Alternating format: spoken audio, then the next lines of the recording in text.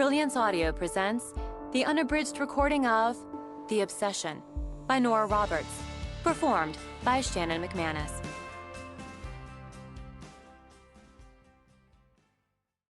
Exposure. For now we see through a glass, darkly. Corinthians 13:12. 1. August 29, 1998. She didn't know what woke her. And no matter how many times she relived that night, no matter where the nightmare chased her, she never would. Summer turned the air into a wet, simmering stew, one smelling of sweat and drenching green. The humming fan on her dresser stirred it, but it was like sleeping in the steam pumping off the pot. Still, she was used to that, to lying on top of the summer-moist sheets, with the windows open wide to the relentless chorus of cicadas, and the faint hope even a tiny breeze would slither through the sultry. The heat didn't wake her, nor did the soft rumble of thunder from a storm gathering in the distance. Naomi went from sleep to awake in an instant, as if someone had given her a good shake, or shouted her name in her ear. She sat straight up in bed, blinking at the dark, hearing nothing but the hum of the fan, the high pitch of the cicadas, and the lazy, repetitive hoo of an owl. All country summer sounds she knew as well as her own voice, and nothing to put that odd little click in her throat. But now, awake, she felt that heat, like gauze soaked in hot water and wrapped around every inch of her. She wished it were morning, so she could sneak out before anyone was up and cool off in the creek. Chores came first, that was the rule. But it was so hot. It felt like she'd have to part the air like a curtain just to take a step. And it was Saturday, or would be in the morning. And sometimes Mama let the rules slide a little on Saturdays, if Daddy was in a good mood. Then she heard the rumble of thunder. Delighted, she scrambled out of bed to rush to her window. She loved storms, the way they whirled and swung through the trees, the way the sky went spooky, the way lightning slashed and flashed. And maybe this storm would bring rain and wind and cooler air. Maybe. She knelt on the floor, her arms folded on the windowsill, her eyes on the bit of moon hazed by heat and clouds. Maybe. She wished for it. A girl who'd turned 12 in just 2 days and still believed in wishes. A big storm, she thought, with lightning like pitchforks and thunder like cannon fire. And lots of rain. She closed her eyes, tipped her face up, tried sniffing the air. Then, in her Sabrina the Teenage Witch t-shirt, she pillowed her head on her hands and studied the shadows. Again she wished for morning. And since wishes were free, wished it were the morning of her birthday. She wanted a new bike so bad, and she'd given out plenty of hints. She knelt, wanting morning. A girl tall and gawky, who, though she checked daily, was not yet growing breasts. The heat had her hair sticking to her neck. Annoyed with it, she pushed it up, off, let it hang over her shoulder.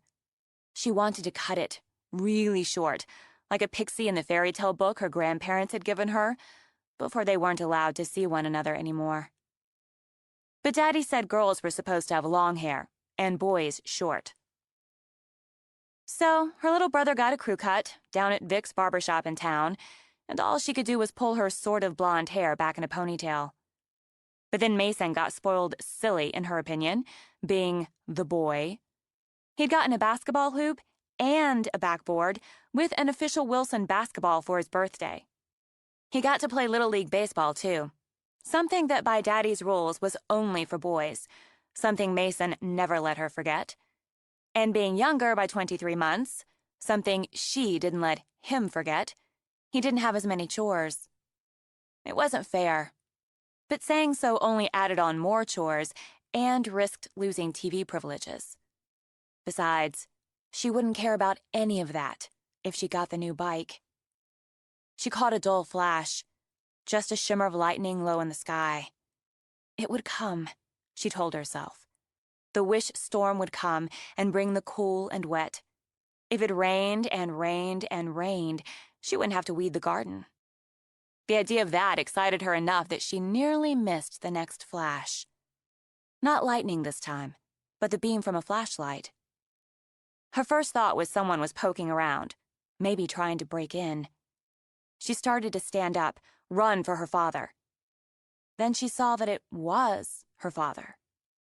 Moving away from the house toward the tree line, moving quick and sure in the beam of the light. Maybe he was going to the creek to cool off. If she went too, how could he be mad? If he was in a good mood, he'd laugh. She didn't think twice. Just grabbed up her flip-flops, stuck her tiny flashlight in her pocket, and hurried out of the room, quiet as a mouse. She knew which steps creaked. Everybody did, and avoided them out of habit. Daddy didn't like it if she or Mason snuck downstairs for a drink after bedtime. She didn't put the flip-flops on until she reached the back door, then eased it open just enough before it could creak, to squeeze out. For a minute, she thought she'd lost the trail of the flashlight, but she caught it again and darted after. She'd hang back until she gauged her father's mood. But he veered off from the shallow ribbon of the creek, moving deeper into the woods that edged that scrap of land. Where could he be going? Curiosity pushed her on, and the almost giddy excitement of sneaking through the woods in the dead of night. The rumbles and flashes from the sky only added to the adventure. She didn't know fear, though she'd never gone this deep into the woods. It was forbidden. Her mother would tan her hide if she got caught, so she wouldn't get caught. Her father moved quick and sure, so he knew where he was going. She could hear his boots crunching old, dried leaves on the skinny trail, so she kept back. It wouldn't do for him to hear her. Something screeched, made her jump a little. She had to slap her hand over her mouth to muffle the giggle. Just an old owl, out on the hunt. The clouds shifted, covered the moon. She nearly stumbled when she stubbed her bare toe on a rock, and again she covered her mouth to smother her hiss of pain. Her father stopped, making her heart pound like a drum. She went still as a statue, barely breathing. For the first time she wondered what she'd do if he turned around, came back toward her. Couldn't run, she thought, for he'd surely hear that. Maybe she could creep off the path, hide in the brush, and just hope there weren't snakes sleeping. When he moved on, she continued to stand, telling herself to go back before she got into really big trouble. But the light was like a magnet and drew her on. It bobbled and shook for a moment. She heard something rattle and scrape, something creak like the back door. Then the light vanished. She stood in the deep, dark woods, breath shallow, and cold prickling over her skin despite the hot, heavy air. She took a step back, then two, as the urge to run fell over her. The click came back to her throat, so sharp she could barely swallow. And the dark, all the dark seemed to wrap around her, too tight. Run home, run. Get back in bed, close your eyes. The voice in her head pitched high and shrill, like the cicadas. Scaredy cat, she whispered, clutching her own arms for courage.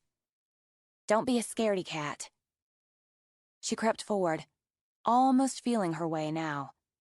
Once again the clouds shifted, and in the thin trickle of moonlight, she saw the silhouette of a ruined building. Like an old cabin, she thought, that had burned down so only the jags of foundation and an old chimney remained. The odd fear slid away into fascination with the shapes, the grays of it all, the way the thin moonlight played over the scorched bricks, the blackened wood. Again, she wished for morning, so she could explore. If she could sneak back in the light, it could be her place. A place where she could bring her books and read, without her brother nagging at her, and she could sit and draw, or just sit and dream. Someone had lived there once, so maybe there were ghosts. And that idea was a thrill. She'd just love to meet a ghost.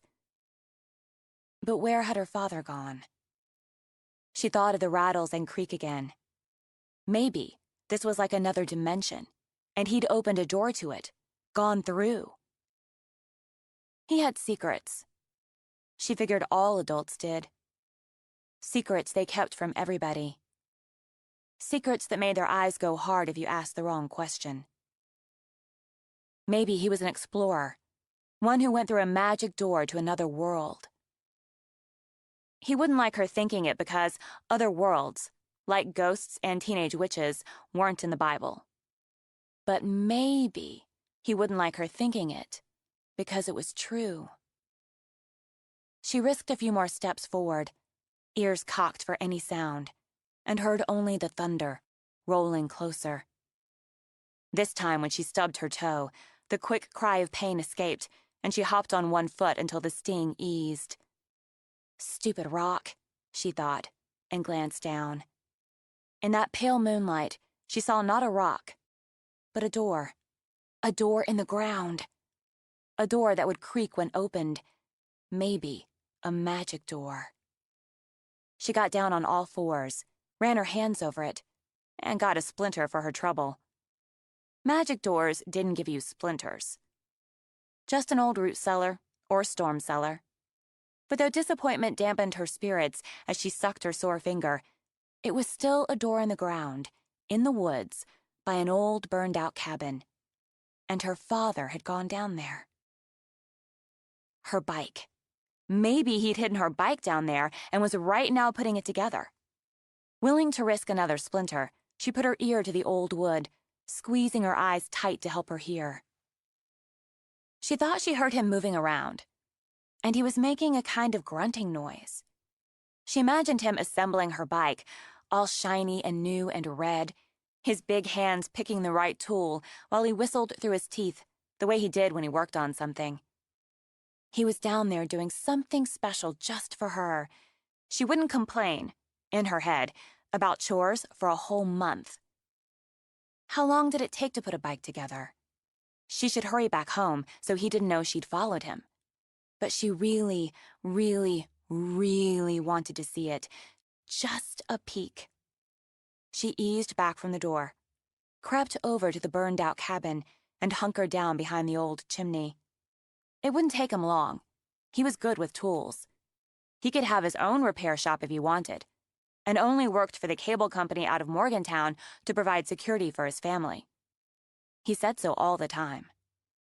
She glanced up at the snap of lightning, the first pitchfork of it, and the thunder that followed was more boom than mumble. She should have gone home. That was the truth, but she couldn't go back now. He could come out any time, and he'd catch her for sure. There'd be no shiny red bike for her birthday if he caught her now. If the storm broke, she'd just get wet, that's all. It would cool her off. She told herself he'd just be 5 more minutes. And when the minutes passed, he'd just be 5 more. And then she had to pee. She tried to hold it, ignore it, squeeze it back, but in the end, she gave up and crept her way farther back into the trees. She rolled her eyes, pulled down her shorts, and crouched, keeping her feet wide to avoid the stream. Then she shook and shook until she was as dry as she was going to get. Just as she started to pull her shorts back up, the door creaked open. She froze, shorts around her knees, bare butt inches off the ground, her lips pressed tight to hold back her breath. She saw him in the next flash of lightning, and he looked wild to her. His close-cropped hair almost white in the storm light, his eyes so dark, and his teeth showing in a fierce grin. Seeing him, half expecting him to throw back his head and howl like a wolf, she felt her heart thudding, with the first true fear she'd ever known. When he rubbed himself, down there, she felt her cheeks go hot as fire. Then he closed the door, the quick slam of it echoing. He shot the bolt home, a hard, scraping sound that made her shiver. Her legs trembled from holding the awkward position while he tossed layers of old leaves over the door. He stood a moment more, and oh, the lightning sizzled now, and played the beam of his light over the door. The backwash of it threw his face into relief, so she saw only the hard edges, and the light, close-cropped hair made it look like a skull, eyes dark, soulless hollows. He looked around, and for one terrible moment, she feared he looked right at her. This man, she knew into her bones, would hurt her, would use hands and fists on her, like the father who worked to provide security for his family never had. With a helpless whimper in her throat, she thought, "Please, Daddy, please." But he turned away, and with long, sure strides went back the way he'd come. She didn't move a trembling muscle until she heard nothing but the night song and the first stirring of the wind. The storm was rolling in, but her father was gone. She hiked up her shorts and straightened, rubbing the pins and needles out of her legs. No moon now, and all sense of adventure had dropped into a terrible dread. But her eyes had adjusted enough for her to pick her way back to the leaf-covered door. She saw it only because she knew it was there. She could hear her own breath now, wisping away on the swirl of wind. Cool air, but now she wanted warm. Her bones felt cold, like winter cold, and her hand shook as she bent down to brush the thick layers of leaves away. She stared at the bolt, thick and rusted, barring the old wood door. Her fingers traced over it, but she didn't want to open it now. She wanted to be back in her own bed, safe. She didn't want that picture of her father, that wild picture. But her fingers tugged on the bolt, and then she used both hands as it resisted. She set her teeth when it scraped open. It was her bike, she told herself, even while a terrible weight settled in her chest. Her shiny red birthday bike. That was what she would find. Slowly, she lifted the door, looked down into the dark. She swallowed hard, took the little flashlight out of her pocket, and using its narrow beam, made her way down the ladder. She had a sudden fear of her father's face appearing in the opening, that wild and terrible look on his face, and that door slamming shut, closing her in. She nearly scrambled back up again, but she heard the whimper. She froze on the ladder. An animal was down here. Why would her daddy have an animal down? A puppy? Was that her birthday surprise? The puppy she'd always wanted but wasn't allowed to have? Even Mason couldn't beg them a puppy. Tears stung her eyes as she dropped down to the dirt floor. She'd have to pray for forgiveness for the awful thoughts. Thoughts were a sin as much as deeds she'd had about her father. She swung her light around, her heart full of wonder and joy. The last she would feel for far too long. But where she imagined a puppy whimpering in his crate was a woman. Her eyes were wide and shined like glass as tears streamed from them. She made terrible noises against the tape over her mouth. Scrapes and bruises left raw marks on her face and her throat. She wasn't wearing any clothes. Nothing at all. But didn't try to cover herself. Couldn't cover herself.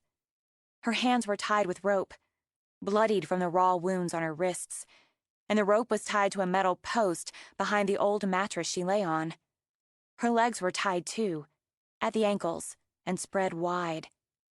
Those terrible sounds kept coming, pounded on the ears, roiled in the belly. As in a dream, Naomi moved forward. There was a roaring in her ears now, as if she'd gone under the water too long, couldn't get back to the surface. Her mouth was so dry, the words scraped her throat. "Don't yell. You can't yell, okay? He might hear and come back, okay?" The woman nodded, and her swollen eyes pleaded. Naomi worked her fingernails under the edge of the tape. "You have to be quiet," she said, whispering as her fingers trembled. "Please be quiet," and pulled the tape away. It made an awful sound, left a raw red mark, but the woman didn't yell. "Please." Her voice sounded like a rusty hinge. "Please, help me. Please, don't leave me here." "You have to get away. You have to run." Naomi looked back toward the cellar door. What if he came back? Oh, God. What if the wild man who looked like her father came back? She tried to untie the rope, but the knots were too tight. She rubbed her fingers raw in frustration, then turned away, using her little light. She saw a bottle of liquor, forbidden by her father's law in their house, and more rope, coiled and waiting. An old blanket, a lantern, magazines with naked women on the covers, a camera, and, oh no. No, photographs of women taped to the walls, like this woman, naked and tied up and bloody and afraid. And women who stared out with dead eyes. An old chair, cans and jars of food on a shelf nailed to the wall, a heap of rags, no, clothes, torn clothes, and the stains on them were blood. She could smell the blood. And there were knives, so many knives. Closing her mind, just closing her mind to everything else, Naomi grabbed one of the knives, began to saw the knot. You have to stay quiet. Stay quiet. She nicked flesh, but the woman didn't cry out. Hurry. Please hurry. Please, please. She bit back a moan when her arms were free, and those arms shook as she tried to lower them. It hurts. Oh, God. God, it hurts. Don't think about it. Just don't think about it. It hurts more when you do. It hurt. Yes, it hurt to think. So she wouldn't think of the blood, the pictures, the heap of torn and terrible clothes. Naomi went to work on one of the ankle ropes. What's your name? Ashley. I'm Ashley. Who is he? Where is he? Couldn't say it. Wouldn't say it. Wouldn't think it. He's home now. The storm's come. Can you hear it? She was home too, Naomi told herself as she cut the other rope. Home in bed, and this was all a bad dream. There was no old root cellar that smelled of musk and pee, and worse. No woman, no wild man. She would wake in her own bed, and the storm would have cooled everything. Everything would be clean and cool when she woke. You have to get up, get out. You have to run. Run, into the dark, run away. Then this will never have happened. Sweat rolling down her battered face, Ashley tried to get up, but her legs wouldn't hold her. She fell to the dirt floor, her breath wheezing. I can't walk yet. My legs. I'm sorry. You have to help me. Please. Help me get out of here. Your legs are asleep, that's all. Naomi grabbed the blanket, wrapped it around Ashley's shoulders. You have to try to get up. Working together, they managed to get Ashley to her feet. Lean on me. I'm going to push you up the ladder, but you have to try to climb. You have to try. I can do it. I can do it. Rain whipped in on the slow, sweaty climb up, and twice on that short journey, Ashley nearly slipped. Naomi's muscles twanged from the strain of holding the weight, of pushing. But on a last sobbing grunt, Ashley dragged herself out, lay panting on the ground. You have to run. I don't know where I am. I'm sorry. I don't know how long I've been down there. A day? 2? I haven't had any food, any water since I'm hurt. Tears streamed, but she didn't sob, just stared at Naomi through the flood of them. He raped me, and he choked me, and he cut me and hit me. My ankle, something's wrong with it. I can't run on it. Can you get me out of here? To the police? Rain pounded, and the lightning lit the sky like morning. But Naomi didn't wake. Wait a minute. Don't go back in there. Just wait. She scrambled down, into the terrible place, and picked up the knife. Some of the blood on it wasn't fresh, wasn't from the nicks. No, some was old and dry, and from more than nicks. And though it sickened her, she pawed through the heap of clothes and found a tattered shirt, a torn pair of shorts. She took them with her as she climbed back out, seeing them, Ashley nodded. Okay. You're smart.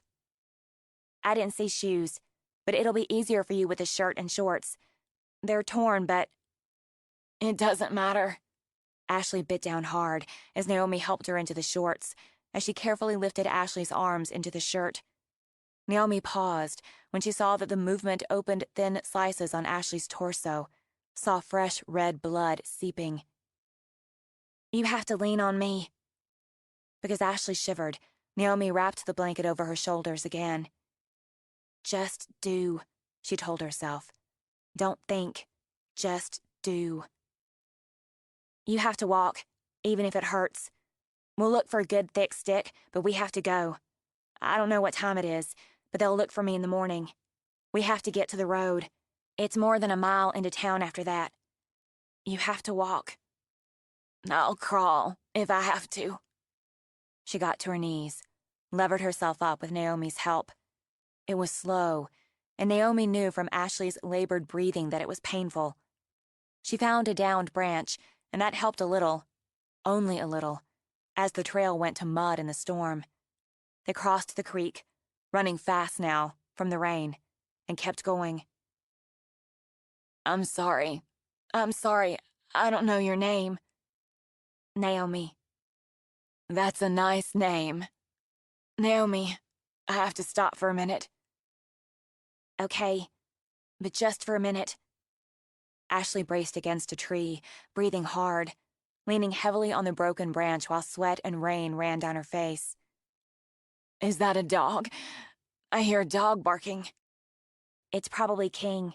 The Hardy place is right over that way. Can we go there? We can call the police, get help. It's too close. Mr. Hardy was a deacon at church with her father. He'd call her father before he called the police. Too close? It feels like we've walked miles. Not even one. Okay. Ashley closed her eyes a moment, bit down on her lip. Okay. Do you know the man? The one who took me? The one who hurt me? Yes. You know his name, where they can find him? Yes. We have to keep going now. We have to keep going.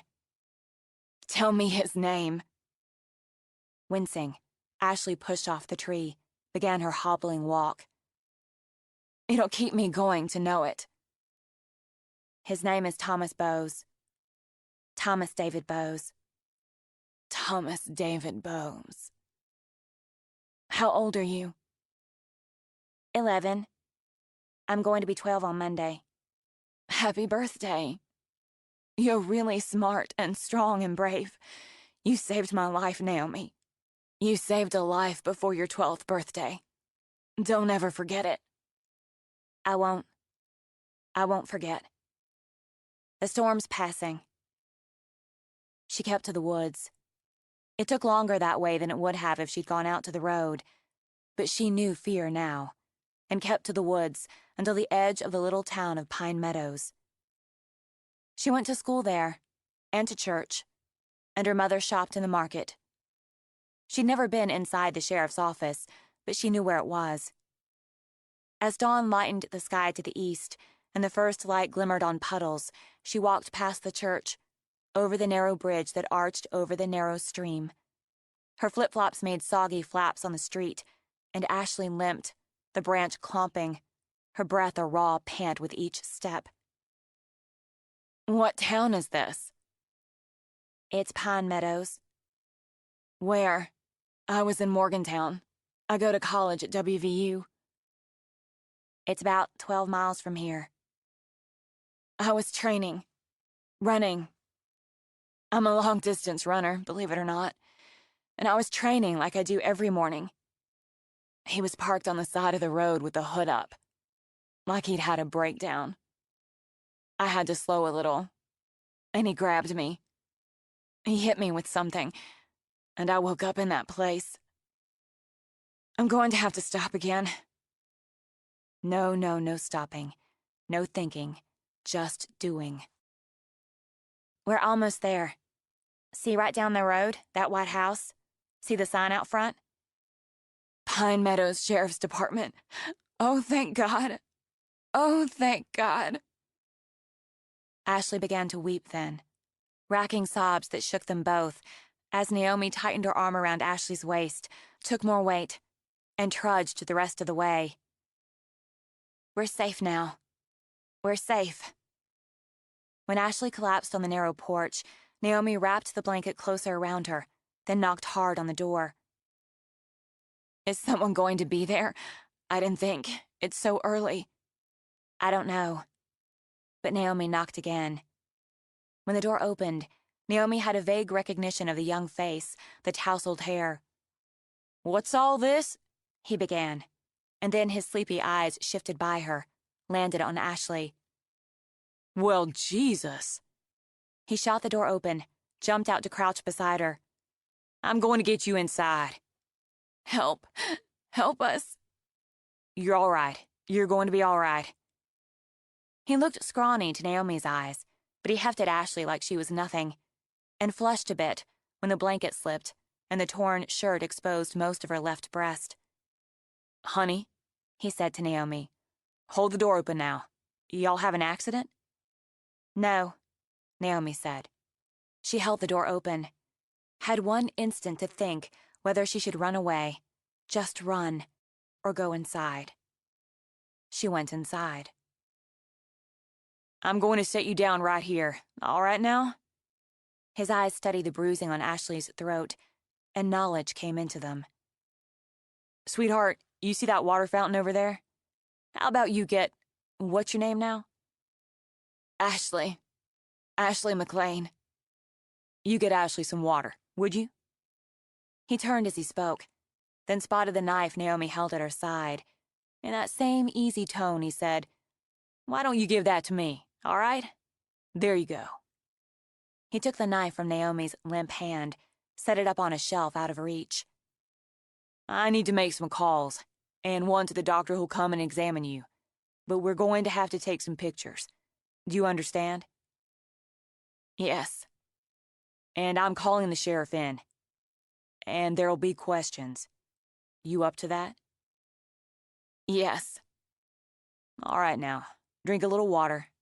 That's a good girl," he said to Naomi, running a gentle hand over her wet hair as she brought the paper cup to Ashley. He grabbed a phone from a desk, punched in numbers. "Sheriff, it's Wayne." "Yeah, I know what time it is. We got a woman here who's hurt." "No, sir, not an accident. She's been assaulted, and she's going to need a full exam." He turned away, spoke quietly, but Naomi heard the words rape kit. "Kid brought her in. I think it's Tom and Sue Bowe's girl." Ashley lowered the cup, stared into Naomi's eyes. "Bowes." "Yes, I'm Naomi Bowes. You need to drink." "So do you, baby." But Ashley set the cup aside and drew Naomi to her. "So do you." When she broke, when everything finally broke inside her, Naomi laid her head on Ashley's shoulder and wept. Ashley met Wayne's eyes over Naomi's head. "It was her father who did this to me. It was Thomas David Bowes who did this. And it was Naomi who saved me." Wayne let out a breath. "Sheriff, you better get in here right quick." 2. When the sheriff came, Wayne took Naomi into another room, bought her a candy bar and a Coke. She'd never been allowed such indulgences, but she didn't argue it. He got a first aid kit and began to doctor the cuts and scratches she hadn't realized she'd inflicted on herself on that long hike through the woods. He smelled of juicy fruit gum. She saw the yellow pack of it sticking out of his breast pocket. And she would always, from that morning on, associate the gum with simple kindness. "Honey, you got a favorite teacher?" I don't know. I guess Miss Blanchard, maybe?" "If you want, I could call her, ask her to come in, be with you." "No, No, that's okay. She's going to know. Everybody's going to know. It made her chest hurt, so she looked away. But I don't want to be there when they do. All right. We got a nice nurse coming in to be with Ashley, to go with her when she goes to the hospital. Do you want somebody like that? Maybe who doesn't know you? I don't want anybody. What's going to happen? Well, the sheriff's talking to Ashley right now for a little bit, and then they'll take her into the hospital in Morgantown and fix her up. She hurt her ankle. They'll fix it. Don't you worry. You want a different kind of candy bar? Naomi looked down at the Snickers she hadn't opened. No, sir.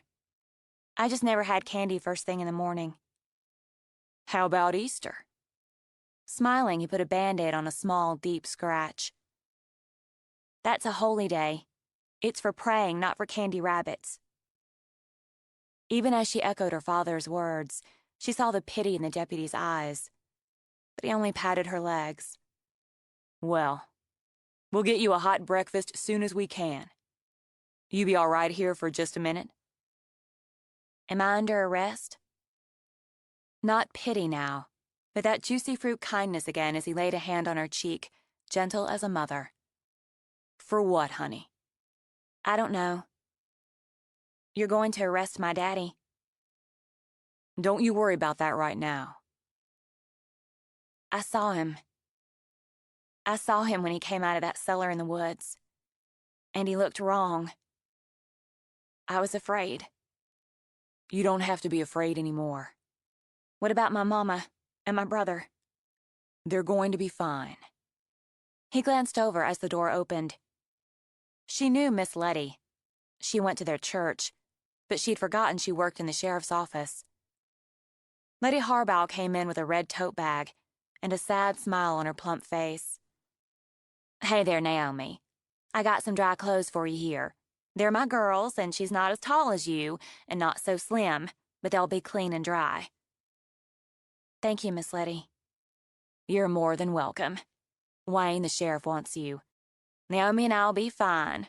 You can change right out in the washroom, all right? Yes, ma'am. The clothes were too big, but there was a belt, so she could cinch the jeans. When she came out, Letty sat at the tiny table sipping coffee out of a big blue mug. I've got a brush here. Would it be all right if I brushed your hair out?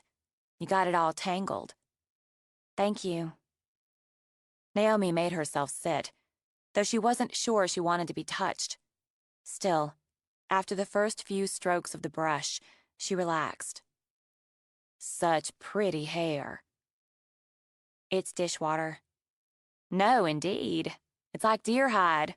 All the tones of blonde mixed up, and all sun-streaked now from summer. Nice and thick, too. I'm going to ask you a couple of things. Maybe hard things, sweetie. But they're important things. Where's Ashley? They're taking her to the hospital now. She asked after you. Asked if we could bring you in to see her. Would you want to? Yes, ma'am. Please, I want to. All right. But now I have to ask you if your father ever hurt you. I know that's a hard thing to ask. He's never laid a hand on me, or Mason. My mama gives out the hidings if we need it, and they don't count for much. She doesn't have the heart for a real hiding, so we pretend, all three of us, because Daddy says, spare the rod, spoil the child. I never liked that one myself. The harder one is asking if he ever touched you in a bad sort of way. Naomi stared straight ahead, while Letty ran the brush through her hair. You mean like he did to Ashley? He raped her. I know what rape is, ma'am. They raped the Sabine women in the Bible. He never did that to me. He never touched me wrong. All right, then. Did he ever hurt your mama? I don't think so. Sometimes It's all right. In practiced moves, Letty used a little band to pull Naomi's hair back into a tail. All you have to do is tell me the truth. Sometimes he looked like maybe he wanted to hurt her, but he didn't. If he got really mad, he'd just go off for a day or two. Cooling off, Mama said. A man needs to cool off on his own time. She didn't know Miss Letty. Mama didn't know he hurt people, or she'd have been afraid. More afraid. People. When Letty came back around to sit again, Naomi stared straight ahead. Ashley said she thought she'd been down there for a day or two. There was more rope down there, and pictures.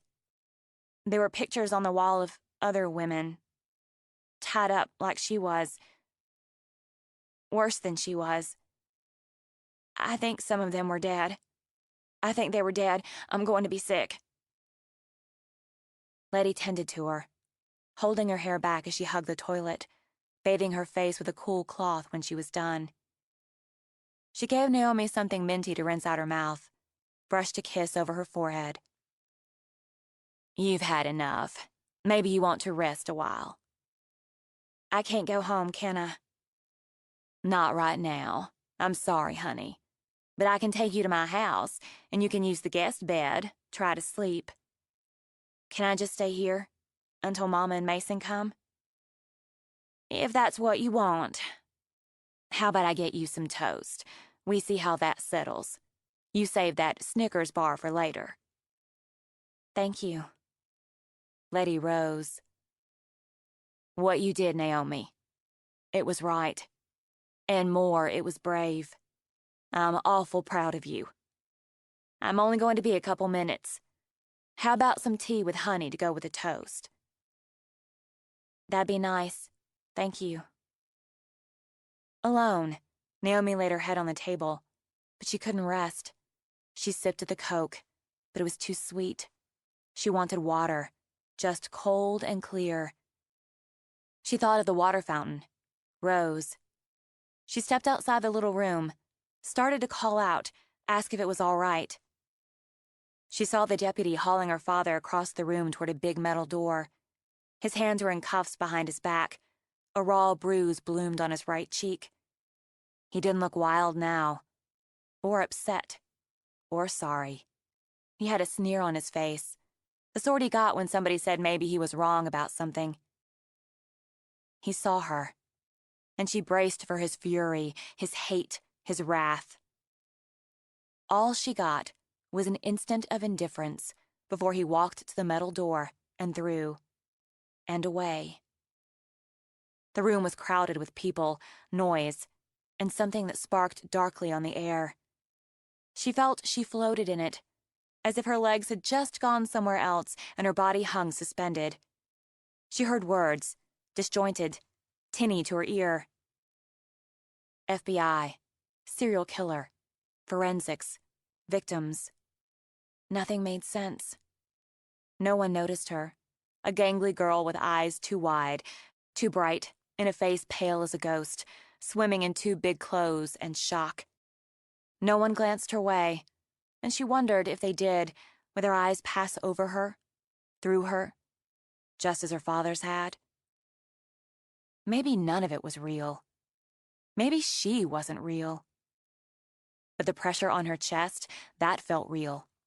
As if she'd fallen from the high limb in the old oak tree out back and knocked away her breath, so far away she couldn't get it back. The room took a slow, sick spin, and the light faded. A cloud over the moon. With bows secure, Wayne came out in time to see Naomi's eyes roll back in her head. He shouted, and he leaped toward her. He was fast, but not fast enough to catch her before she hit the floor. Get some water! Where's the damn doctor? What the hell's she doing out here? He gathered her up, cradled her, gently tapped cheeks he thought looked pale enough for his hand to pass through. I'm sorry. Ah, merciful God. She needed food. I just came out to see about getting her something. Letty crouched down with a cup of water. Did she see him? Did she see me bring that bastard in? Letty only shook her head. I wasn't gone for more than 3 minutes. She's coming around. There you are, baby. Naomi, honey, just breathe easy now. You just had a faint. I want you to sip some water. Have I been sick? You're all right now. Take a sip. It came back to her. All of it. Her eyes, what her mother called medicine bottle green, closed.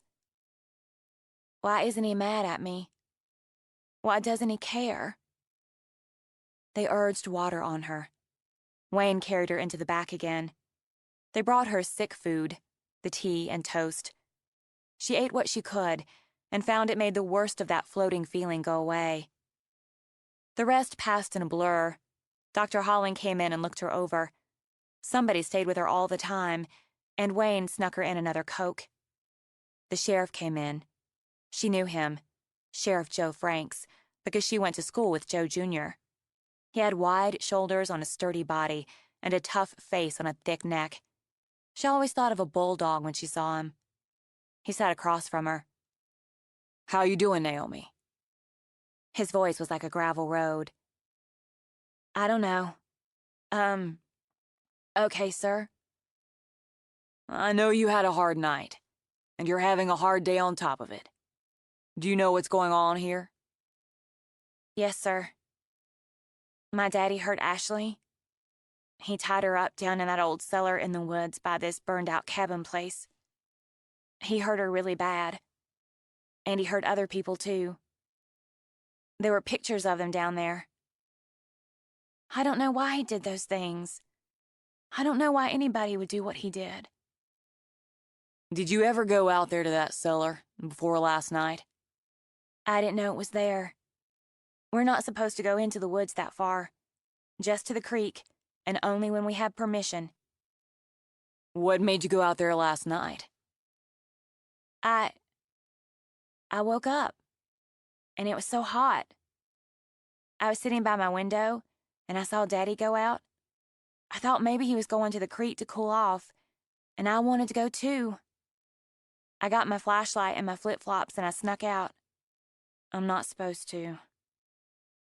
"That's all right. So you followed him?" "I thought maybe he'd think it was funny. I could tell if he did before I let him know I was there.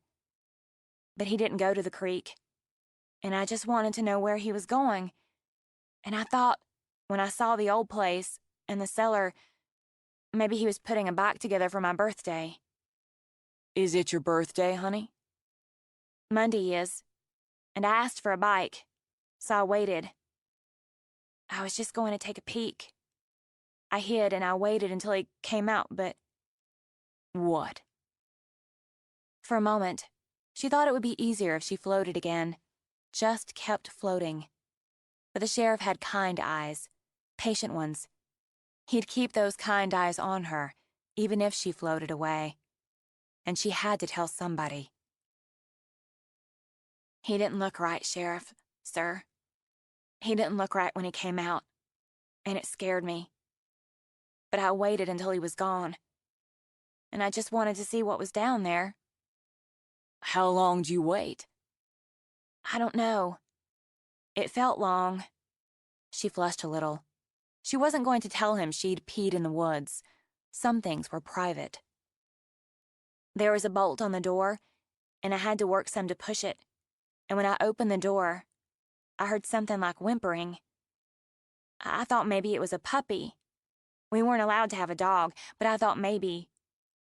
But then I saw Ashley." "What did you see, honey? It's hard, but if you can tell me exactly, it's going to help." So she told him. Exactly. And sipped at the Coke, even though her stomach jittered with the retelling. He asked more questions, and she did her best. When he was done, he patted her hand. "You did real good. I'm going to bring your mama back." "Is she here?" "She's here." "And Mason?" "He's over at the Huffman's place. Mrs. Huffman's keeping an eye on him, and he's playing with Jerry." "That's good. He and Jerry like to play together." "Sheriff Franks?" Is my mom all right? Something shuddered down over his eyes. She's had a hard day, too. He said nothing for a moment. You're a steady girl, Naomi. I don't feel so steady. I got sick, and I had a faint. Trust me, honey. I'm an officer of the law. He smiled a little. You're a steady girl. So I'm going to tell you there are going to be other people asking questions. The FBI. You know what that is? Yes, sir. Sort of. They're going to have questions. And there's going to be reporters wanting to talk to you. You're going to have to talk to the FBI. But you don't have to talk to any reporters. He hitched up a hip, took a card out of his pocket. This is my phone number. The number here, and the one at home I wrote on the back. You can call me anytime. Doesn't matter what the time. You need to talk to me, you call. All right? Yes, sir. Put that away safe. I'm going to go get your mama now. Sheriff Franks? He paused at the door, turned back to her. Yes, honey? Is my daddy going to jail? Yes, honey. He is. Does he know? I expect so. She looked down at her Coke, nodded. Okay. Her daddy was going to jail. How could she go back to school, or church, or to the market with her mother? It was worse than when Carrie Potter's daddy went to jail for 2 months for getting in a fight at the pool hall. Even worse than when Buster Kravitz's uncle went to jail for selling drugs. She'd be going into 7th grade in just another week, and everyone would know what happened. What her daddy did. What she did. She didn't see how she could. Then the door opened, and there was her mother. She looked sick, like she'd been sick for days, and bad sick, so it had eaten away at her. She looked thinner than she had when Naomi had gone to bed the night before, and her eyes were all red, swollen, and tears still stood in them. Her hair was every which way, like she hadn't taken a brush to it, and she wore the baggy, faded pink dress she mostly wore for garden chores. Naomi got shakily to her feet, wanting nothing more at that moment than to press her face to her mother's breast, find comfort there, find promises she'd pretend to believe there. But the tears just rolled out of her mother's eyes, driven by guttural sobs. She sank right down to the floor, covered her face with her hands. So the child went to the mother, gathered her in, stroked and soothed. It'll be all right, Mama. We'll be all right. Naomi, they're saying terrible things about your daddy. They're saying you're saying them. We'll be all right. They can't be true. This can't be true. Susan pulled back, grabbed Naomi's face in her hands and spoke fiercely. You imagined it. You had a bad dream. Mama, I saw. No, you didn't. You have to tell them you made a mistake. I didn't make a mistake. Ashley, the girl he had, she's in the hospital. She's lying. She has to be lying. Naomi, he's your daddy. He's your blood. He's my husband. The police, they're going all over our house. They put your daddy in handcuffs and took him away. I cut the ropes off her myself. No, you didn't. You're going to stop this lying right now and tell everybody how you made it all up. A dull throb filled Naomi's head, so her own voice sounded flat and hollow through it. I pulled the tape off her mouth. I helped her get out of the cellar. She could hardly walk. She didn't have any clothes. No. He raped her. Don't you say such a thing! Her voice pitching high, Susan shook Naomi. Don't you dare! There were pictures on the wall. A lot of pictures. Of other girls, Mama. There were knives, with blood dried on them, and rope, and... I don't want to hear this!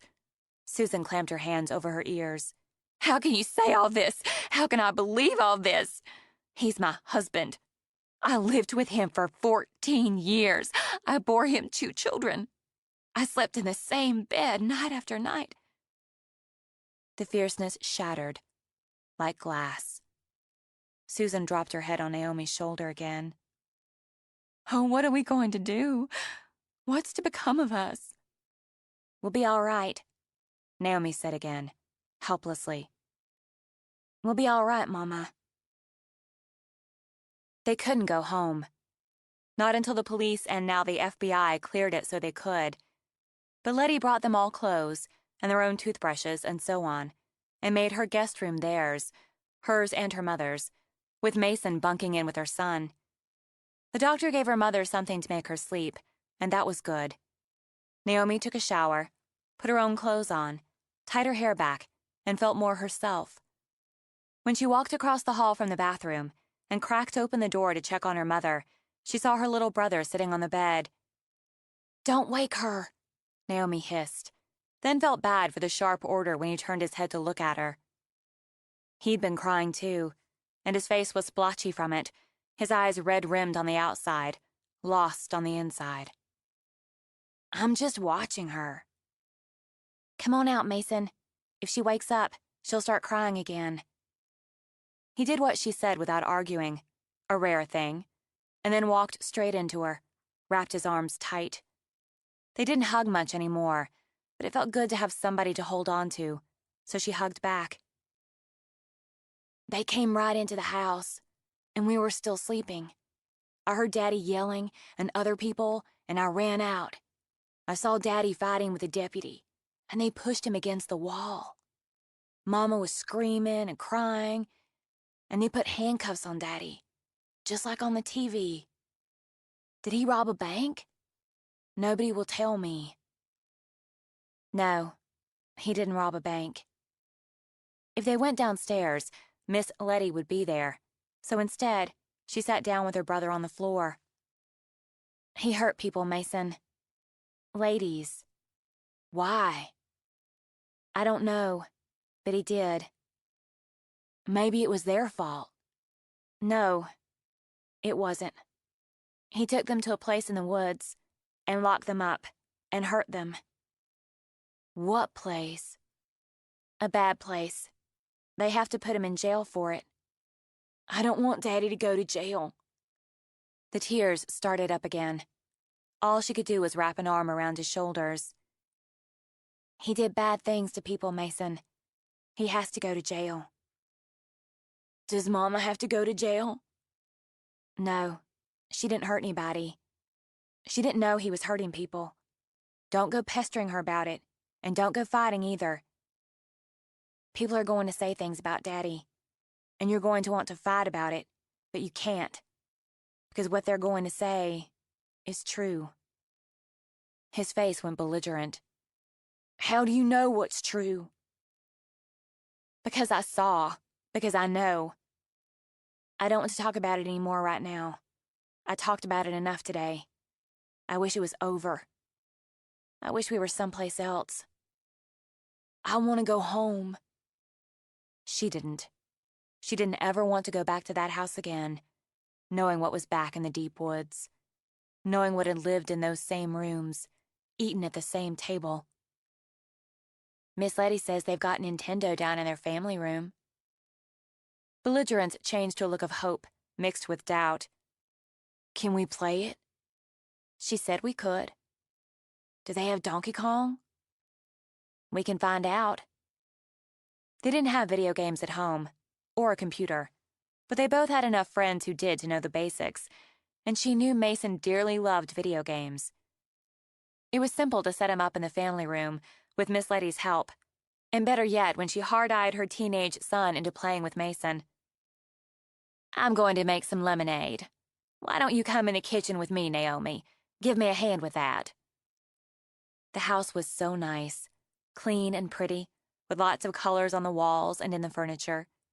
She knew Mr. Harbaugh taught English and literature at the high school, and Miss Letty worked for the sheriff, but the house looked rich to her.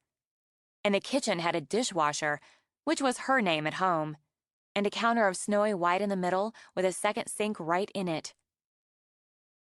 "Your house is so nice, Miss Letty." "Why, thank you. It makes me happy." I want you to be comfortable while you're here." "How long will we be here, do you think?" "A day or two, that's all." Letty put sugar and water in a pot to boil. "You ever made lemonade from scratch?" "No, ma'am." "It's a treat. Takes a while, but it's worth it." Letty puttered around. Naomi noted she didn't wear an apron, but just tucked a dish towel in the waist of her pants. Daddy didn't like Mama to wear pants. Women were supposed to wear skirts and dresses. Thinking of it, of her father, hearing his voice in her head, made her stomach tie itself up again. So she made herself think of something else. "Miss Letty, what do you do at the sheriff's office?" "Why, honey, I'm the first woman deputy in Pine Meadows, and still the only one after 6 years." "Like Deputy Wayne?" "That's right." "So you know what happens next. Will you tell me what happens next?" "I can't say for certain, as the FBI is in charge now. We assist them. They're going to gather up evidence and take statements, and your daddy will have a lawyer. A lot of the next depends on the evidence and the statements and what your daddy says and does. I know it's hard, but it'd be best if you try not to worry about all that just yet." "I can't worry about Daddy." She'd already figured that out, but I have to take care of my mama and Mason. "Oh, baby girl," Letty sighed, and after giving the pot a stir, she came around the counter. "Somebody's got to take care of you." "Mama won't know what to do without Daddy telling her, and Mason won't understand what Daddy did. He doesn't know what rape is." On another sigh, Letty pulled Naomi into a hug. "It's not for you to hold everybody else up. Where's your mother's brother now? Where's your Uncle Seth?" "In Washington, D.C., but we're not allowed to have anything to do with him because he's a homosexual. Daddy says he's an abomination." "I knew your Uncle Seth. He was a couple years behind me in school. He didn't seem like an abomination to me." "The Bible says—" It made her head and her heart hurt, what the Bible said, or what Daddy said it said. No, she couldn't worry about that now. "He was always so nice to us. He has a nice laugh, I remember. But Daddy said he couldn't come visit anymore, and Mama wasn't to talk to him on the phone." "Would you like him to come?" Just that. Just those words made Naomi's throat slam shut, so she could only nod. "All right, then. When I take the syrup off the stove to cool, I'll see about getting in touch with him. Then I'm going to show you how to squeeze lemons. That's the fun part." She learned how to make lemonade from scratch and ate a grilled cheese sandwich, a combination that would forever become her comfort food of choice. As her mother slept through the day, Naomi, for the first time in her life, begged for chores. Letty let her weed the flower garden out back, and the vegetable patch, and put fresh seed in the bird feeders. When she was done, Naomi gave in to fatigue, stretched out on the grass in the shade, and slept. She woke with a start, just as she had in the night. Something. There was something. She sat up fast, heart pounding, half expecting her father to be standing over her with a rope in one hand, a knife in the other. But the man who sat in the shade with her on a summer chair wasn't her father.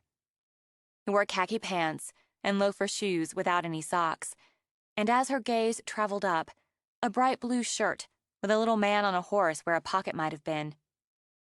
He had her eyes, that medicine bottle green, in a face smooth and handsome as a movie star, all topped with waving brown hair under a Panama hat. "I fell asleep." "Nothing better than a nap in the shade on a summer afternoon. Do you remember me, Naomi?" "Uncle Seth." Her heart hurt, but not a bad kind of hurt.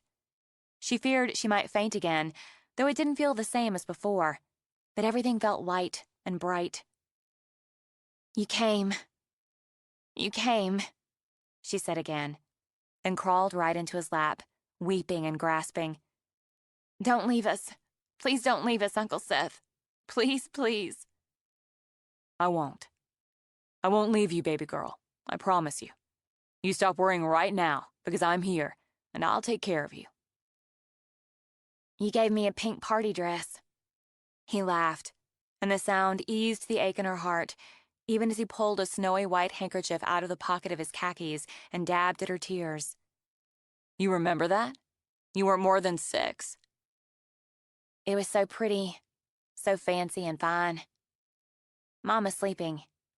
She just keeps sleeping.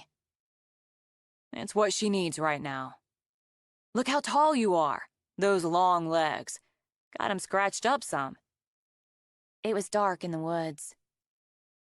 His arms tightened around her. He smelled so good, like lime sherbet. It's not dark now, and I'm here. As soon as we can, you're coming home with me. You, Mason, your mama. We're going to Washington, D.C.? To stay with you? That's right. With me and my friend Harry. You'll like Harry. He's in playing Donkey Kong with Mason, getting acquainted. Is he a homosexual? Something rumbled in Seth's chest. Why, yes, he is. But a nice one, like you. I think so, but you'll judge for yourself. I'm supposed to start back to school soon. Mason, too.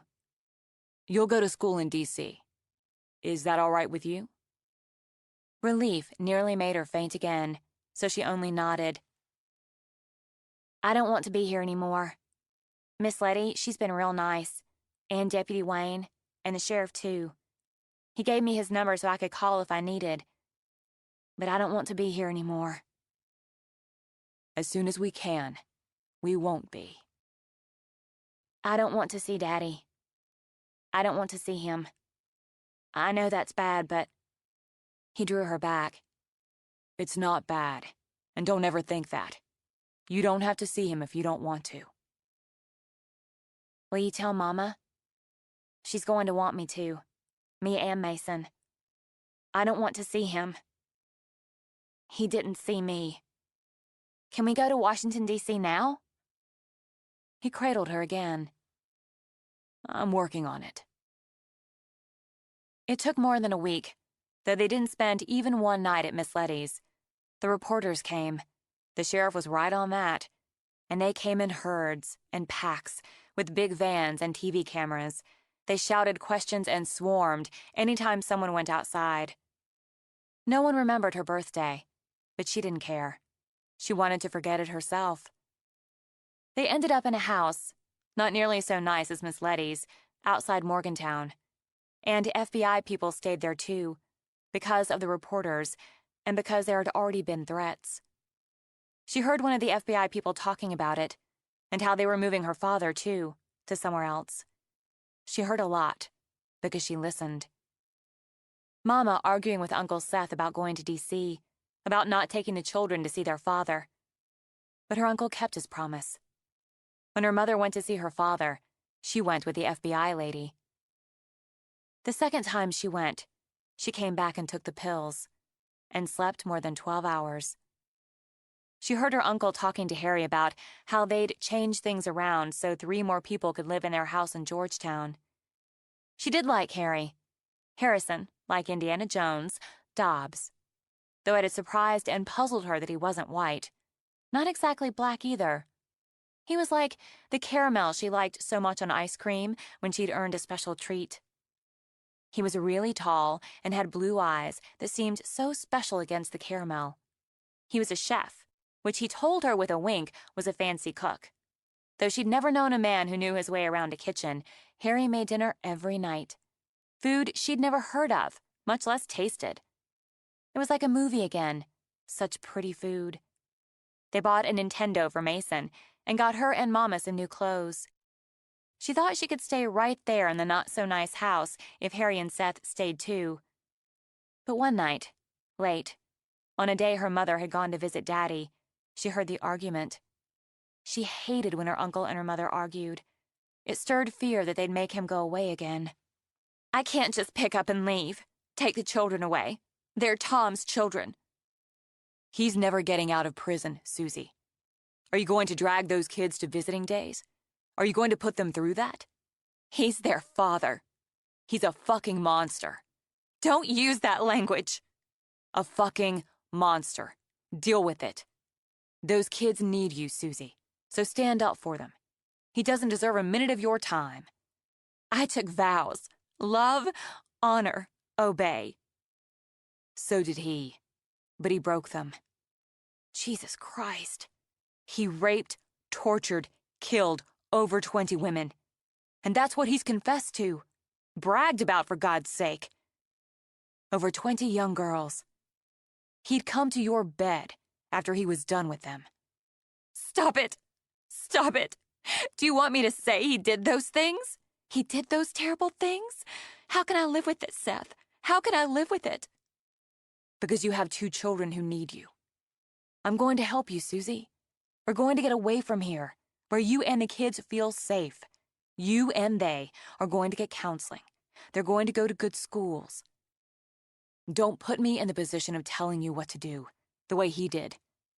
I will for now, if I have to protect you and the kids. But I'm asking you to remember who you used to be before him. You had a spine and plans and a light. Don't you understand? That terrible plea in her mother's voice, that awful rawness, like a cut that wouldn't heal. If I go, I'm saying it all happened. It did happen. He's admitted it. They made him. Stop it. Just stop it. Your own daughter, your own baby saw what he did. She imagined. Stop. Susie, stop. I can't just... How could I not have known? How could I have lived with him nearly half my life and not known? The reporters, they shout that at me. Screw the reporters. We're leaving tomorrow. God, where's your anger, Suze? Where's your anger for what he did, what he is, what he put you and your kids through, what Naomi went through? I hope to hell you find it. But until you do, you're going to have to trust me. This is the best thing. We can go tomorrow, and you can start building a life for yourself and the kids. I don't know where to start. Pack, and we'll take it a step at a time from there. She heard her mother crying when Seth left the room. But after a while, Naomi heard doors opening, closing. Packing sounds, she thought. They were leaving in the morning, leaving all of this. Closing her eyes, she said a special prayer of thanks for her uncle. She understood that she'd saved Ashley's life. Now she thought Uncle Seth was saving hers. 3. Naomi lived in D.C. for 5 months, 2 weeks, and 5 days. That narrow slice of time brought so many highs and lows, so many jolts and joys she couldn't keep track. She loved the house in Georgetown, with its high ceilings and deep, rich colors, with its pretty backyard patio and little fountain with its own tiny pool. She'd never lived in a city before, and could spend hours sitting at the window in her room, watching the cars and cabs and people, and her room was so beautiful. The old cherrywood dresser, an antique, not a hand-me-down, because there was a difference, had a big oval mirror framed in the same wood with little curlicues. She had a double bed, a luxury that had her rolling around in it or stretching her arms wide just because she could. The sheets were so soft and smooth, she'd stroke her fingers over the pillowcase to lull herself to sleep. The walls were sunset gold and had pictures of flowers grouped together in their own little garden. She liked her room even better than Mama's, which was fancier, with a pale green canopy draped over the big bed and a chair with strange and beautiful birds flying over it. Mason slept on a pull-out sofa in what her uncle called the upstairs parlor, but most nights in the first few weeks he'd end up crawling into bed with her or curling up on her rug like a puppy. Harry took them to his restaurant, with its tablecloths and candles and flowers, and gave them a tour of the big kitchen that was all noise and rush and heat. Starting school brought nerves and excitement. A new school, a new place, where no one knew her. That was both scary and wonderful. She got to use a new name, too. Here she'd be Naomi Carson, the new girl. And some made fun of her accent, but none of the other kids knew her daddy was in prison. She didn't much like going to the therapist. Dr. Osgood was nice, young and pretty, and she always smelled really good, but it felt wrong, at least at first, to say things to a stranger about her parents and her brother, and more than anything about what had happened that night in the woods. Mason went to another doctor, a man, and liked it fine because his doctor let him talk about video games and basketball. At least Mason said he did. And after a few weeks of talking about video games and basketball, he stopped coming in to sleep in Naomi's bed. Her mother went to another doctor altogether. When she went. A lot of times she said she wasn't feeling up to it, and went to bed with one of her headaches. Once a week, she borrowed Uncle Seth's car and drove to the prison. United States Penitentiary, Hazleton, on visiting day. It took nearly 8 hours for the trip up and back, for the little bit of time she had to visit through the glass, and she always came back looking beaten up and with one of her headaches. But she wouldn't stop going. Still, everything settled into a kind of routine, with school for her and Mason, the restaurant for Harry, the office where Seth worked on investing other people's money, and her mother working part-time as a waitress. Then Seth came home from work one night, with a tabloid paper in his hand, and there was hell to pay. Naomi cringed. She'd never seen her uncle angry, never heard him raise his voice. Now she didn't know what to do. As she was making chicken and rice like Harry had shown her on the big gas cooktop, while Mason sat at the eating counter, dawdling over his homework, and Mama sat staring off into space and pretending to help. Her mother jumped up to stand when Seth slapped the paper down on the counter. And Naomi saw that the front of it had a picture of her father and, oh God, one of her, from picture day back at Pine Meadows Middle School. How could you? How could you do this to your children? To yourself? Susan clutched at the little gold cross around her neck. Don't yell at me. I didn't say hardly anything. You said enough. Did you give them this picture of Naomi? Did you tell them you were living here in D.C.? Now her shoulders hunched together. The way, Naomi thought, they used to when Daddy gave her a mean look. They paid me $5,000. I've got to earn my way, don't I? Like this? Selling your daughter's picture to the tabloids? He could have gotten it without me. You know it. And they've been writing about all this for weeks now. It never stops. They didn't have her picture, Susan. As if weary, Seth pulled the knot of his red tie loose. They didn't know y'all were living here. When the phone rang, he held up a hand to stop Naomi. Don't answer it. Let it go to the machine. I had 6 calls in my office already. It wouldn't take long to dig up an unlisted number. Unlisted to protect you and the children, Suze, from what's going to happen now. They're always at the prison, pestering at me. With her shoulders still hunched, Susan pressed her lips together. There were lines deep around her mouth, Naomi noted. Lines that hadn't been there before that hot summer night. And Tom said we could make some good money. He can't do it himself, it's the law, but... You can funnel it to him. Susan flushed deeply, the way she did when deeply embarrassed or angry. I've got a duty to my husband, Seth. They got him locked up, and in what they call the special area. He said how he needs money to pay the lawyer to work out getting him in general population. Ah, Christ, Suze. That's just bullshit. Don't you know bullshit when you hear it? Don't use that language. The language bothers you, but this doesn't. He slapped a hand on the tabloid as the phone began to ring again. Did you read it? No, I didn't read it. I don't want to read it. They kept pestering me, and Tom said he'd start getting more respect if he could tell his story, and I could back him up. Nobody respects tabloids. Even he'd know. He paused, and Naomi snuck a look, though he seemed more sick than angry now. Who else pestered you? Who else have you talked to? I talked to Simon Vance. The writer. True crime. He's a professional. His publisher's going to pay me $25,000. It says so right in the contract. You signed a contract. It's professional. Eyes glazed, lips trembling, Susan threw her arms out as if to ward off an attack. And there'll be more when they make the movie deal, he said. Susan. Naomi knew despair now, and heard it in her uncle's voice. What have you done? I can't get by waiting tables. And that doctor you make me go to, she said how I need to work on my self-confidence. I need to get a place closer to the prison so I don't have to take your car and drive so far. Tom wants me and the kids closer. I'm not going there.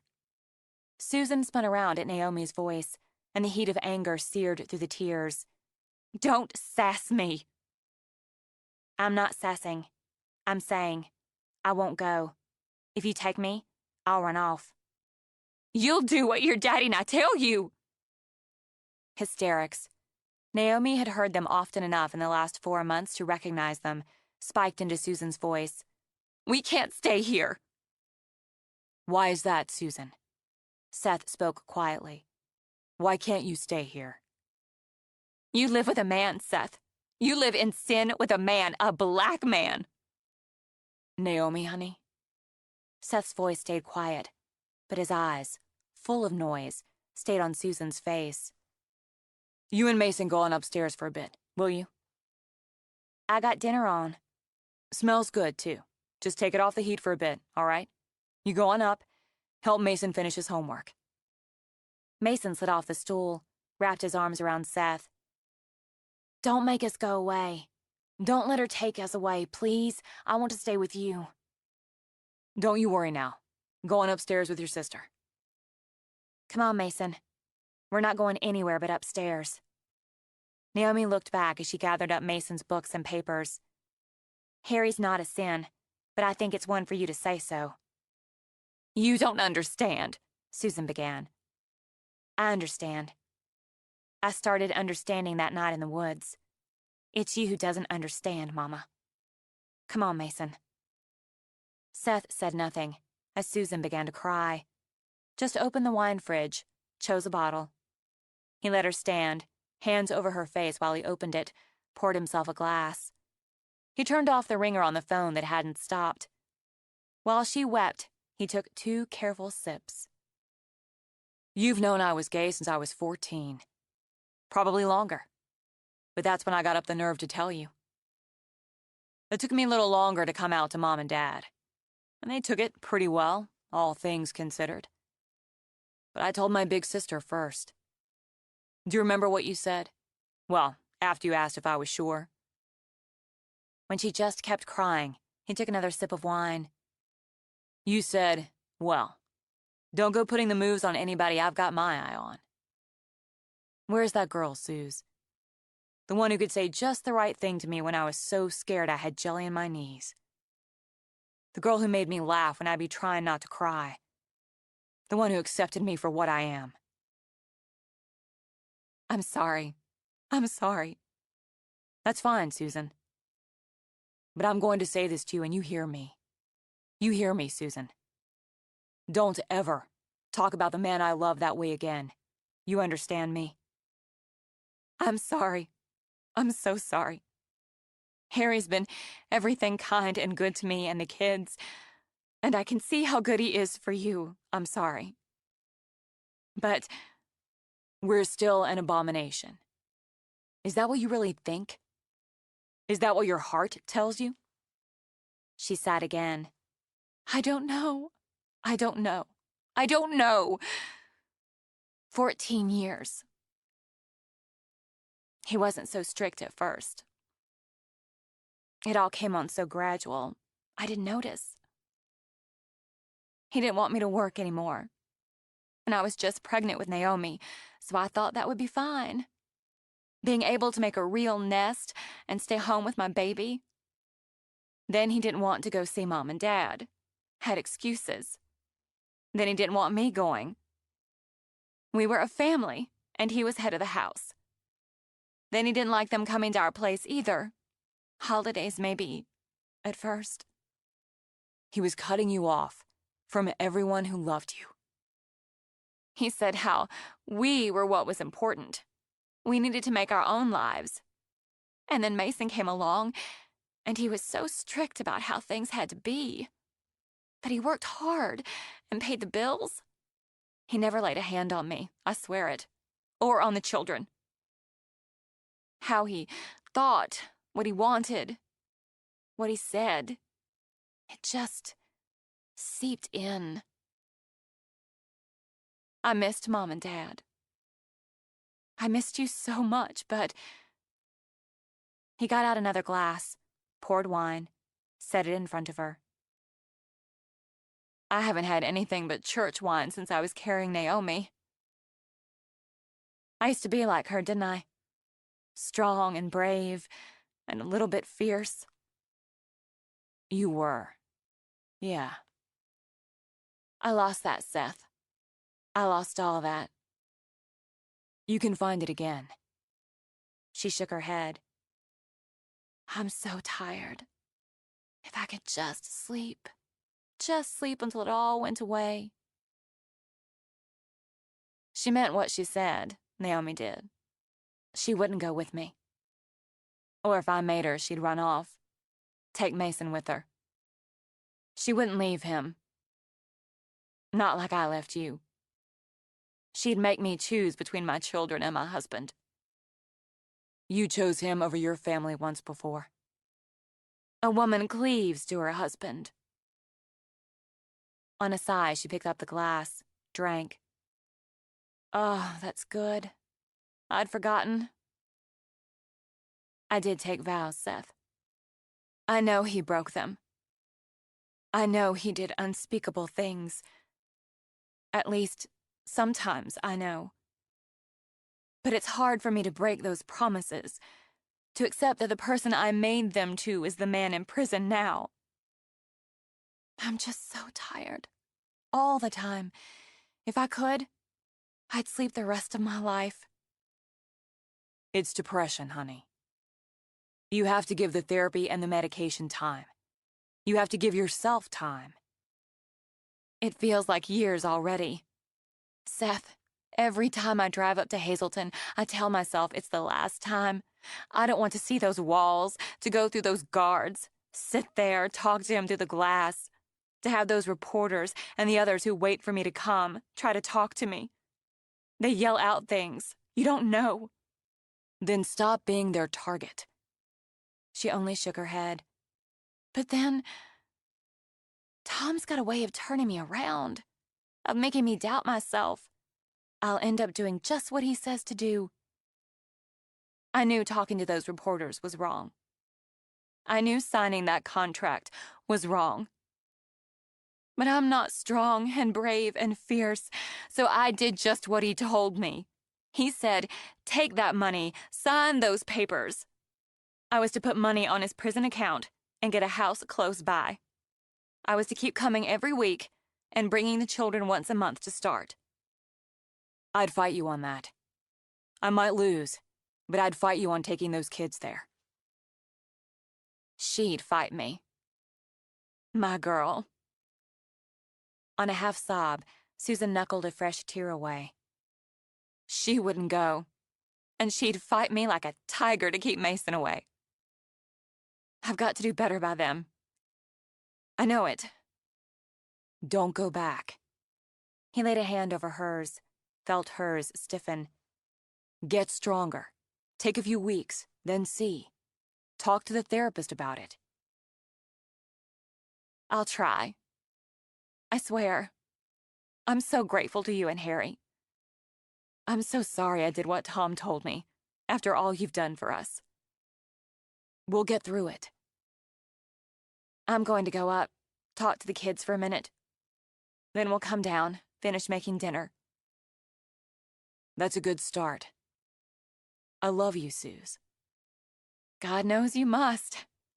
She rose, reached for him. I love you. Don't give up on me. Never happen.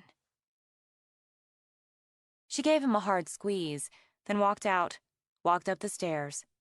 The hardest walk of her life, she thought. Even harder than that horrible walk through the prison to the visiting area. She stepped to Naomi's door and looked at her children, sitting on the floor with Mason frowning over his pencil and worksheet. He'd been crying, and that broke her heart because she'd brought those tears on. But not Naomi. Her eyes were dry and hot when they lifted, met hers. I want to say first I was wrong. What I said down there about your uncle and Harry, it was a wrong and ugly thing to say. I hope you'll forgive me.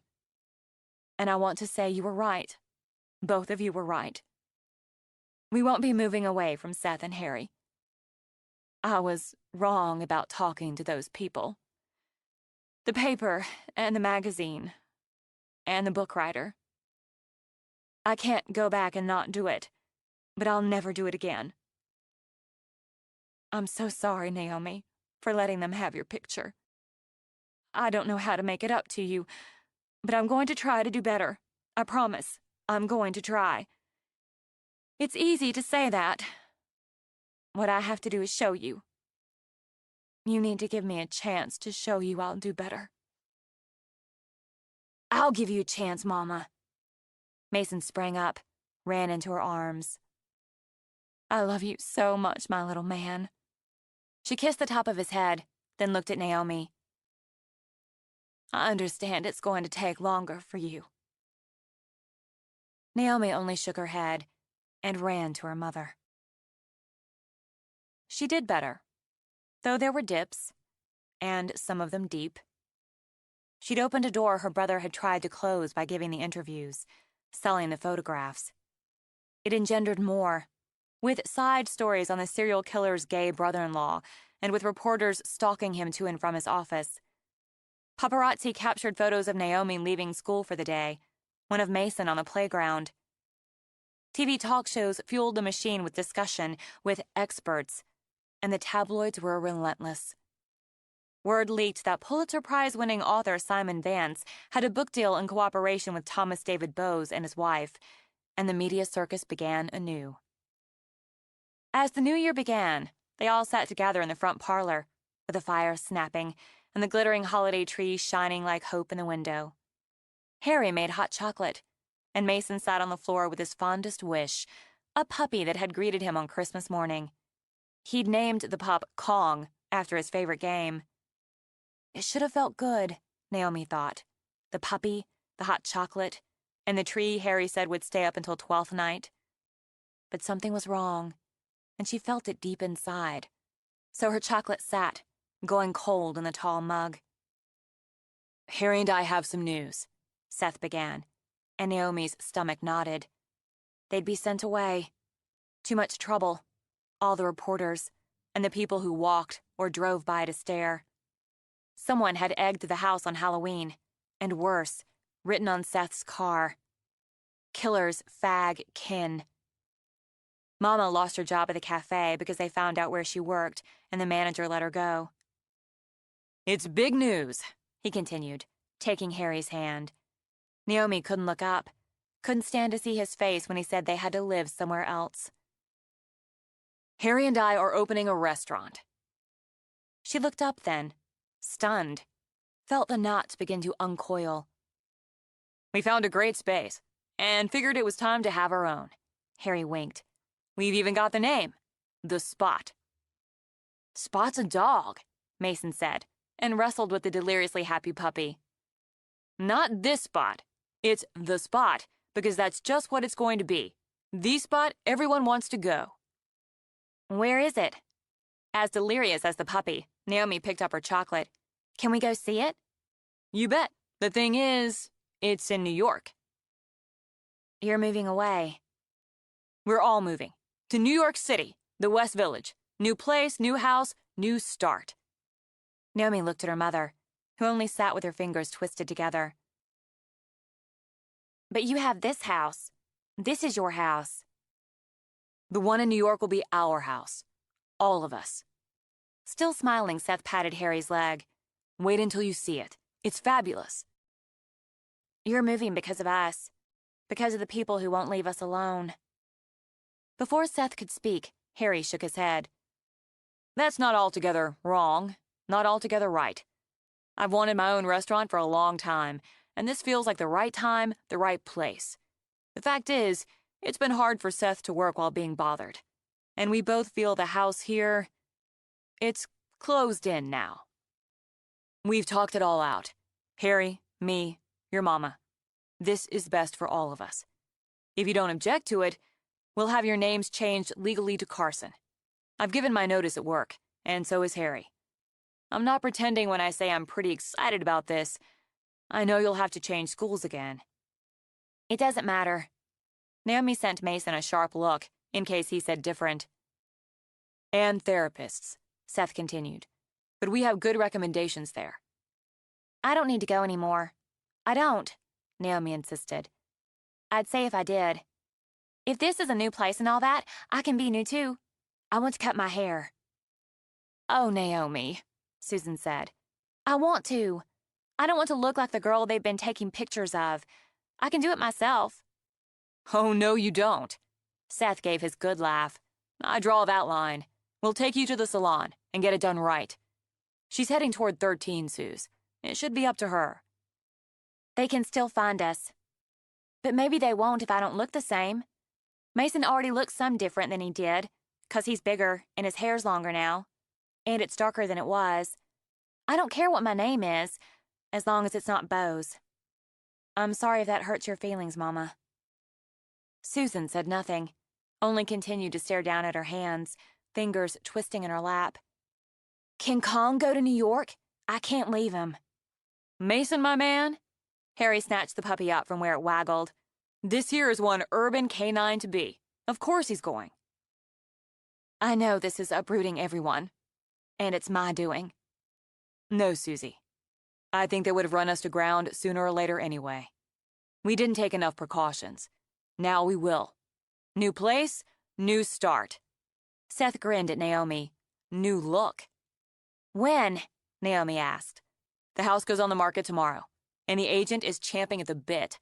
One way or the other, we move over your spring break. It's a 4-bedroom, so, Mason, you'll have your own room. How about that? Me and Kong?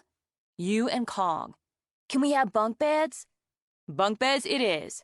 Naomi, you okay with this? I'm fine with it. You can have friends over again. You'll have to make some new ones, but you can have parties again. You couldn't have your annual Christmas party this year or go out on New Year's like you always do. Harry gave the wiggling dog to Seth. Do you hear everything? Mostly I do. And Mama won't go to prison from New York. I know you've only been a few times since you signed those papers, but when you did, you came back sad. New York's farther away. The farther away, the better.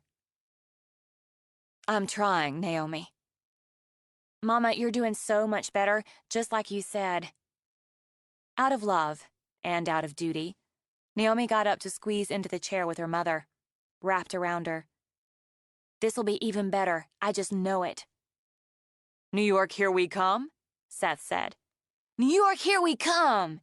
Mason shook his fists in the air. Can we go see the Knicks, can we? Nick who? Seth said, and made Mason laugh and laugh. The house sold within 2 weeks, and for $10,000 over asking price. They stayed busy packing up, and Naomi heard how Seth paid the movers extra to come at night, take things off in small trucks, a bit at a time. In March, when spring break came with sweeping winds and some spitting snow, they left Georgetown in the middle of the night, like thieves. She watched the house recede through the windows, felt a hard tug, but then she faced forward, flipped her fingers through the hair Seth had dubbed Naomi, the short and sassy. A new look, she thought. A new place, a new start. She wouldn't look back. 4. New York, 2002. At 16, Naomi Carson lived a life Naomi Bose could never have imagined. She had a pretty room in a lovely old brownstone in a city full of color and movement. Seth and Harry spoiled her with a generous allowance, shopping trips, tickets to concerts, and most of all, with trust that gave her freedom. She did her best to earn the indulgences. She studied hard, got exceptional grades, with an eye focused on Providence College in Rhode Island, and a degree in photography. They'd given her a little point-and-shoot Fuji for her first Christmas in New York, and her love affair began. Her interest blossomed, her skill improved, and netted her a serious Nikon for her 16th birthday. With it, she'd joined the yearbook committee and newspaper at her high school as official photographer, and racked up experience and an impressive portfolio she hoped to use to get into the college of her choice. She'd worked hard to lose her accent, wanting more than anything to be just like the other girls, to have nothing left of those first 12 years. Hints of it could slip through, but by the time she'd started high school, the slips were rare. She had friends, dated now and again, though unlike most of her contemporaries, she didn't want a steady boyfriend. Too much drama, from what she'd observed. And while she liked kissing, if the boy was any good at it, she wasn't ready to be touched. Thought maybe she never would be. She had let Mark Ryder touch her breast. She'd finally grown some, but accepted that they were never going to amount to much. She'd wanted to see what it felt like, but instead of making her excited, it just made her nervous and uncomfortable. Mark hadn't been happy that was all she let him do, and not much of that. Naomi figured that was his damage, and ignored him when he accused her of being a tease, being frigid, being a freak. At 16, she hit 5'10", most of it leg, and was willow slim and pretty enough that boys wanted to touch her breasts. She'd let her hair grow to shoulder length, mostly so she could tie it back when she took pictures. When she won a photography competition, Seth rewarded her with a trip to the salon for highlights and lowlights in her dark blonde hair. Mason hit a growth spurt around 12 and was first-string center of his school's basketball team. Sometimes it irritated her to know that her little brother was smarter than she was. Sometimes it made her proud. Either way, he was whip-smart, good-looking, and affable. So he enjoyed the attention and admiration of the girls who fluttered around him, and he had a core circle of guys to hang with. Days could go by without her giving Pine Meadows and all that had happened there a thought. For days, she was just a regular teenager, worrying about her grades, her wardrobe, listening to music, meeting friends for pizza. She kept in touch with Ashley, mostly through email. Ashley had never gone back to Morgantown, and lost a whole year before she'd transferred to Penn State. When she'd graduated, Naomi sent her a card and a framed photo she'd taken herself of a cherry tree full of pink blooms and promise. On her 21st birthday, in the first spring of the new century, Ashley gave herself a gift. She took the train to New York to spend a whole day with Naomi.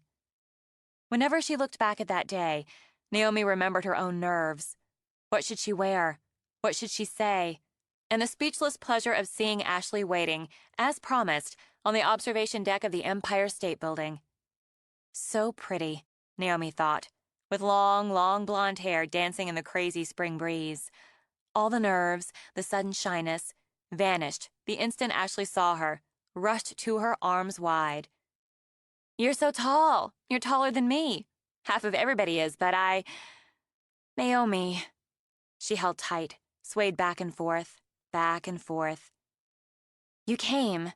It's the most special birthday there is, and you came here. I'm having the most special birthday there is because of you. I wanted to spend it with you. I wanted to meet you here, even though it's awesome corny, because I wanted to say that everything I can see from here is because of you. And I wanted to give you this." Ashley took a small wrapped box out of her purse. "But it's your birthday. I have a present for you."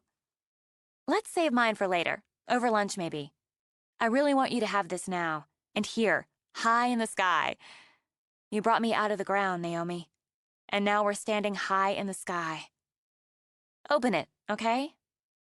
Overwhelmed, Naomi opened the box and stared at the pendant. 3 thin silver chains held an oval with a purple iris suspended in its center. It's beautiful. It's just beautiful. I have to say, it was my mom's idea. She said how flowers have meanings. This one, the iris, it has a couple of them. One of the meanings is valor, and another is friendship. You qualify for both. I hope you like it. I do. I love it, Ashley. Let's not cry. I want to cry too, but let's not cry today. Let's put the necklace on, and then you have to show me some of the city. I've never been to New York. Okay. Okay. It was as hard, she learned, to hold back happy tears as tears of misery. Where do you want to go first? It's your special day. I'm a girl. I want to go shopping. Ashley laughed as she helped Naomi fasten the necklace. And I want to go someplace where I can have a glass of champagne at lunch. I'm legal. I love you, Naomi blurted out, then flushed. That sounds weird. No, it doesn't. We've got something between us nobody else does. We're the only ones who really understand what it took for both of us to get right here, right now. I love you back. We're going to be friends forever.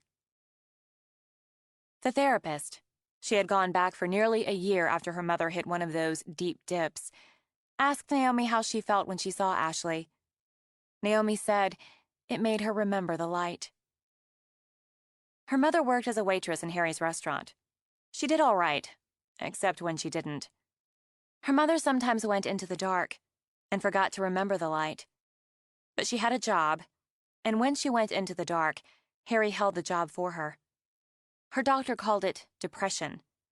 But Naomi knew that as bad as depression could be, the dark times were worse. In the dark times, her mother took too many pills. Once, when she'd taken too many, she'd had to go to the hospital. She'd taken the too many pills right after Simon Vance's book came out, and there were big ads for it all over the city. He'd titled it Blood in the Ground, The Legacy of Thomas David Bowes. And all the bookstores had big displays. Vance, a serious man with a polished academic style, hyped it all over the talk shows, did in-depth interviews in magazines and newspapers. In those interviews, on those talk shows, Naomi's name came up as often as her father's. That tie, that blood and bloody tie, brought back the nightmares. Whenever Naomi saw those ads, those displays, she knew a terrible part of her life beat inside them. It made her afraid, and it made her ashamed.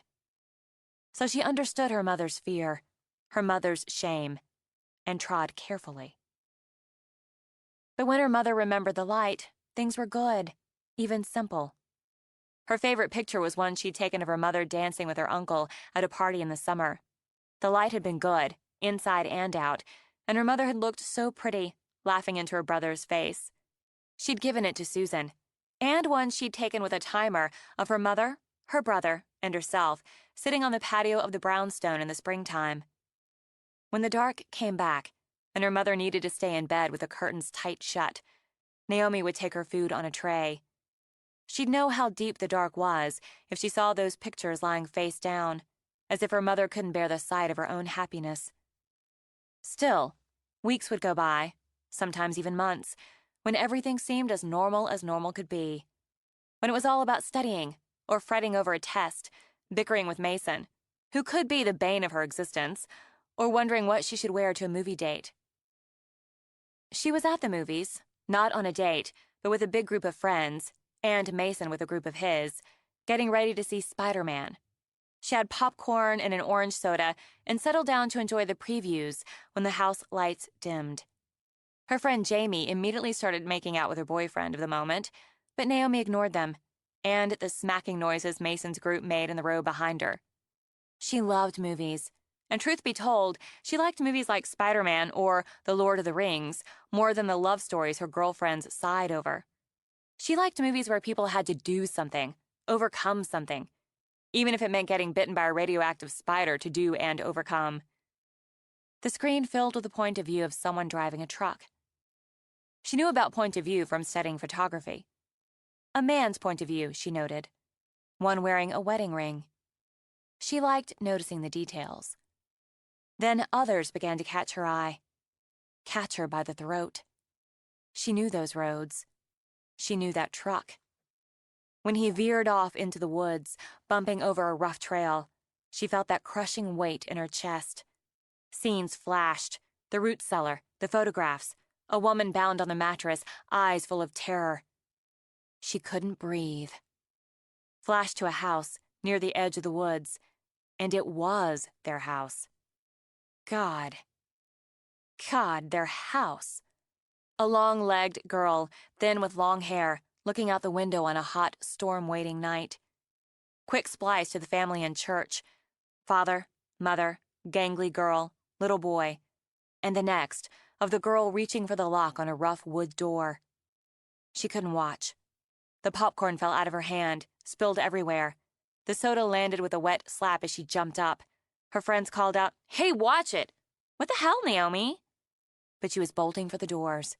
She heard the announcer blare behind her, "A story of depravity, a story of courage, daughter of evil, coming November." Her knees buckled as she stumbled into the lobby. She fell on all fours while the room spun and her chest burned. She heard Mason's voice miles away as he shook her. "Get up. Come on, Naomi. You have to get up." He pulled her up and half dragged, half carried her out into the hot, heavy air of September, the two bright lights of Times Square. "Look at me. Look at me." He was nearly as tall as she was, and he had their father's eyes, a deep golden brown. They held both worry and shock. "Can't breathe." "Yes, you can. You are. Just take it slow." "It was—" "Don't say it. Don't say it here. Anybody asks, you got sick. You felt sick, and we went home. Let's walk. Come on." She managed 2 shaky steps, then had to stop, brace her hands on her knees, and lean over, afraid she would be sick. But the queasiness passed, the dizziness eased. "Did you know? Did you?" He took her hand in a firm grip, pulled her down Broadway. "I knew they were making it. I didn't know they'd finished everything, or that they'd show the damn preview during Spider-Man." "That was our house." "They filmed a lot of it on location." "How do you know?" "I look stuff up sometimes. I just thought it would take longer to get out. But it's already getting, buzz from the critics and online." "Why didn't you tell me?" He stopped, shot her a cool look of disdain only a sibling can manage. "Because you don't want to hear it. Nobody talks about it. Nobody tells me anything. So I look shit up for myself. I read Simon Vance's book." Now she felt hot and sick all over again. "We have to put it behind us. It's been 4 years. "Have you? Have you put it behind you?" "Yes. Most of the time. A lot of the time." "Mama hasn't. Remember when she said she was going for a weekend with that friend of hers to some spa deal? She didn't. She took the bus and went to see him. In prison." "How do you know that?" He shrugged, then pulled her inside a coffee shop, wound through to a table. "She's done it before. When the rest of us went to Hilton Head for a week, and she said she had a stomach virus, she went to see him then, too. I found the bus tickets in her purse, both those times. And one other." "You went through her purse?" "That's right." He didn't miss a beat. "2 Cokes, please," he said, with remarkable ease to the waitress. "And I go through her room, so that's how I know she's been writing to him. She has letters from him that come to a P.O. box." "You can't disrespect her privacy," Naomi began, then covered her face with her hands. "Why is she doing this?" "She's submissive and dependent. He's dominated her the whole time. It's like emotional abuse and battering." "Where do you get that?" "I look shit up, like I said. He's a psychopath, for Christ's sake, Noam. You should know. And he's a narcissist. That's why he gives the cops another name and location every couple years, another victim, and where he buried her. It keeps him in the news, keeps him getting attention. He's a liar, and he manipulates Mama. He twists her up because he can. Remember when she OD'd? "Don't say it like that, Mason." "It's what happened." "Thanks." He sent the waitress a quick smile when she set their drinks down. He talked her into giving more interviews to Vance, the writer. I don't know how he got in touch with her right off, but he talked her into that, and when the book came out, she couldn't handle it. He knows where we are. I don't know, but he sure as hell knows we're in New York. Then Mason shrugged. He doesn't care about us, and never did. Mama's his target. He cared about you. I don't think so. Do you think I wanted a buzz cut every freaking month? If he made it to one of my Little League games, I could feel his eyes on my back when I came up to bat. I knew if I struck out, fouled out, he'd give me that sneer. That I'm raising a pussy sneer. But he watched me for signs of Carson blood. That's how he put it. When I was 8, he told me if I ever showed any fag tendencies, he'd beat the fag out of me. Shocked, she grabbed Mason's hand. You never told me. Some shit you don't tell your sister. At least when you're 8. He scared the crap out of me. You too. We just got used to being scared of him.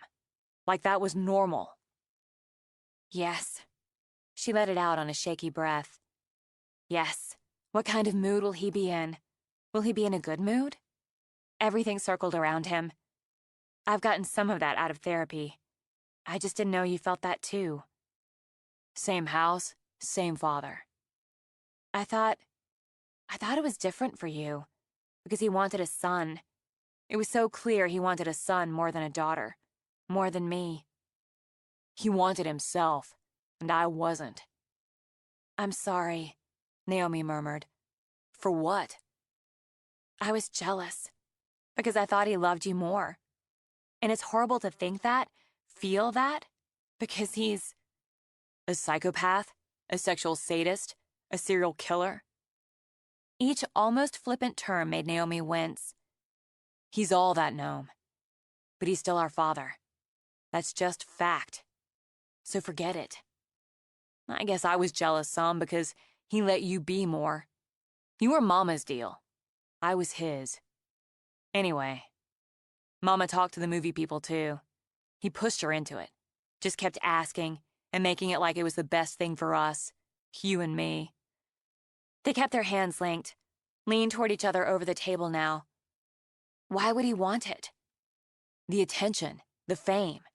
He's right up there with Bundy, Dahmer, Ramirez. Serial killers, Naomi. Pay attention. I don't want to pay attention. Why do they want to make a movie about him? Why do people want to see it? It's as much about you as him. Maybe more. He turned his hand over, gripped hers harder. The title's you, not him. How many 11-year-old kids stop a serial killer? I don't want... True or false? He'd have killed Ashley if you hadn't gotten her out. Saying nothing, she reached for the pendant Ashley had given her on top of the world, nodded. And when he'd finished with her, he'd have gotten another. Who knows how many he'd have killed. I look like him a little. No, you don't. Your eyes are the same color, that's all. I look like him some. You're not like him. No, I'm not like him. And the determination, the bright intelligence in those eyes spoke as truly as the words. I'm never going to be like him. Don't you be like Mama. Don't let him twist you up. He tried to do that to us all our lives, just like with her. It's praise and punish. It's how they get you to do what they want, how they train you. She understood it, or some of it. And yet, he never hit us. He'd take things away. Promise something. Then if we didn't do something just the way he said, he'd say how we couldn't go, or couldn't have. Then he'd show up with presents, remember? He put up the basketball hoop for me. Brought you that American Girl doll. I got that brand new catcher's mitt. You got that little heart locket. Stuff like that. Then if we did anything even a little out of line, he'd take what he'd given us away. Or we couldn't go to a party we'd been counting on, or the movies. He said we were going to King's Dominion, and we were so excited. I didn't get my room picked up all the way, so he said we weren't going because I didn't respect what I had. You were so mad at me. I was 7. I didn't get it wasn't you. He didn't want me to get it wasn't you. Maybe we'd give Mama a little sass when he wasn't around because we knew she wouldn't tell him. But we never bucked him. Never. We lived by his moods, just like you said. And that's how he liked it. She'd never left so much as a pair of socks out of place in her room after that, she remembered. Yes, he'd trained her. What are you reading to come up with all this? A lot of books in the library, on psychiatry and psychology. A lot of stuff online, too. I'm going to study to be a psychiatrist. From her vast advantage of 23 months, she smiled a little. I thought you were going to be a pro basketball player. It's what Seth and Harry and Mama need to hear now. And I like basketball. I'll play my ass off if it helps me get into Harvard. Harvard? Are you serious? They don't have scholarships, but they have, like, incentive programs. I'm going to get into Harvard, study medicine, get my degree. And maybe I'll use it to get into the FBI, into behavior analysis. God, Mason, you're 14. You were 3 years younger when you saved a life. He leaned forward, those golden brown eyes intense. I'm never going to be like him. I'm going to be somebody who helps stop people like him, who learns to understand so they can. You stopped him, Naomi, but he's not the only one. If you do all that, you'll never put it behind you. You put something behind you, Noam? It's got its eyes on your back. I'd rather keep it in front of me, so I can see where it's going. It scared her, what he'd said, and more the cool-headed logic behind it. He was her baby brother, often a pain in her butt, regularly goofy, and a slave to Marvel Comics. And he not only had aspirations, he had lofty ones he spoke of as if he'd already checked them off a list. He'd spied on their mother. Naomi could admit to watching her mother, and closely. Living with Susan was like carrying around something delicate. You watched every step so you didn't stumble, dropped the delicate so it shattered. She could admit to herself, and now to Mason, a huge sense of disappointment with their mother. Mixed in with the sincere effort to make some sort of a life had been lies and deception. And over a man who'd taken lives, ruined others. Was it love that drove her? Naomi wondered. If it was, she didn't want any part of it. She'd try sex because, whatever the books and songs and movies said, she knew one didn't have to walk arm in arm with the other. She considered the best way to go about it, knew there was no way she'd discuss birth control with her mother, and as much as she loved Seth and Harry, such a conversation would be mortifying. So the next time she went to the doctor, she'd ask. Then, when she decided to have sex, she'd be prepared. Maybe Mason was right, and if she put it, or tried to put it, all behind her, it meant the whole ugly business could rush up to nip at her heels any time it wanted. Like with a movie. So as fall came to New York, she set it aside. She didn't like the idea of keeping it straight in front of her. Couldn't you just trip over it then? But setting aside seemed like a good compromise. And for right now, her mother got out of bed every day, got dressed, went to work. Naomi kept busy with school, her yearbook, and school paper assignments, and considering which boy it made the most sense to have sex with when the time came. But she made it a point to get her uncle alone and speak to him about the movie. It's coming out in just a few weeks now. Honey, I know. Harry and I plan to talk to you and Mason about it. But not Mama. I'll talk with her. I hate having to. She's doing so well right now. But the movie doesn't change anything. Your lives are here now. That part of your lives is over. Not for her. You need to talk with Mason. Why? You need to talk with him. It's his to tell. Naomi didn't know what her uncle said to her mother, but after a couple of dark days, Susan came out again. She took Naomi shopping for a new dress for homecoming, insisted on making a day of it, a rare thing. Anything looks good on you, honey. You're so tall and slim, but don't you want something with some color? Naomi turned in the dressing room, checked front and back on the short black dress with its cinched waist and square-necked bodice. I'll be taking pictures more than dancing. The black's better for that than the pink. You ought to have a date, Susan insisted. Why aren't you going out with that nice boy anymore, Mark? Oh, Naomi just shrugged. Her mother wasn't the type you told a boy hadn't been satisfied just touching your breast. He's all right, but I didn't want a date for homecoming. Well, when I was your age, having a date for homecoming was the most important thing in the world. So maybe you're smarter than I was. But I just love the pink, and it has that sparkle on the skirt. I don't know if I'm a sparkle pink girl. Every girl deserves some sparkle pink. You want the black, that's fine. Gosh, you're so grown up it takes my breath. But we're getting the pink, too. Mama, you can't buy both. I can. You can wear the black since you'll be taking pictures and save the pink for something special. I haven't given you and Mason enough special. Sure you have. Not nearly enough, but I'm going to. We're going to buy those dresses and have a fancy lunch. Then we're going to hunt up the perfect accessories. Naomi laughed, happy to see some sparkle, not on the pink, but in her mother's eyes.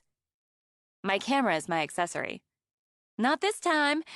You'd probably be better off with Seth and Harry there, but we'll find just the right things. Shoes and a bag and earrings.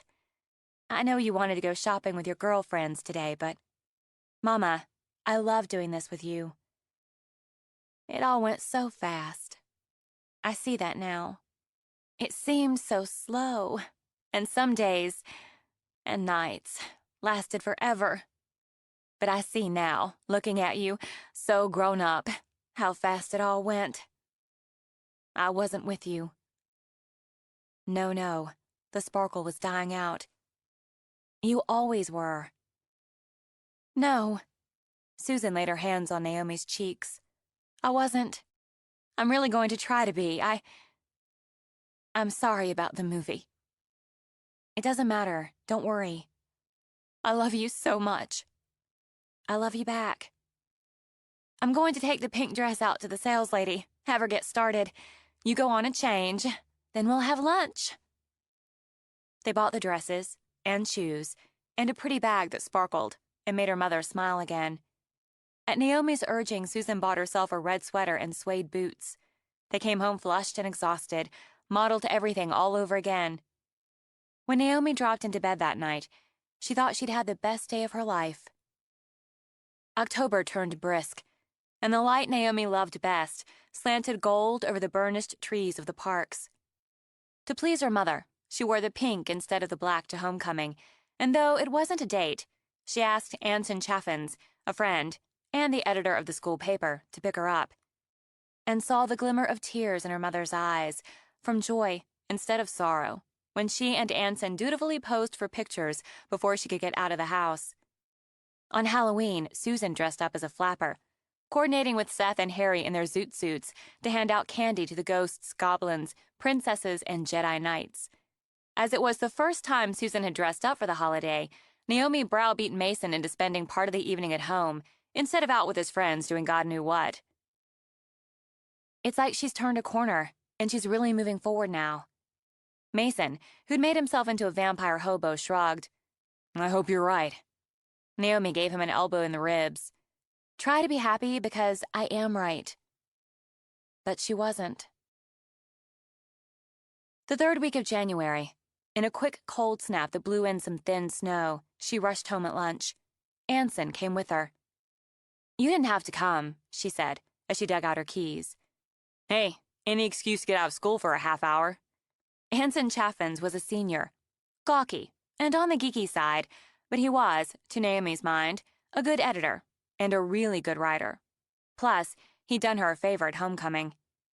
He'd put what she thought of as half-assed, clumsy moves on her that night, but hadn't pushed anything. As a result, they got along just fine. She let him in, turned to the alarm pad to key in the code.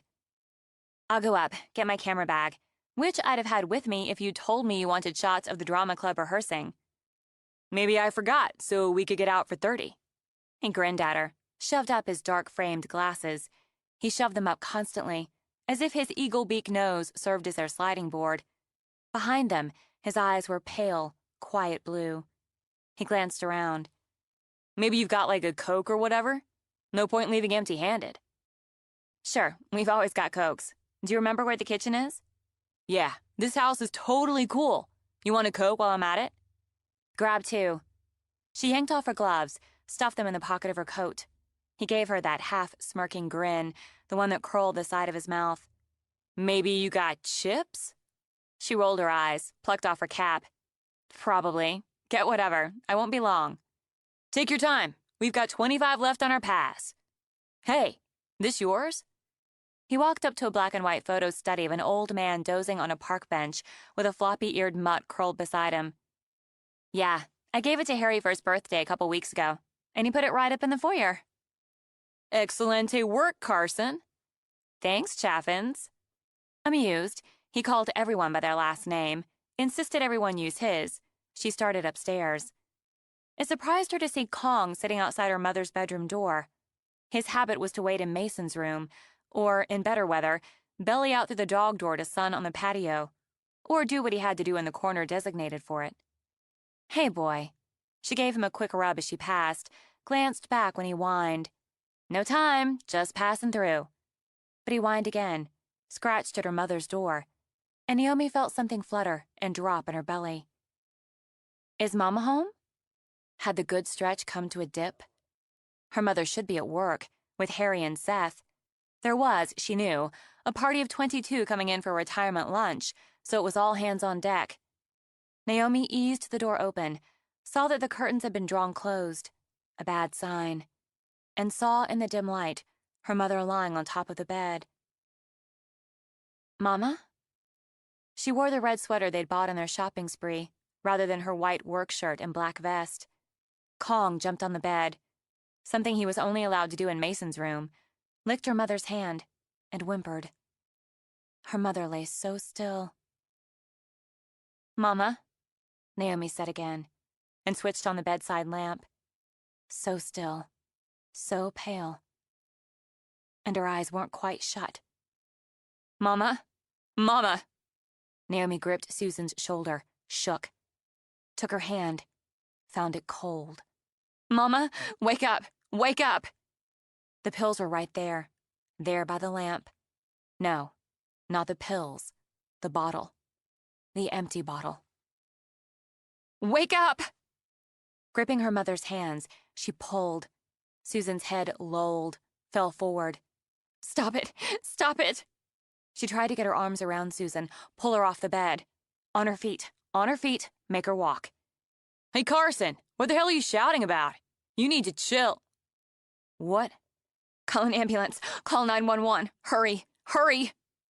He stood frozen for a moment, staring as Susan's limp body fell back on the bed, and her eyelids opened like shades to show the staring eyes behind them. Wow. Is that your mom? Call 911! Naomi laid an ear to her mother's heart, then began to press on it. She's not breathing. Tell them to hurry. Tell them she took Elavil. Overdosed on Elavil. Staring, he fumbled out his phone, punching in 911 with one hand, shoving up his glasses with the other, while Naomi did CPR, puffing out her breath as she worked. Yeah, we need an ambulance. She overdosed on Elderville? Elavil! Sorry, Elavil. Crap, Carson, I don't know the address. She called it out while tears ran down her cheeks, mixed with sweat. Mama, please. No, she's not awake. She's not moving.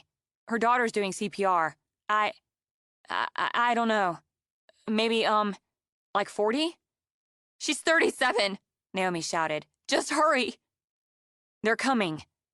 Anson dropped down beside her, hesitated, then patted Naomi's shoulder. The operator, she said they were on their way. They're coming. He swallowed, moistened his lips, then touched his fingers to Susan's hand. It felt soft and cold. Soft, like he could push his fingers through it. Cold, like it had lain outside in the winter air.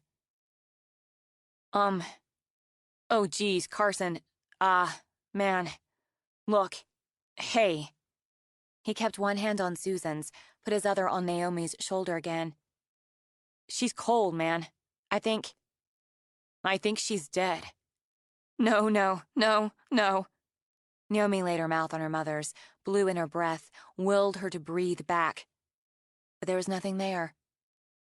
Like the pictures of the women in her father's cellar, there was nothing left in the eyes but death.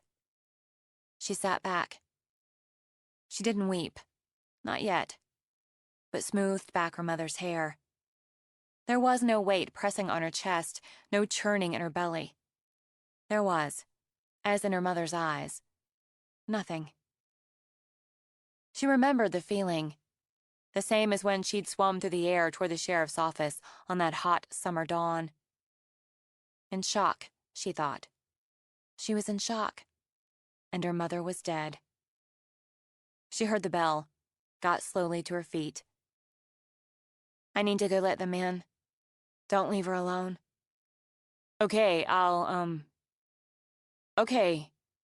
She walked out, sort of like sleepwalking to Anson's eyes. He looked back at the dead woman. They wouldn't get back to school in 30. 5. She wore the black dress to her mother's funeral. She'd never been to a funeral before, and this was more a memorial as there would be no burial. Seth sat down with her and Mason to talk about that. Did they want to take their mother back to Pine Meadows to bury her? No, no, no. Did they want to find a cemetery in New York? It surprised her how firm Mason had been. No cemetery here either. If she'd been happy in New York, she'd still be alive. So they'd had her cremated, and in the spring, they'd rent a boat and send her ashes to the air and the sea. There were tears, of course, but for Naomi, they came from rage as much as grief. She had to talk to the police. For the second time in her life, the police came to her home, went through her home, asked questions. I'm Detective Rossini. I'm so sorry for your loss. I know this is a very difficult time, but I have some questions. Can I come in, talk to you? Naomi knew that some cops on TV and in the movies were female and pretty, but she'd assumed that was mostly made up.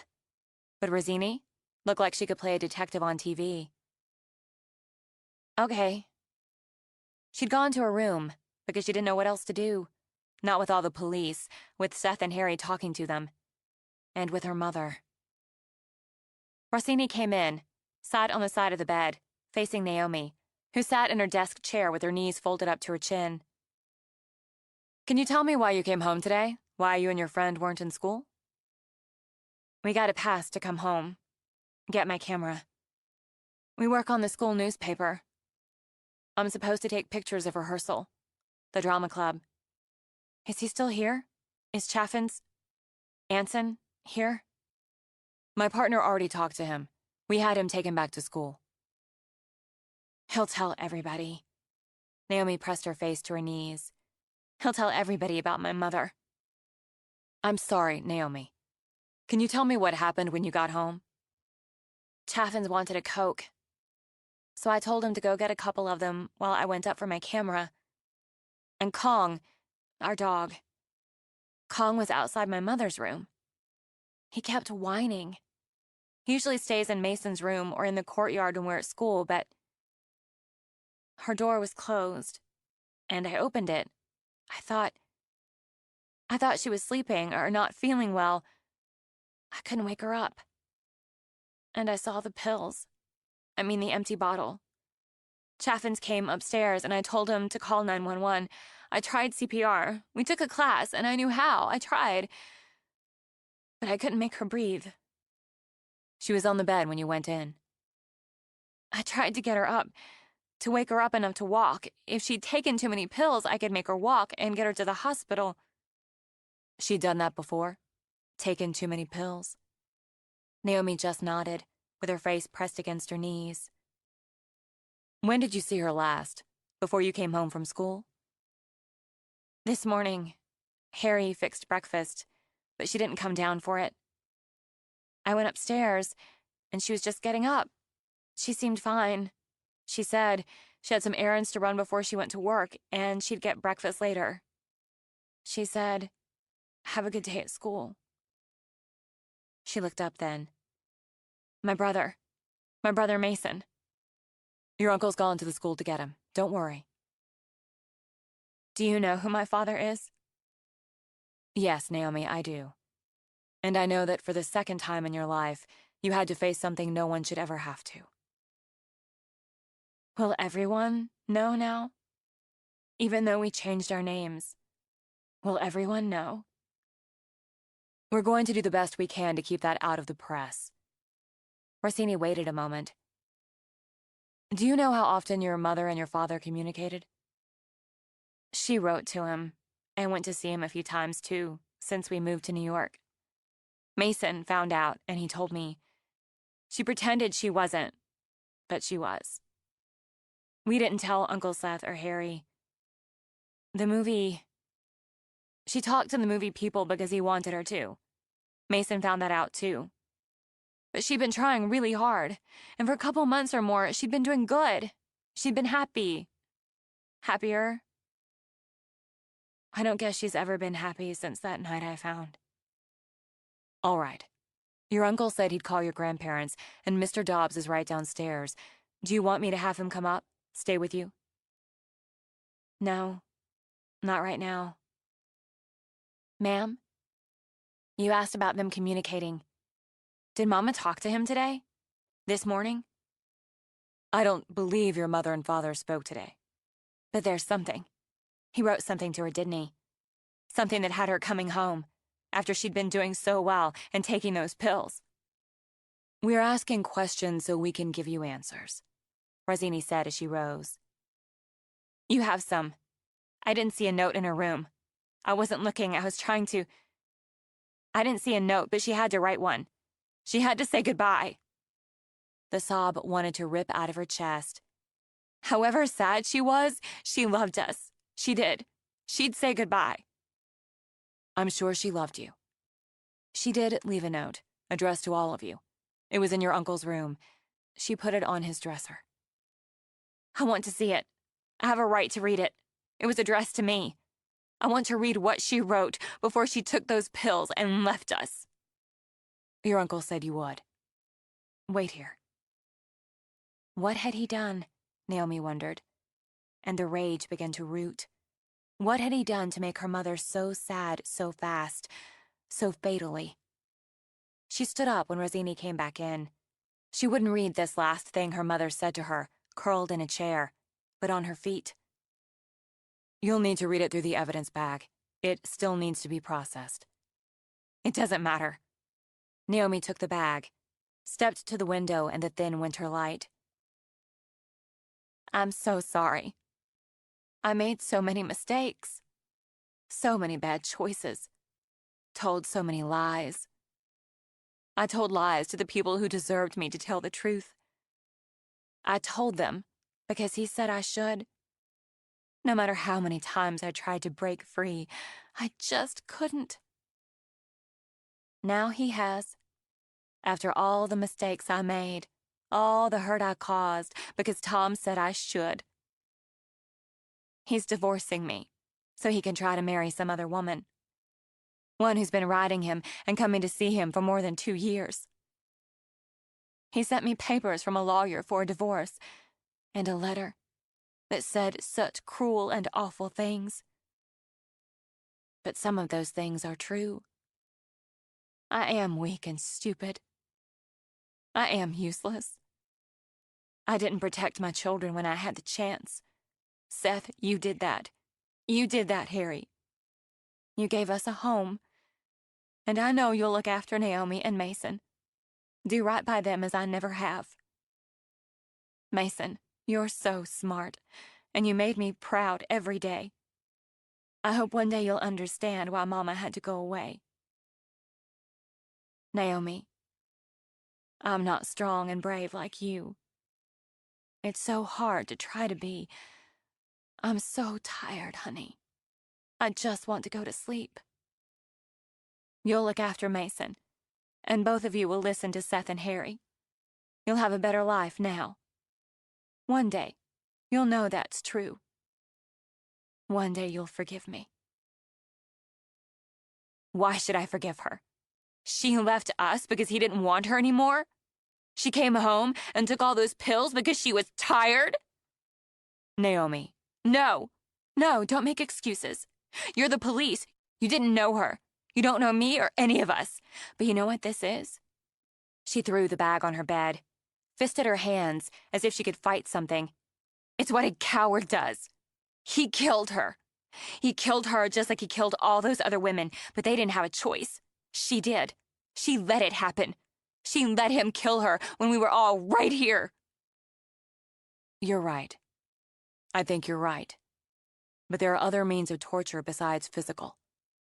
I can't tell you how to feel, but I can tell you I think you have a right to be angry. You have a right to be mad as hell. When some of the mad wears off, I hope you'll talk to someone.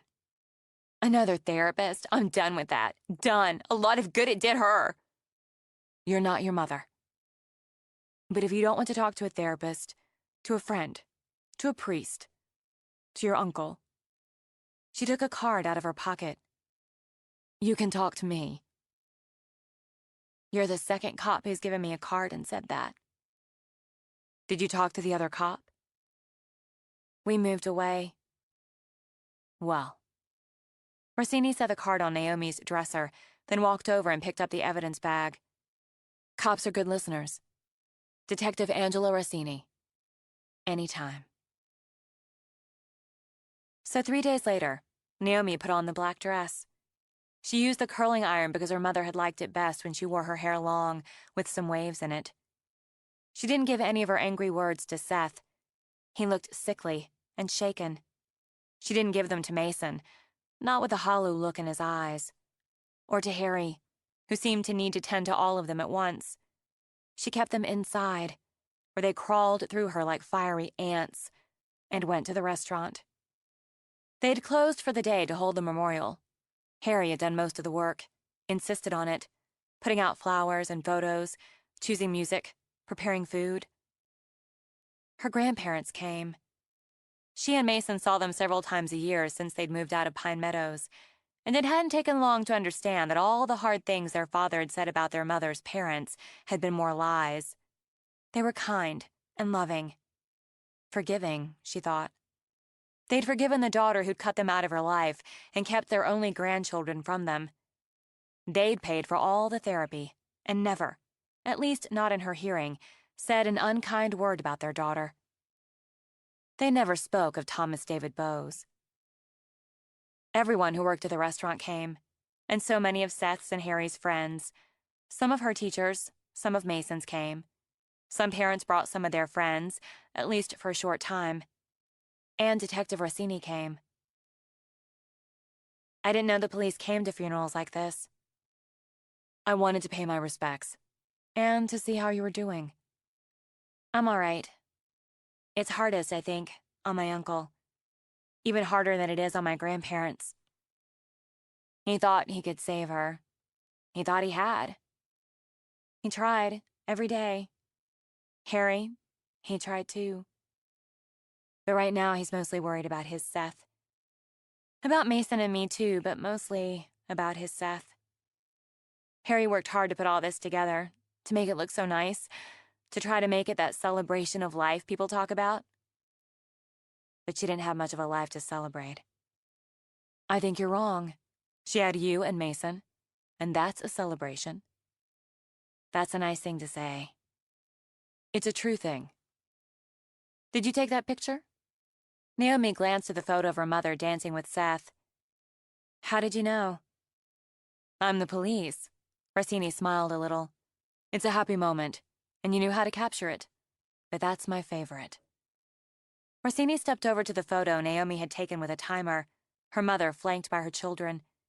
Harry had set it in front of a big vase of pink roses because her mother had favored pink. You can see she was proud of you and your brother. Is that what you see? Yes. Cops are good listeners, and they're trained observers. She was proud. Hold on to that. I have to get back to work. Thank you for coming, Naomi said, as she'd said to everyone. Surprised, she stood where she was as Mark Ryder came up to her. Hey, he said. Hey. He was tall, great-looking with big brown eyes, glossy hair that curled just the right amount at the ends. I'm really sorry about your mom and all. Thanks. It's nice you came. It's nice. I'm sorry, you know? My mom died when I was a baby. But I met your mom. My dad married her when I was about 3. She's great. And she's like Mom, but my, mom died. I didn't know. I'm sorry, Mark. Yeah, well, it's hard, and I wanted to say I'm sorry. Touched, she stepped closer, hugged him, realized the mistake when he hugged her back, with a hand sliding down to her butt. She pulled back. It's my mother's memorial. Yeah, sorry, I just thought... He shrugged, managed a half laugh. Whatever. Thanks for coming, she told him. You can get a soft drink at the bar if you want. Yeah, maybe. See you around. Alone, Naomi turned. She could sneak into the storeroom, get some quiet, get some time alone before anyone noticed she wasn't there. But she nearly walked into Anson Chaffin's. Hey. He shoved up his glasses, then stuck his hands in his pockets. I guess it's weird, but I was, like, there, so I thought I should come and say... whatever. Let's go sit over there. People won't bug me if I'm sitting down with somebody. I saw some of the guys from school, but I kind of hung back until they went off. It's weird, like I said. People want to know, what it was like, and don't want to ask you. Well, plus, you haven't been back at school. Are you coming back? Yeah, next week. It'll be weird. She gave a half laugh. He wrote better than he talked, she thought. I need to keep up my grades. Mason, too. We have to think about getting into college. I'm heading to Columbia next fall. You got in? It looks good for it. I got a couple backups, but it looks good. I'm going to study journalism. You'll be good at it. Yeah. He shifted. So, I heard a couple of the cops talking. They had to take my statement and all that. And I heard a couple of them talking about Bose. Your mother being his wife? Thomas David Bose? Naomi clutched her hands together in her lap, said nothing.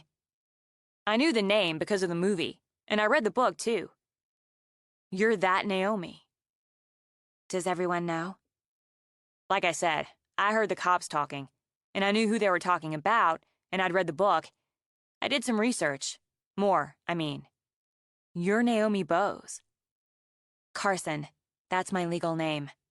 Yeah, I get that. Look, I didn't say anything to anybody. Don't. I just want to finish school. Mason needs to finish school. I haven't told anybody, but look. Other people can do research, especially now that the movie's such a big hit. Hell, lots of kids who don't read go to the movies. What are you going to do? I'm going to finish school. I'm going to go to college. I won't tell anybody, right? He shoved his glasses back up his nose. It's just between you and me, okay? I want you to tell me the story. Hold on. He held up a hand, edged closer, with his glasses sliding down again. He just took them off. From your point of view, your story, Carson. We can keep where you live and all that out of it. I won't tell anybody. And that's a lot, right? Because I want to be a journalist, and this is a really big story. But I'll hold back some details. He picked up his glasses, sat back, pushed them on. I don't have to do that. My mother just died. Yeah. Otherwise, I wouldn't have put it together. I don't tell anybody, and you give me the whole story, first person. We'll go out a few times, somewhere quiet, and I'll record your story. It's a big deal. And if I do it right, it could land me an internship at the Times. You've never talked to anybody. Not Simon Vance, not the scriptwriter, the director, the actors. Your father did. Your mom, too, but not you. I did my research. They were friends. She thought they were friends. He'd been with her when she'd found her mother. He'd called the ambulance. And now...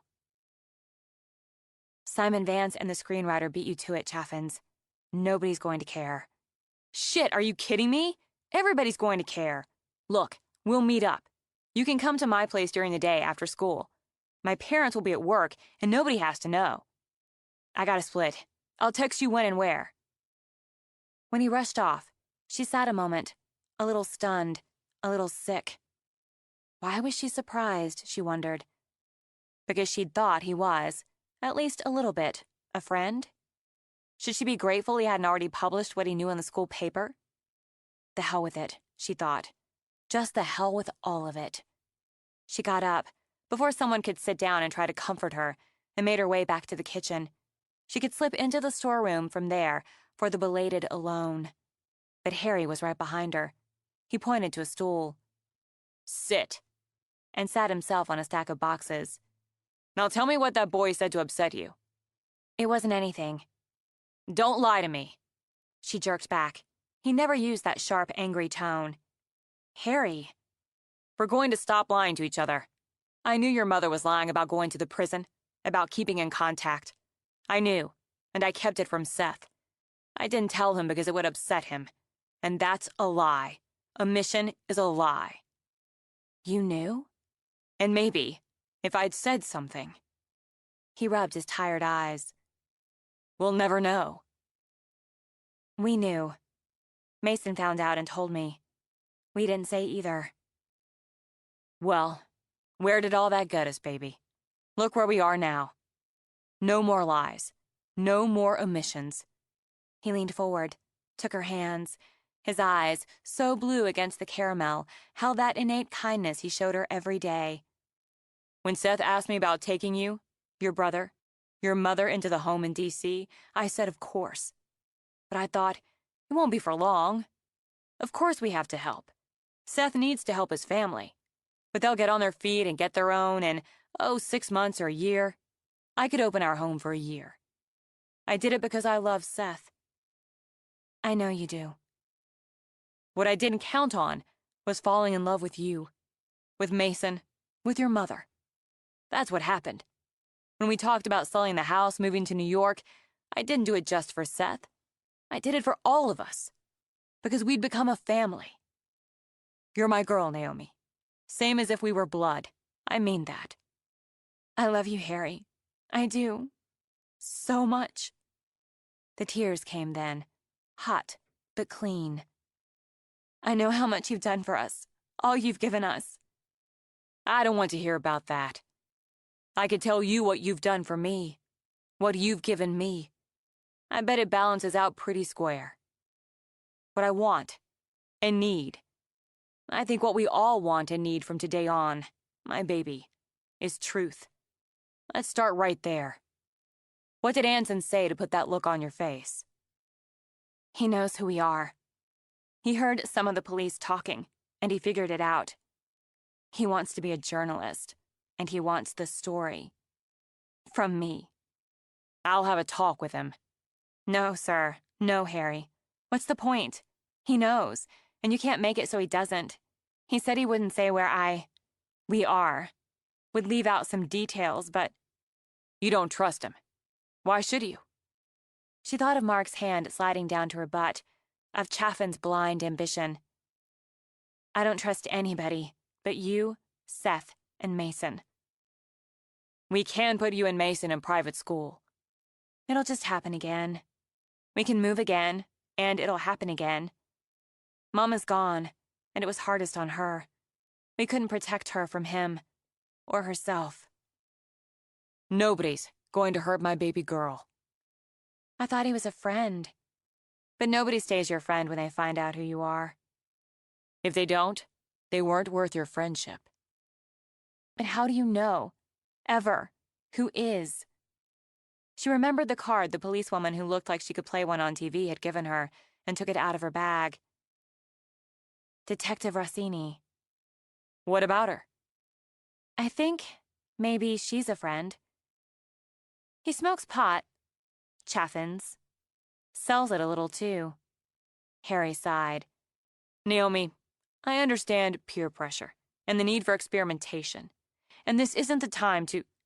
I don't do drugs. Neither does Mason. She frowned at the card as she spoke. He wants Harvard and the FBI. Mason won't take any chances with that. Chaffins wants Columbia and the New York Times. It wouldn't look good for him to get arrested for possession. Maybe suspended from school. Harry's eyebrows lifted. Blackmail? That's what he's doing. I'd be writing him out to the cops, and I'm not proud of it. But I think Detective Rossini would go have that talk with him, and it might work. Long enough for me to write the story. What? What story? I'm not as good a writer as Chaffins, but I can do this. It came to her, like a lightning flash on a hot summer night. If I write the story, as Naomi Bowes, and sell it, maybe even to the Times, he's got nothing. I just need some time, and Detective Rossini could get me that. I write the story, like Chaffin said, from my point of view. And then he can't. No one would care after that what some jerk writes about me. Mason, he won't care. Honey, are you sure? No one's going to do this to me. To us. I'm sure. Talk to the detective. If you decide this is really what you want to do, well, we're going to be behind you. She went back to school, forced herself to continue with the yearbook committee, the school paper. She ignored the furious stares from Chaffin's and completed the crap assignments he handed her. Because whatever Rossini had said to him kept him quiet, and she could comfort herself that in 4 months he'd graduate and be out of her life. After the Oscars, where the screenwriter for Daughter of Evil took home the gold, and the now 15-year-old actress who'd played Naomi Bowes walked the red carpet in Alexander McQueen, after the movie tie-in release of the book hung for 16 weeks on the bestseller list, the New York Times ran a 3-part article on consecutive Sundays. She wasn't at all surprised to receive an angry email from Anson Chaffin's. First you sick that cop on me, now this? You're a lying bitch. And I'll tell everybody who you are, where you are, what you are. I gave you the idea. You stole my article. She wrote back only once. My life, my story, and I never agreed to your deal. Tell anyone you want. But he didn't tell anyone. On her own, she sent Detective Rossini flowers as a thank you. She changed her email address, her phone number, and buckled down to focus on her schoolwork, her photography, and her family. She told herself she'd put the past in the past now, where it needed to stay, and she'd really begun her life as Naomi Carson. Depth of field. Ends and beginnings. There are no such things. There are only middles. Robert Frost. 6. Sunrise Cove, Washington State, 2016. It hadn't been impulse. Naomi assured herself of that as she roamed the rambling old house on the bluff. A little rash, maybe. A gamble? Absolutely. She'd taken plenty of gambles, so what was one more? But holy shit, she'd bought a house. A house older than she was, about 4 times older. A house on the opposite side of the country from her family. A house, she admitted, that needed work. And furniture. And a serious cleaning. An investment, she told herself, wincing at the grimy kitchen with its dated appliances, surely older than she was, and cracked linoleum floor. So she'd clean it up, fix it up, paint it up. Then she could put it back on the market. Or rent it out. She didn't have to live there. That was a choice, something else she'd made plenty of before.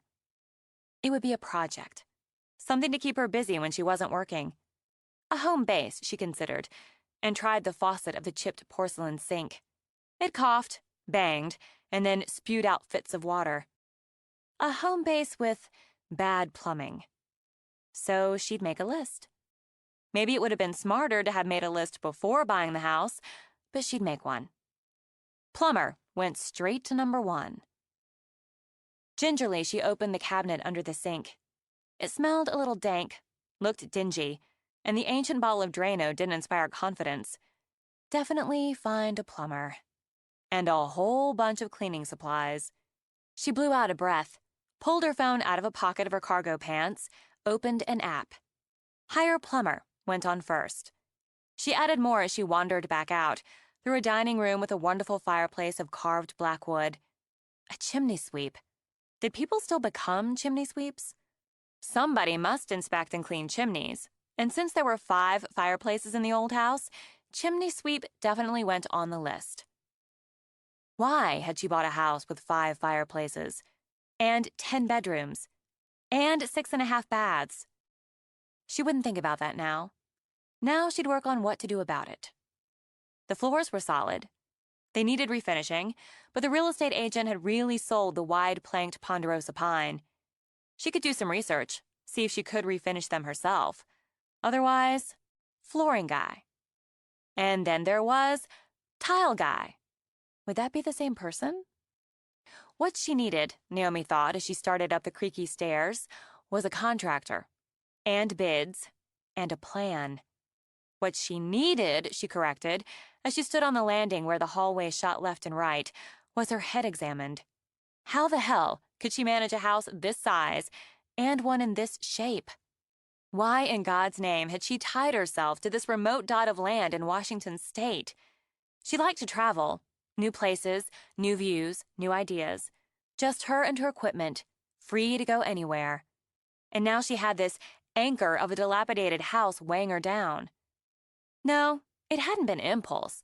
It had been lunacy. She walked past dingy walls and, okay, gorgeous old doors, by far too many rooms for one solitary woman, and felt that old familiar pressure in her chest. She would not have an anxiety attack because she'd been an idiot. Breathing slowly, deliberately, she turned into what the real estate agent had billed as the master. It was big and bright, and yes, the floors needed work, and the walls were an awful faded blue that looked like cloudy pool water, and the old glass slider needed to go. But she pulled and tugged it open on its rusted runners and stepped out onto the wide, sturdy deck. And this was why, she thought, as all the pressure lifted into sheer bliss. This was why. The inlet, deep gleaming blue, curved and widened, split around knots of land, green with the earliest whispers of spring. Shorelines climbed up, upholstered with trees, as the water traveled out through a narrow channel into deeper blues. In the distance, just west, mountains rolled up against the sky to back a thick forest of green shadows. And straight out, beyond the inlet, the channel, the knots and knuckles of land, spread the deeper blue of the Sound. Her bluff wasn't particularly high, but it afforded a pure, unobstructed view of water and sky and land. And for her, an indescribable sense of peace.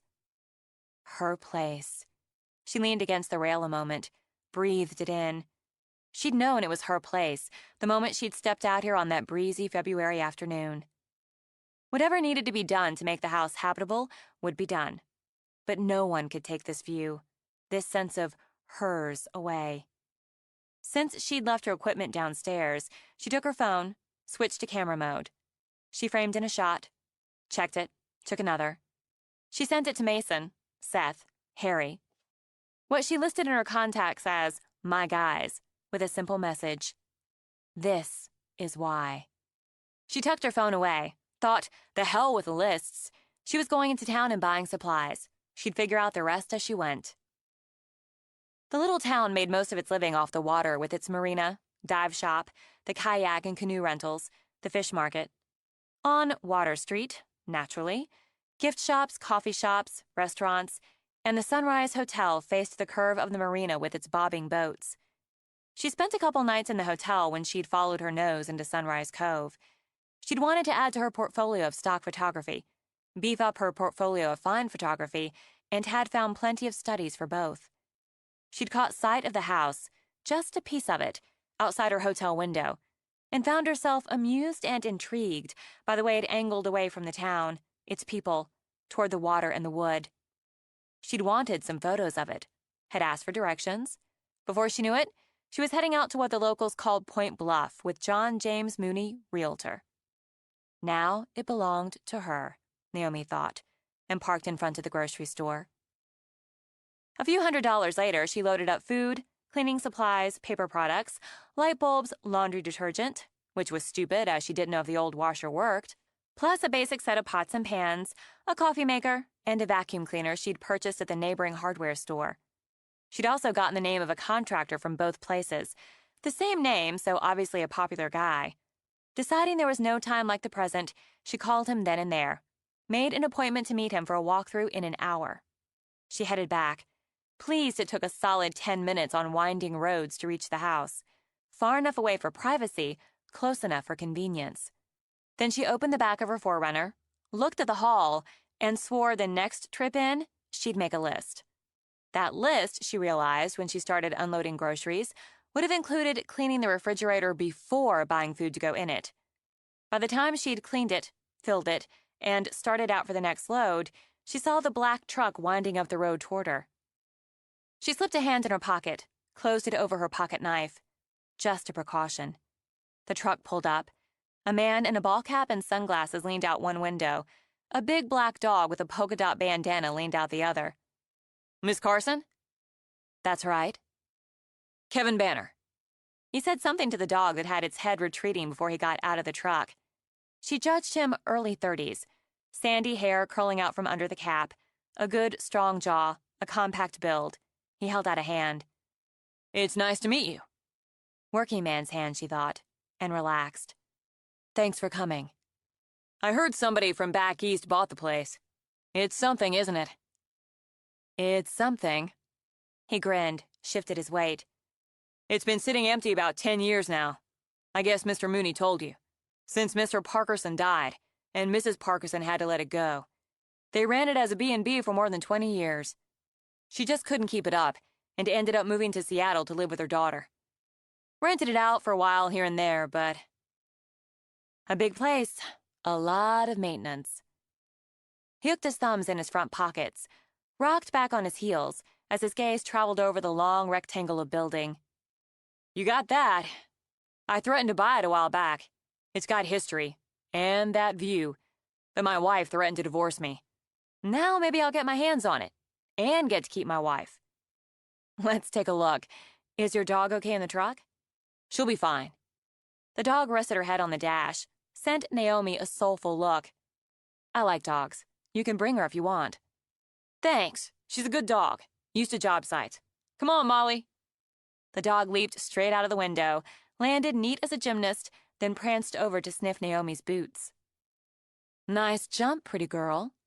When Naomi stroked Molly's head, the dog did a full-body wag. Maybe you can give me an idea what you're looking to do. Bring it into the 21st century. I don't mean the look, Naomi added, but the plumbing, the lighting, the kitchen, bathrooms. I'm hoping a lot of it's cosmetic, she said, as they started inside. I can paint and handle simple DIY, but there's a lot of clunking and hissing when you use the water. And I don't know if it's safe to use any of the fireplaces. I considered tackling the floors myself, refinishing, but realized that would probably take me 2 or 3 years. Windows? What about them? Replacing them with double-paned, low-E glass. That's going to be more energy efficient. And while it costs now, it saves you in utility bills. It gets drafty in here during the winter. That can go on the list, and we'll see. I'm going to want to take a look at the wiring, make sure it's safe and up to code. We can look at the chimneys, make sure you're good there. You want to keep them wood burning? I hadn't thought about it. The dog wandered around, sniffing, exploring. It struck Naomi that Kevin did nearly the same. You've got some fireplaces upstairs, right? If you don't want to haul wood upstairs, you could think about gas logs on the 2nd floor. That is a thought. Cleaner. You thinking of a B&B? No, I'm not. Not right now. He nodded, made notes, muttered a little to himself as they toured the 1st floor. When they came to the kitchen, he took his cap off, scratched his head, fixed it back on again. I'm going to tell you straight. This kitchen's a pure gut job. If you'd said different, I'd wonder why everybody I asked recommended you. All right, then. Now, I'm betting the hardwood runs right on through, under this ugly-ass linoleum. Really? Do you think so? The idea balanced out against the notion of needing to replace a zillion windows. Can we check? If you don't mind me messing up a corner. You can't make ugly-ass more ugly. He chose a corner, pried it up with his own pocket knife. Oh, yeah. Got your ponderosa pine. Hot damn. Take this crap up, sand, refinish, seal, right? That's what I'd do. That's what I want. All right, then. With his sunglasses hooked on the breast pocket of his t-shirt, Kevin ran steady hazel eyes over the space. I can work up a couple designs for you in here. I'll take a stab at it. I haven't designed a kitchen, but I've shot plenty of them. Photography, she explained, for catalogs, websites, stock photos. Hands on hips, she walked the room, imagined it down to the bare walls and floor. It's roomy, and that's a plus. I'd want an island, good size, for prep and for eating. I don't want sleek, but I don't want country either. More contemporary rustic. So dark cabinets, glass-fronted, go light on the countertops, figure out an interesting backsplash, and Have fun with the lighting. There's room for double-wall ovens there. I don't know what I'll do with double ovens, but my uncles swear by them. Gas cooktop and a snappy exhaust, like a focal point. Farm sink under that window, and that bathroom's awkward anyway. Take that out, make it a walk-in pantry, and get rid of this poky little back door. Open it up to that deck, that view. Big-ass double doors, full glass, no panes. He'd been making notes, nodding, but looked up now. Miss Carson? Naomi. Naomi, I love my wife. She sent him a careful smile as she turned. That's good. I fell for her when I was 16 and didn't get up the courage to ask her out for nearly a year. I might still be thinking about kissing her for the first time if she hadn't taken that bull by the horns, so to speak. I was 23 when we got married. She took that over too, or I'd be working up the nerve to ask her. We got 2 kids. Congratulations. I'm just saying, I love my wife, and I tend to move slow in some areas. But if you and I had a longer acquaintance, I'd kiss you right on the mouth. Should I anticipate that for later? He grinned again. It could happen, if you keep realizing my hopes and dreams. It was taking out that skinny door there that did it. It needs the view. Why have that view and keep it outside? If you let me take out that wall there, I'd give you open concept into the dining room. It would make it more of an entertaining space. Living room's at the other end of the house, but you'd have this area here so people could gather when you're cooking. It could go on the list. They went through, bottom to top, and then Kevin went out for his tape measure and went through it again. By the time he'd finished, she'd put her supplies away and poured them both Cokes. They drank them on the front porch, watching the sun burn its way down through the trees. I'll work up an estimate. You might want to be sitting down when you read it over. I already got that picture. Once you do, we can talk about priorities. What you want done right off, what can maybe wait some. I can give you the name of a good landscaper while you're reeling from estimates. I'll take it, but I'm going to tackle some of that myself. All right. Thanks for the Coke. He handed her the empty glass. I appreciate the chance to look the place over. If you give me the job, I'll do good work for you. I believe you would. I'll be in touch. Let's go, Molly. She watched him drive off, felt the silence fall just like the sun behind the trees. She'd do good work here too, she thought, and went inside to make herself a temporary nest and workspace. She spent mornings taking pictures, sunrises, all those holy colors blending, the water, trees, birds. In the afternoons, she hunted up secondhand stores, flea markets. She bought a desk and chair, a couple of lamps, and the happy prize of an old metal glider and matching chair. Evenings, she'd put together a sandwich, or scramble some eggs, pour some wine, and work on the photos she'd taken that morning. She could and did sell some fine photography through her website and through a gallery in New York, but her real bread and butter came from the royalties on stock photos. She'd learned she could work anywhere, in her car, in a campground, in a motel room. But this, working in her own house, with a quiet everywhere, and the light playing on the water, felt like a gift. One made possible by her grandparents and the trust funds they'd set up for her and Mason. Grateful, she sent them regular emails with photos. Since college, she'd call them every week, no matter where she'd been, what she'd been doing. They'd lost their daughter. Twice, to Naomi's way of thinking. She made certain they never lost their granddaughter.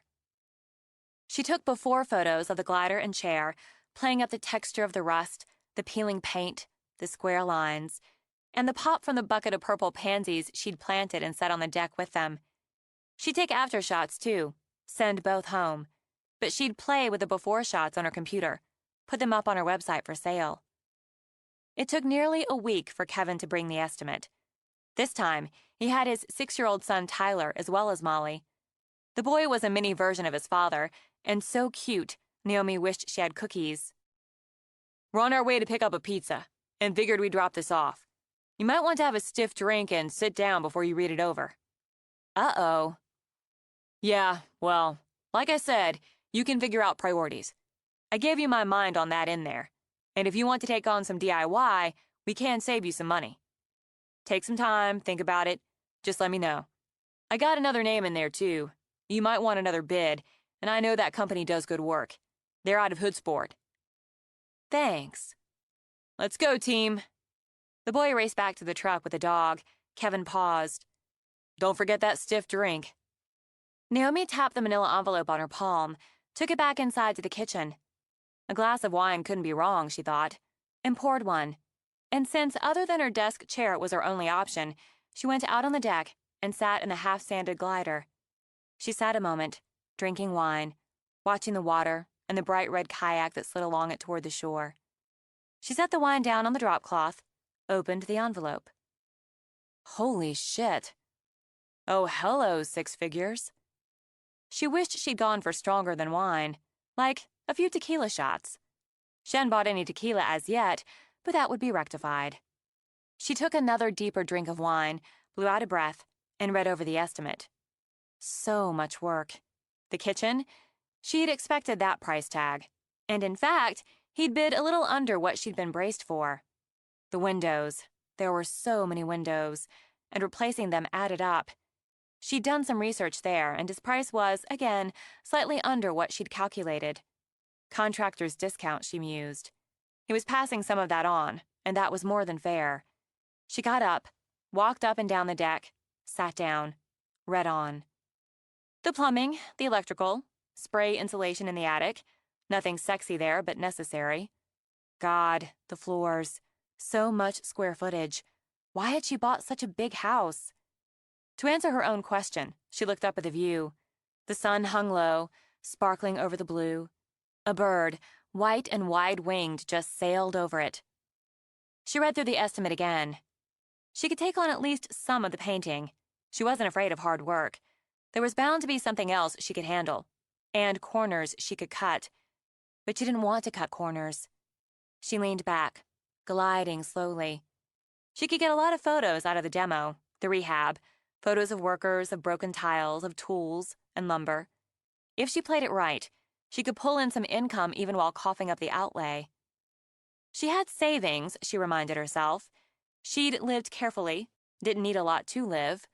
Her biggest expenses before the house had been her Hasselblad and her Forerunner. She could do this. She looked out over the water again. She needed to do this. She'd been to every state, working her way. She'd been to Europe twice, working her way. And nowhere had ever drawn her like this spot, this place. She took out her phone, called Kevin. Do you need an ambulance? He made her laugh. She didn't make friends easily, but he made her laugh. I wished for tequila shots, but I toughed it out. When can you start? What? Sorry, what? Let's go for it. When can you start? I might need an ambulance. Wow. Wow. Listen, I'm kicking myself as I say this, but don't you want to get that other bid? I bought this place because it spoke to me. It said words I needed. You get that. I'm going to try to do some of this, like the painting. I might be able to help with demo or something to cut it down a little. But I'm going for it. When can you start? Monday. I'm going to draw up a contract, and I'll put in that you're taking on the painting. That doesn't work out, we'll sub it for you. I drew up the kitchen design you outlined, but... Yeah, I saw it. We'll go with it. And you can tell me where I look for the countertops, the cabinets, and all of that so I can figure out what I want. It's a lot to figure. Yeah, so let's get started. Naomi, I might have to kiss you on the mouth. My wife will understand. She hoped his wife was as, well, adorable as he was. We'll cross that bridge. I'll come by with the contract tomorrow. And I'll give you a check for materials, like it says here. I'd appreciate it. You got a favorite color? Sure, all of them. Good enough. See you tomorrow. And thanks, Naomi. She went inside, topped off her wine, and toasted herself in her soon-to-be-gutted kitchen. He brought the contract, along with his wife, the very pretty Jenny, Tyler, and 4-year-old Maddie, a sweet, tow-headed version of her father.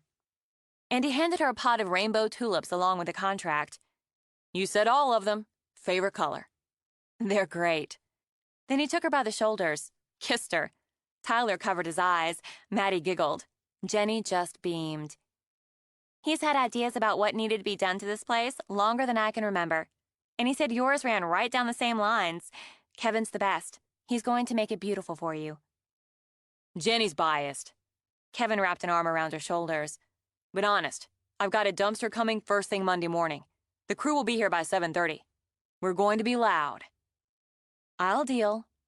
See you Monday, then. They piled into a minivan, and, like the dog, Kevin stuck his head out the window. We're going to rock this place! Naomi put the coffee maker in her bedroom on the desk, filled her cooler with soft drinks, lunch meats, some fruit. She could set her Coleman stove on the deck. She'd put meals together in much less cozy circumstances. Monday, she gave herself the day off and joined in gutting the kitchen and adjoining bathroom. She swung a sledgehammer, wielded a pry bar, helped haul out old counters, old cabinets, and exhausted, aching, fell dead asleep before the forest swallowed the sun. Every morning the hammering started. She'd get coffee, a granola bar, her camera. The crew got used to her, stopped posing. She took pictures of calloused hands, hands bleeding at the knuckles, of sweaty torsos, steel-toed work boots. Evenings, in the blessed quiet, she ate sandwiches and worked. She cropped a study of the kitchen floor. The linoleum jagged against the exposed hardwood. She played with filtering, considering other compositions, spent time updating her site, punching up her marketing. She chose which studies belonged on her site, which should be exclusive to the gallery, which should be put up as stock. There were dozens of decisions to be made, and she would have sworn not as many hours in the day as there'd been a week before. She took more time off to look at slabs of granite and ended up spending more than an hour taking pictures, those raw edges, the graining, the dapples and colors. Tired of cold meals or soup over the Coleman, she stopped and picked up pizza in town on the way home. She'd sit on her pretty slate blue glider, breathe in the quiet, and eat loaded pizza on her bedroom deck. Then she'd treat herself to a movie on her laptop. No more work that day. And thank God, the king-size mattress she ordered would be delivered in the morning. She'd spent her last night on her air mattress. Twilight shimmered in the west as she followed the snaking ribbon of road. The deer leaped out of the trees. She had time to see that it was a massive buck before she cut the wheel to avoid the collision. She hit the brakes, fish-tailed. She felt more than hurt or tire blow and cursed as she tried to fight the wheel back. She ended up thudding into the shallow ditch alongside the road with her heart pounding between her ears. The buck merely turned his head, gave her a regal stare, and then leaped into the shadows. Damn it, damn it, damn it. Okay. Nobody's hurt, including fricking Bambi. She shoved open the door to see the damage. Tire shot, she noted, but she didn't think she'd damaged the wheel. She could change a stupid tire, but it was going to be tricky with the way she'd angled into the ditch, and dusk was falling fast now, with her on the curve of the switchback. She opened the back, pulled out the emergency kit, lit a flare, set it several feet behind the truck, set another several feet in front, eased into the car, turned on her flashers. Resigned to the annoyance, she hauled the jack out of the trunk. She caught the headlights, worried they came too fast, but the truck, she made out the shape of a truck, slowed, then swerved gently to the shoulder between her car and the back flare. Naomi set down the jack and took a good grip on the tire iron. Got some trouble? Just a flat. I've got it, thanks. But he sauntered forward, in silhouette with the headlights glaring at his back. Got a spare? Deep voice, deeply male. Tall, long legs and arms. Of course I have a spare. Good. I'll change it for you. I appreciate that. Her hand tightened on the tire iron. But I've got it. He just hunkered down to take a closer look. She could see him better now. A lot of dark, wind-blown hair, a sharp-boned profile under some scruff, a battered leather jacket, big hands on the knees of long legs. You're at a bad angle for the jack, but it's doable. I've got emergency lights in the truck. He looked up at her now. A hard and handsome face. A tough guy face, with a scruff, with the thick wind-blown hair, a firm, full, unsmiling mouth. She couldn't see the color of his eyes, but didn't detect any mean in them. Still. I've changed a tire before. Hey, me too. In fact, you can make a living. Xander Keaton. Keaton's Garage and Body Works. Name's on the side of my truck. I'm a mechanic. I didn't call a mechanic. Aren't you lucky one just came along? And I'd appreciate the hell out of it if you didn't smack me with that tire iron. He goose-stepped over, picked up the jack, got to work. Killed this tire good. You're going to need a new one. I can order one for you. He picked up the lug wrench. How'd it blow? It doesn't look worn. A deer. It jumped out in front of me. I overcompensated. That'll happen. Heading home? Just making conversation, he said when she remained silent. I can smell the pizza. You're coming from town, so you're not staying in town. I haven't seen you before, and given you're a serious looker, I'd remember if I had. Yes, I'm going home. New around here, because I know everybody. Heading home on this road. Killer blonde. Are you Naomi? She stepped back. Settle down. He said it calmly as he got up to get the spare. Kevin Banner. He's rehabbing the old Parkerson place up on Point Bluff for you. Best pals, birth to Earth. Well, Earth's a ways off, unless you kill me with that tire iron. But we've known each other since before we could walk. You can call him. Get my bona fides if it'll loosen the grip you've got on that thing. He never mentioned you. But her grip did loosen, a little. Now that hurts. He was my wingman. I was his best man. I'm Tyler's godfather. His cousin Mark's doing your plumbing, and Macy Adams, who I was madly in love with for about 6 weeks in junior year, is one of your carpenters. Does that clear me? I'll know when I ask Kevin tomorrow. That's a cynical and suspicious nature you've got. I have to like it. He tightened the lug nuts on the spare, gave it a testing spin. That'll do. As he lowered the jack, he looked up at her again. How tall are you? 5'10" and a half. You know how to wear it. He rose, fitted the jack and the tools back in their compartments. Do you want me to take the tire with me? Order you another? Yes, actually, that would be great. Thanks. No problem. Hold on a minute. He took the tire to his truck, got out a bucket of sand, picked up the flare. Want to get the other one? You're prepared. Part of the job. He doused the flares in the sand, shook his head as Naomi dug in her pockets. You want to pay me? Give me a slice of that pizza. What? Seriously? That's Ronaldo's pizza. I've got a weakness. You want a slice of pizza? It doesn't seem like much to ask after I risked a concussion and possible brain damage to change your tire. She opened the door, opened the box. I don't have anything to put it on. Sander held out a hand. How about this? With a shrug, Naomi set the slice of pizza on his wide palm. Thanks for the assist. Thanks for the pizza. You drive safe now. She got in, strapped in, watched him saunter away. That was what he did, saunter. She eased out of the ditch, bumped back onto the road. He gave his horn a friendly honk as she drove away. He sat a moment, getting in a couple of bites of pizza so he could drive one-handed. He found it, as always, delicious. But it didn't hold a candle to the leggy blonde with suspicious eyes.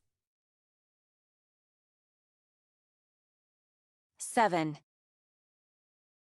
She'd come for peace, quiet, solitude, and ended up with a house full of people and noise.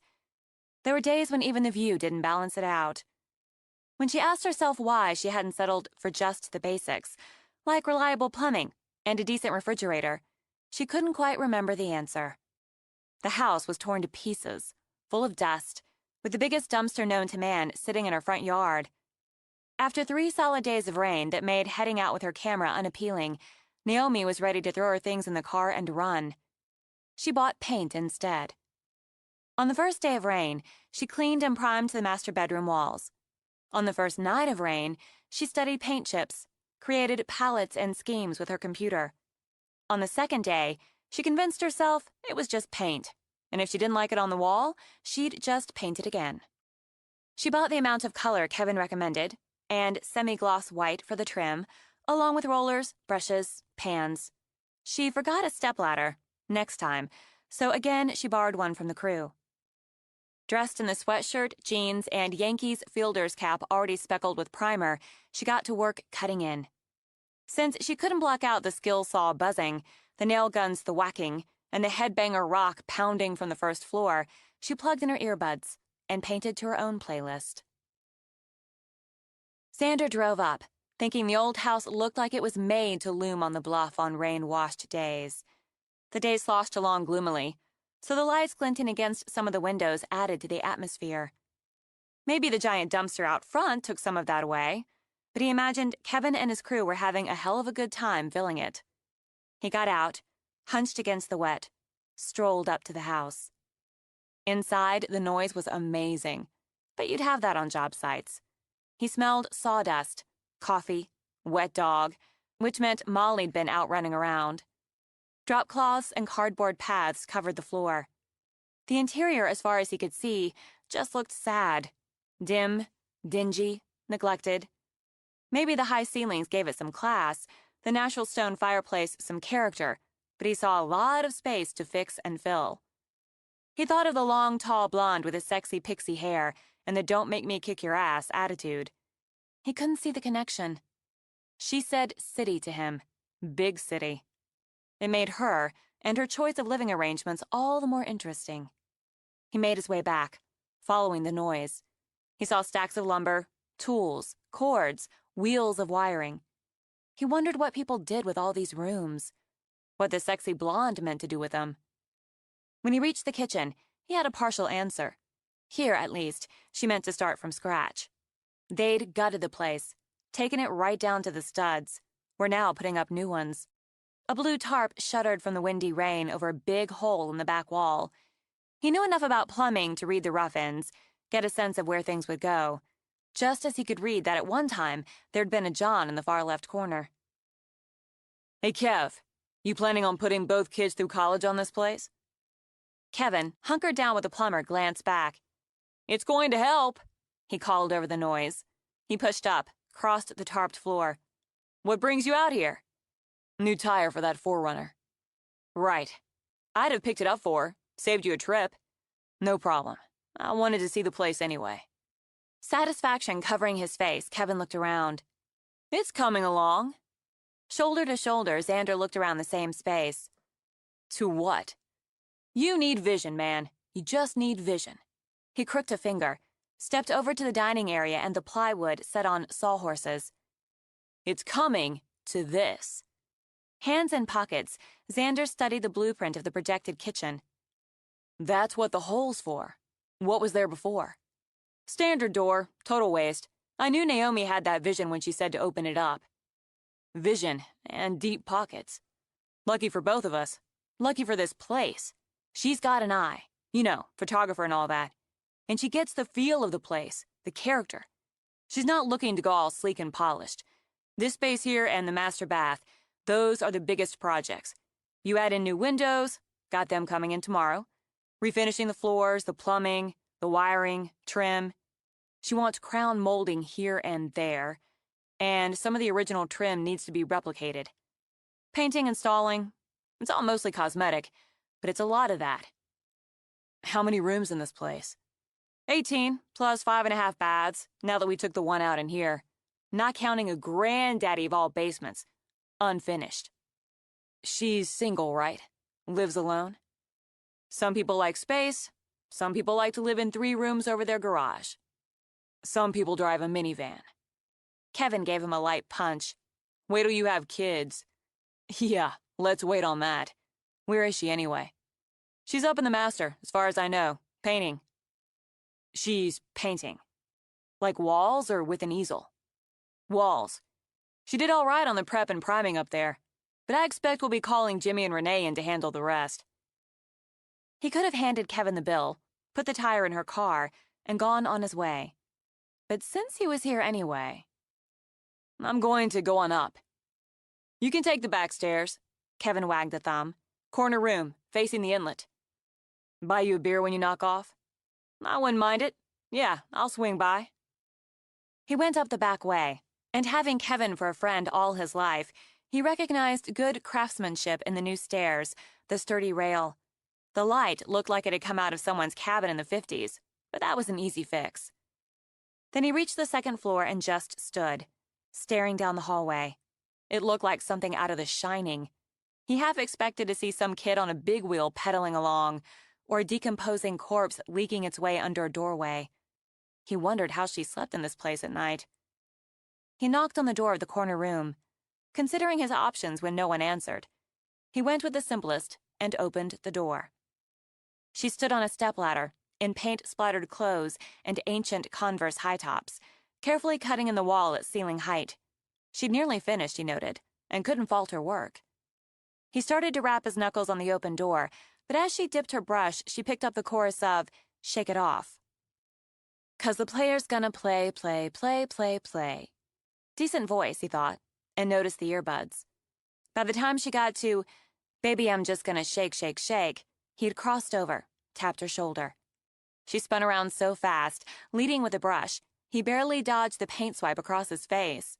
He said, "Wow." And then, because she overbalanced, put a firm hand on her ass to keep her on the ladder. With that, he smiled. All smug male. "Nice. Back off. Just keeping you and that bucket of paint off the floor." But he dropped his hand. "I knocked, but you and Taylor were too busy shaking it off to hear." Very carefully, she set down her brush. "When you knock and nobody answers, the logical and polite thing to do is go away." "That's 50-50, don't you think?" She had green eyes. He hadn't been able to tell in the dark on the side of the road, but she had incredibly deep green eyes, and they were pissed. "A lot of people open the door. Take a look." "What do you want?" "Nice to see you again, too. I dropped off your tire, the replacement." "Oh, thank you." "No problem." He took a folded invoice out of his back pocket, held it out. "It cost more than a slice of pizza." "I bet. Will you take a check?" "Sure. Cash, check, credit card." He took an electronic swipe out of his jacket pocket. "Your choice." "We'll use my card then. Isn't that high tech for a garage?" "I like tech. Plus, it's handy when people need roadside assistance. I can fix them up, swipe their card, send them on their way." She nodded, took a slim wallet out of her back pocket. Xander just cocked an eyebrow as she slid out a credit card. Every woman he knew carted around a purse the size of a Shetland pony, filled with the mysterious. "I appreciate you bringing the tire all the way out here." "It's not that all the way. I'll put it in the spare compartment when I leave. Kev's got it torn up down there." "Yes, yes he does." "You've got a big hole in the wall." "At the end of the day, it'll be a door. Please God." He swiped her card. "Nice color. The paint?" "Yeah, I think." She worried over it as she signed her name. "Does it read warm to you?" He handed her back her card and studied the soft, watery blue seriously. "Yeah, it's warm and calm, right? You're picking up the tones of the water. Early morning, before it goes deep." "That's it. I almost want a little more gray, more spa-like. Maybe I should have. It's just paint." "It's walls," he corrected. "You've got to live with them." "Crap." "You hit warm and calm, if that's what you were after. And whatever it is, you'll get used to it. I can email you a receipt." "That's all right. I don't need one." Didn't want him to have her email, more likely. Xander pocketed the reader, the phone. "That's a lot of wall to paint. You ought to open those doors, get some air in here." "It's raining, and you're right." She stepped over, fought the slider open an inch. "This stubborn, ugly bastard's going." Xander put a hand above hers, gave the slider one good shove, then looked out as she did. "Walls don't mean dick when you look at that." "I keep telling myself." In the rain, the world outside was dreamy, with gloom adding a fanciful edge, just touches of fog and mist floating like gossamer birds. "Makes you forget this second floor looks like part of the Overlook Hotel." "Well, thanks for that. I'm going to imagine red rum written in blood on that horrible wallpaper now." He grinned. "Points for getting the reference. I gotta get going. Good luck with this." "Thanks." She stood when he walked out, watching the cool spring rain. He'd scared her. She could admit that. The quick, firm tap on her shoulder when her mind had been on painting and music, the equally quick and firm hand on her butt. She'd have caught her balance. Probably. He'd backed off when she told him, easily, signaling he was harmless. But he wasn't harmless. Despite the easy talk about paint and wallpaper, he wasn't harmless. He had strong blue eyes, very direct, and something behind them warned that he wasn't a man to trifle with. She had no intention of trifling with Xander Keaton. He might have had a runner's build, but there was a toughness in there. She knew how to judge who might be an easy companion for a night or two, if she had the need. No question he was attractive, in a rough and sexy sort of way. And though she'd learned not to let it matter, it was a bonus that he had a good 4 inches over her in height. She wouldn't deny she'd felt a tug in the belly. But if and when she had that need, she'd steer clear of Keaton. Keep it simple, she thought, as she went back to the stepladder, because her life, her nature, would always be complicated. Instinct told her Xander Keaton was anything but simple. When the soaking rain finally moved off and the sun sparkled again, Naomi had the sheer delight of folding out swing doors off her kitchen. After they'd been installed and the crew left, she opened and closed them half a dozen times, just for the fun of it. With the turn of weather, she donned her boots and a light jacket and grabbed her camera. Stock photos of flowers always provided a decent revenue, and the burgeoning bulbs and wildflowers offered her a treasure trove. She could ramble the woods, looking for the interest of rough bark, nurse logs, the charm of a narrow stream running fast with snowmelt, the surprise of a little waterfall, running faster yet to a tumble of rocks below. And she got an unexpected shot of a bear when they encountered each other in the silvery quiet of dawn. After 10 days of working for a living, the tedium of painting, the stress of selecting cabinet hardware and kitchen appliances, she sat on her new king-size mattress with her laptop. Hello from Construction Central, loves of my life. I did it. This room is painted, every square inch of wall, ceiling, and trim. I have wonderful atrium doors leading out to my deck, and intend to sit out there, on the chair I sanded and repainted, in the morning, and wallow with coffee over my view. It'll be a short wallow, as the crew comes early, and the indescribable noise comes along with them. But I can see the kitchen coming together. I remember when you had the kitchen redone about, 6 years ago? I was home for a couple weeks and it was chaos. This is chaos times infinity. But I think I like it. The process of it. I saw a bear this morning. Don't worry, I was more interested in him than he was in me. Picture attached. I couldn't get one of the whale. I'm sure it was a whale, sounding way out. By the time I got my camera, zoomed out, it was gone. I'm happy here. They're getting to know me in town. Enough to say hello when I'm at the market or hardware. My 2 favorite places right now. Oh, and the pizza place. It's not New York pizza, but it's not crap either. I'm happy here, despite the daily noise, the deluge of decisions. Kevin says I really have to decide on the tile for the master, and the backsplash for the kitchen. Both terrify me more than a little. But that's for later. Write me back soon. And that goes for you too, Mason. With more than all's good, how's it going? I'm about to start picking color and designs out for the rooms I've earmarked as yours when you visit. Before pictures also attached. Miss you. Love you. Naomi. Once she sent the email off, she ordered herself to work. She had to update her Facebook page, do the Tumblr thing, the Pinterest deal, and write something for the blog. All chores she'd have put off for the rest of her life if they weren't part of the job. An hour later, she took her laptop back to the desk to plug in the charger and saw the moon riding over the water. She grabbed her camera, filters, a second lens, and went out on her deck in the deep night chill. She caught the moon along with its reflection in the water. Mirror moon, she thought, already composing as she took more pictures, changed filters, angles. She'd make a series. Cards, which always sold well off her site. If they turned out as well as she thought, she'd set up her mat cutter and board and start sending some art to the gallery. But she was doing one for herself. She rose, drew in the quiet, the light, the sense of lovely, lovely solitude. She'd hang the best of the best on the wall she'd painted herself. Her moon, over her inlet. It didn't get better than that.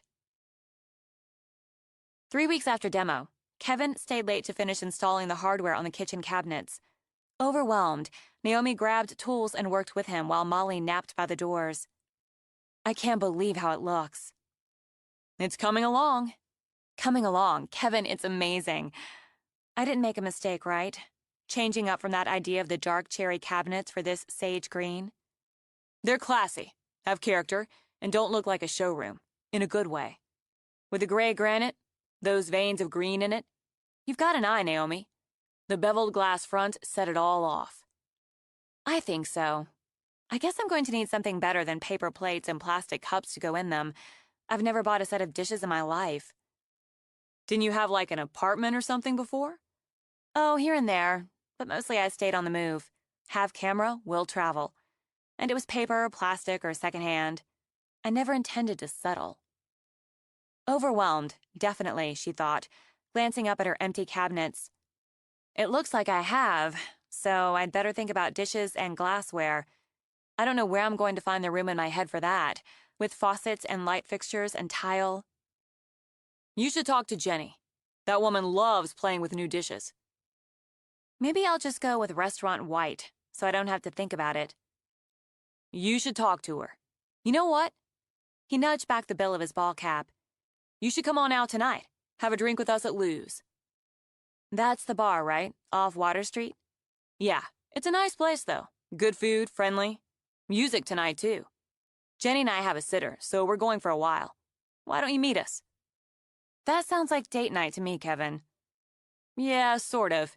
The thing is, Jenny's been after me to ask you over to dinner, and I figured you've had enough of all of us by the end of the day. Good instincts, she thought, because truer words.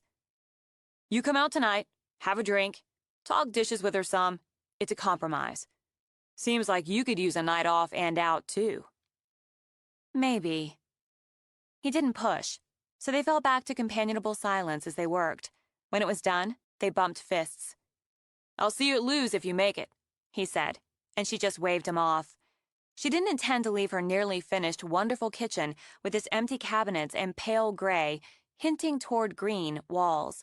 She had dozens of things to keep her busy, including reading the owner's manuals on her new appliances. Settling in, she reminded herself.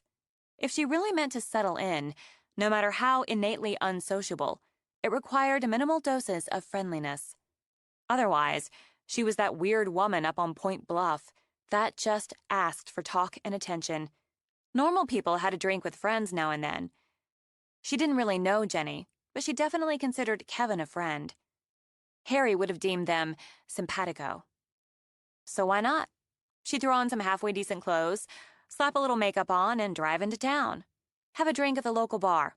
Talk with her friend's wife about tableware.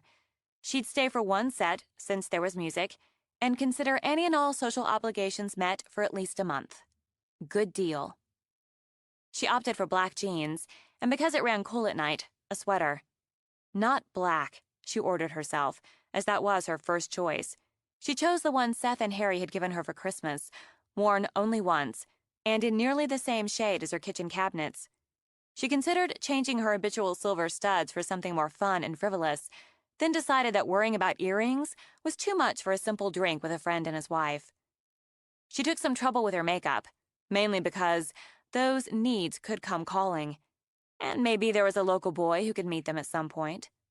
No reason to scare him off, whoever he might be. Night had fallen when she set out, so she left the porch light on, new fixture yet to come, and locked up. Alarm system, she thought, installed very soon. When she glanced back at the house, she nearly went back inside. It looked so appealing sitting there, so quiet. One drink, she ordered herself, and pushed herself to drive away from solitude.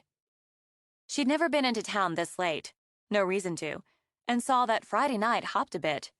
She imagined that those strolling along the boardwalk by the marina were tourists, but it was likely a mix with those on the street, poking into shops open late, sitting out with heaters at outdoor tables. She knew Lou's sat a block off Water Street, tucked between a seafood restaurant and a snack shop. She spotted Kevin's truck, found a parking spot half a block down from it.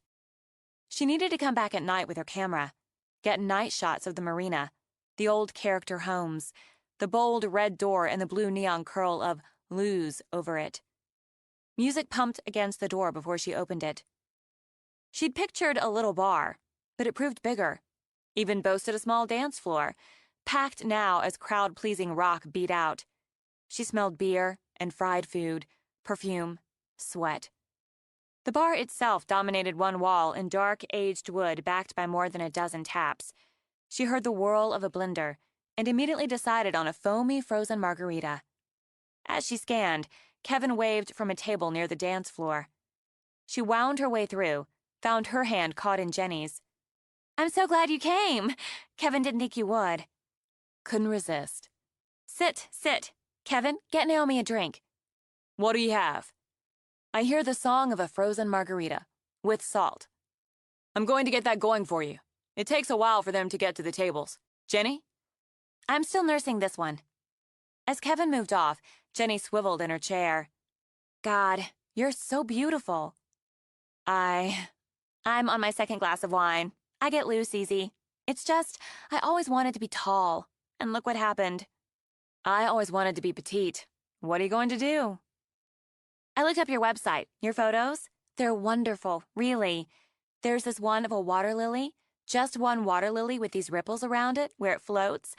I felt like I'd been on vacation just looking at it. And this one of an old gravestone in a cemetery, and you can see the shadow of the church. The dates?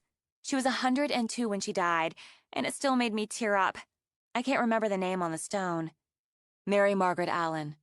"That's right." Jenny's eyes, nearly the same soft dough brown as her hair, smiled. "What I'm saying? I take a good snapshot, slices of life, the kids and all, I mean. And it's important to have the record, those memories. But what you do, it just grabs emotions right out." Best compliment ever. "It's a true one. Kevin said you needed dishes and glassware and such." "I do. I was thinking white and clear, and done." "Well, going that way you can jazz it up with napkins and so on. The thing is..." He took some pictures of the kitchen with his phone and showed me. I just love the soft green of the cabinets and the pewter tones of the hardware, the gray of the walls. It's like you're pulling the tones and colors from outside in. "I can't resist that either." Jenny sipped her wine, gave her long, loose hair a push back. "I think it's just right, if that matters.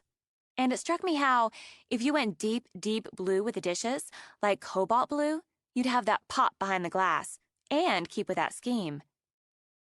"Cobalt blue. It would look great." "I think it would. Then you go for color in the glassware, softer, like blues and greens. A mix, just tie it in. I can give you sites to look at, and I've got a stack of catalogs. And before Kevin comes back, because I'll embarrass him, I'm going to ask you to ask me to come over and look at the place, at his work, and what you're up to. I know he said you took this old glider and chair and redid them. I love doing that kind of thing. Finding something someone's gotten rid of and making it new." "Sure, you can come by. Have a look." "I swear I won't be a pest or take advantage." She beamed at Kevin when he came back with a jumbo margarita. "I've talked her ear off. Stop me." He set the drink down, sat, kissed his wife's cheek. "Shut up, Jenny." "I will. Plus, I love when they do this number."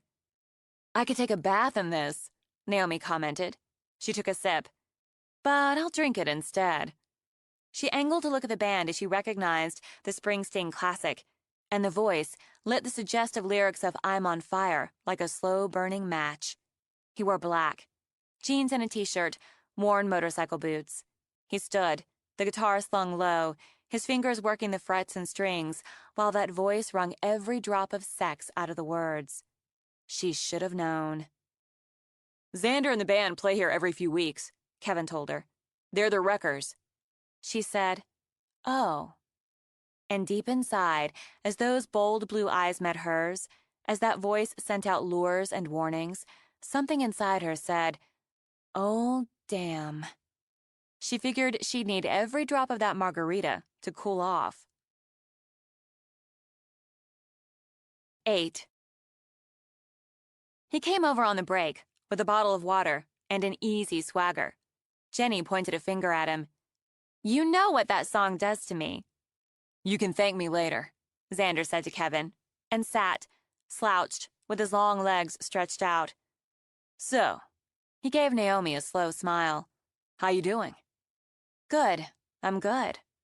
She felt like someone had started a brush fire under her skin. You're good too. My uncles are huge Springsteen fans. They'd have approved your cover. How many uncles? Just the two. They took my brother and me to the E Street Band's reunion tour at Madison Square. Have you ever seen him in concert? In Tacoma. Same tour. Blew the roof off. She relaxed enough to smile. Yeah, they did. A blonde in a tight pink shirt came up, circled Xander's neck from behind. Are you doing something from nothing? Last set. How about coming over, having a beer? Patty and I are right over there. Working, Marla. He wagged his water bottle. She wasted the sexy pout, in Naomi's opinion, as Xander couldn't see it with her chin resting on top of his head. You could come over anyway. Hi, Jenny. Hi, Kevin. Her gaze tracked over to Naomi. Who's your friend? Naomi, Kevin said. Marla. Visiting? Marla asked. No, I live here. And didn't that sound odd, Naomi realized. She lived here. Haven't seen you around before. You must... Hey, are you the one who bought the old place on the bluff? You're working there, right, Kevin? That's right. You must be rich or crazy. I'm not rich, Naomi said, adding a half smile because the pouty blonde's statement struck her as more baffled than needling. You know it's haunted, right? They should have told you it was haunted. I don't think anyone mentioned it. I'd be scared out of my mind staying there alone. You take pictures, right? Patty figures you're looking to open a photography studio. No, I don't do studio photography. What other kind is there? How much time do you have? What? I'll come over next break. Xander gave the hand currently stroking his clavicle a pat. Okay, then maybe. She leaned down, put her mouth on his ear, and whatever she whispered had Xander's lips curving. That's a hell of an offer, Marla, but I don't want Chip coming after me with a hammer. She did the pout again. We're divorced. And still. Well, you think about it. Hard not to, he murmured as she hip-swiveled back to her table. What was the offer? Kevin wanted to know. I'll tell you later. She just can't help it. Jenny glanced at Naomi, apology in her eyes. She doesn't mean any harm. She's just a little clueless. Did she do any harm? Xander wondered. Not to me. Naomi lifted her margarita, sipped. But then she didn't make me an offer. Ha! She's hoping Kevin will tell Chip she did. Which I wouldn't. No, but she's hoping you will.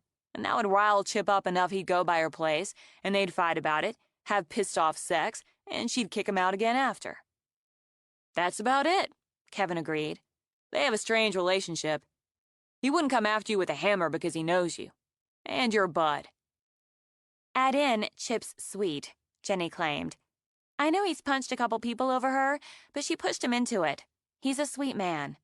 She doesn't think she wants sweet. She'd be wrong about that, Xander added. But that's their problem. You guys want another round? I can let Lou know. Another glass of wine and I'll be a wild woman. What the hell? Jenny decided.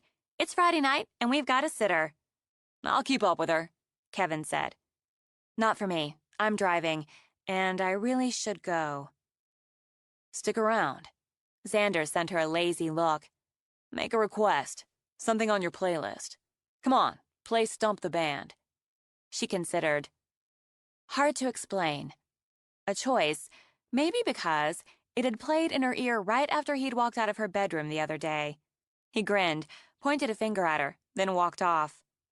I don't know that one, Jenny commented, but I bet Xander does. He sent over another round, water for Naomi. And she didn't stump the band, who played the Strokes' old classic as if they'd rehearsed it that morning. She stayed for most of the second set, then realized if she didn't slip out, she'd end up staying until they closed. I've really got to go. Thanks for the drink. And for talking me into coming out. Anytime. See you Monday. I'm going to come by soon, Jenny told her. If you're busy, Kevin will show me around. She left with a slow, simmering cover of Clapton's Layla, following her into the night. She decided the sex dream with Xander, with throbbing bass and mad guitar riffs while the house burned around them, was inevitable. Maybe it left her a little edgy. But she had plenty to do to work off the beginnings of sexual frustration. She wasn't ready to be sexually frustrated, and far from ready to take care of it. A weekend of quiet, of work, of sun and soft evening rain polished the edges away. As promised, she took morning coffee out on the deck. She would buy a better coffee maker. And soaked in the silence and solitude. When she FaceTimed New York on Sunday, her mood was high and light. There she is. Seth, sporting the trim goatee he decided he'd needed on his 45th birthday, beamed through her iPad screen. Hi, handsome. You talking to me? Harry moved into view, draping an arm over Seth's shoulders. The rings they had exchanged in Boston in the summer of 2004 glinted on their hands. 2 scoops of handsome. Make it 3. Guess who's here for Sunday dinner? Mason slid on screen just behind them and grinned at her. Why, it's Dr. Agent Carson. Just look at him, she thought. So tall and, yes, 3 scoops of handsome now. And best, happy. He was on his way to doing and being just what he'd set out to do and be. How's the FBI? That's classified. He just got back from upstate, Seth told her. He helped on a kidnapping, helped bring a 12-year-old girl back home safe. It's a living. What's going on with that crazy house you bought? Crazy? Take a look. She panned the tablet, slowly circling the kitchen. Who's crazy? Naomi, it's beautiful. Look at that range hood, Seth. You went with the wolf. I listen. Forget the range hood, Seth said. The cabinets are fabulous. Why are they empty? Harry, we need to send her some dishes. No, I've got a line on that. I'll send you the link to what I'm looking at. I'm taking you upstairs. I want you to check out the master bedroom walls, which I painted myself. You? Mason snorted. Every inch of them.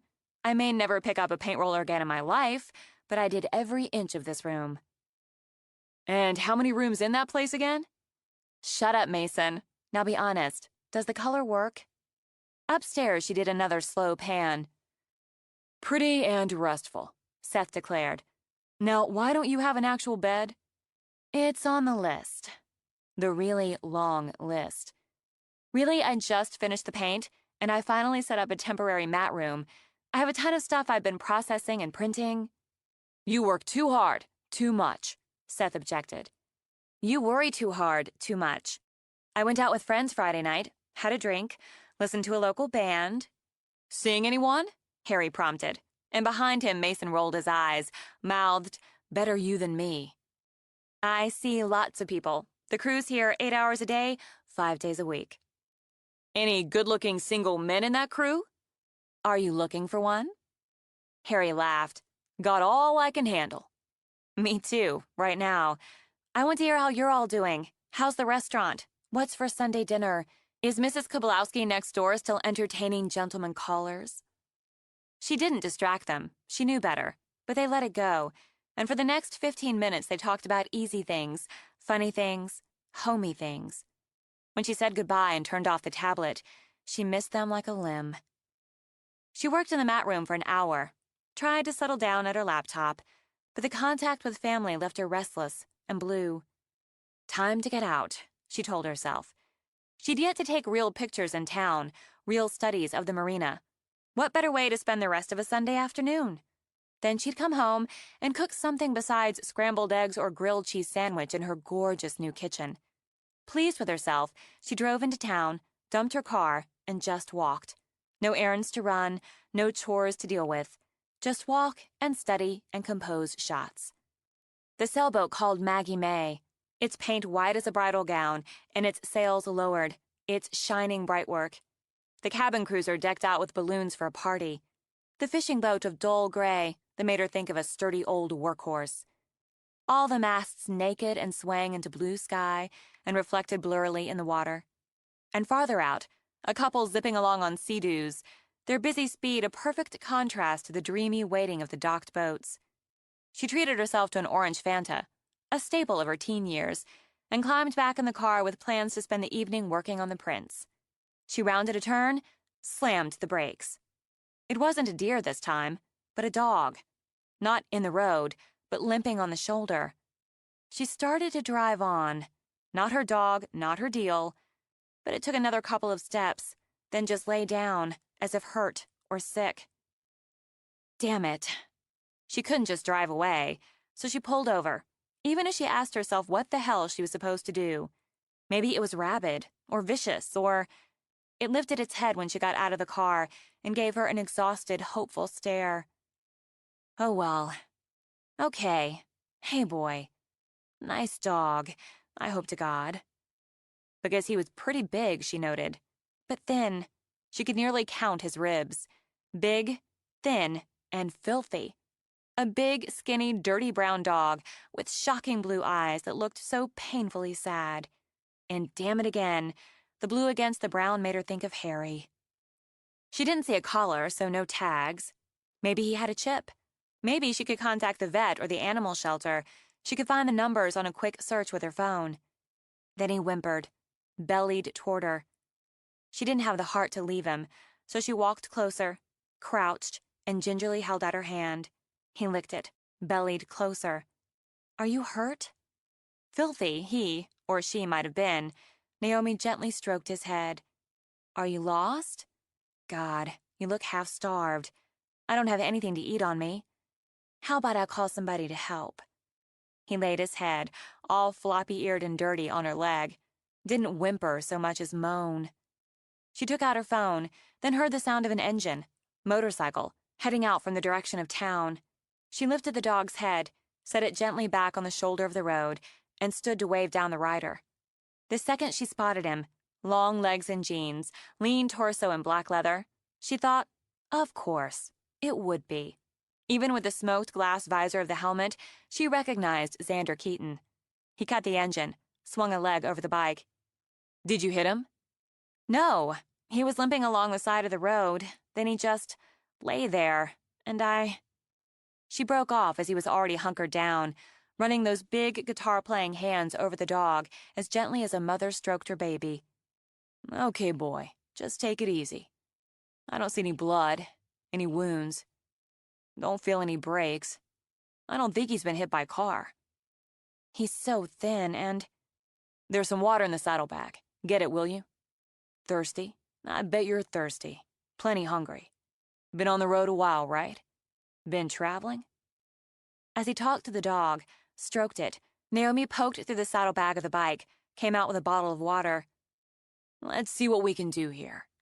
Xander took the bottle, gestured Naomi down. Cup your hands. Come on. It won't kill you. She did as he asked, cupping them in front of the dog's muzzle. He lapped at the water Xander poured, panted, lapped, then laid his head down again. We need to get him off the road. I'll put him in the back of your car. Where should I take him?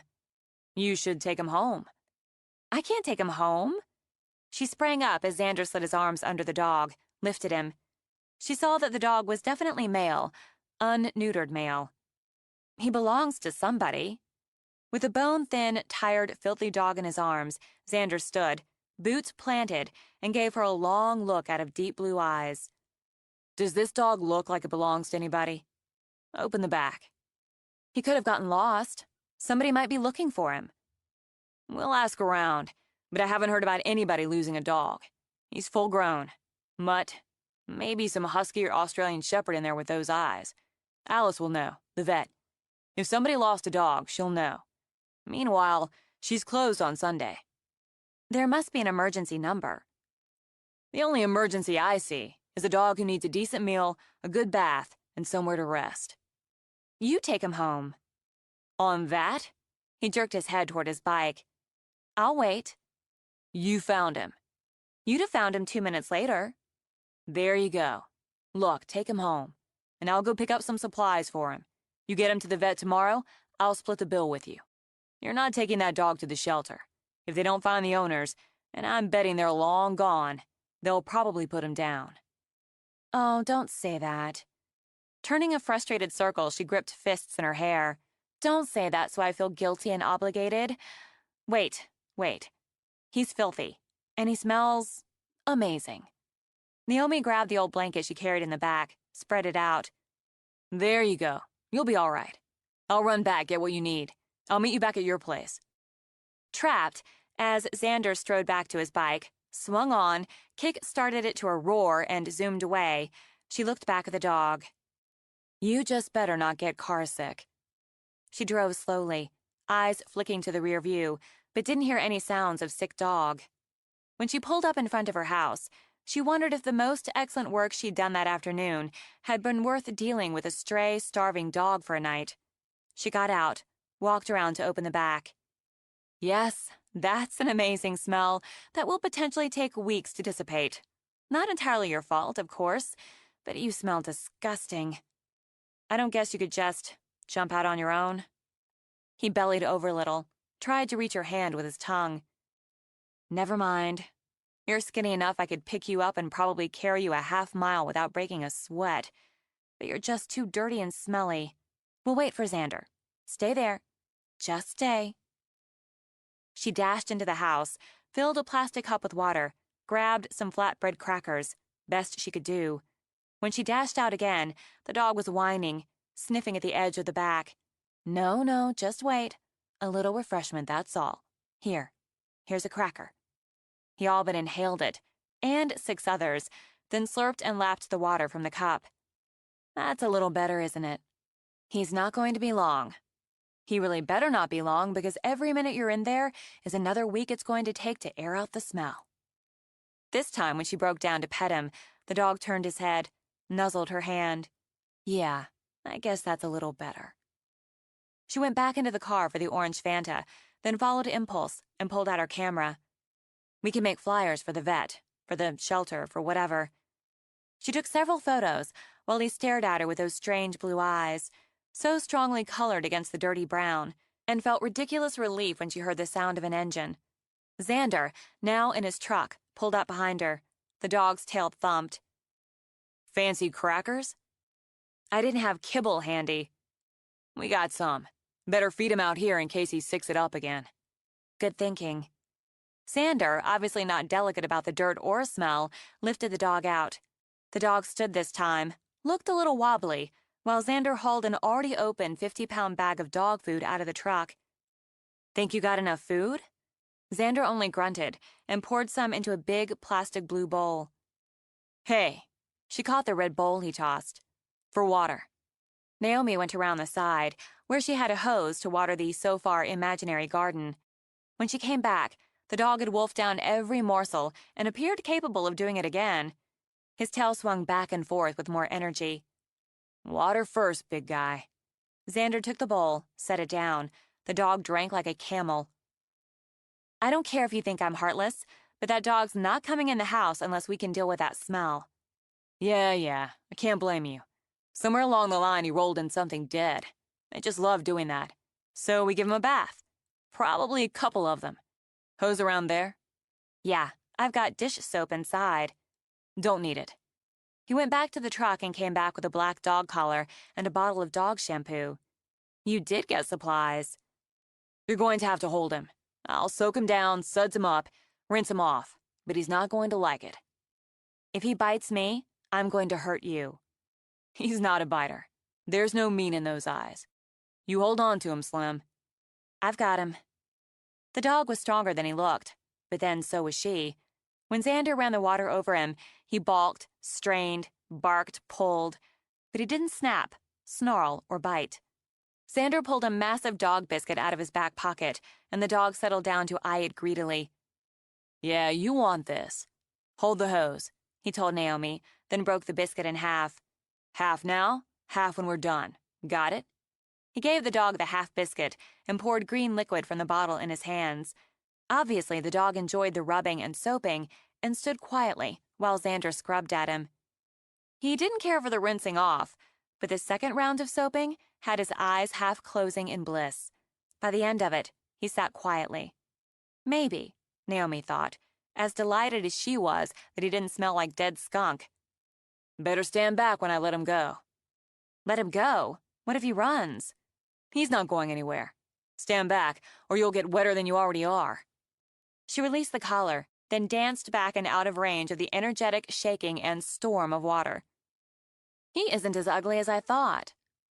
Get some meat back on his bones, he'll be a good-looking dog. Might have some lab in him, shape of the head. Probably got a lot in him. Mutts make the best dogs. Now that he's clean, doesn't look like he's going to collapse, and you've got the truck, you can take him with you. Can't do it. You know the vet by name, and I can't. Look. He turned, went back to his truck for a rag of a towel, and began to rub the wet dog. I had to put my dog down last month.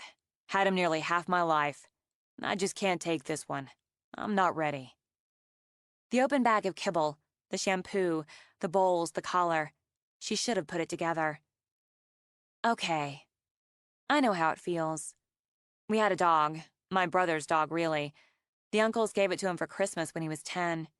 He was so sweet, so considerate. We didn't have to put him down. He just slipped away in his sleep when he was 14.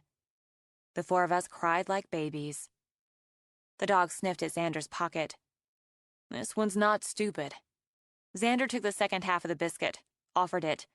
This offering was taken politely. He's a good dog. It shows. Maybe. You get him to Alice tomorrow. I'll split the vet bill with you. I'll get the word out. All right. I've got a leash and a dog bed. It's a little worn, but he won't care. A couple of rawhide bones. I'll bring it in. Naomi looked at the dog, at Xander, at the enormous bag of dog food. Want a beer? I'd say you've earned it. Hang on. He pulled out his phone, punched in a number. Hey. Yeah. I texted I would be. Now I'm going to be later. Oh, if you've got a date, don't... Xander shifted his gaze, a deeper, bolder blue than the no-name dog's. Kevin and Jenny, Sunday dinner. Naomi found this dog. I'm just helping her get it cleaned up. Don't know. At least a couple years old. Golden brown now that 6 inches of filth are washed off. Mixed breed. I took pictures. I'll send them a picture in case they recognize him. Your boss here is going to send you a picture of the mutt. No, go ahead. Yeah, later. He put the phone away, hefted the bag of dog food over his shoulder. I could use that beer. They started toward the house, the dog between them. He's still limping. He's been on the road a while, I'd say. The pads of his paws are scraped up and sore. After unlocking the door, holding it open, she watched the dog limp inside, begin to explore. You don't think we're going to find his owners? I'd lay money against it. You want this back in the kitchen? Yeah. She'd keep him overnight, even for a few days while they tried to locate his owners or found someone who wanted a dog. She got out a beer, a bottle of wine, handed Xander the beer, poured wine into a plastic cup. Thanks. As he drank, Xander wandered around the kitchen. Looks good. Real good. I didn't see how he turned this one around, but he always does. I love it. Nowhere to sit yet. Have to find stools, and a table and chairs, and according to my uncles, a divan or love seat for that space over there, fronted by a burlwood table for tension. Who are these mysterious uncles who take you to see Springsteen, buy you dogs, and advise you to buy divans? And why do they call it a divan instead of a couch? I think it's size or shape, or maybe geography, on the divan/couch part. My mother's younger brother and his husband. They more or less raised me and my brother. You were raised by your gay uncles? Yes. Is that a problem? No. It's interesting. It's New York, right? He leaned back against the counter, as apparently at home as the dog who now stretched out on the floor and slept the sleep of the clean, content, and completely trusting. Yes, it's New York. Never been there. What do they do, the uncles? They own a restaurant. Harry's a chef. Seth is a man of numbers and business, so it works. My brother's with the FBI. No shit. He's got degrees in psychiatry, psychology, and criminology. He wants the behavioral analysis unit. Profiling? Yes, he's brilliant.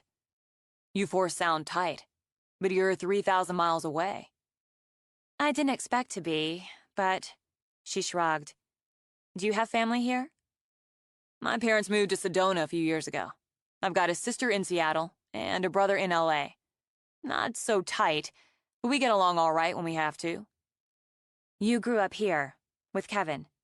Womb to tomb. And own a garage, Body shop place, half interest in a bar, Jenny mentioned it, and run a band. I don't run the band, but half interest in the bar means we get to play there. He set down the bottle. I'll get the dog bed. Down here or upstairs? She looked at the dog again, sighed. I guess up in the bedroom. I hope to Christ he's housebroken. Most likely. He hauled the brown corduroy dog bed up the stairs, set it in front of the fireplace, tossed a yellow tennis ball in it. Color works, he said. I really think so. So, I wouldn't feed him any more tonight. Maybe one of the milk bones, and maybe give him the rawhide to chew on. It better be all he chews on. She glanced over as the dog had followed them out, then back in, then up the stairs, and now had the yellow tennis ball in his mouth. I'd better get going or Jenny won't feed me. Uncle's a chef? A terrific chef. You cook? I was taught by a master. That's a good skill. He stepped up. She should have seen it coming. She was always aware of moods and moves. But he stepped up, pulled her in before she'd read the warning sign. He didn't go slow. He didn't ease in. It was one bright, hot explosion followed by shuddering dark. His mouth covered, conquered, while his hands ran straight up her body as if they had every right, then down again. She could have stopped it. He was bigger, certainly stronger, but she knew how to defend herself. She didn't want to stop. Not yet. Not quite yet. She didn't want to defend. She gripped the sides of his waist, fingers digging in, and let herself burn. It was he who eased back until she stared into those dangerous blue eyes. Just like you look. What? Potent, he said. You pack a punch. She saw the move this time, laid a hand firmly on his chest. So do you. But I'm not up for a bout right now. That's a damn shame. You know, right at the moment, I couldn't agree more. But. He nodded, stepped back. I'll be in touch. About the dog. About the dog. When he went out, the dog looked after him, looked at Naomi, whined. You're with me for now. She sat on the foot of the bed, such as it was, because her legs felt shaky. He's completely the wrong choice. I'm absolutely sure of it. The dog came over, laid his paw on her knee. And don't think you're going to charm me. I'm not getting tangled up with Xander, and I'm not keeping you. It's all temporary. A night or two for the dog, she promised herself, and absolutely not with Xander Keaton. 9. The dog didn't like the leash. The minute Naomi snapped it on, he pulled, tugged, tried to turn around and bite it. She ended up dragging him out of the house, using a milk bone as a bribe. He also didn't like the vet's office. The minute she got him into the waiting room, he quivered, shook, strained to get back out the door. A grizzled old man sat in one of the plastic chairs, with a grizzled old mutt sprawled at his feet. The old mutt's lips curled as if in disdain. A cat in a carrier stared out with feral green eyes. It was hard to blame the dog for dropping down on the floor, refusing to budge. He trembled the whole time Naomi filled out the paperwork, even when the old man took the dog, who walked obediently even if he cast a look back, disdain again, as they went into the back. While they waited, and Naomi had to be grateful they'd squeezed her in, a woman came in with a red gold ball of fur and fluff. The fluff ball stopped dead when it spotted Naomi's stray, then went into a wild series of high-pitched yips punctuated by throaty little growls. The dog did his best to crawl into Naomi's lap. Sorry, Consuela's very high-strung. The woman plucked up Consuela and tried to quiet and soothe her while Naomi struggled to keep the dog's nose out of her crotch. When they called her name, the relief was so huge she didn't mind being forced to half-drag, half-carry her charge into the exam room. He quivered in there, too, and looked at her with such abject terror that she crouched down to hug him. Come on now, pull yourself together. He whined, licked, then laid his head on her shoulder. Somebody's in love. Alice Patton. The vet, maybe 5'2", with a sturdy, compact build, had her gray-streaked brown hair pulled back in a short ponytail and black, square-framed glasses over eyes of soft, quiet brown. She came in briskly, wearing a short white lab coat over t-shirt and jeans, and crouched down. Naomi Carson. It's nice to meet you. And this is the handsome guy you picked up on the side of the road. I made up some flyers to help find his owner. Your receptionist took a few. We'll put them out, but I haven't seen this boy before. Let's get him on the scale first, then we'll see what's what. He didn't much care for the idea, but they weighed him in at 71 pounds. He could use another 10. Definitely undernourished. Clean, though. He wasn't. We bathed him. Twice. Xander helped you out with him, right? And to Naomi's astonishment, Alice hefted 71 pounds of trembling dog onto the exam table. Yes, he came along a couple minutes after I found the dog. Put Milo's collar on him, I see. Milo? Was that his dog? Mm-hmm. Like her eyes, her voice was soft and calm as she ran her hands over the dog. Great dog, Milo. Cancer came on fast and hard. We did everything we could, but he had 15 good, happy years, and that's what counts. This one here, he's about 2, and he's been on the road a while from the looks of his paws. She got out her light, slipped him a small treat before examining his ears. I'm going to give you some drops for his ears. Drops? He's got an infection brewing in the left one, and I've got some meds you'll need to give him for worms. Worms? Stool sample you brought in. He's got worms, but the meds should clear that up quick enough.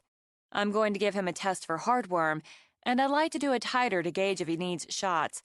Seeing as he's a stray, I'm going to discount all of this for you. I appreciate it. He's got to belong to somebody, right? Hasn't been neutered.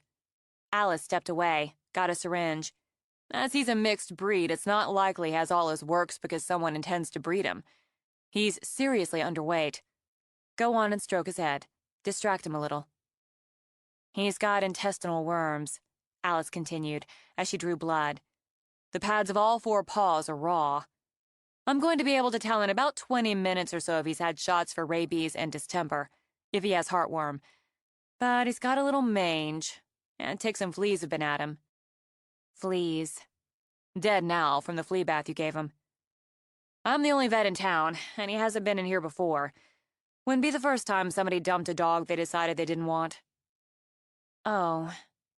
Naomi looked down to where, despite the needles, the tests, the dog stared into her eyes with absolute trust.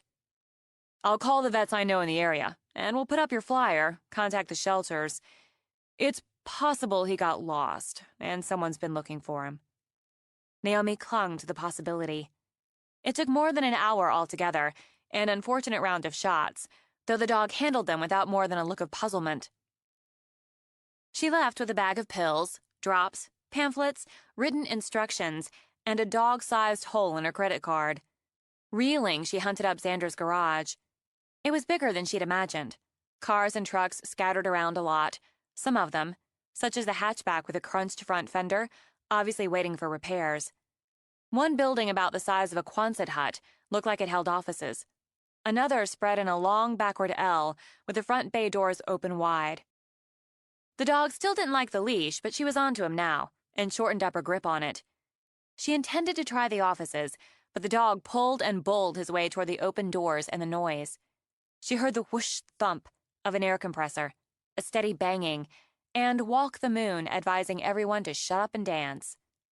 She'd spent a lot of time on the road, so she'd been in her share of garages, the sounds, the smells, grease, oil, the sights, tools, machines, car guts, seemed fairly usual, but they apparently fascinated the dog, who strained on the leash until he got inside.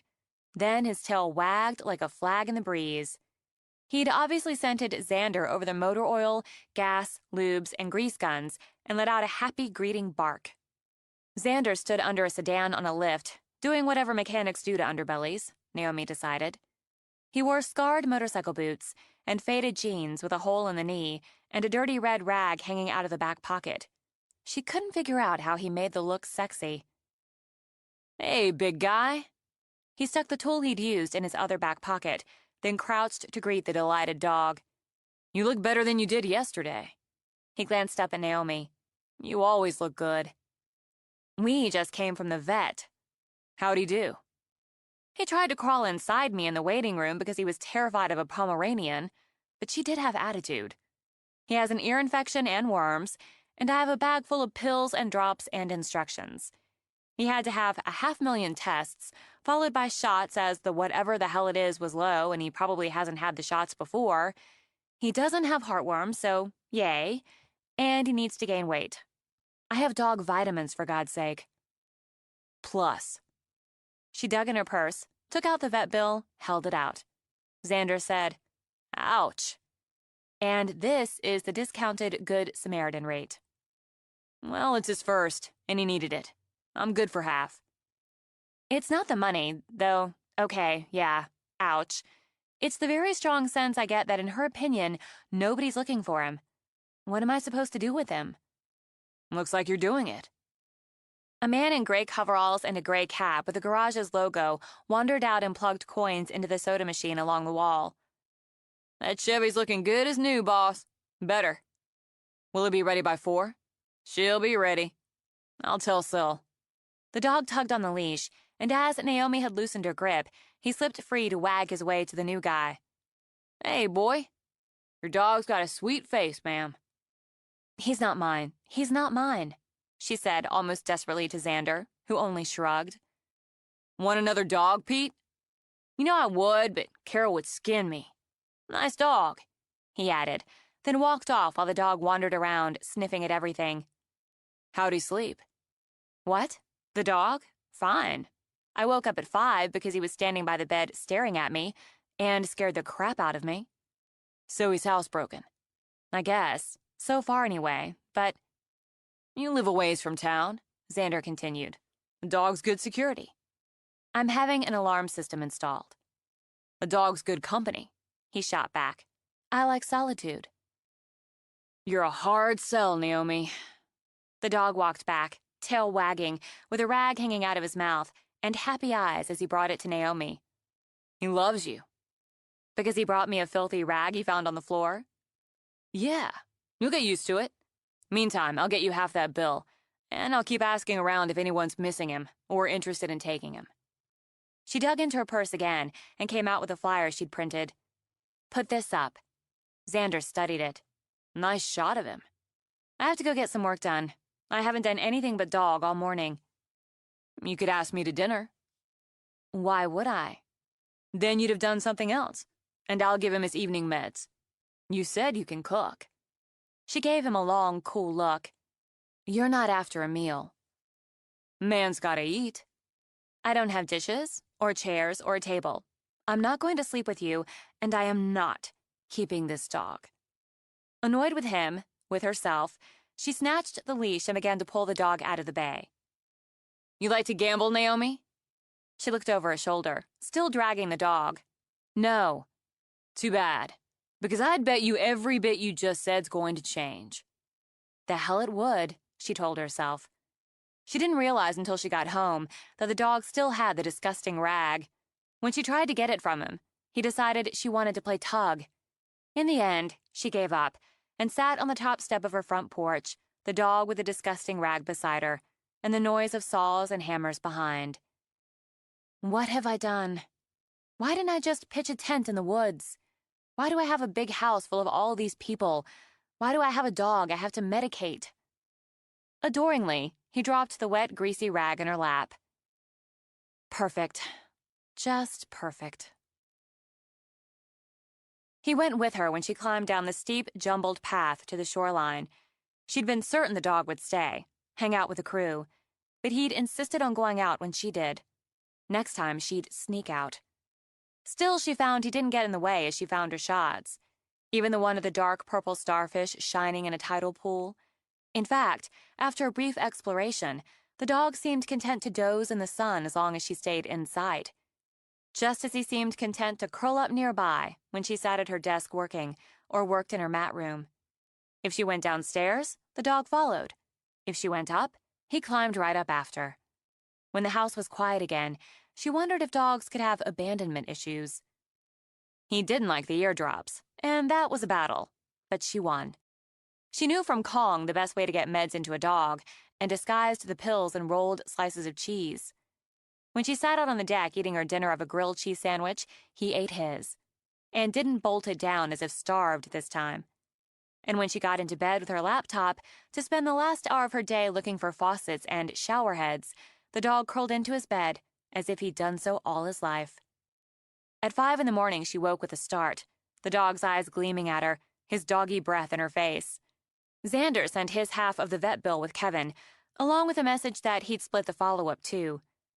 2 days later, he showed up himself with another bag of dog food, another rawhide bone, and the biggest box of milk bones she'd ever seen.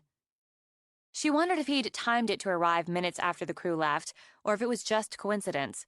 But it made the dog happy, and he spent some time roughhousing with him. He's getting some energy back. Xander winged a tennis ball so the dog could chase it like it was gold. Nobody's responded to the flyers. Nothing from any of the vets or shelters. You're going to have to face it, Slim. You've got yourself a dog. What's his name? I'm not naming him. If she named him, she was finished. What do you call him? The dog? Xander winged the ball again when the dog retrieved it and shook his head. Have a heart. Having a heart's what got me into this. If I keep him any longer, I have to have him neutered. Xander gave the dog a pitying look. Yeah, sorry about that, pal. You should try out some names. I'm not going to... She broke off. Why argue? Alice said your dog was Milo. Where'd you get that name? Milo Minderbinder. Catch-22? Everybody gets a share? Yeah, I just read it. And the pup? He just looked like he'd have all the angles. Name's gotta fit. Are you going to ask me in? I am not. Nothing's changed. It's early days yet, he said, then turned as she did at the sound of an approaching vehicle. Expecting anybody? No. The dog barked, raced up to stand beside Naomi. You've got a guard dog there. I can guard myself just fine. And her hand went into her pocket, closed over the folding knife. The big truck lumbered up the hill, the big truck with New York plates. The driver, young, sharp-eyed, leaned out the window. Naomi Carson? Yes? Sorry we're so late in the day. We got a little turned around. I didn't order anything from New York. Did you drive cross-country? Yes, ma'am. Me and Chuck did it in 55 hours, 26 minutes. He hopped out of the truck and gave the dog a pat, while his companion hopped out the other side. Why? Naomi asked. Sorry? I don't understand what you're doing here.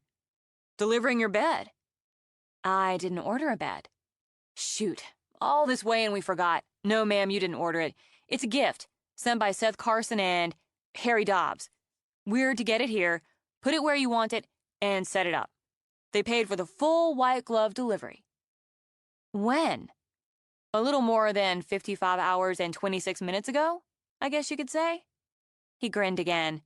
There's a couple packages in the back, too, wrapped. It's a hell of a bed, ma'am. The one called Chuck handed her a clipboard with the order sheet. She recognized the name of the furniture store her uncles patronized. I guess we'll find out. Want some help with it? Xander asked. The driver gave his shoulders a roll, and Xander a look of pure gratitude. It's one big mama, so we could use it. As it was heavily wrapped for shipping, Naomi couldn't say if it was a hell of a bed, except in size. She carted the packages one at a time as the men began the more laborious effort of getting the bed inside and up the stairs. Since the dog stayed with the men, she got a box cutter and opened the first box. 4 king-size pillows, down. In the second, more pillows. A gorgeously simple duvet several perfect shades deeper blue than her walls, with matching shams. In the third, 2 sets of lovely white-on-white Egyptian cotton sheets, and the handwritten note. Our girl needs a bed, and one that gives her sweet dreams. We knew it was for you the minute we saw it. We love you. Seth and Harry. My men, she said with a sigh, and carted the first box upstairs. Since her bedroom was currently chaos and full of other men and dog, she went back down, got soft drinks out of the fridge, and took them back up. Appreciate it. We'll haul all the wrapping and padding away with it. We've got specific instructions. It's going to take a while to get it put together. Okay. You want it where you got the mattresses, right? Yes, that's fine. I need to make a call. She left them to it, called home, and spent the next 20 minutes with Seth as Harry was at the restaurant. His pleasure zipped over every mile. She didn't tell him she'd narrowed down her choices and styles of bed, had even planned a day trip to Seattle to look some over. Whatever they'd bought her would be treasured just for that. When she went back into the bedroom, she stopped short. They had her mattresses on the frame, had the headboard and footboard on, or heading that way. Oh my God. Pretty, isn't it? She looked at the driver. She didn't know his name, then back at the bed. It's gorgeous. It's wonderful. It's perfect. Wait till we get the posts up. Mahogany, she thought, with satin wood crossbanding, Chippendale style. She hadn't been raised by Seth and Harry for nothing. The wood tones, rich and lovely, set off the soft colors of the walls. Fretwork legs and posts high and turned. If a woman didn't have sweet dreams in a bed like that, she needed therapy. You okay, ma'am? She managed to nod. I'm sorry, I didn't get your name. Josh. Josh and Chuck. Josh, I'm fine. You were right, it's a hell of a bed. When they were done, she tipped them generously, the least she could do, and gave them more soft drinks for the road. When they left, she stood staring at the bed, at the way the early evening light gleamed on the wood, on the details. Some uncles you've got, Xander commented. Best ever. Need to cry it out? She shook her head, pressed fingers to her eyes. No, I hate to cry. So useless. I talked to them Sunday. They went right out and found this, then had it shipped all the way out here this way, along with sheets and pillows and bedding, and it's just right. Just exactly right. For me, for the room, for the house. She pushed the thread of tears away. I'm not going to cry. I'm going to cook. I still don't have dishes or table, but you can eat what I fix on paper plates outside on the deck. That's your tip for helping set up the bed. I'll take it. What's for dinner? I don't know yet, but I'm having wine. I'm feeling sentimental and a little homesick. Got beer? Pretty sure. If you do, I'll go for that. Okay. She started out, glanced back at him. I'm still not sleeping with you. Yet. His smile was easy and dangerous. Beer and a dinner's a start. A finish, she thought, as the dog trooped down with them. He watched her cook.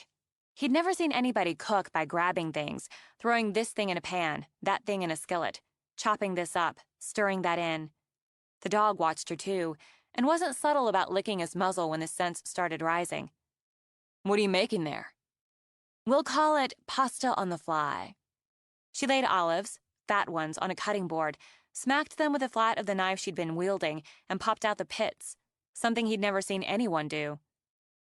Don't those just come in jars without pits? These are Kalamata olives, friend, and they're worth the extra step. Anything I put in here you don't like, you eat around. I'm not fussy. Good thing.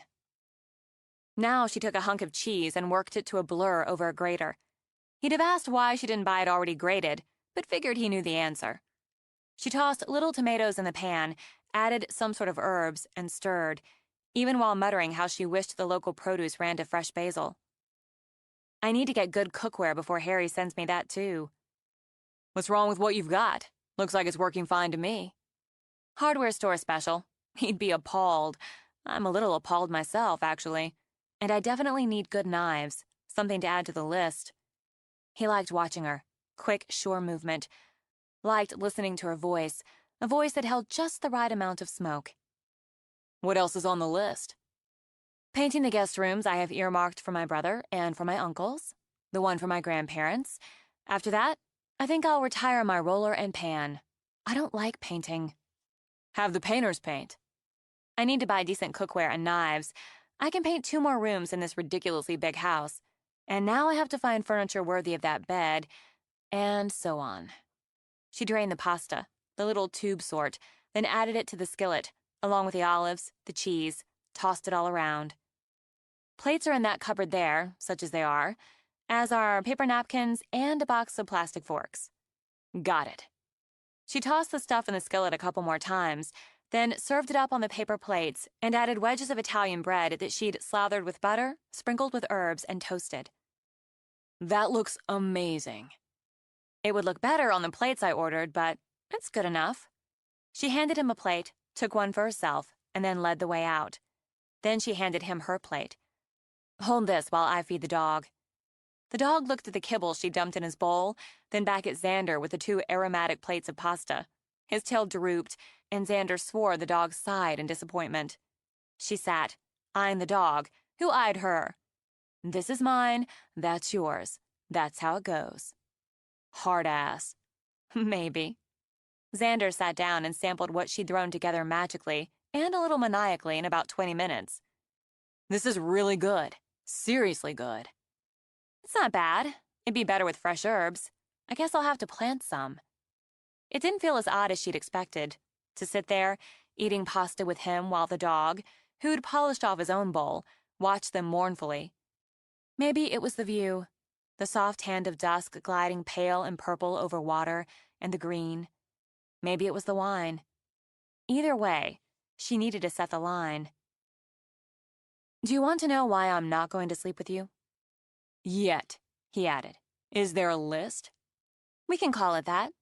You live here, and right now, so do I. Right now. You've got pots and pans for the right now, but have better ones on your list. It seems to me you're looking at the down the road. Maybe. I've never lived in any one place for more than a few months since I left New York. I don't know if this will stick. Maybe, she said again, because it feels right now. But in any case, you live here and you're friends with Kevin and Jenny, long-term, serious friends. We start something, and I'm also not looking to start something, and it gets messed up, your friend and my contractor's in the middle of it. That's weak, Xander said, and went back to the pasta. Not from where I'm sitting, in the heart of a construction zone. Plus, you're the only local garage and mechanic, and I might need a mechanic. Thoughtfully, he crunched into the bread. Probably get the work done faster if we're having sex.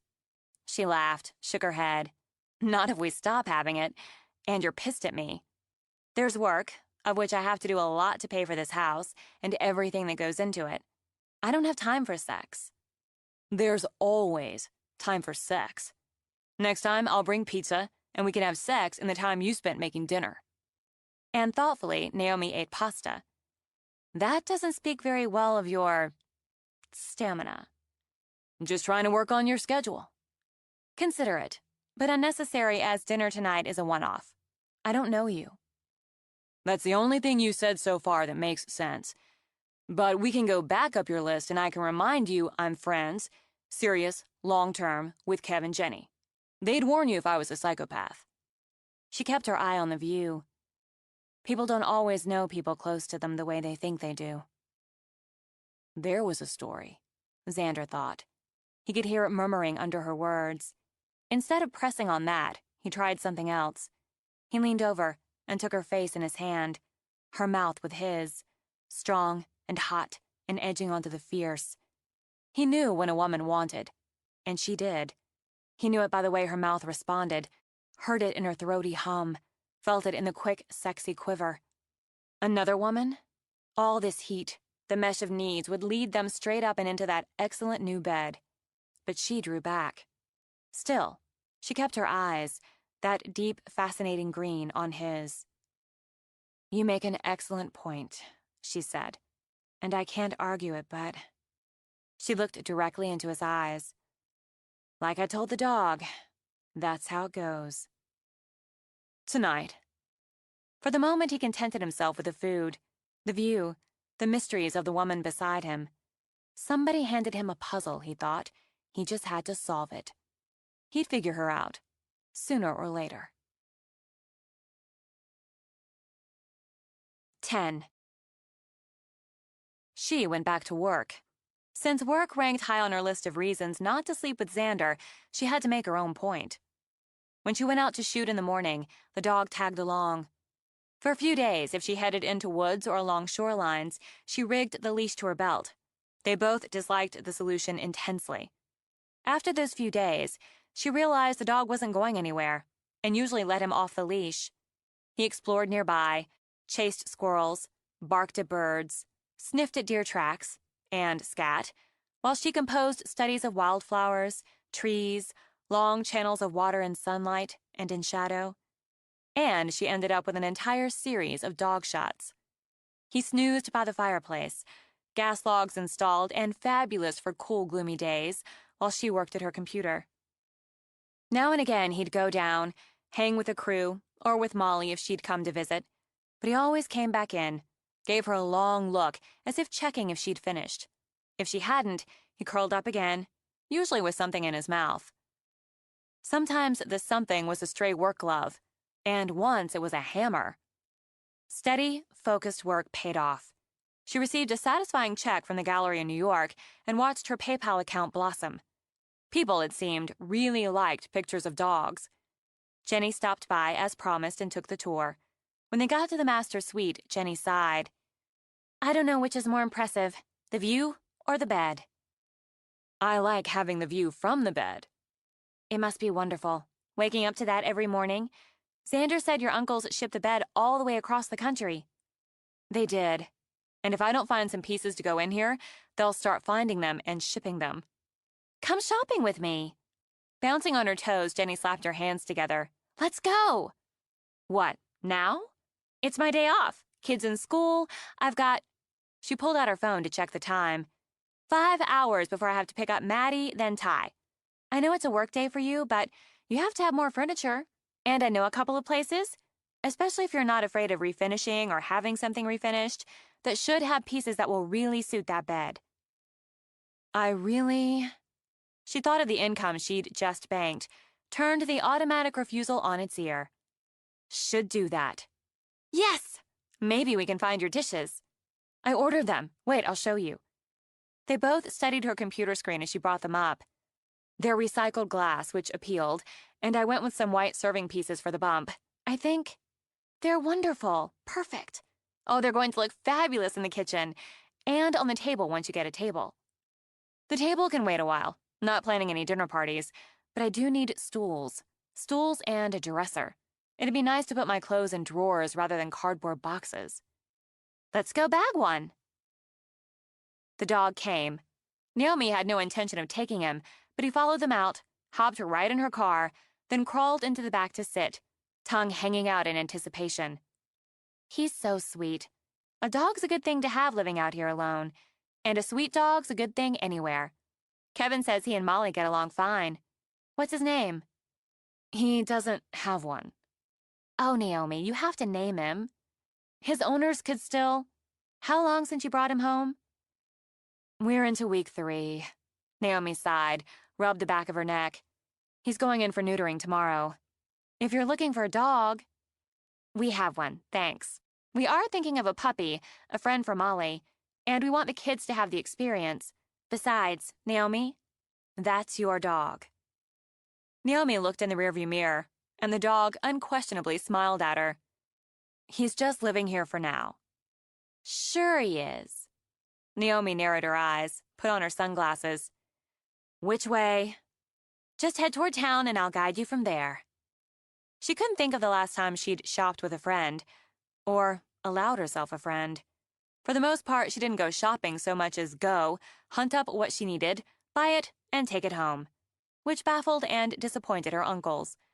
Plus, she could hunt up and buy almost everything she needed online. But since she was out and about, she'd stop by the hardware and buy the paint for Mason's room, a warm, mossy green, on the way back. And she liked Jenny. She decided it was impossible not to like Jenny, who was cheerful and funny and didn't ask probing questions. She decided she really liked Jenny when her new friend directed her to a huge barn a few miles inland. I should have brought my camera. But she opened the compartment between the seats and took out a case. What's that? Lens and filters for my camera phone. Really? I didn't know there were such things. Works well in a pinch. And that barn, the texture of the wood, the true barn red with a white trim, that old apple tree, the light, it's good. Don't you want to see what's in the barn? Absolutely. This won't take long. She intended to leave the dog in the car. He had other ideas. So against her better judgment, Naomi pulled out the spare leash she'd stowed in the glove compartment. If you go, you wear this. He tried to stare her down. Failed. I'll hold on to him while you take pictures. Thanks, he hates the leash. Wouldn't you? It's all right, sweetheart. We'll think of it as you leading me. Perversely, the dog behaved perfectly for Jenny, walked happily beside her, sniffed his way to an appealing spot to lift his leg, while Naomi composed shots, added lenses, adjusted filters. She'd come back with her equipment, she promised herself. She'd love a gloomy day, that barn under gloomy skies. She found more shots inside. The place went on forever, packed with everything under sun or gloom. Glassware, tinware, collectibles, mirrors, chairs, desks. In fact, she paused in front of one of the desks. She'd decided to go with new for a permanent desk, something that looked right with a bed, but had all the modern touches. Keyboard drawer, plugs, file drawers. But it was nearly black from years, probably decades of varnish, and the drawers stuck. It needed new hardware. It wasn't at all what she'd decided on. And it was perfect. The shape's perfect, Jenny said beside her. Just enough curve at the corners, plenty of drawers. It needs work. Lips pursed, Jenny checked the tag. And some bargaining. It's solid, sturdy, mahogany. It needs to be stripped down to the original finish. It's not what I was going for, and I really love it. Don't say you love it to Cecil. His place. Look doubtful when you ask him about it. You need a good chair. A new one. Ergonomic. Lumbar support. Kevin says you spend a lot of time at your desk. Kevin's right. The computer's the darkroom today. Though I want to put an actual darkroom in, I still get the urge to shoot film sometimes. Is that a mermaid floor lamp? It appears to be. A bronze mermaid floor lamp. Struck, she pulled out her phone again. I need that for my portfolio. No Name and I are going to wonder. I'll catch up. She fell for the mermaid floor lamp, which she told herself was stupid. She wasn't looking for a floor lamp, much less a bronze mermaid with sly eyes and sleek breasts, but she wanted it. Don't tell Cecil, she reminded herself, and tried to find Jenny and the dog in the maze of fascinating things. Jenny found her. Don't hate me. Does anybody? Kevin's old high school girlfriend. Because she's a slut. Jenny beamed. I didn't realize you knew Candy. Candy? Definitely a slut. A pink-wearing slut. Actually, I have a cousin named Candy, and she's not. She's wonderful. But to circle back, don't hate me, but I think I found the dresser. Why would I hate you for that? It's expensive, but I think it's really perfect, and maybe we can team up and drive the price down, especially if you get the desk, too. And the mermaid lamp. Really? Jenny threw back her head and laughed. I love it. I figured you'd see it as a novelty just for photos, but I think it'd be fabulous in your house. So do I. Let's see this dresser. If I hate you, you have to walk home. There were advantages, Naomi discovered, to shopping with a friend with a sharp, creative, and discerning eye. It was more gentleman's chest than dresser, which really hit a note for her. Not female and fussy, but gorgeous and dignified without the stuffiness. In good condition, which surprised her, the finish glowing with that lovely reddish gold undertone. She'd changed the hardware, get rid of the ornate brass handles, and one of the drawer bottoms had a long diagonal crack, but that was it. The price made her hiss and shudder. We're going to talk him down. You wait and see. Jenny gave Naomi a bolstering pat. Cecil might have been a scrawny man in bib overalls, a straw hat, with a grizzled beard, and he wouldn't see 80 again, but he had a gimlet eye and a hard line. But so, Naomi discovered, did the sweet and cheerful Jenny. She poked her oar in a time or two, just to say she did, but it was primarily Jenny who did the bargaining, and, with tenacity and guile, shaved a full 20% off the dresser where Naomi had hoped for 10. The three of them managed to load the dresser in the Forerunner. Cecil was old, but he proved ox strong. Kevin's going to pick up the other pieces, Jenny told Cecil. He is? Naomi wondered. Sure. He'll get him after work or in the morning. And remember, Cecil, Naomi has that big house to furnish, so we'll be back. And expect good prices. The dog sprawled out content enough beside the dresser, and Jenny settled in the passenger seat. That was fun. I'm dazzled by your Arabian marketplace skills. Thank you, really. I can come back and get the other pieces. Kevin doesn't have to come all the way out here. It's fine. Plus, if you hire me to refinish that desk, he'll just bring that home to my little workshop. You have a workshop? I refinish and reimagine furniture and decorative pieces on the side. I didn't want to say anything, make you feel obligated or awkward, but boy, I want to do that desk. I'm good, I promise. I'll make it gorgeous. I bet you will. And she could cross off the hours it would take her to do it. You're hired. Really? Yay! If you come over for dinner Sunday, Kevin said not to bother you, but I've been dying to have you to dinner. You could see the workshop. I've got a bench I'm working on that's perfect for the deck outside your bedroom. An old wire garden bench with a big curved back. And you can bring the dog. The kids would love him. Naomi started to make an excuse, knee-jerk, but curiosity won. I'd love to see your workshop. You don't have to feed me. Come to dinner. We eat a little early most Sundays. Come by any time after 4. Time to see my shop, for the kids to play with the dogs. I'll be there. I'll bring dessert. Bright and early, she took a long-sleeved t-shirt and leggings out of boxes. She refused to use the dresser until she had Kevin fix the drawer and she'd replace the hardware. When she walked casually out to the car, the dog followed, jumped right in, gave her that smug dog grin. He didn't know what he was in for. But he got at least part of the picture when she pulled into the parking lot of the vet's. He quivered, shook, tried to glue his nicely heeled paws to the floorboards. This time you've got a reason, but you don't know that. Come on. Grow a spine. She pulled, hauled, bribed, with a tennis ball, as food was off the table until after the surgery. You won't miss them, she told him, then shook her head. How do I know? I'd miss pretty much anything somebody snipped off me. But it has to be, okay? It's just how it goes. She got him through the waiting room, empty, as she'd arranged to be the first surgery or appointment of any kind of the day. Hey, boy. Alice greeted him with a good rub, relaxed him so he leaned on her. We'll take him from here. The procedure's routine, sometimes a little tougher on a grown dog, but still routine. We'll keep him a few hours after to make sure everything's good. Okay, I'll come get him when you call. She gave the dog a pat on the head. Good luck. When she turned to go, he howled, long and mournful, as he'd done a few times when he heard a siren. She glanced back, saw his blue eyes full of sorrow and fear. Shit. Just shit. Just let him know you're coming back, Alice advised. You're his alpha. Shit, she said again, and walked back to crouch in front of the dog. I'm coming back to get you, okay? She took his head in her hands, felt herself battered with the love his gaze sent out. Okay, all right. I'm coming back to get you, take you home.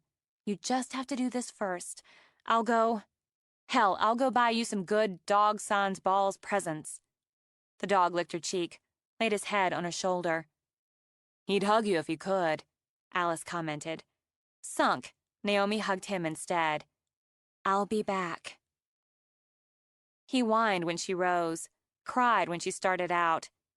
He'll be fine, Alice called after her. And the heart Naomi hadn't wanted to give away broke a little when she heard the dog howl. She bought him a little stuffed cat, a ball that squeaked, telling herself she'd regret both purchases. She added a sturdy tug rope, a dog brush. She made herself go home, made herself work, and when she couldn't concentrate for more than 10 minutes, she put on her paint clothes. She didn't have to be creative to paint a room.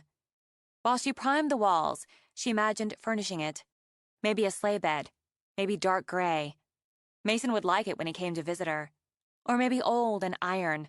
Gray again. Gray would work with the green tones she'd paint in here. Why didn't Alice call? Annoyed with herself, she broke one of her unwritten rules about poking into whatever the crew was doing unless it was for pictures, and went downstairs.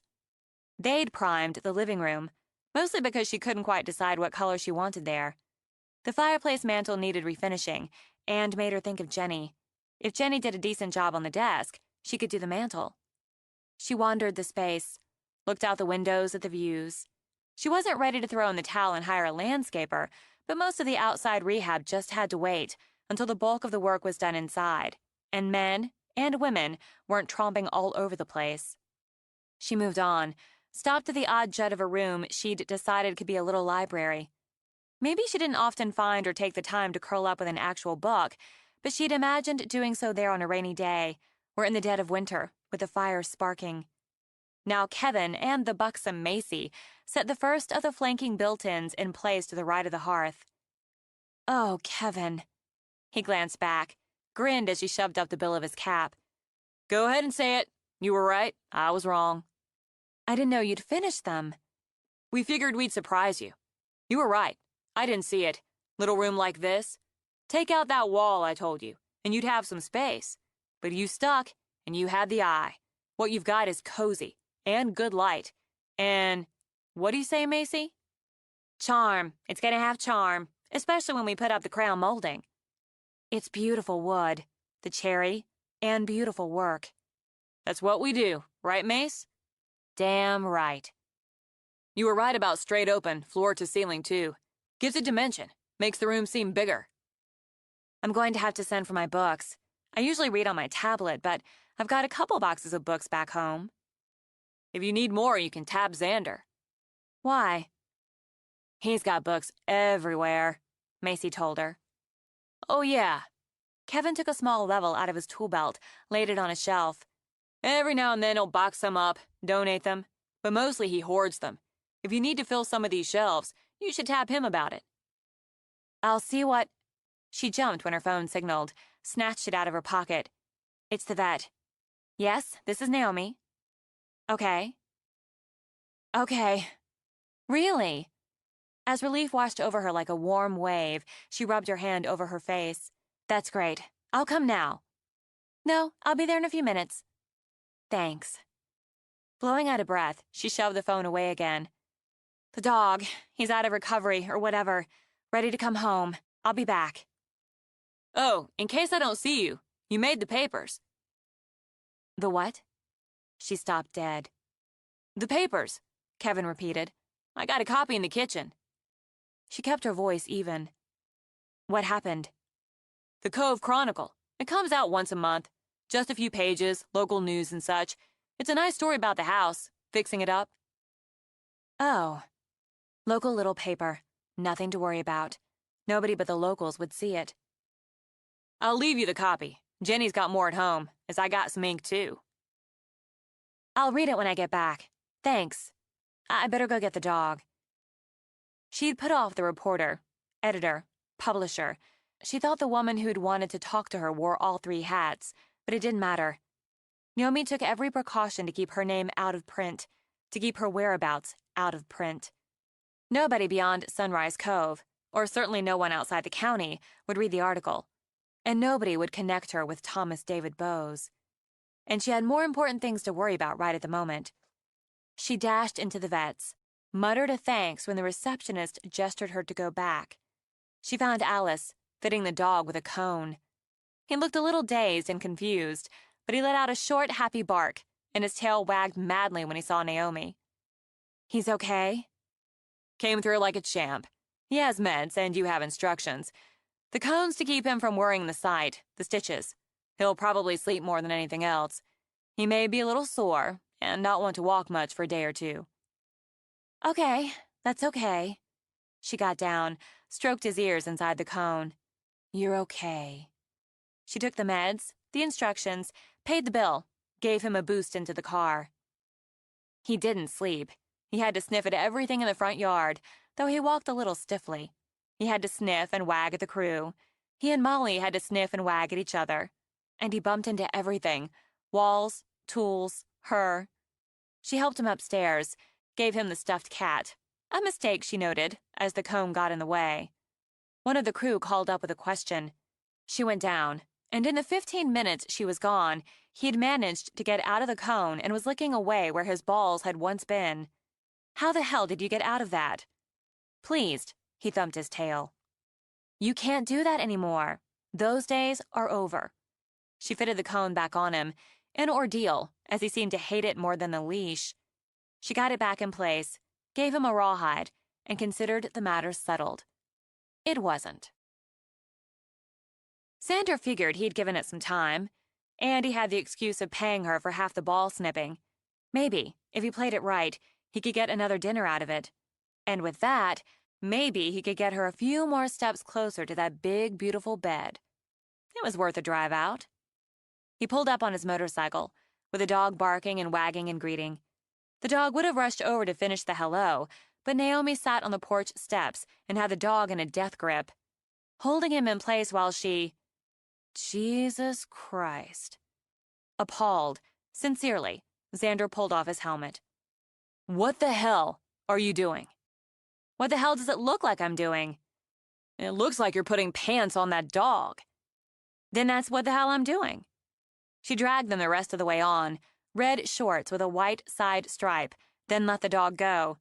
She leaned back on the steps while the dog, looking like an idiot, hurried over for a rub. What kind of person puts pants on a dog? The kind who isn't going to keep fighting to keep the damn cone on him. He gets out of it. Kevin duct taped the thing, and he still got out of it if I took my eyes off him for 5 damn minutes. And when he was in it, he ran into everything, including me. I swear, on purpose. He hated it. Cone of shame? Yeah, the damn cone of shame. So now he's wearing the pants of humiliation. But the stupid dog seems to like them. Pants of humiliation? Xander had to grin. You cut a hole for his tail. Kevin had them in his truck, his old running shorts. I got creative. Maybe. But how do you expect him to do what he needs to do out here?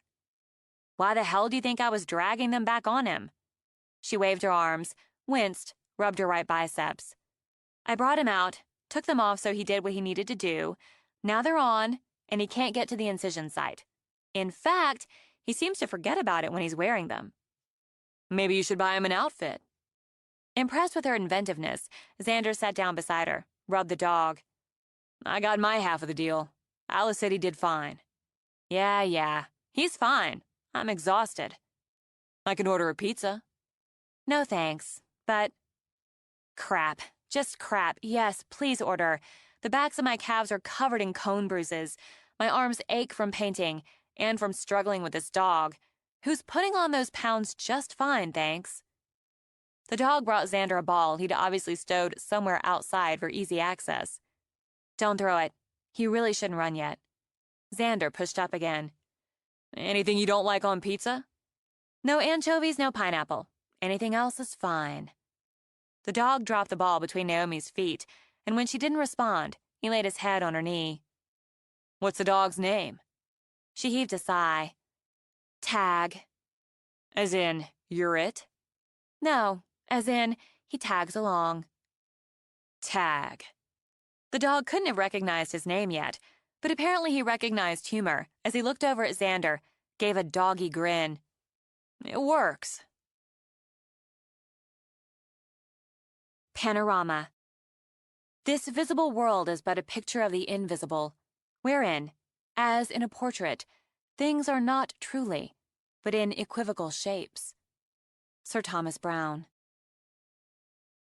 11. Once or twice a week, Xander and Kevin grabbed a beer after work. Sometimes they actually planned it and met up at Lou's, but for the most part, it just happened. It just happened that Kevin swung into Xander's garage after trips to the lumber yard and the tile distributor, and the half an hour huddled with his electrician. He knew how to juggle jobs. Naomi's was priority, but he had a couple others going, which meant he spent a lot of time traveling from site to site, and right now, he wanted a beer. The garage doors, lowered and locked, didn't mean Xander wasn't around, just as his truck sitting in the parking lot didn't mean he was. Taking his chances, Kevin got out of his own truck and headed around the back of the garage, where a zigzag of steps led to Xander's apartment. He heard the music, classic Stones. He followed it around to the rear bay, Xander's personal bay, and found his friend tending to the love of his life, the '67 GTO convertible. Or, as Kevin thought of it, the date car. Who's the lucky lady? Kevin asked, pitching his voice to ride over Mick's. Xander glanced up from polishing the chrome rocker panels. She is. She needed detailing. I'm just finishing it up. Xander had what he considered a damn fine crew of his own, but nobody, absolutely nobody, touched the GTO but himself. He loved her, from her chain mail grille to her 8 taillights, and every square inch of her Coke bottle body between. He rose now to take a critical look at his own work. She shined, sparkling chrome against the red body. That was factory red, just as his grandfather had driven it off the showroom floor. Are you going to take her out for a spin? I'm up for it. Not today. We got rehearsal in. Xander checked the old schoolhouse-style clock on the wall. In about an hour. We got a wedding up in Port Townsend on Saturday. Lilo's cousin. Right, I remember. Got time for a beer? I can make time. Xander took one last look at his sweetheart and stepped out. Nice evening. How about we do this on the veranda? Kevin grinned. That works. They trooped up the steps into the apartment. The main space held the living room, kitchen, and, with the card table and folding chairs, the dining area. Bookshelves, loaded, rose and spread over an entire wall of the living room. Kevin had built them, and the bookshelves in the skinny second bedroom used as an office, and the bookcase in the bedroom, when Xander bought the property and the business. Xander opened the old fridge, a cast-off Harvest Gold number that had been the rage in the 70s, grabbed 2 bottles of St. Pauli Girl, popped the tops on the wall-mounted opener, a rust-colored naked woman holding the opener in upstretched arms, and tossed the caps in the trash. They went out the bedroom door onto a postage-stamp porch and sat in 2 of the folding chairs that went with the card table, and considered it fine. Big wedding? Yeah, I'll be glad when it's done. The bride texts me every 5 minutes the last few days. Screwing around with the playlist. Anyway, it's a living. Did you break your ban on the chicken dance? Never happened. I took an oath. Xander stretched out his legs. He positioned the chairs so he could just stretch them out with his feet dropping off the edge. It worked. I saw your built-ins in the big house. Library? And the tile work in the half bath. Nice. Kevin stretched out his legs as well and took his first end-of-the-workday pull. You were up there? Yeah. The dog was wearing your pants, man. I gotta say, he looked better in them than you. I got excellent manly legs. With bear pelts. Keeps me and my woman warm in the winter. It was a smart solution. I don't know how the hell that dog kept getting out of the cone, but once she got the idea for the shorts and we got them on him, he left his no balls alone. Kevin took a second pull on his beer. And you're still trying to move on that? The dog? When Kevin just snorted, Xander shrugged. I will move on that, in time. I've never known you to take time on a move. She's skittish. At least that word came to Xander's mind. Don't you wonder why that is? She doesn't act especially skittish, look skittish, but she is under there. I'm curious enough to take time. If I just liked the look of her, and I do like the look of her. But if I wouldn't bother with so much time. Either it's going to happen, or it isn't. I like that she's smart. I like the contrasts. Contrasts? Skittish, but ballsy enough to buy that old place, live out there on her own. She handles herself, and makes you think she's had to. I like what she's doing to the old place, or paying you to do. She's got ideas. Yeah, she's damn good at what she does. You gotta appreciate somebody with talent who knows how to use it. And then... Smiling, Xander took a long drink. She named the dog. He's a good dog. He loves her like you love that GTO. He stole Jerry's hammer the other day. A hammer? Naomi brought it, a sandpaper block, 2 work gloves, and a pipe fitting back down the other day. He takes them up to her like presents. They sat a moment, in companionable silence, looking out toward the road where a few cars passed, the scatter of houses beyond, and the field where they'd both played Little League what seemed like a million years before. Tyler's got a t-ball game on Saturday. I'm sorry I'll miss that. It'll probably be more entertaining than the wedding. I remember playing t-ball, right over in the field. You and me and Lilo, remember? Yeah, dim, but yeah. Now I've got a kid playing. Makes you think. It made Xander think, nostalgically, of Lilo, who'd been scarecrow scrawny with beaver teeth. He'd stayed scrawny, Xander considered, but had grown into the teeth. We sucked at t-ball, man. Both of us. Got a groove on in Little League. Kids mostly suck at t-ball. That's part of the charm. Maddie starts kindergarten next fall. Xander turned his head, gave Kevin a long look. You're thinking about having another. The subject's come up a few times. Well, you do good work there. Yeah, we do. We always said two, and when we ended up with one of each, hey, that's a nice balance. Now Ty's playing t-ball, Maddie's going into kindergarten, and we're talking about starting another from scratch. 3's a magic number. You can look it up, Xander added, when Kevin just looked at him. It's looking like we're going for the magic number. Have fun with that. That's the plus side. It sure is fun working on making one. You're not looking for sex with Naomi. Are you crazy? I mean, not just sex. Xander contemplated his beer. Why do married guys think single guys are only after sex? Because they used to be single guys. And remember, case in point, what was her name? Shit. Annie? The redhead with the rack and the overbite? Worked at Singler's last summer? Bonnie. Bonnie! Where'd I get all those A's from? That was just sex. She was built, so there's that. But all the work went into the face and body, none into the brain. It was the overbite. Even now, Xander could sigh over it. I've always been a sucker for an overbite. Naomi doesn't have one. It's a flaw I'm overlooking. Sometimes it's just sex, as Bonnie illustrates and your memory serves. And sometimes, as you ought to remember, you want some conversation, some meat along with the sizzle. Bonnie had the sizzle, but I knew it wasn't going to be enough, even for the summer, when she picked up a copy of East of Eden I had on the nightstand and said she didn't know I was religious. Religious? She figured Eden, so it must be a biblical story. She didn't even know who Steinbeck was. And he could still shake his head over that. Even an overbite can't make up for that. It's good to have standards. Oh, I've got standards. So far, Naomi's meeting them, so I can take some time. What if she's lousy in bed? That'd be both surprising and disappointing, but if so, we can still have conversations. Does she ever talk about her family with you? Her brother, her uncles, little bits and pieces here and there? Not much elaboration now that you mention it. Exactly. It's interesting. What she doesn't say. It's interesting. He thought about that, late into the night, long after rehearsal and the cold-cut subs he and his bandmates chowed down on. In general, he liked the company of men more than the company of women.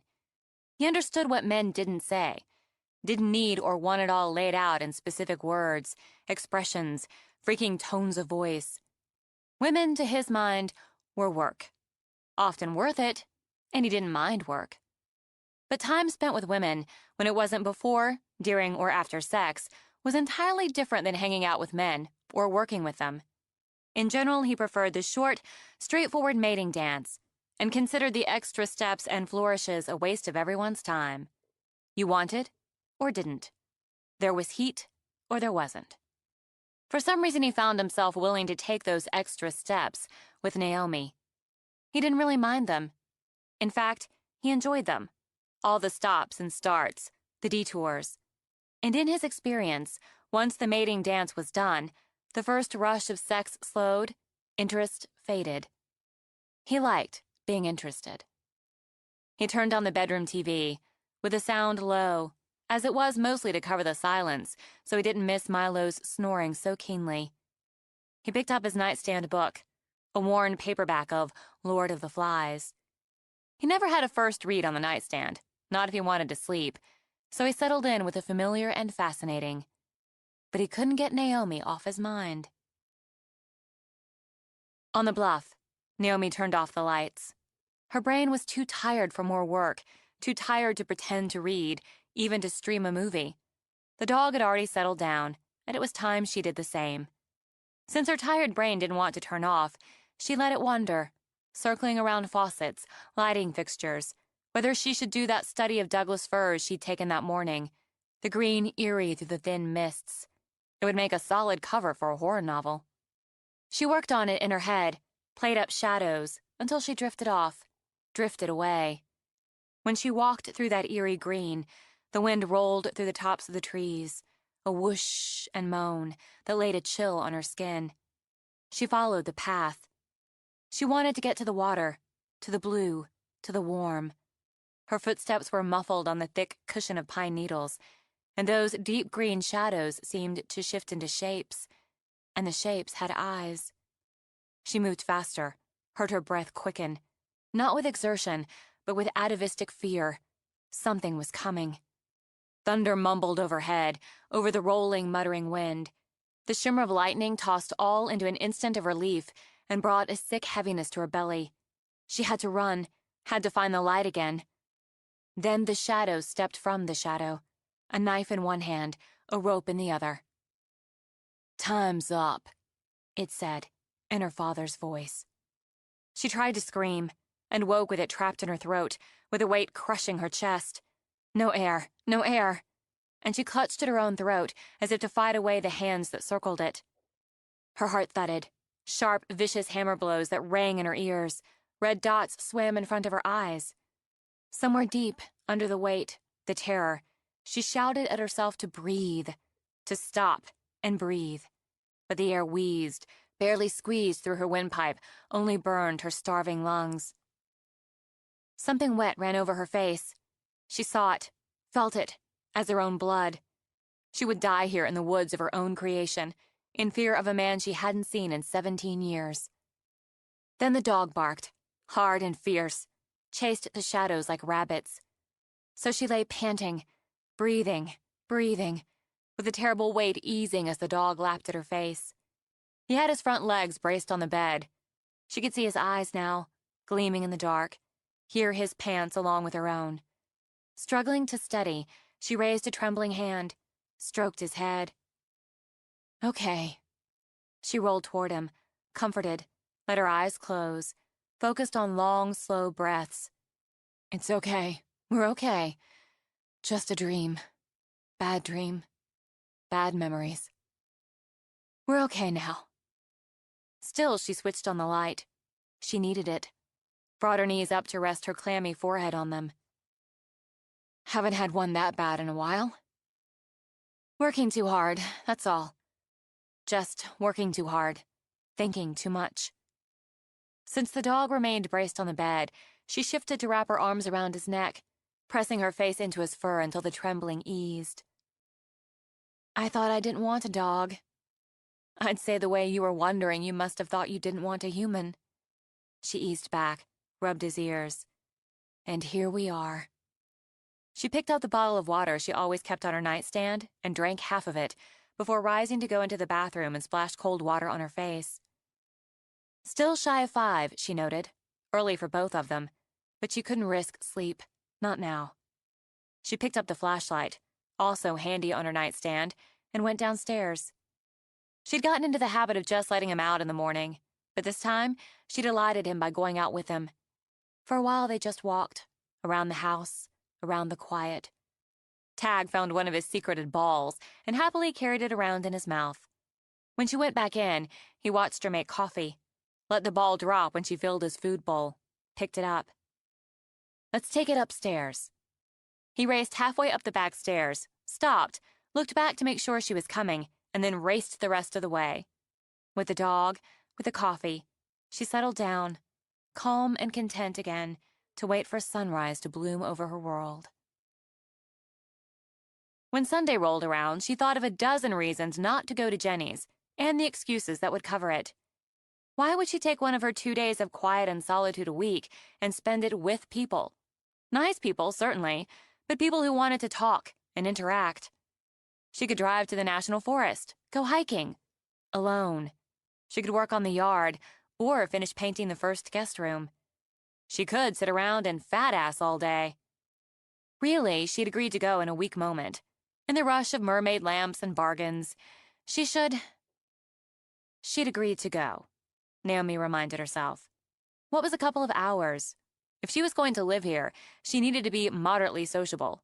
Hermits and recluses generated gossip and speculation. And she'd said she'd bring dessert. and had even shopped for what she needed to make the strawberry torte. It was spring, after all. Stubbornly cool, often rainy, but spring. She decided to compromise. She'd make the torte, then see how she felt. Tag cast suspicious looks at her new stand mixer, as he did the vacuum cleaner, but she loved it. Had actually done a little dance when it had arrived 2 days before. Cooking soothed her and gave her a chance to spend quality time in the kitchen with the pretty blue dishes behind the glass, her exceptional knives arranged on their magnetic strip.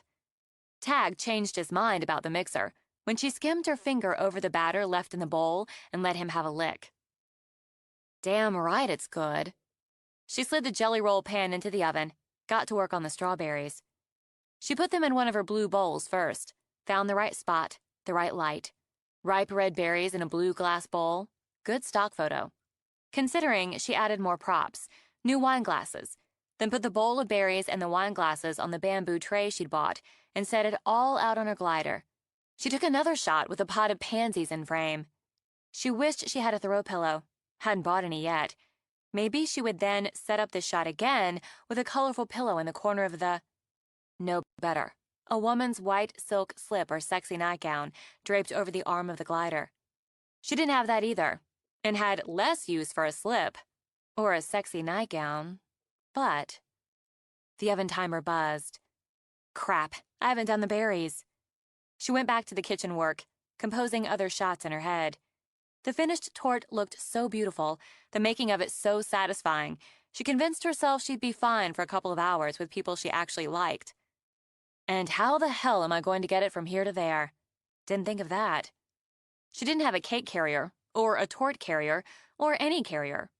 In the end, she lined a shipping box with foil, tented the torte on its white platter, secured it in the box, and, thinking of the dog, taped the lid shut. She packed it in the fridge, then went up to dress. Next problem, she realized, what did people wear to Sunday dinner? Sunday brunch had been the thing in New York. Seth and Harry hosted elaborate Sunday brunches. Dress code had been casual, or colorful, or whatever struck your fancy. She hated to think about clothes, so she didn't have any to worry about. Eventually she'd send for what was still in New York, the cocktail dresses, the sharp business wear, the artist black. Meanwhile, she had what she had. The reliable black jeans, a white shirt. After a short debate, she went with the Converse high tops. Nobody would care. She added a red belt to prove she'd given some thought to the whole deal, and remembered to do her makeup. Anytime after 4, she remembered, and as it was now 4:30, she should just go. A couple of hours, 3 tops, and she'd be home, in her pajamas, back at her computer. She loaded the boxed torte onto the floor of the passenger seat and let the dog in the back. Don't even think about it, she warned him when he eyed the box. Armed with the directions Kevin had given her, she set off. She made the turns, took a road she'd yet to explore, and found a little neighborhood built around a skinny inlet. Docks speared out with boats moored. Sunfish, sloops, cabin cruisers. She saw a girl who couldn't have been more than 12, paddling a butter-yellow kayak toward the widening channel with such smooth skill she might have been born in one. Naomi pulled up behind Kevin's truck and gave Xander's motorcycle a beady-eyed stare. She should have known. She thought the house charming, and decided she should have known that too, given who lived there. Bold blue trim against weathered cedar shakes, wide windows to bring in the view of the inlet. It stood 2 stories, with dormers and the enchantment of a widow's walk. She immediately wanted one. Flowering bushes, trees, and bedding plants danced in cheerful profusion and made her think of her own scrabbly, neglected yard. She'd get to it.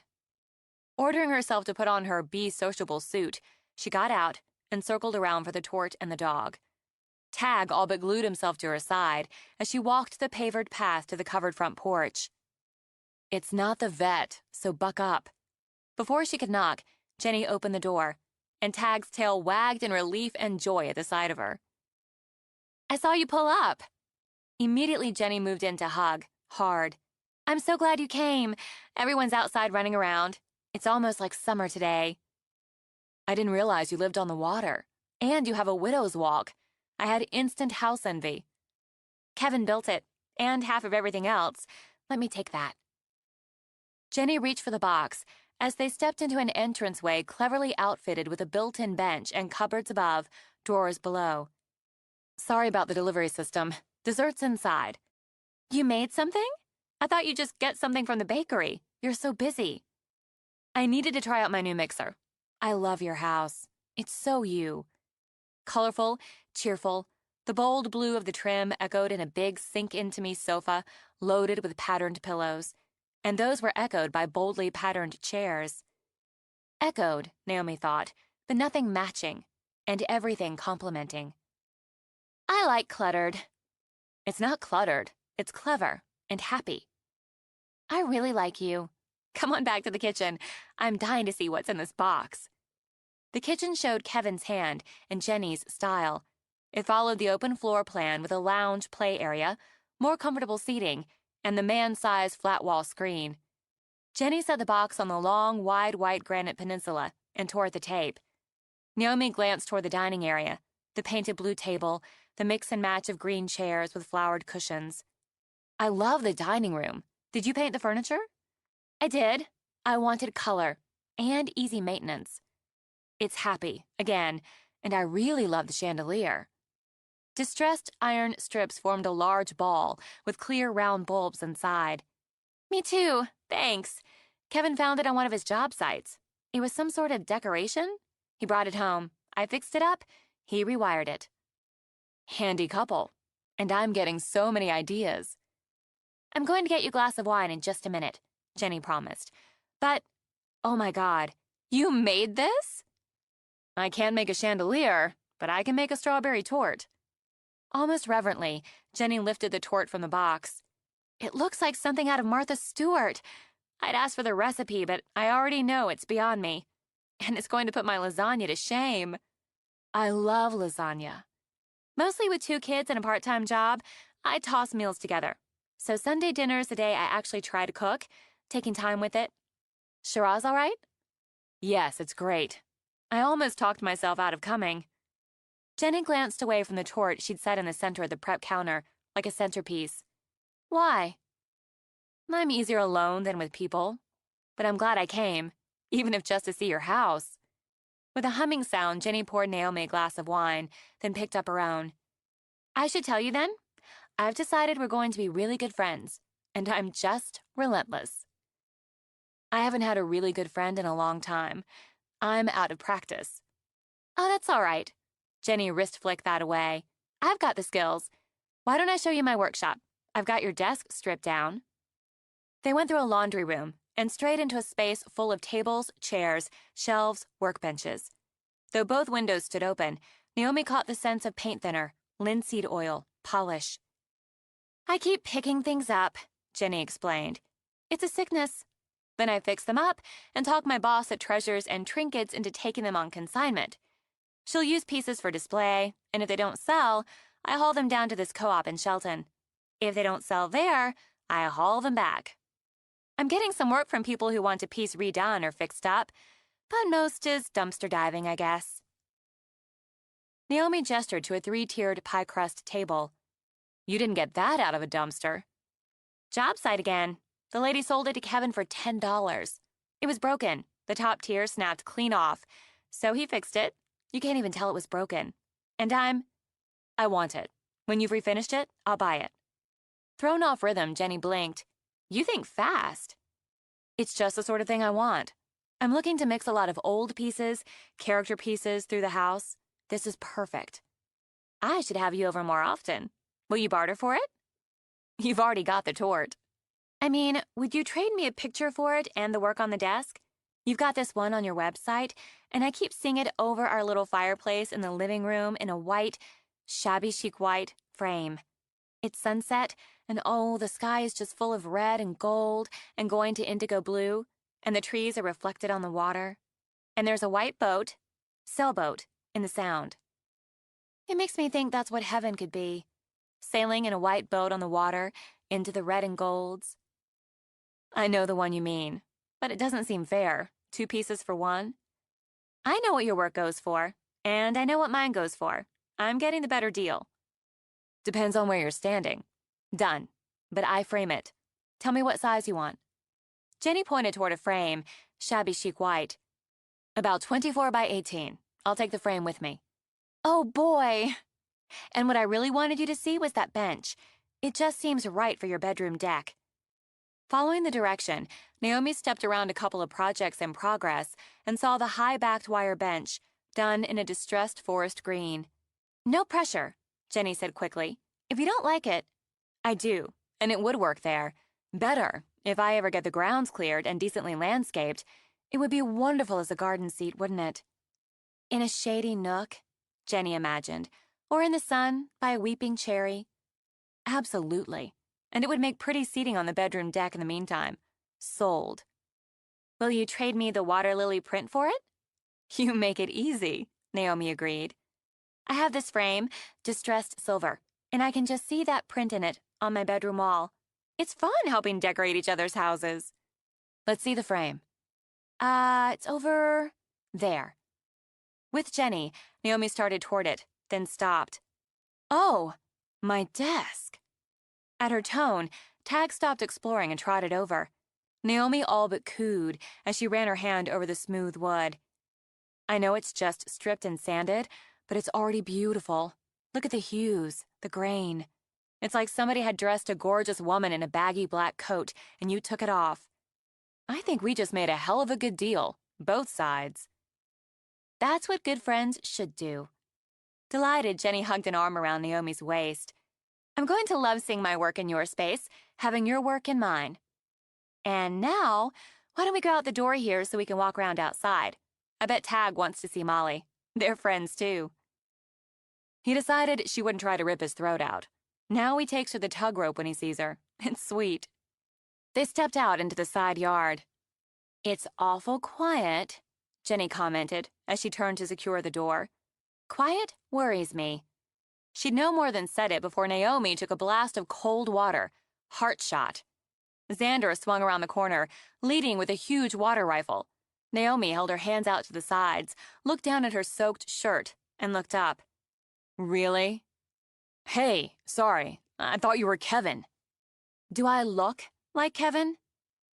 Can't say you do, but I figured him to double back from this way. Kids broke the treaty, and the three of them are ganging up on me. This would be the fog of war sort of situation. Fog of war my ass. It's more your... He broke off when he took a volley of shots in the back. Xander's dead! Tyler did a war dance. Xander's dead! He wiggled his butt and shook his water gun at the sky. Traitors. You're living with traitors and backshooters, Xander told Jenny. You shot an unarmed woman. I'll get you a dry shirt, Naomi. Thanks. And thank you for killing him, Naomi said to Tyler. He ambushed a non-combatant. You're welcome. You're a really good shot. Could I? She took the gun and shot a stream into Xander's face. There. That's what we call a coup de grace. Maddie giggled, then started climbing up her father's leg. Xander's got cooties. That's right. She gave Tyler back the gun, then narrowed her eyes at the gleam in Xander's. Don't even think about it, she said, before walking away with Jenny. She ate in one of Jenny's T-shirts and enjoyed herself more than she'd thought possible. Good food and good company, two things she rarely took the time for or had the inclination for, proved the perfect end to the day, even when she found herself cornered into playing Xbox. You've got game, Xander commented after she'd trounced everyone at the Lego movie game, twice. Everything is awesome when you have a brother who's still a video game maniac. And now that I remain undefeated, she added a finger in the belly for Tyler, I really have to go. Play one more. Practice, she advised, and I'll take you on next time. But Tag and I have to get home. Everything was great, Jenny. Thanks for having me. I can take those frames with me if you want. I really want. In her easy way, Jenny stepped up and hugged Naomi. Sunday dinner, open invitation. I mean it. Thanks. And thanks, Kevin. See you tomorrow. I'll get the frames. Meet you out front with them, Xander told her. She hadn't intended to stay so late, but the setting sun painted the sky in the west, and the air had cooled enough that she could have used a sweater. Still, she thought, as she walked the dog to the car, she could get some work in, plan out her agenda for the week, and have time to read herself to sleep. She opened the door to the back, The dog jumped agilely in. Then she sat on the back of the car, facing the water, and took pictures of the sunset over the inlet, the empty docks, the shimmering silence. "Do you ever quit?" Xander asked, as he carried the frames across the lawn. "I get amazing sunrise shots from my place, but this little spit of water edges west, and that's one champion sunset." "My place isn't on the water, but I get some worthy sunsets through the trees. You might want to check it out." "I might." He propped the frames in the back, gave the dog a rub, and then managed to turn in a way that boxed her in. "It's still early." "That depends." Maddie was drooping. "Maddie's 4. Why don't we go into Lou's? I'll buy you a drink." "I had several glasses of wine." "Over about 4 hours. Walk a straight line." She laughed, shook her head. "I can walk a straight line, and since I want to continue to be able to, I'll pass on another drink. You have terrific friends, Xander." "Seems like they're your friends, too."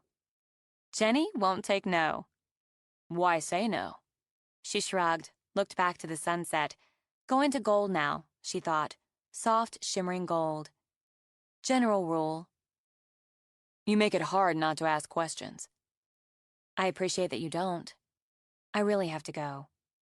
He ran a hand down her arm, but stepped back. Didn't kiss her, Naomi realized, because she expected it. He had game, too. But he walked around, opened the door for her. "Do you like eggplant parm?" "I do." "Come to my place Wednesday for dinner. We'll have eggplant parm." Her eyebrows shot up. "You're going to make eggplant parmesan?" "Hell no. I'll get takeout from Ronaldo's. They make good eggplant parm." 2 social outings inside 1 week? I don't know if I can handle it." "Try. Bring the dog." She blew out a breath as Tag shoved his face out her door and pushed his muzzle into Xander's big calloused hand. "Just dinner." "I can take no." "You're going to have to. What time?" "About 7 works best. I'm over the garage. You come around back and take the stairs up." "All right. Wednesday.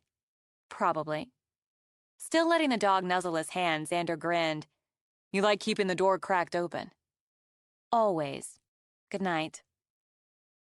Why was that, he wondered, when she drove away? What was it she needed to be ready to run from? Yeah, she made it hard not to ask questions. 12. Creatively, her week sucked. She had to move her workstation from the bedroom into one of the guest rooms. At least she could try it out as her potential studio, as they wanted to demo her bathroom. And since they were doing that, Kevin opted to have them demo all but one of the other baths on the bedroom floor. The noise, even with earbuds in and music blaring, was horrendous. She considered moving downstairs, but the painters held court in the living room, with the library next on the slate. She'd end up playing musical workstations, so she tried her best to stick it out. By midweek, she gave up and drove into the national forest with the intent of hiking with camera and dog. Fresh air, a dry, sunny day, and lovely green-tinged light whipped annoyance away. She wished she'd brought her laptop, as she'd have found a handy stump, sat right down, and done her updates in the serenity of the forest. She walked, the leash fixed to her belt, as Tag tolerated it now, through a stand of trees that looked as if they'd stood since time began. Towering columns, with branches lifted to catch the sea of wind and send dapples and rays of filtered sun to the forest floor. Wildflowers danced there through fans of young ferns, around moss-carpeted rocks, snow-white trillium like fairy brides, and calypso orchids their colorful slippers. She thought about taking a few days, camping out. How would the dog deal with that, now that she had a dog to consider? 2 or 3 days, on her own again, away from the noise she'd brought on herself? Maybe. No question Tag enjoyed the forest, puffing himself up by threatening squirrels or prancing along beside her. He even sat patiently enough when she paused to take pictures, no matter how long she took. It could be fun, just you and me, and all this. As they meandered, she began to think getting a dog, or being got by one, had been a fine idea after all.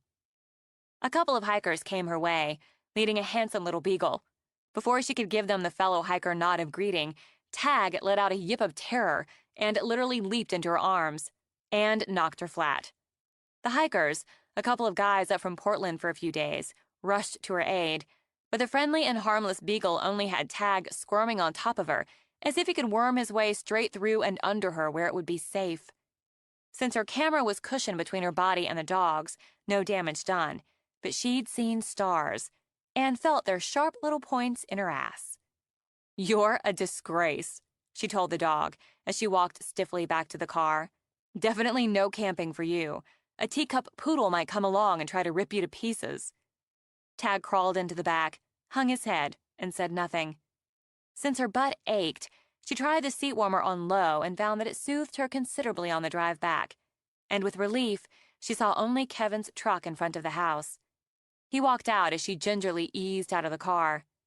"Hey, I just left you a note. We made some good progress today. How was the hike?" She watched Tag rush over to greet Molly like a long-lost friend. He's fine with her. Sure. If there's a cat or a pom or a Pekingese, whatever, in the vet, he shakes like he's walking into the seventh circle of hell. He runs at squirrels or barks at them, but we ran into a couple of guys with a damn beagle on the trail, and he freaked, jumped on me, knocked me flat. "You okay?" Automatically, she rubbed her sore ass.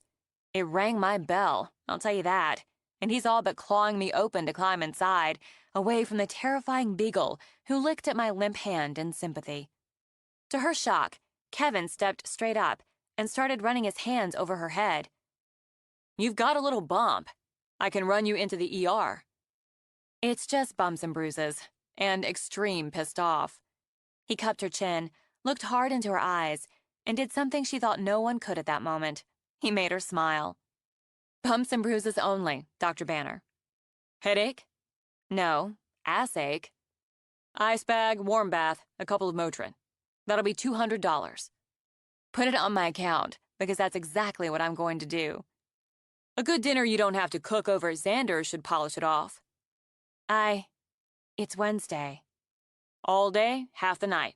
You take it easy," he added, giving her a gentle poke. "And I know it looks torn up in there, but it's good progress. Tell Xander I'll see him tomorrow at Lou's." Right. Fuck. She started in as Kevin got into his truck. She had a perfect excuse. Reason, she corrected, to cancel dinner at Xander's. Sore, cranky, out of sorts. All for good reason, she thought, and headed straight back for that ice pack. Then she turned straight around and walked back to stand and stare at the living room. The painting wasn't finished, as the ladders and drop cloths attested, and she could see where touch-up was needed. But oh, it was going to be just lovely. She'd gone back and forth, around and around on color, and had worried the soft taupe would come off as dull and boring. It didn't. Settled, she thought. For some reason the tone said settled to her. "I keep thinking I've made a mistake with this place." Sighing, she laid her hand on Tag's head as he leaned against her leg. "Then I see the next step or stage, and I know I haven't." She looked down, smiled, then narrowed her eyes. "I'm mad at you," she reminded them both, and went back for the ice bag. She argued with herself as she soaked her aching butt in the ugly baby blue tub in the single bathroom left to her upstairs. She could call off dinner without a qualm. She'd had an incident. But calling it off tonight really equaled postponing. Better to do it, get it done, and work on a way to shift whatever this was with Xander into the kind of friendship she had with Kevin. The kind where being touched made her smile instead of tense. And that, she admitted, would never happen. Too much heat. She got out of the tub, pleased the ache had lessened, and displeased to see she had a palm-sized bruise on her posterior. She opted for leggings, softer on the ass, and a pale gray hooded sweater. She considered skipping makeup altogether, but deemed it too obvious, so she kept a very light hand with it. At 6:45, she started out, though she felt Tag didn't deserve a second outing. Then she walked back in and grabbed a bottle of wine. It wasn't a strawberry torte, but she'd been raised too well to go empty-handed. She made the drive easily, then let the dog out, but gave him the cold shoulder. As instructed, she took the steps up and rapped a knuckle on the door. "Yeah, it's open. Come on in." Naomi pushed the door open to see Xander in the jut that formed a kitchen, opening a bottle of wine. Jeans, a chambray work shirt with the sleeves rolled up to the elbow, at least a day's worth of scruff on that toughly handsome face. She'd break down, she thought, and ask him to pose for her. I could have been a trained assassin with her vicious hellhound. A locked door wouldn't stop a trained assassin, or her vicious hellhound. He had a point. Tag strolled right in and wagged his way over to Xander, and Naomi stared, with wonder and delight, at the living room wall of books. Wow, the rumors of book lover are true. That's quite a collection. Part of it. Part. You're a serious man, Xander. About books, anyway. She glanced around. Very efficient space, and that is one of the best uses of a wall I've ever seen. Color, texture, dimension. Not to mention words. He walked over, offered her a glass of wine, took the bottle from her. Yeah, words. I like to read as much as the next guy, unless you're the next guy. That's the plan. She laughed, waving him off as she walked up and down the wall. But this is art. You're smart enough to know your furniture is absolute crap. You don't care about that. You've arranged your space for efficiency and highlighted a passion. And by highlighting it, created art. I want pictures of this. Sure, go ahead. I don't care. Not now, not with my phone. I mean serious pictures. I want to come back with my camera. And with Big Daddy Hasselblad. Whose daddy is he? She laughed, but continued to study the wall of books. Film camera, medium format. I could do a nice panorama, too, and... Bring your camera when you want. But why don't we sit outside and have this wine? You're having wine? It's not so bad now and again. You smell great. He cupped her chin, but not like Kevin had, and took her mouth. No, she thought. No, not like Kevin. Not in the least. Bath salts. It was medicinal. Yeah, I heard. Small dog fear. What? He took her hand, tugged her into the bedroom, felt her resist. I've got a deck through the door in here. And more books, she noted. A big screen TV, crap furniture, and more books. He opened the door to the small square of deck with a half-rusted table and a couple of folding chairs. I can get you a pillow to sit on. You talk to Kevin. I was supposed to keep an eye on you, which I'd planned to do anyway. I'm fine. She sat, carefully. Mostly. But to the issue, there's no such thing as small dog fear. Microcynophobia. On a laugh, she sampled the wine. You're making that up. Cynophobia is fear of dogs. Add the micro. You can look it up. Though she had her doubts, considering his collection of books, she didn't argue the term. Why would he, and he's 85 pounds now, a lot of it muscle, I can attest, have microcynophobia? Can't say. Maybe he was traumatized at an early age by a chihuahua. He reached behind her head, gently tested. Ow. That's what I said, once I got my breath back. My ass hit harder than my head. Want me to check it out for you? I've taken care of that, thanks. She studied his view. You can sit here and watch the ball game. And do, if I'm too lazy to walk over. Little League? T-ball, Little League, Pony League, and some sponsored adult leagues. Keaton's sponsored the Whales, currently battling their way out of the basement. Do you play? Not much anymore. Not a lot of time for it. You? No, I never did. What kind of feminist are you? The non-sport playing type. My brother played for a while, but basketball was his deal. Is that right? He played for Harvard. Huh. Crimson. What position? Point guard. I noticed you have a black top court and hoop out back. Shooting hoops clears the brain. Used to play, back in high school. Mostly pickup games now. What position? Same as your brother. We'll have to go one-on-one if he ever gets out here. He will. She'd have her family here, she thought, including her grandparents, so they could see what they'd helped her have. Maybe by the fall, she'd have her family out. Are you any good? Because I can attest, he is. I hold my own. She suspected he did, in many ways. And he was right about the sunlight through the trees as it dropped toward the horizon. It seems like a good spot for a garage. Quick and easy access to the road, close to town, and a quick zip to 101? Is that why you picked it? The place was here already. It used to be Hobart's. He was looking to sell, getting up in age, and his wife took sick. We came to an agreement, and they moved to Walla Walla. Their daughter lives there. Was it having your own business or mechanics? It was both. Is. I like cars. If I wanted a car, and I did, I had to learn how to keep it running. I liked learning how to keep things running. I didn't mind working for Hobart. He was fair. But I like working for myself better. You must feel the same. True enough, she thought. But she preferred being by herself as much as working for herself. Still. I worked as a photographer's assistant for about 14 months after college. I thought of it like an apprenticeship. He was not fair, by any measure. Arrogant, downright mean, demanding, and prone to toddler-scale tantrums. He was, and is, also brilliant. Sometimes the brilliant think they're entitled to tantrums. Unfortunately true, but I was raised by a chef, a brilliant one, and brains and talent weren't considered excuses for arrogance, for pettiness, but gifts.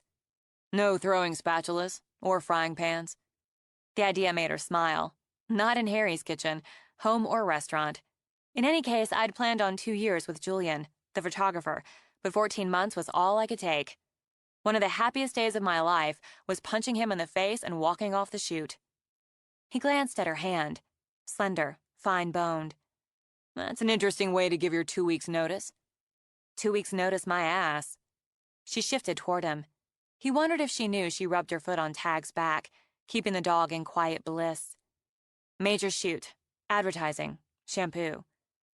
Shampoo is a major shoot? Let me tell you, friend, there's big money in ad photography. The model has a yard of glorious flame-red hair. She's a joy to shoot.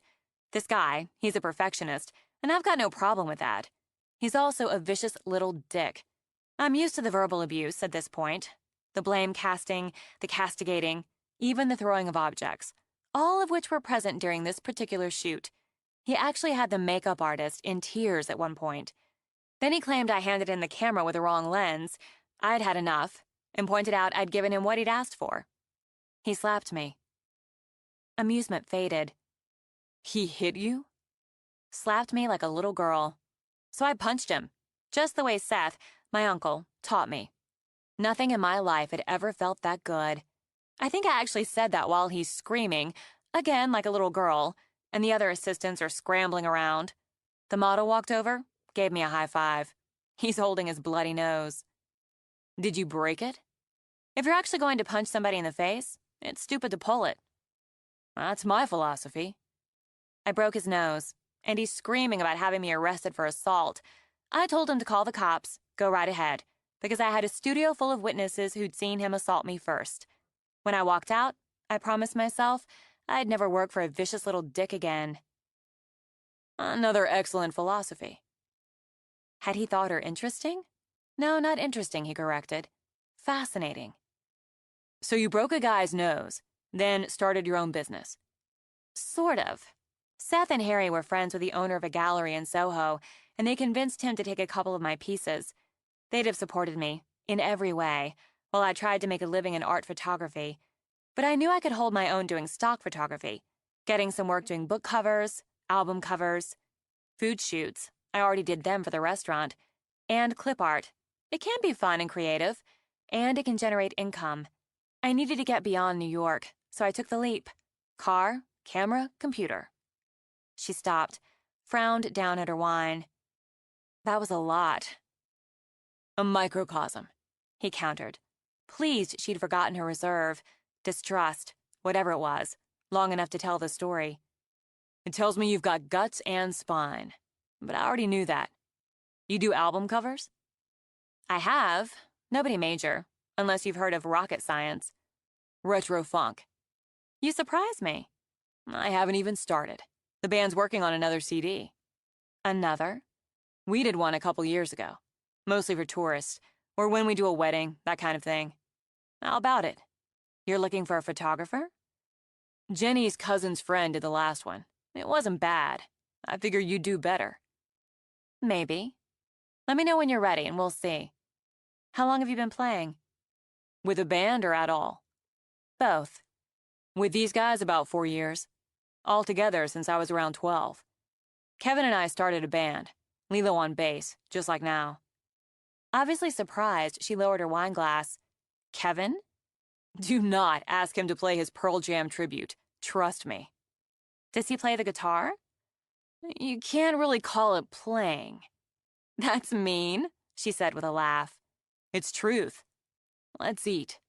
He took her hand again, this time tugging her inside. We did some local gigs, school dances, parties. After high school, we lost our drummer to the Marines. Kevin did the college thing. Lilo stayed stoned. And you? He pulled the takeout from the oven, where he'd kept it warm. I hit trade school, worked here, picked up some gigs. Some with Lilo when he realized he wasn't going to get the girls and couldn't play worth crap when he was stoned. She thought of the wall of books, looked over at it again. No college for you? Hated school. Trade school, that was different. But regular school, they tell you what to learn, what to read. So I opted out. Learned from Hobart. Learned from trade school. Took some business classes. Business classes? If you're going to have your own, you have to know how to run a business. He divided the salad from the takeout box in the fridge into 2 bowls, transferred the eggplant parm to plates, and added the breadsticks the pizzeria was locally famous for. This actually looks great. She sat and smiled when Xander pulled a rawhide bone out of a cupboard. Smart. It'll keep him busy. What was your first picture? You had to have a first. We had a long weekend in the Hamptons, friends of my uncle's. I'd never seen the ocean. And oh God, it was so amazing. Just amazing. Seth let me use his little point-and-shoot cannon, and I took rolls and rolls of film. And that was that. What was the first song you learned to play? You had to have a first. It's embarrassing. I'm a believer. The Monkees, he added. Oh, sure. Really? It's catchy, but doesn't seem your style. I like the riff, you know. He diddled it out. I wanted to figure out how to play it. Kevin's mom used to play old records all the time, and that one kept circling around. His dad had an old acoustic guitar, and I worked on it until I could more or less play it. Saved up, bought a secondhand Gibson. The one in the bedroom? Yeah, I keep it handy. I figured out by the time I was 15 that if you had a guitar and could even pretend to play it, you got the girls. How's the parm? You were right. It's really good. So you got the girls, being as you can more than pretend to play, but none of them stuck? Jenny might have. Jenny? She set down her fork. Jenny? Jenny Walker, back then. And I saw her first. New girl in school, just moved up from Olympia, and pretty as a butterscotch sundae. I asked her out before Kevin. Kissed her first, too. Is that so? It's Keaton Banner history. I was about half in love with her, but he was all the way in love with her. And there's bros before hoes. Grinning, he picked up a breadstick. You said it, I didn't. I ended up playing Cyrano to his Christian. Finally got his guts up to ask her out. And that, as we've said, is that. I'm still half in love with her. Me too. And the package along with it. They're like central casting called for a great-looking all-American family, dog included. If you're waiting for another Jenny, you're going to be out of luck. I'm pretty sure she's one of a kind. I've got my eye on a tall, complicated blonde. She knew it. Wished hearing it didn't set off those flutters low in the belly. It's not smart to aim for the complicated. Simples usually surface anyway, and wears off. Then the complications are annoying instead of interesting. You've got my interest, Naomi. I'm aware. She watched him as she ate. 9 times out of 10, I'd rather be alone than with anyone. You're here now. I'm 29, and I've managed to evade, avoid, and slip around any sort of serious relationship. Me too. Except I've got 3 years on you. Since I left New York 6 years ago, I haven't stayed in any one place over 3 months. You've got me there. I've lived here all my life. But I have to repeat myself. You're here now. And right now, this feels like my place. Things start up with you, screw up with you. It affects that. I don't know how you manage life with that sunny, optimistic nature of yours. She smiled. It's a burden. Knowing the risk, he pushed a bit deeper. Ordinarily, I'd assume you had some crappy relationship or marriage behind you. That's not it. You've got a solid family under you, and that's foundation. She nudged her plate away. Think of it as internal wiring. No, I'm good with wiring. You've got enough self-confidence and sense of self-worth to punch an asshole, to head off on your own to go after what you wanted. You're complicated, Naomi, and that's interesting, but you're not wired wrong. She rose, took both their plates to the counter. There was a boy who loved me, or thought he did the way you can at 20. I slept with him, and studied with him, worked with him. When he told me he loved me, asked me to live with him, I broke it off, right then and there. It was hard for us both to get through the rest of college. Easier for me, no doubt, because I didn't have those feelings for him, so I could just walk away. But you remember him. I hurt him. I didn't have to. Maybe, Xander thought, but he doubted anybody got through the labyrinth of life without hurting someone, whether or not they had to. I guess you're counting on me falling in love with you and asking you to live with me? I'm pointing out the problems with relationships when they go south and people live and work in close proximity. Maybe you'll fall in love with me. Ask me to live with you in that big house on the bluff. I don't fall in love, and I like living alone. Xander glanced at Tag and decided not to point out that she'd fallen for the mutt and lived with him. Then I know that going in. Unlike the college boy, I'll get those. I know how it works. Want some more wine? She turned away from the sink. Better not. Water's better since I have to drive. It's a nice night. Once I clean this up, we can take a walk. Work off dinner. Let the dog stretch his legs. He could probably use it. She took the water he offered, wandered back toward the wall of books. I really do want to take some shots here. Is there any time that works for you? Why don't you come over Friday? Any time. The door is open if I'm working down below. But if you came later in the day, you could go over to Lou's after. We could grab some dinner before we play. You're playing Friday? 9 to midnight-ish. Kevin and Jenny can probably come, if you want. Not really a date so much as a get-together, with food and music. And she did like the music. More, she wanted to get back in here with her camera and... Everything went blank and cold as her gaze latched onto a single spine in the wall of books. Blood in the Ground, The Legacy of Thomas David Bowes, by Simon Vance. They'd changed the title for the movie, the title and focus, as they'd wanted the drama focused on the young girl who'd discovered her father, who'd saved a woman's life, who'd stopped a murderer.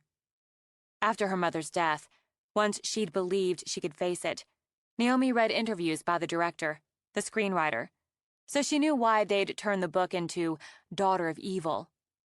But this was where it had started. This held all the horror and the cold-blooded years of one man's murderous secrets. Naomi? Xander tossed the dishcloth aside and started for... What's wrong? What? She turned, too sharply, and she'd gone pale so her eyes burned dark. Nothing. A little headache. I probably shouldn't have had the wine after wrapping my head. She sidestepped, talking too fast. This was really great, Xander, but I should go pop a couple more Motrin, make it an early night. Before she could get to the door, he took her arm, felt it quivering. You're shaking. Just the headache. I really need to go. Afraid the shaking would turn into a panic attack, she laid a hand over his. Please, I'll come back Friday if I can. Thanks for everything. She bolted, barely waiting for the dog to catch up. Xander turned back, eyes narrowed on the books. Was he crazy, he wondered, or had something there put the fear of God into her? He walked over, scanned the titles, then adjusted, estimating where she'd been looking, her position, her height. Baffled, he shook his head. Just books, he thought. Words and worlds on pages. He pulled one out at random, put it back, tried another. She'd been looking right about here when he'd glanced back, when he'd seen her freeze, as if he'd pointed a gun at her head. He frowned, drew out the non-fiction book. Serial killer, he remembered. Back east. It had fascinated him as a teen when it buzzed all over the news, so he'd bought the book when it came out. West Virginia, he remembered, looking at the grainy photo of the killer in the cover art. Couldn't have been this. She came from New York. He started to slide it back in, and then, as he often did with a book in his hand, opened it to skim the flyleaf. Yeah, West Virginia. Some little podunk town. Thomas David Bowes, cable guy, family man, wife and 2 kids, deacon in his church. How many did he kill again? Curious enough, Xander kept skimming. Hot August night, summer storm, country dark, blah blah. 11-year-old daughter finds his murder room and... Naomi Bowes. Naomi. He stared at the book. Once again saw her pale, stricken face in his head. Son of a bitch. 13. After considerable internal debate, Naomi pushed herself out of the house on Friday night. A compromise of sorts, she thought, as she couldn't and wouldn't push herself to go back to Xander's. Not yet.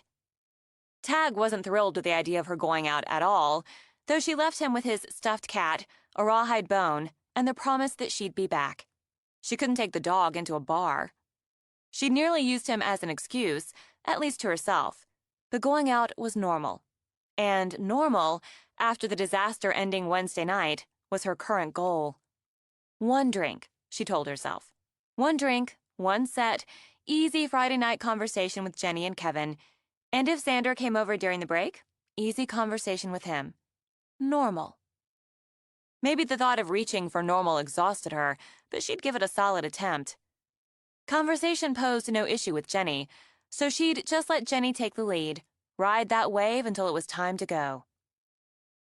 Keeping it all light had to help throttle things back with Xander. She'd chosen the house, or it had chosen her, the small town, which meant that avoiding Xander struck the wrong note. So throttle it back to casual friendship. That was the answer. How could she have forgotten, allowed herself to forget, what she'd come from, and how easily normal could come crashing down? A book on a shelf, she thought now. It only took that to remind her. As before, she timed it so the band already rocked the small stage. She made her way to Jenny and Kevin, cozied up at the same table. Jenny immediately grabbed her hand. Great timing! Sitter was late, so we just got here. And they're hot tonight. Kevin's going to get us drinks. Then he's going to dance with me. My round, Naomi insisted. Sam Adams, red wine? You got it. Thanks. Come on, Kevin. Why don't we just... But Jenny dragged him to the dance floor while Naomi worked her way back to the bar. She felt Xander's eyes on her, the responsive flutter in her belly. She needed to acknowledge him, and she would. She would. She outlined it as she maneuvered. Get to the bar, order, then lean back on the bar, send Xander a smile. 2 bartenders worked nonstop, so she figured she'd have a wait. But the hot brunette, sassy swing with, yes, that looked like magenta streaked through the brown, glanced her way. She had a face so sharp, cheekbones so keen, she might have been carved with a scalpel. Leggy blonde, short hair, long bangs, a boot in the balls face. You're the photographer. Yes. The woman sized her up with more gray than blue in the dim light. All right, she said with a slow nod. You're with Jenny and Kev? Yes. Sam Adams' glass of Merlot. And what are you drinking? The Merlot's fine. It's not bad. The woman wore big silver hoop earrings, joined in the left lobe by a trio of red studs that matched her snug, low-necked t-shirt. I used to be married to the guy who pretended to take care of the lawn and yard work up at the old Parkinson place. Oh, pretended? Turned out he was smoking more grass than he mowed. I ended up firing him as a husband before they fired him as a groundskeeper. Can't say he wasn't a good-natured sort. Do you want to run a tab? No, thanks. Naomi paid cash, digging bills out of the wallet in her pocket. I can have that brought out to you, the woman said. I've got it. Competently, Naomi used one hand to cup the 2 wine glasses, the other to lift the lager. You've done some waitressing. Yeah, I have. Thank you. They'd slowed it down with the Stones and Wild Horses. As she worked her way back, she saw Kevin and Jenny, still on the dance floor, wrapped around each other and swaying.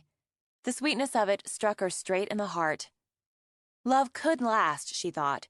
She'd seen it with Seth and Harry. For some, love could last. She set the drinks down, sat, and, since the bartender had distracted her from her outline, picked up her wine and looked toward the stage with a smile ready. Xander's gaze locked on hers. He sang as though he meant it, as if Wild Horses couldn't take him away. Talent, showmanship, she told herself, and she wasn't looking for love, for promises, for devotion. Still, where Jenny and Kevin had struck her heart, he gripped it, just hard enough to make it ache. She wanted it to stop, just stop. Wanted to empty herself of what he made her feel, made her need. He'd been a mistake. She knew it. Had been a mistake since he'd hunkered down to change her tire on the dark side of the road. She made herself look away, told herself to watch the dancers. Her gaze brushed over the woman who'd whispered something in Xander's ear the last time she'd been here. Right now, the woman looked back at her with something between a sulk and dislike. Great. Now she had the attention of some jealous groupie. She should have stayed home with a dog. The ache stayed lodged in her when they kicked it back up, and Kevin pulled Jenny back to the table. 2 dances in a row. Bright-eyed, Jenny pumped fists in the air. That's the record. You don't like to dance, Kevin? Did you see me out there? She laughed and spoke absolute truth. I thought you looked adorable. He'd known the minute she'd come in. Not because he'd seen her, Xander thought, as he let Lilo take the lead, but because there had been a change in the air, the way there was before a storm. She had that inside her, that storm. He knew why now, but the why wasn't the whole story. He wanted the whole of it, as much as he wanted her. Should he tell her he knew? He'd asked himself that question a dozen times and more since he'd picked that book off the shelf. Would telling her help her relax, or send her running? She remained too much of a mystery to be sure. If she trusted him... But she didn't. She didn't want to be here. She covered it well. He imagined she was used to covering. But even in this light, he could see that the smile didn't reach her eyes and stay there. But she'd come, maybe to prove a point to herself, to him, to both. If he left her alone, just backed away, he suspected she'd be fine with it. And that was likely something else she was good at, making wherever she was, whatever she did, fine for the moment. She'd be used to that. And he was damn set on giving her something she wasn't used to. The hell with fine. They moved on to Clapton, and Xander ordered himself to concentrate, even as he watched Naomi and Jenny get up and join the others on the dance floor. She couldn't remember the last time she'd danced, but since Jenny had pleaded, Naomi thought dancing might help burn off some of the heat, the tension. It felt good to move, to let herself go with the music, let her hips clock the beat. She didn't think anything of it when someone bumped her hard from behind. It was all part of it. When it happened a second time, she glanced around. Am I in your way? Naomi asked the sulky blonde. You're damn right. She gave Naomi a pissy little shove. And you'd better get out of it. Cut it out, Marla, Jenny warned. You've had too much to drink. I'm not talking to you. I'm talking to the bitch in my way. You can't just come around here and try to take what's mine. I don't have anything of yours. Several of the dancers had stopped or slowed, eased back to stare. The attention had spiders crawling over Naomi's skin. To avoid any more, she held up her hands. But if you want the floor, it's yours. She started to back off, and the woman shoved her again, slapped out at the friend who said her name, grabbed at her arm. You'll be on the floor if you don't stay away from Xander. Eyes gleaming from too much beer, too much frustration, she shoved. Avoiding attention, sidestepping confrontation, those were hard-learned habits. But defending herself, standing up, those were ingrained. You don't want to touch me again. What are you going to do about it? Smirking, drunk sure of her ground, Marla planted a hand on Naomi's chest and started to push. Naomi grabbed her wrist, twisted, and had Marla squealing as she dropped to her knees. Don't touch me again, Naomi repeated, then released her and walked away. Naomi, wait. Jenny caught up with her. I'm sorry. I'm so sorry. She's drunk and stupid. It's all right. It wasn't. It wasn't all right. She heard the buzzing, felt eyes following her, and she saw Kevin making his way through the crowd toward them, annoyance and concern clear on his face. I'm just going to go. Why ask for trouble? Oh, honey, let's just go outside, take a walk. You shouldn't... I'm fine. She gave Jenny's hand a squeeze.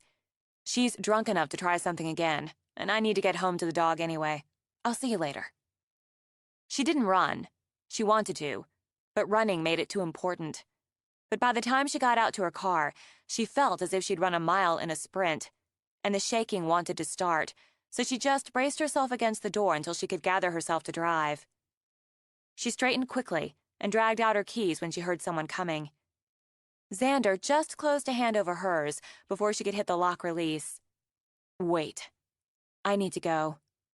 You need to wait until you stop shaking so you can drive without running off the road. He let go of her hand to put both of his on her shoulders, turned her around. Do you want an apology? You didn't do anything. No, I didn't.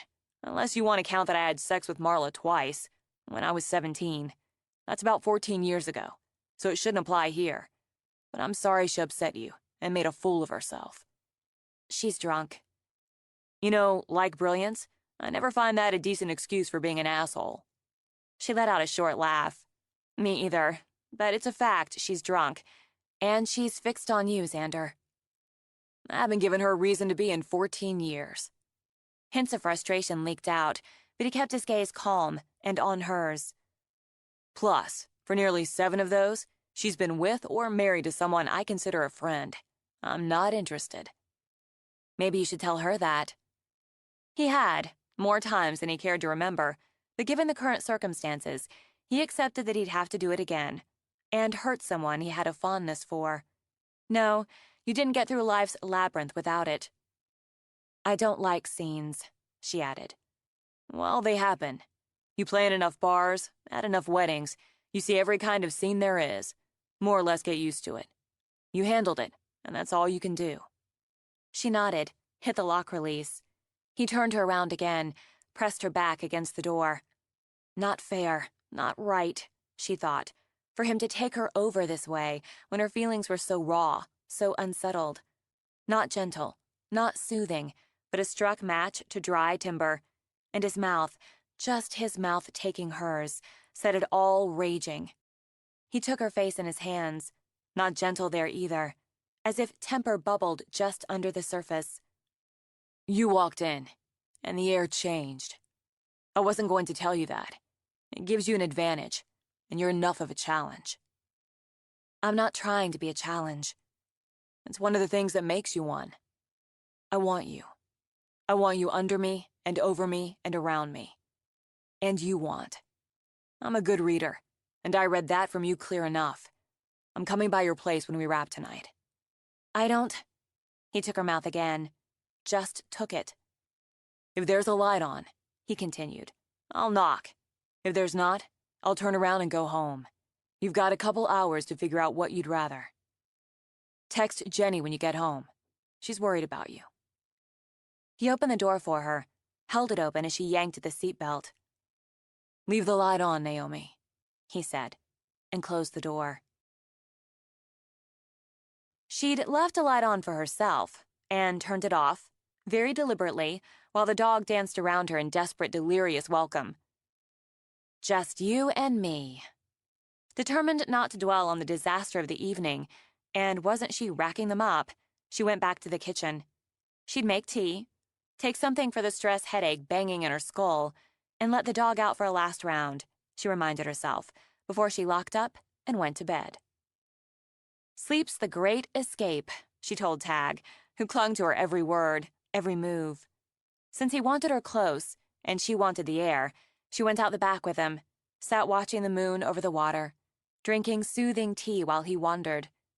She didn't want scenes, she thought. She didn't want complications. This was what she wanted, this right here, the quiet, the piece of moonlight over the water. It calmed her, settled the jumps the altercation with a drunk, jealous woman had wound up inside her. She'd just stay away from Luz, from Xander, from everyone else for a while. Plenty of work to do, and she could take that trip to Seattle, maybe take 2 or 3 days there. Tag came back, sat beside her. If she could find a motel that took dogs, she realized, and laid a hand on his head. She hadn't thought she'd wanted him either, she remembered. And now she needed a motel that took dogs if she took a trip. Why don't I mind that? I should mind that. They sat, companionably, for more than an hour. He rose when she did, walked in when she did, followed her as she checked locks. He walked upstairs with her, darted to his bed to get his stuffed cat, and though he settled down with it, he watched her while she checked her email, her accounts. As she worked, she'd glance back, see the dog continuing to watch her. Did he sense her restlessness, she wondered? She got up to put on the fire, hoping that would settle them both. When it didn't, he walked back down with her, waiting, while she turned on the light again. This is a mistake. A terrible, stupid, short-sighted mistake. Still time to change her mind, she thought. But she wouldn't. No, she wouldn't change her mind. So she walked into the kitchen again, this time pouring herself a glass of wine, and went back outside with the dog again, to wait for Xander to knock.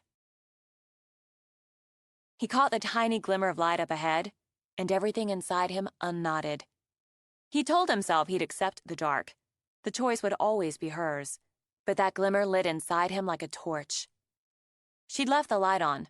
Just one, but one would do. He parked his bike beside her car, swung off with a guitar case still strapped to his back. He wouldn't leave it out in the air overnight, and he fully intended to stay. He'd heard the dog bark, approved that. Nothing like a dog for an early warning system, and his knock brought out another trio of woofs. When she opened the door, Tag rushed out to wag and lean and wag some more. But Xander kept his eyes on Naomi, with the dark house behind her. "I'm coming in." "Yeah," she stepped back. "You're coming in." When he did, she closed the door behind him, checked the lock. "I worked out some things to say if the light was on." "Would you have gone home if it wasn't?" "I can want. You can want. But unless you open the door, I stay out. Until," he corrected, "until you open it." She believed that, realized she could trust that. He might overwhelm, but he'd never force. Confidence or patience? It can be both. I'd go to the wall telling myself I'm not impulsive. But I have this house, this dog, and I left the light on when I swore I wouldn't. You're not impulsive. He unstrapped the guitar case, set it against the wall by the door. You just know how to make a decision. Maybe. All right. I've made a decision. This is just sex. He didn't smile, just kept his gaze, patience, confidence, locked on hers. No, it's not. You know that too. But I'm more than happy to start with that. Tell me what you want. Tonight, I want you. And if that doesn't... She broke off when he gave her a yank so her body met his. I'm going to give you what you want. She let herself take. If this was a mistake, she'd regret it later. Now, she'd take. She'd consume. She'd let herself gorge on what was offered. Needy, she dragged at his jacket, fighting it off as the smell of leather surrounded her. As it fell to the floor, he backed her toward the steps, pulled her sweater over her head so fast and smooth it might have been air. Tag's tail batted against her legs. He thinks it's a game, she managed. He'll get used to it. Xander pressed her back against the wall on the stairs, turned her blood to lava, molten. This is mine, he said to the dog. Settle down. Reaching back, Xander flicked open her bra, flicked the straps off her shoulders. You really need to be naked. Halfway there. Hands, big and rough, took her breasts, calloused thumbs running over her nipples, stealing her breath while his mouth enslaved her. He wanted her just like that, desperate, quivering against the wall. Too quick. Done too quick, he warned himself, and pulled her up the rest of the stairs. The world spun, bursts of light through the dark, heat lightning. Shocked sounds she barely realized came from her. She tore at his shirt. Where was flesh? She needed his flesh. And when she found it, she all but sank her teeth in. They fell on the bed with streams of moonlight slanting like bars, with the unearthly whisper of wind over the water. He smelled of leather and sweat, and of the wind over the water. He felt of hard muscle, roughened hands, and bore her down with his weight. The panic wanted to come, but couldn't carve its way through the needs. Desperate to meet those needs, she found his belt, fought the buckle, and his mouth, rough as his hands, closed over her breast. She arched up, shocked by the bolt of pleasure, the sheer strength of it. Before she could draw the next breath, his hand pressed between her legs. When she came, it was like falling into a hot pool. She couldn't surface, couldn't reach the cool in the air. He only took her deeper, yanking her jeans down her hips, using his hands on her. Hot and wet, slick and smooth. Everything about her drove him mad. Her nails bit into him as she bowed up. In the dark, her eyes were blind and dazed. Her heart, his heart, hammer blows as he fought to free himself. He couldn't have stopped if the world ended. When at last he thrust into her, he thought it had. For an instant, it stopped. Sound, breath, movement. Then it all rushed back, a tidal wave that battered and swept and pounded beyond reason. He lost himself in it, in her, gave himself to it, to her. When it broke in him, she broke with him. She lay limp, still, with her heart still raging. Her body felt bruised and used, and so utterly relaxed. Since no coherent thought would form, she let the attempt go. If she just stayed like this, eyes closed, she wouldn't have to think of what to do next. Then he moved, rolling off her. She felt the bed dip with his weight. She sensed movement, more shifting. "Back off, pal," he muttered. What are you doing? "Getting my boots off. Nobody looks good with his pants around his ankles and his boots on. The dog has your bra if you want it." What?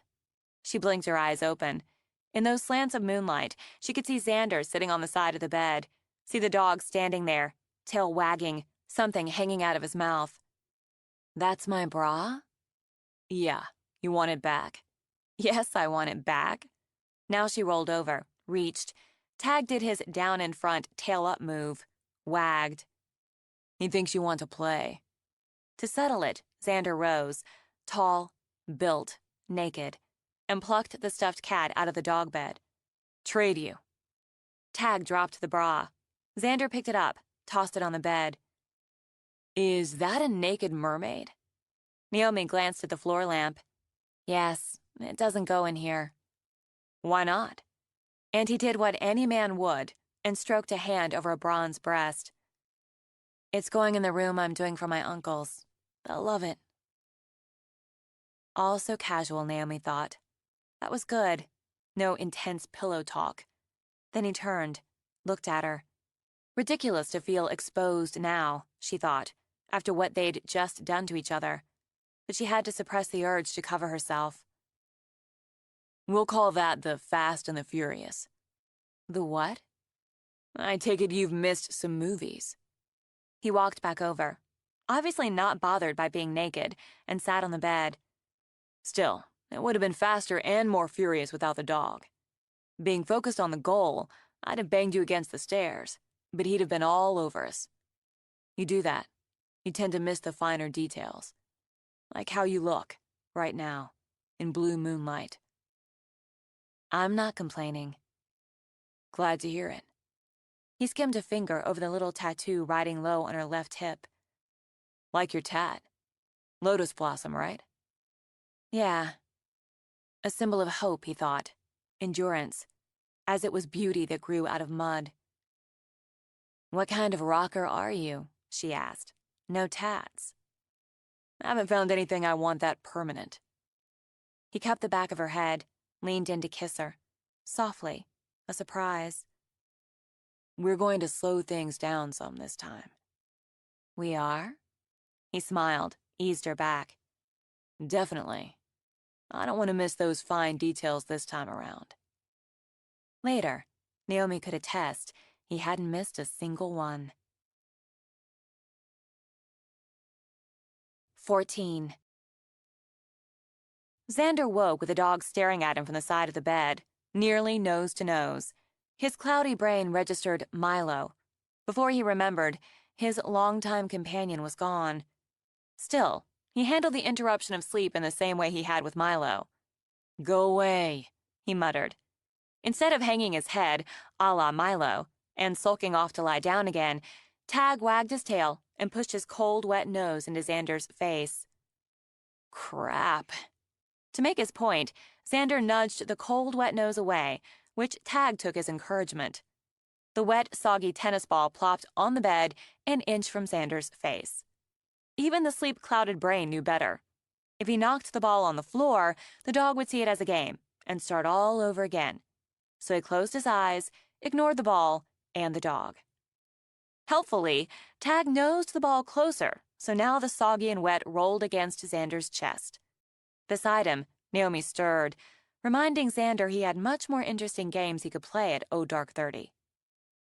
"He won't stop," Naomi murmured beside him, and sat up before Xander could make his move. And beside the bed, Tag danced in joy. "It's morning ritual." "It's not morning." 5 in the morning, like clockwork. He's actually about 10 minutes late. "Where are you going?" "I'm getting up, which is part of the morning ritual. Getting dressed, also part of the ritual." To Xander's severe disappointment, she moved away in the dark, rummaged around. He could see her silhouette pulling on some kind of pants. "You get up at 5? Every morning?" "Yes, we do." "Even weekends? This is America." "Yes, even weekends, in America. The dog and I are in tune there, at least." She crossed over and opened the doors to the deck. Tag happily raced out. "Go back to sleep." "Why don't you come back to bed, and we can try out a new morning ritual?" Tempting, but he'll be back inside of 10 minutes, nagging for his breakfast. Xander considered. "I can work with 10 minutes. He liked her laugh, the smoky morning sound of it. "Go back to sleep. I need coffee before he comes back." If he wasn't getting sex, maybe... Is the dog the only one who gets breakfast? She was still just a shadow, a long, slim one, already heading for the door. Not necessarily. When she walked out, Xander lay there for a moment. Normally, he'd get another hour, maybe 70 minutes more on a Saturday, but he wouldn't get a hot breakfast. He picked up the tennis ball, judged the distance to the dog bed, tossed it. So, she was an early riser, he thought, as he got out of bed. He could handle that. She wasn't a snuggler, and that equaled bonus points in his scorebook. He didn't mind staying tangled up for a while after sex, but when it came to sleep, he wanted his space. Apparently, so did she.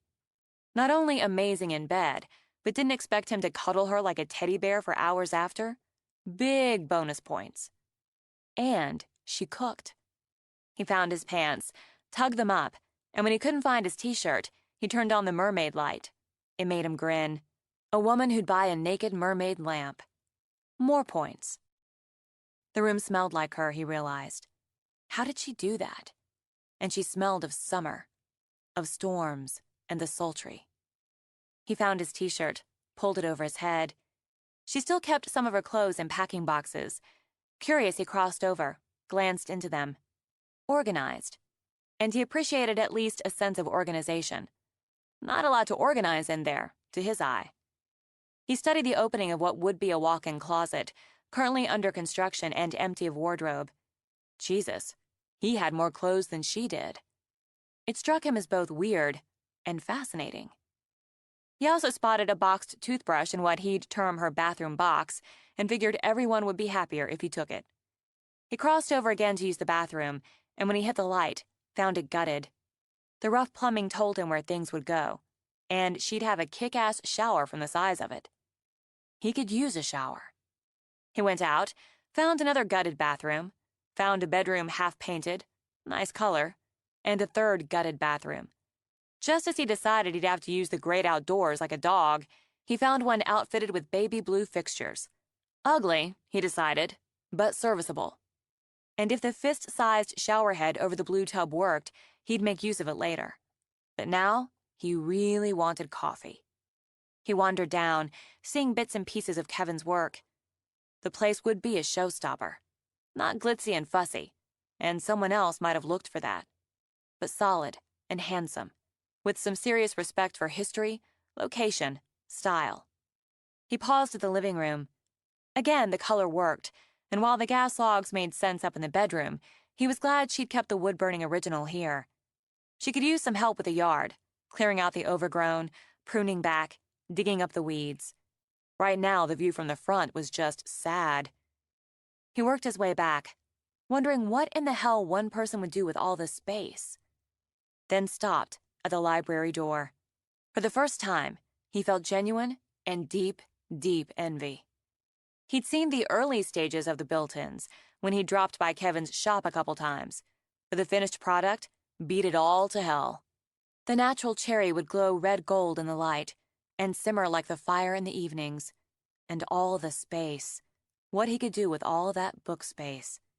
He'd get himself a big leather chair, angle it to face the fire, and view out the window. Change the chair to a couch? He could live in this room. The empty shelves and cases stabbed his book lover's heart. They needed to be filled. He took one more step toward the kitchen, and the scent of coffee reached him. She was racking up points like Fast Eddie. He found her sitting on one of the 4 stools that hadn't been there on his last visit, drinking coffee and looking at her tablet. "Help yourself," she told him. He went for one of the big white mugs, rather than the daintier blue cups, poured coffee. Though it was cool, she'd opened those accordion doors. He could hear the dog chowing down on the deck, in the dark that was just starting to thin. "I found a toothbrush in one of your boxes. I used it." "That's fine." "That blue bathroom? Slated for gutting, right?" She looked up then. Just punched him in the gut with those deep, dark green eyes. "You don't like the boxer bathroom?" "Boxer... wait, black and blue. Funny." "I wasn't sure what to call the pink and black one, but it's gone now. And so is its cabbage rose wallpaper border." She sipped her coffee as she studied him. He looked rough and rugged, jeans zipped but not buttoned, the slate gray t-shirt bringing out the blue of his eyes, his hair mussed, stubble on his narrow face, feet bare. What the hell was he doing drinking coffee in her kitchen before dawn, and making her regret she hadn't taken him up on the offer to come back to bed? He watched her as steadily as she did him. She set the coffee down. "So, I'm trying to decide if you get a bowl of cereal, which is my go-to if I go to breakfast, or if I really want to try out my new omelet pan." "Do I get a vote?" "I believe I know your vote, and lucky for you, I really do want to try out the pan." "You cooking it? I'll wash it." "That seems fair."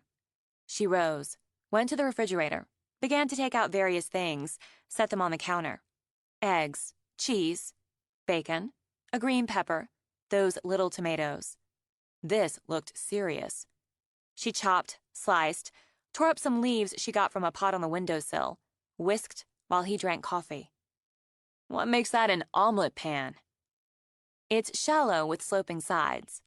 She poured the eggs over the tomatoes and peppers she'd sautéed, crumbled bacon over that, did the cheese grating thing over that. She slanted him a look as she eased a spatula around the sides of the cooking egg mix. "I wonder if I still have what it takes." "From where I'm standing, you do." "Maybe, maybe not." Watching him still, she tipped the pan, gave it a gentle shake. "I'm taking the gamble." Before his astonished eyes, she jerked the pan so the egg flew up, flipped over. She caught it neatly back in the pan, smiled in satisfaction. I've still got it. Impressive. Could have been a disaster. I haven't made a serious omelet in a couple of years. She used the spatula to fold it. Bread's in that drawer. Pop some in the toaster. She slid the omelet out, set it in the oven she had on warm, and did the whole thing again, including the flip. I officially love this pan. I'm pretty fond of it myself. She sprinkled a little paprika over the plated omelets, added the toast. I still don't have a table. We aren't far off sunrise. My thought, too. Take the plates and I'll bring the coffee. They sat on her glider, the hopeful dog sprawled at their feet, and ate, while the stars went out and the sun began its golden burn over the water. I thought the library was the only thing I was going to envy here. But that, red, pink, and pale blue joined the gold. That's another one. It never gets usual. I've taken dozens of pictures of sunrises here, and they're all their own. If this place had been a dirt hut, I'd have bought it, just for this. And this is where you eat your cereal. Or whatever. I probably will even after I get a table. I need to look for one out here, and some chairs. You need books. That library needs books. I haven't seen any around here. I use my reader when I'm traveling. She arched an eyebrow. Do you have something against e-readers? No. Do you have something against actual books? No. I'm sending for mine. I don't have anywhere close to what you do, but I have books, and I have the room now to collect more. It made him think of the book on his wall, the one that told him things about her she didn't want anyone to know. Do you still want pictures of mine? The books? He caught the hesitation, thought it was brief and well covered. Yeah, I would. It's a statement. What will you do with them?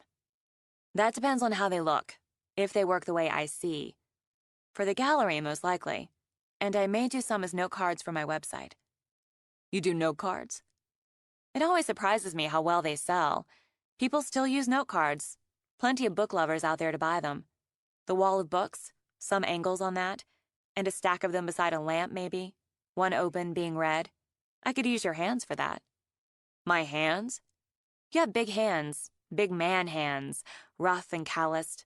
That's a good shot, she murmured, already seeing it. Rough hands holding an open book. I could do, say, 6 shots for cards. One big, arty one for the gallery. Do you have anything going tomorrow? Why? Always cautious, he thought. You could take the pictures tomorrow. And since you'd have your equipment anyway, you'd be in the mode. I should be able to get the guys together. You could take the shot for the CD. I don't know what you want there. Something that sells CDs. You're the doctor. I'd want to see what you used before. He boosted up a hip, took out his phone. He noted that he had a half a dozen texts to check, then scrolled through for the CD shot. The 5 men, with instruments on the stage at the bar, done in moody black and white. It's good, she says without enthusiasm. No, it's good. It's just not particularly interesting or creative. Nothing here to set you apart. What would you do? I don't know yet. Where do you practice? The garage, one of the back bays. Well, I'd start there. He wanted, seriously wanted, to see where she'd start, where she'd finish, what she'd do. Is tomorrow too soon? No, I guess not. At least I can get a sense. The black t-shirts are okay, but have everybody bring a couple other choices. And some color. I can do that. That was a hell of an omelet. I'll get things washed up. It wasn't much, and easily done, so he still had time to... Does the shower work up there? She did a little wiggle with her hand. Grudgingly. Okay with you if I grab one before I head to work? You work today? 8 to 4, Monday through Saturday. 24/7 emergency towing and road service. When I have a gig, somebody covers until I'm clear. Right. Sure, you can use the shower. Great. He grabbed her, had her back against the refrigerator, plundering with that hungry mouth, those big rough hands. Let's go do that. She planned to get out early, explore on her way to Cecil's, for pictures and maybe a table. but his hands were under her shirt, and his thumbs. I could use a shower. Naomi blamed the sexual haze in the shower for her agreeing to have pizza with Xander after the workday. It wasn't a date, she assured herself, and decided to go wild and wear the pewter leggings instead of the black. They were having sex now, so dating was unnecessary. If she hadn't been hazed, she'd have made an excuse, or at the least suggested he pick up the pizza, come to her place. Her turf. Despite the short span of time since she'd moved in, the house was her turf. Then I'm going over there tomorrow, she told the dog. It's work, yes, but that's still 3 days running. She topped the leggings with a tunic in a ripe peach color she liked, then belted it so it didn't look as if she wore a bag. She grabbed what she needed, wallet, keys, and started downstairs with the dog prancing beside her. She stopped. You can't go. You have to stay here. Until that moment, she hadn't known a dog could actually look shocked. I'm sorry, but you just have to sit in the car the whole time, and that's not fair, right? Besides, you're my excuse for coming back in case he suggests, I don't know, a movie or going to his place. You're my ace in the hole. I'm only going to be an hour or two. Tops 2 hours, then I'll be back. You have to stay. He trudged back upstairs. Actually trudged, she thought, while sending her forlorn looks over his shoulder. You'd think I was locking him in a closet and going out dancing, she muttered, and felt guilty all the way into town. As he pulled on a fresh shirt, Xander figured he was running right on time. Hitting her up for the pizza had been inspired, especially since she'd been hot and wet and limp in the shower when he'd come up with it. He also figured it was past time they had an actual date. Pizza always served up a good starter. He'd be on call, but those calls, if any, would go to his cell phone. If luck stuck, he'd get her back to her place and into bed without being called back to tow anything or anyone. He opened the door, pulled up short. Chip stood, his big, raw-knuckled hand poised to knock. Or punch. Hey, Chip. Hey, Xander. You're heading out? Yeah, but I got a minute. Do you want to come in? That's okay. I'll walk down with you. Chip started down the steps on his slightly bowed legs. A big guy, football star in high school, he tended to lumber unless he stood on the deck of a boat, as he did daily for his family business. There, Xander knew, the man had the grace of a Baryshnikov, and his shy, self-effacing nature worked well for the tourists who wanted to do some fishing or sailing. He'd mooned over Marla as long as Xander had known him, and had finally won her when she'd come back to the Cove after 2 years of college. He'd won her by punching the guy she'd taken up with, who liked punching her. It wasn't the first or the last guy Chip had punched over Marla. Xander really didn't want to be the next guy. But he didn't sense anger, didn't see that hard light in Chip's eyes as they reached the base of the stairs. I wanted to, say I was sorry about how Marla acted last night. I heard about it. It's no big. She still got that thing for you. Xander kept a close watch, in case that hard light came calling. Chip, there's nothing there, and hasn't been since high school. I know it. I wanted to say how I know it, so you know. Patty, she's making noises like there was something. But I know better. Plenty of other people know better, too. Okay, then. We're cool? Sure. I want to apologize to the lady. The new lady? It's Naomi, right? But she doesn't know me, so I didn't want to go up there and scare her or anything. You don't have to worry about it, Chip. You don't have to apologize to anybody. I feel bad about it. All of it. Anyway. He put those ham-hock hands in his pockets, gazed out at nothing special. You don't know where she is, do you? Naomi? No, not her, not Naomi. Marla. Sorry, no. She's not at her place, the place she has now, and doesn't answer the phone. Patty said she got mad at her last night, because Patty said she was embarrassed and all. She just took off, and she'd been drinking. Was she driving? Seems Patty was. but it's not a far walk back to the place she has now. She didn't go to work today at the market either. They're that pissed at her now. Hungover, mortified, mad, probably in bed with the covers over her head. I'm sorry to hear that. If you see her, maybe you can give me a call, so I know she's okay and just in one of her moods. I can do that. I'll let you go. Maybe if you see the lady, Naomi, if you see her, you could tell her I'm sorry about the trouble. I'll do that. You take it easy.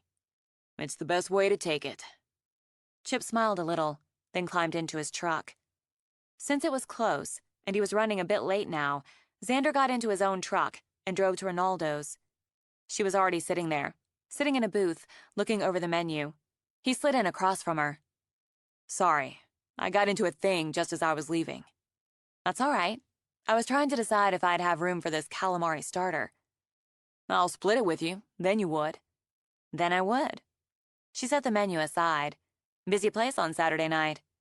Always has been. You look good. Better than I did a few hours ago? You always look good. Hi, Maxie.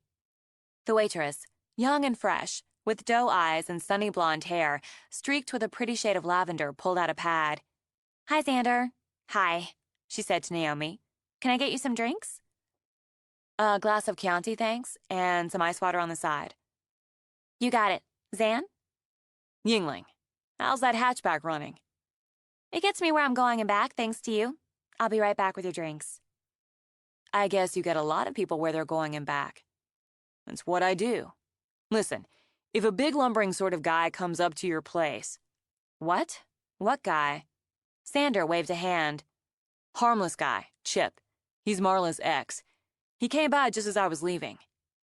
As she straightened, Naomi's shoulder blades went to iron. If he's mad about last night, he should be mad at who started it. It's not that. He's a nice guy. Too nice, most of the time. He wanted to apologize for her. He said he wanted to apologize to you too, but he was afraid he'd scare you if he just showed up.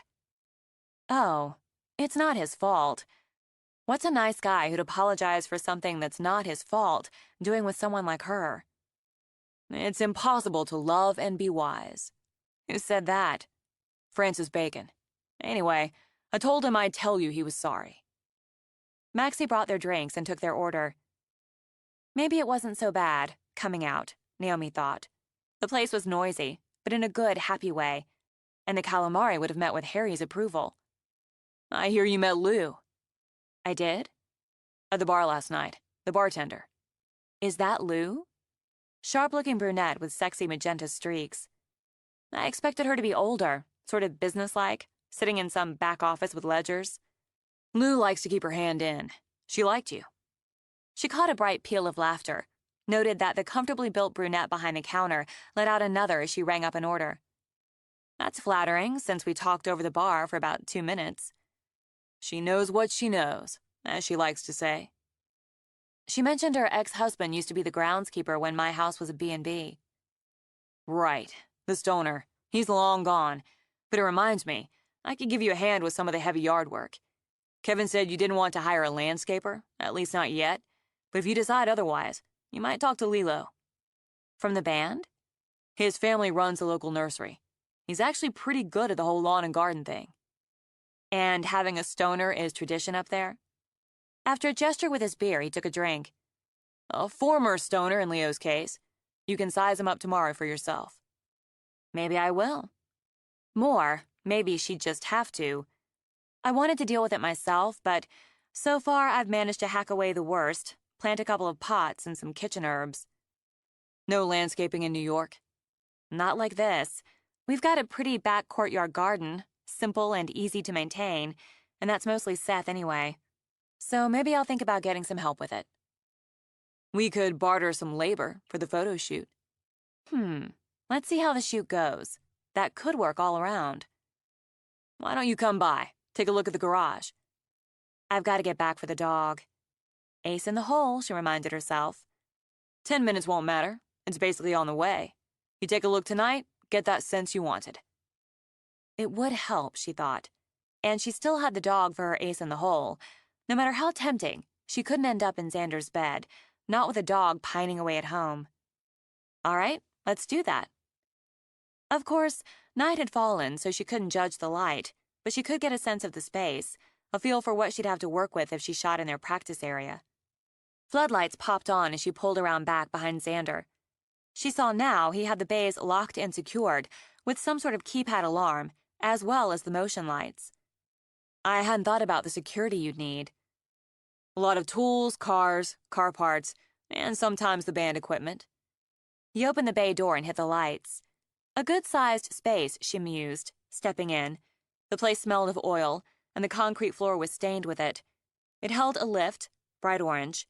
She scanned tools, compressors, grease guns, hydraulic jacks, rolly boards, a couple of enormous tool chests, one black, one red. Yes, she could make this work. Where do you set up? Pretty much like we do on stage. If the weather's good, and we start early enough, we set up outside on the pad. It's nice. Maybe, but she wanted them inside, with those clashing colors, those big bulky tools. I'm going to want your motorcycle in here. For the shoot? Yeah, maybe. I want to try that. And parts, she thought. An old engine would be great. Maybe a broken windshield, all those spider webs, a steering wheel, tires. Yes, she could make this work. She stepped back out, looked at the space, walked back in, studied it. Okay, I want some wardrobe choices. Things you're all comfortable in, but like I said, not just black. Get some ball caps, bandanas, cowboy hat, maybe a duster. Leather. Definitely leather. Okay. She heard the doubt in his voice and smiled. Trust me, you're going to like what I do here. But it was a big garage, and maybe there were other possibilities. What's in the next bay? The love of my life. Is that so? It is. Do you want to see her? Absolutely. He went out, left the first bay open in case she wasn't done, opened the next, hit the light. He'd heard her gasp like that before, he realized, when he'd been inside her. This is yours? It is now. You have a '67 GTO convertible in factory red. He stood in reverent silence for 10 full seconds. I think you have to marry me now. You're the first woman besides Lou who's seen her and known what she is. I'm pretty sure we're engaged. It's beautiful. She moved closer, skimmed her fingertips lightly over the hood. Absolutely pristine. Did you restore it? Maintained, more like it. My grandfather bought her right off the showroom floor. Treated her like a baby. The mechanic gene skipped my father, so Grandpa showed me the ropes, and when I turned 21, he gave her to me. She reached for the door, glanced at him. Can I? Sure. She opened it, brushed her hand over the seat. It still smells new. That's some detailing. Oh, it has the push-button radio. My dad talked about getting an 8-track put in his day. My grandfather nearly disinherited him. Well, it's blasphemy, isn't it? Your grandfather would be pleased at how well you've kept it. He is. Oh, he's alive? And well, and living with my grandmother. Well, step-grandmother technically, but they've been married close to 40 years. In Florida, Sanibel Island. Gorgeous place. How do you know about classic cars? I only know some. I did a shoot, one of my first on my own. A friend of Harry's and Seth's. She circled the car as she spoke. It really was absolutely perfect, and if Xander maintained it, she imagined it ran just as beautifully. He had classic cars and wanted photos of them, she continued, inside and out. I was so nervous about the shoot, especially since I didn't know anything about cars, especially classic cars. I got a list of the cars he had, studied them, actually had Mason quiz me, and one of them was a '67 GTO. Not the convertible, but factory red, like this. A beauty. Want to take a ride? Oh, I would. She sighed it. I really would, but I have to get back for the dog. He recognized lust and knew how to use it. How about this? We take a ride in it to your place. You leave your car here. I stay there. Tomorrow, we load your equipment in her, come back, so you can do what you do. She shouldn't. She shouldn't. Shouldn't sleep with him 2 nights in a row. It was the next thing to a commitment. And the car shined under the garage lights, luring her. Xander stood, hip-shot and sexy, finishing her off. I can agree to that, but only if you put the top down. Deal. 15. There had been a time in his life when Xander had been more apt to fall into bed at 5 in the morning than stumble out of it. He really hoped that time wasn't completely at an end. But when part of the reward for early rising equaled pancakes, and not from a box mix like his mother made, he could see the benefit. The bigger benefit sat beside him on the old glider, smelling of summer while the stars went out. So those are the chairs and the table for out here? They will be. Xander studied the old spring chairs. Even in the dark, he could see the rust. Why? I'm going for a theme here, and they were a bargain, and because I have vision. I also dropped off a chest of drawers and a coffee table at Jenny's.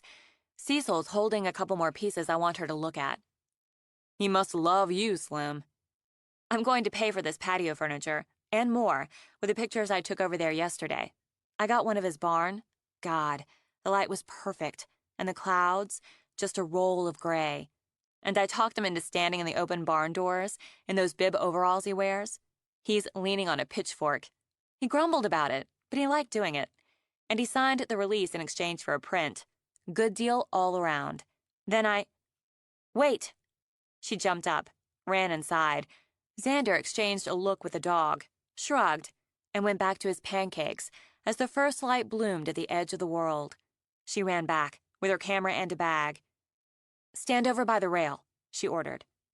What? No, I'm eating. It's too dark for pictures anyway. Do I tell you how to overhaul an engine? Come on, be a pal. Stand by the rail, with your coffee mug. Come on, I don't want to miss the light. Isn't any light, he muttered, but rose and went to the rail. Call the dog over. Since otherwise Tag might take too personal an interest in the plate he'd left on the glider, Xander called the dog. Just drink your coffee, watch the sunrise, pay no attention to me. Just look out. No, turn a little more to your right, and lose the scowl. It's morning. You've got coffee and a dog. You just rolled out of bed after spending the night with a beautiful woman. Well, that's all true. Feel it a little, that's all, and watch the sun come up. He could do that, he supposed.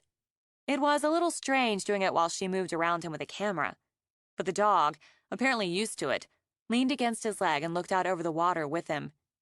It was a hell of a show, those first trickles of light, the promise of them, the slow blur of rose hitting the water, then the shimmer of gold rising up, edging the clouds. Plus, she made damn good coffee in that fancy machine of hers. He'd just enjoy it, ignored the way she muttered to herself, pawed through her bag for something. Oh, it was perfect. He was perfect. Hardly more than a silhouette. The tall, sleep-rumpled, barefoot, sexy man with a loyal dog at his side, watching the new day whisper over the water.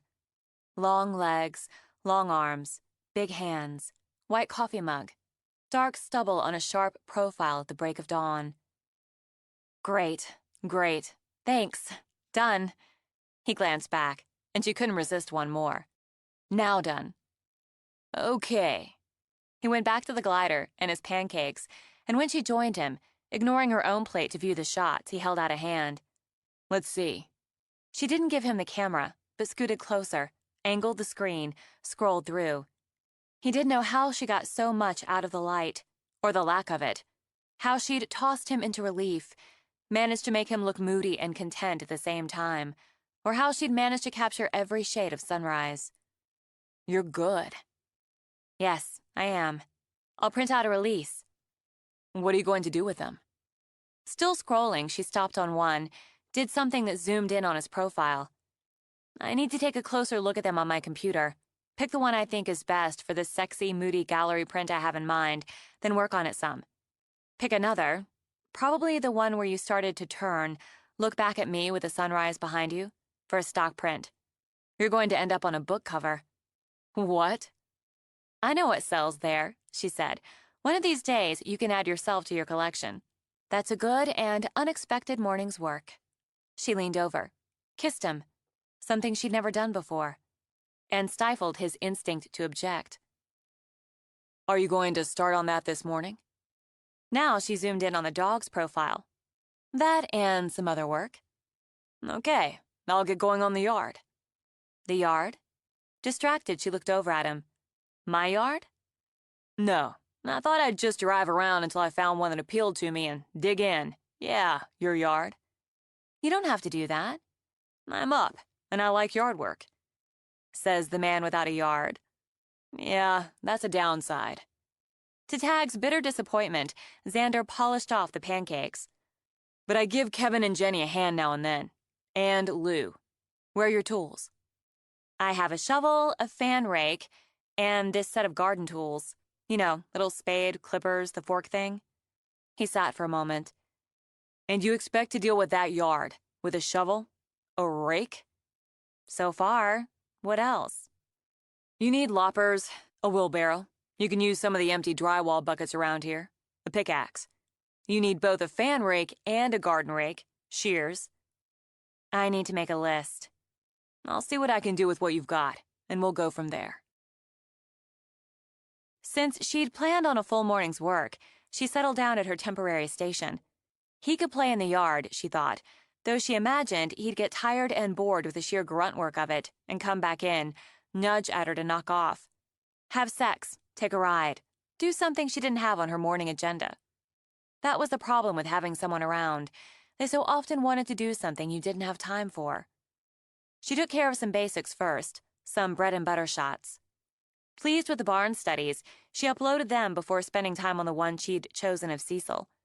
But since the pictures she'd just taken tugged at her, she shuffled back the other work she'd intended to finish and studied them, frame by frame, on the big screen. She started on the last shot, the lucky impulse shot where he'd been half turned toward her, with a half smile, good and cocky on his face. God, he was gorgeous. Not slick and polished, nothing slick or polished about him. It was all raw and rough, and only more so with that morning stubble, the ungroomed hair. She went to work on the background first, burning in the clouds for a little more drama. Yeah, big drama for the backdrop.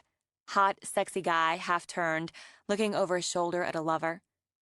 No mistaking the half-cocked smile and smoky look aimed at anyone but a lover. As a stock photo, it would sell, and for years. In the short term, she calculated she'd sell dozens in under a week. For fun, and the mystery, she titled it Mr. X. Yes, an excellent morning's work. She fussed with it more, zooming in, refining small details, and then, satisfied, uploaded it to her site. Once that was done, she reviewed the 2 shots she'd come down to for the gallery. She lost track of time. This work was more exacting, more detailed. She wanted to stress the moment where everything stilled between night and day, just the first hints of light, the drama still below the surface. And the man, hardly more than a shadow, with the dog lightly leaning against him. Bring out his eyes more, she decided, so the blue played hot. She might do a second, she considered. Black and white, with color pops. Yes, with his eyes boldly blue, and the growing light just as boldly red, the white mug. She made a note of the number she wanted for that, went back to the first. She toggled between the 2, each time studying the previous work with a critical and fresher eye. They're good. They're really good, she murmured, and sent both to the manager of the gallery for preview. Then she sat back to study them both again. Really good. She rose, rolled her stiff shoulders, circled her head on her stiff neck, and reminded herself she'd vowed to do at least 30 minutes of yoga daily to keep loose. Starting tomorrow. The least she could do was go check on Xander, offer him something cold to drink, make sure the dog had something too, as Tag had opted to hang with Xander instead of sprawling beside her while she worked. She went down, opened the front door. She saw him, stripped to the waist, torso gleaming with sweat, throwing a stick, more like an entire branch, for the wild-eyed dog. More sticks, more debris filled a wheelbarrow. A large swatch of lawn sat patchy, bumpy, and clear of weeds, tangling brush, and the thorny vines that seemed to grow a foot every night. She spotted a pile of rocks, a chainsaw, an axe, a pickaxe, those drywall buckets, plastic tarps with piles of leaves and pine needles centered on them. She said, "Holy crap," and got Xander's attention. "Hey, we got a good start here." A start? Where did all this come from? The yard trash from the trashy yard. The tools. Tag and I rode into town, got the truck, stopped by the garden center and the hardware. I left the bills on the kitchen counter. There's half a cold-cut sub in the fridge if you want it. We got hungry. Slowly, she walked down, stepped on grass. Pathetic grass, but still. I never expected you to do all this. We had some fun with it. If I were you, I'd get rid of those foundation bushes. He pulled a bandana out of his back pocket and swiped the sweat off his face with it. Lilo'd rip them out for you, or tell you if they're worth saving. Did I buy a chainsaw? No, that's mine. You shouldn't need one now that things are more under control. Once that dumpster's gone, you can figure out what you want to do over there. As he spoke, he threw the stick for Tag again. I'd sure as hell plant myself a good tree. I thought maybe I'd plant one of those weepers, a cherry or whatever. That'd be good. He pulled off thick work gloves. Xander, what time is it? She dug for her phone to check, realized she didn't have it. He pulled out his own. It's about 1. In the afternoon? It ain't morning, baby. Laughing, he kissed her. Where do you go when you work? I just never expected you to... You worked hours. Thank you so much. It's just yard work, but you're welcome. I need to get cleaned up so we can get going, if you still want those book pictures. Yes, I do. And yes, you do. You're all sweaty.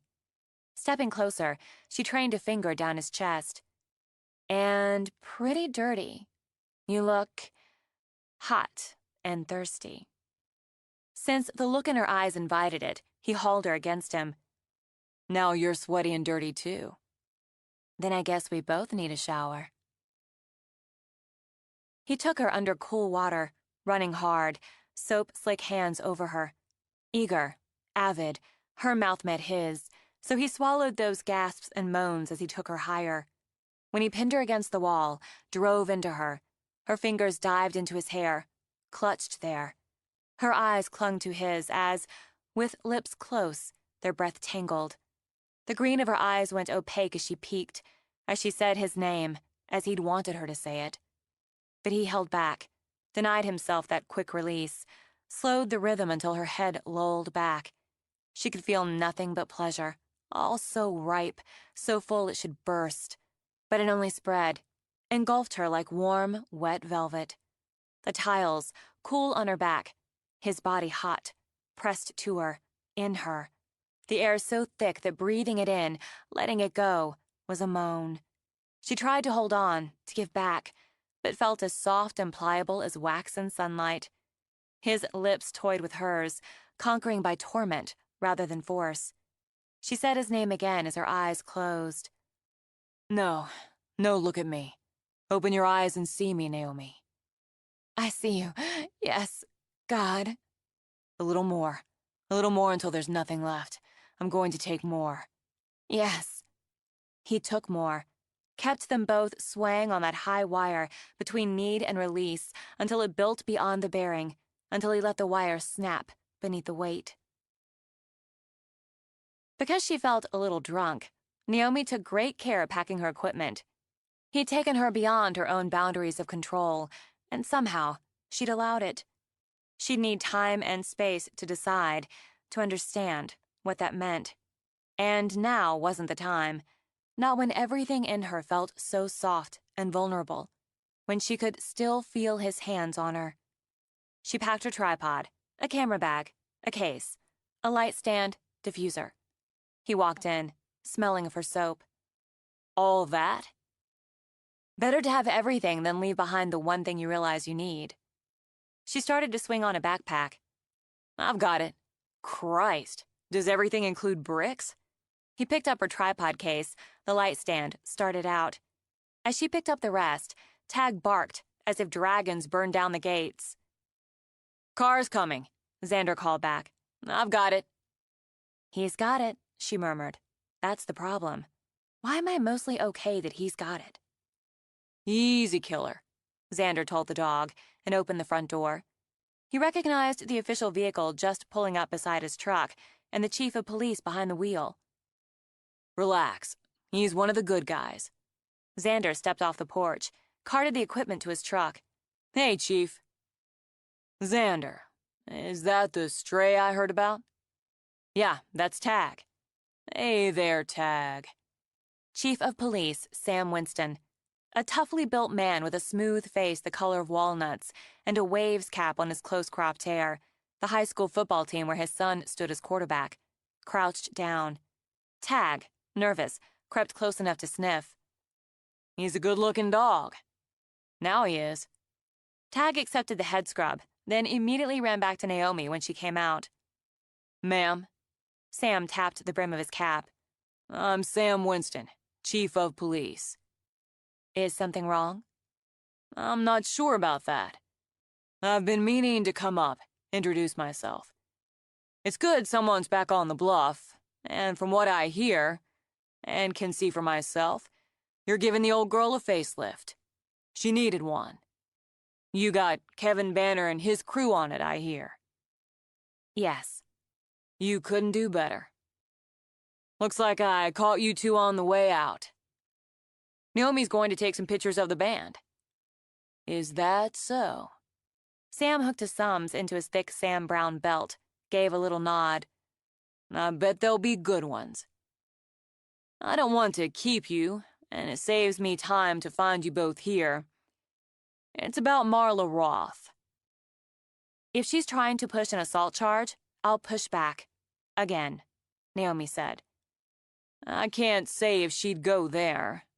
We can't seem to find her. Still? Xander put in, turned back from stowing the equipment. Nobody's seen or heard from her, the way it looks, since Friday night. Not long after your scuffle with her, Miss Carson. If she's still pissed about that, she could have taken off for a few days. Xander began. Worn boots planted, Sam gave the bill of his cap a little flick up. Her car's at her house, and she isn't. Chip finally broke in the back door this morning, then came back to see me. She didn't go into work yesterday, isn't answering her phone. She could be in a snit, and it's most likely she is, but Chip's worried sick, and I need to look into it. Now, the story I'm getting is she went at you at Lou's on Friday night. Missing could mean anything, Naomi assured herself. Missing didn't mean an old root cellar in the deep woods. More often, much more often, it just meant a person had gone somewhere no one had looked yet. Miss Carson? Sam prompted. Sorry, yes. That's right. She knocked into me a couple of times, then shoved me a couple of times. And you clocked her one? No, I didn't hit her. I took her wrist, gave it a twist. Leverage, pressure point, so she went down. So she stopped shoving me. Then what? Then I left. It was annoying and embarrassing, so I left and came home. By yourself? Yes, I came home alone. About what time do you think that was? About 10:30. Just doing his job, Naomi reminded herself, and took a deep breath. I let the dog out, walked around with him for a while. I was angry and upset, and couldn't concentrate on work. And I got here about 12:30. Though Xander leaned negligently back on his truck, irritation edged his voice. The dog got us up just after 5, and I left about 7:30, maybe a little before. Come on, Chief. Xander, I've got to ask. Patty's been screeching about Miss Carson attacking Marla. She's the only one with that take, he added, before Xander could speak. And even she's backed off that mark. But the fact is, Marla stormed out of Lou's in a temper about 20 minutes after Miss Carson, and as far as I can determine, that's the last anyone saw her. Sam huffed out a breath, petted the dog, who now apparently found him delightful. Did either of you see her with anybody? Somebody she might have taken it into her head to go off with? She was sitting with Patty. Xander shrugged. I try not to notice Marla too much. I saw her at her table, with her friend, earlier in the evening. Tense now, Naomi rubbed her neck.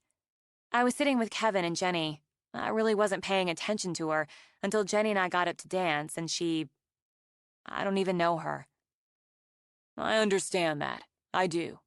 And I don't want you to worry about this. She probably went off with somebody she met at the bar to lick her wounds and get Chip worked up. Naomi shook her head. A woman who's pissed off and upset? She's going to talk to her girlfriend. They had a bit of a falling out after the incident.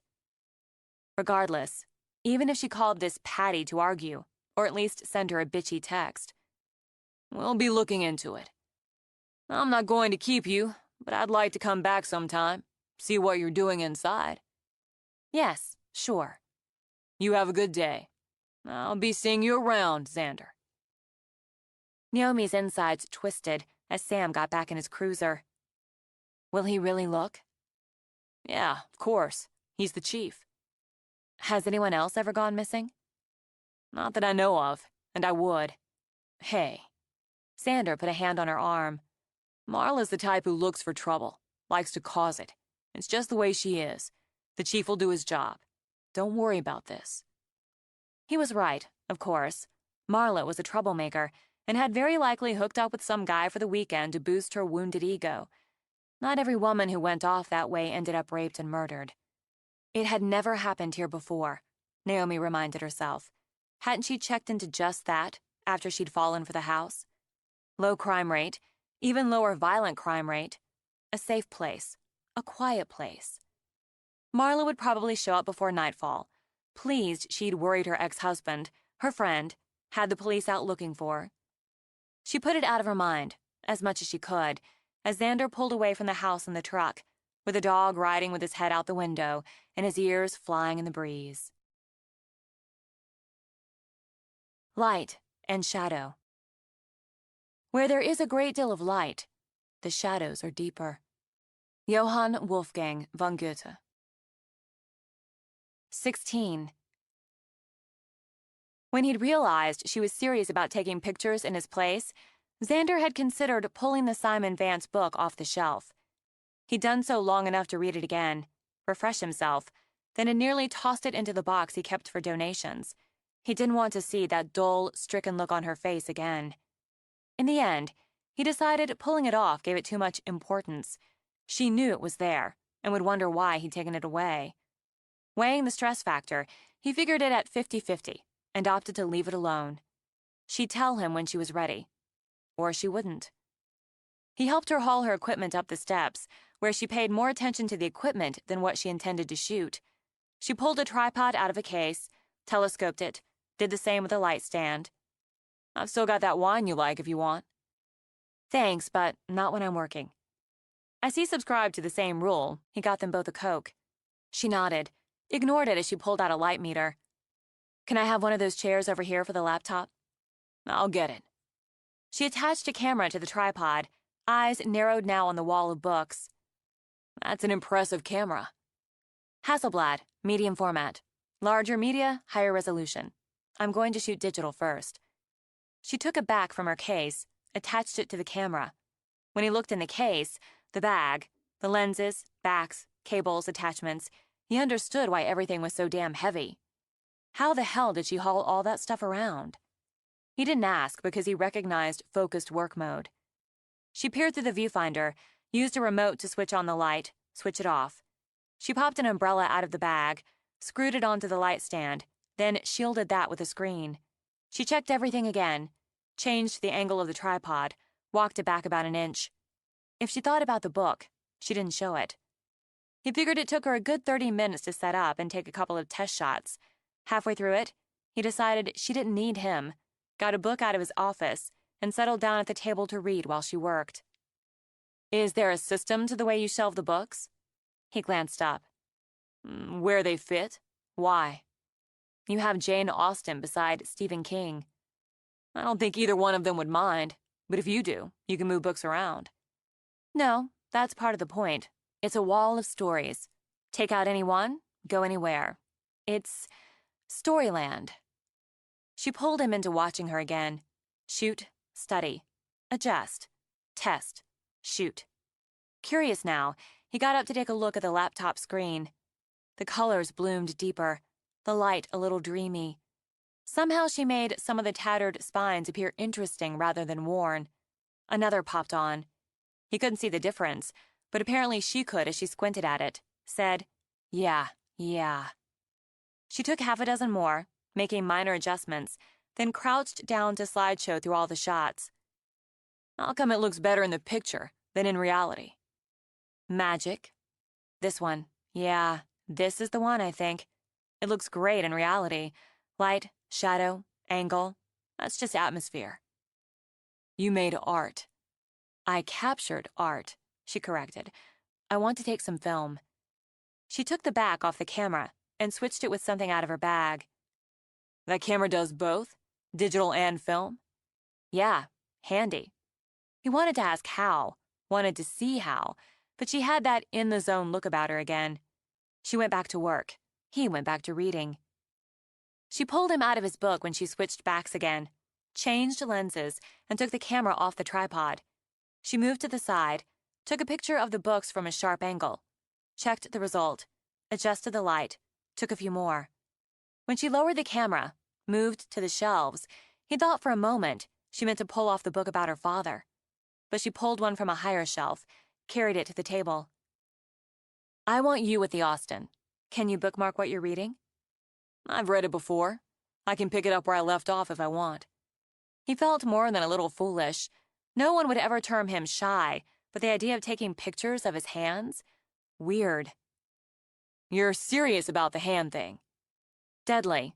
Tough man's hand with a classic novel written by a woman, one a lot of people consider a woman's book. A lot of people are stupid. Either way, it should work. She took out her light meter. And the light's good right here for what I want. Good, natural light through the window, especially if you just scoot your chair to the right, just a couple inches. Once he had, she checked the light meter again.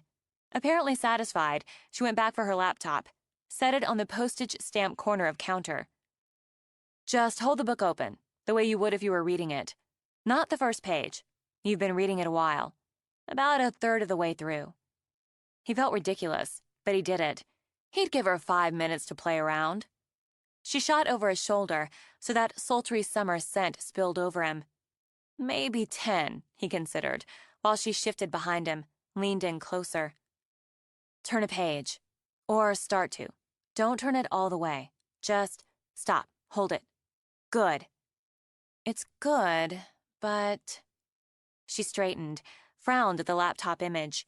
He had to twist around to check it himself, and what he saw surprised him.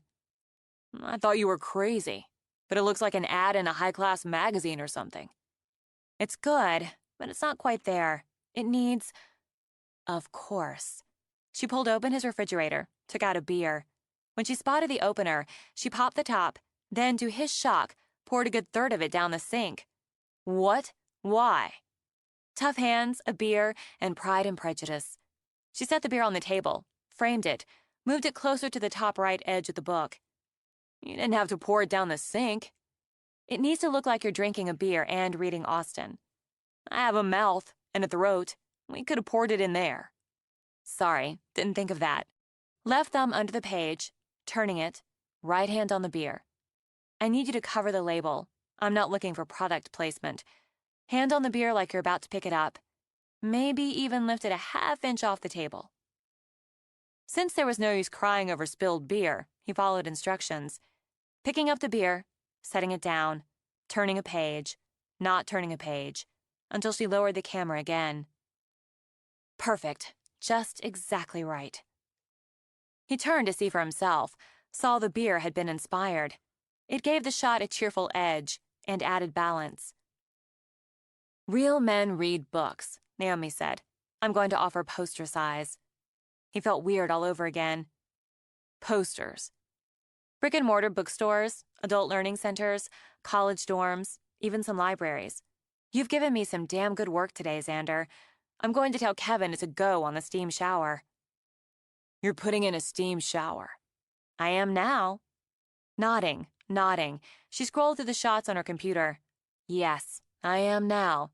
I talked myself out of it, but when I get this much good work on a Sunday, I'm steaming. He pointed at her. I earned time in that. You definitely did. She didn't resist when he pulled her onto his lap, but did hesitate when he started to take the camera. I'm not going to bounce it off the floor. It's got weight, he commented. Just over 9 pounds. I'm mostly going to use the tripod with it, and it's worth the wait. It's tough and reliable, and you can see just how sharp. And this deal on the back makes it shoot digital? Nodding, she removed it. Excellent system. No pins to catch on anything, and it has its own integrated software. It's not something I'm going to take on a hike, but for what I wanted here, and for what you want with the band, it's the machine. He had to admit, he'd like to play with it himself, just to see how the mechanics worked, but he didn't see that happening, any more than he'd let her under the hood of his GTO. I use my phone if I take a picture. Very decent cameras on phones today. I've taken some nice shots I've been able to manipulate and sell. And now, I wouldn't mind a half a glass of that wine while I break this down and we set up in the garage. I can take care of that. I've already got most of a beer. Thanks. She hesitated again, then kissed him. Thanks, she repeated. No problem. She rose, went over to carefully replace her camera in its case, and as he rose to get her wine, he saw her gaze shift back to the books. So, it's a classic, therefore a cliched question, but have you read all of these? Everything out here? Yeah. There's some in my office, in the bedroom I haven't gotten to yet. She pulled off casual, he thought, compacting her tripod, sliding it into its soft case. Mostly fiction, right? But you've got some nonfiction mixed in. Biographies, histories, books on cars. Surprise. True crime. He could pull off casual, too. Nonfiction, written well, is a story. I tend to only read nonfiction that's work-related. How do you know if something based on true is written true? I guess you don't. Sometimes it must be perception, or a personal agenda, or just enhancing or adjusting for creative effect, like a photograph. I take an image that's real, but I can manipulate it, change tones, enhance or soften, or crop out to meet my own agenda. He brought the wine to her. 50-50, he'd thought. She'd done the work she'd come to do on the first 50. Now he could see. She'd tied herself up in the second half. I'd say the person in the original image knows what's true and what's manipulated. That's the thing about words and images. She took a slow sip of wine. Once the words are on the page, the image printed, it becomes what's true. She turned away then, set her glass aside to break down her lighting. They're not so different, words and pictures. Both freeze moments. Both stay with you long after the moment's over. Naomi. He didn't have a clear idea what to say, how to say it, and decided it would be nothing, as the sound of an old truck with a rusted-out muffler boomed outside. That'll be Lilo, and his muffler from hell. If he had a friend who was a mechanic, he could get that fixed. I'll have to suggest that, for the millionth time. At least he can help us haul all this down. She liked Lilo, and it generally took her longer to like. And Tag loved him at first sight. Man and dog were all over each other in an instant, like long-lost friends, possibly brothers, thrilled with a reunion. That's a good dog. That's some good dog. Crouched, Lilo rubbed Tag all over and got licked lovingly in the face with every stroke. I heard you found him out of gas on the side of the road. That's right. Not out of gas now, are you, boy? Not out of gas now. Tag rolled over, exposing his belly, his hind leg pumped like a piston in time with the rubbing.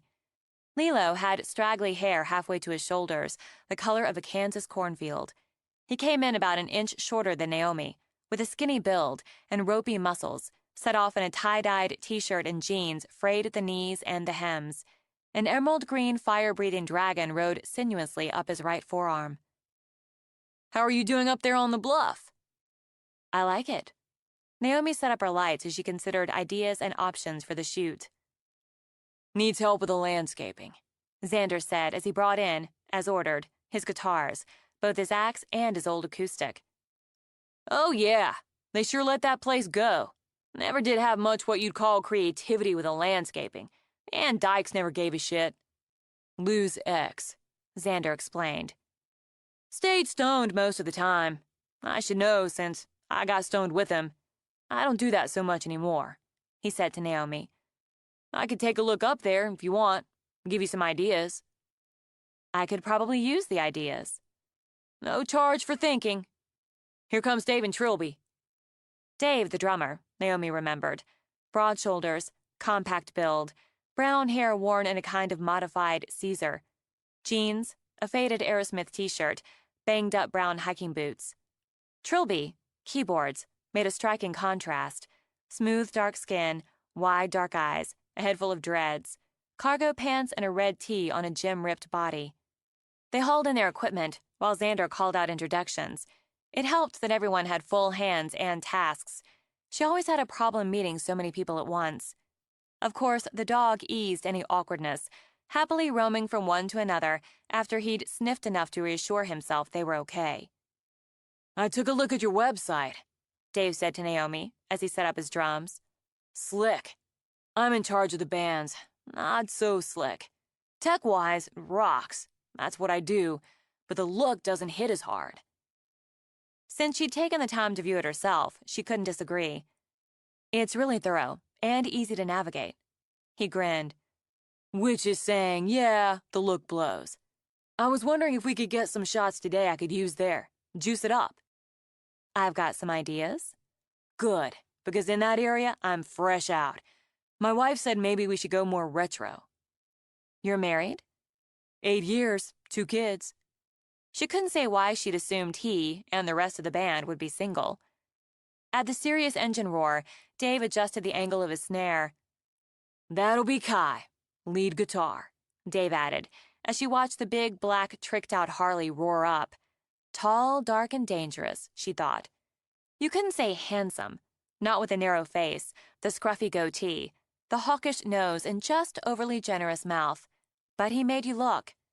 He aimed eyes as dark as his hair at Naomi. Hi there, slugger. Xander glanced up from setting up the speakers. Naomi? Kai. Yeah, I saw you put Marla on her knees the other night. She'd earned it. Nobody's seen her for a couple days, Lilo said. Yeah, I just heard about that.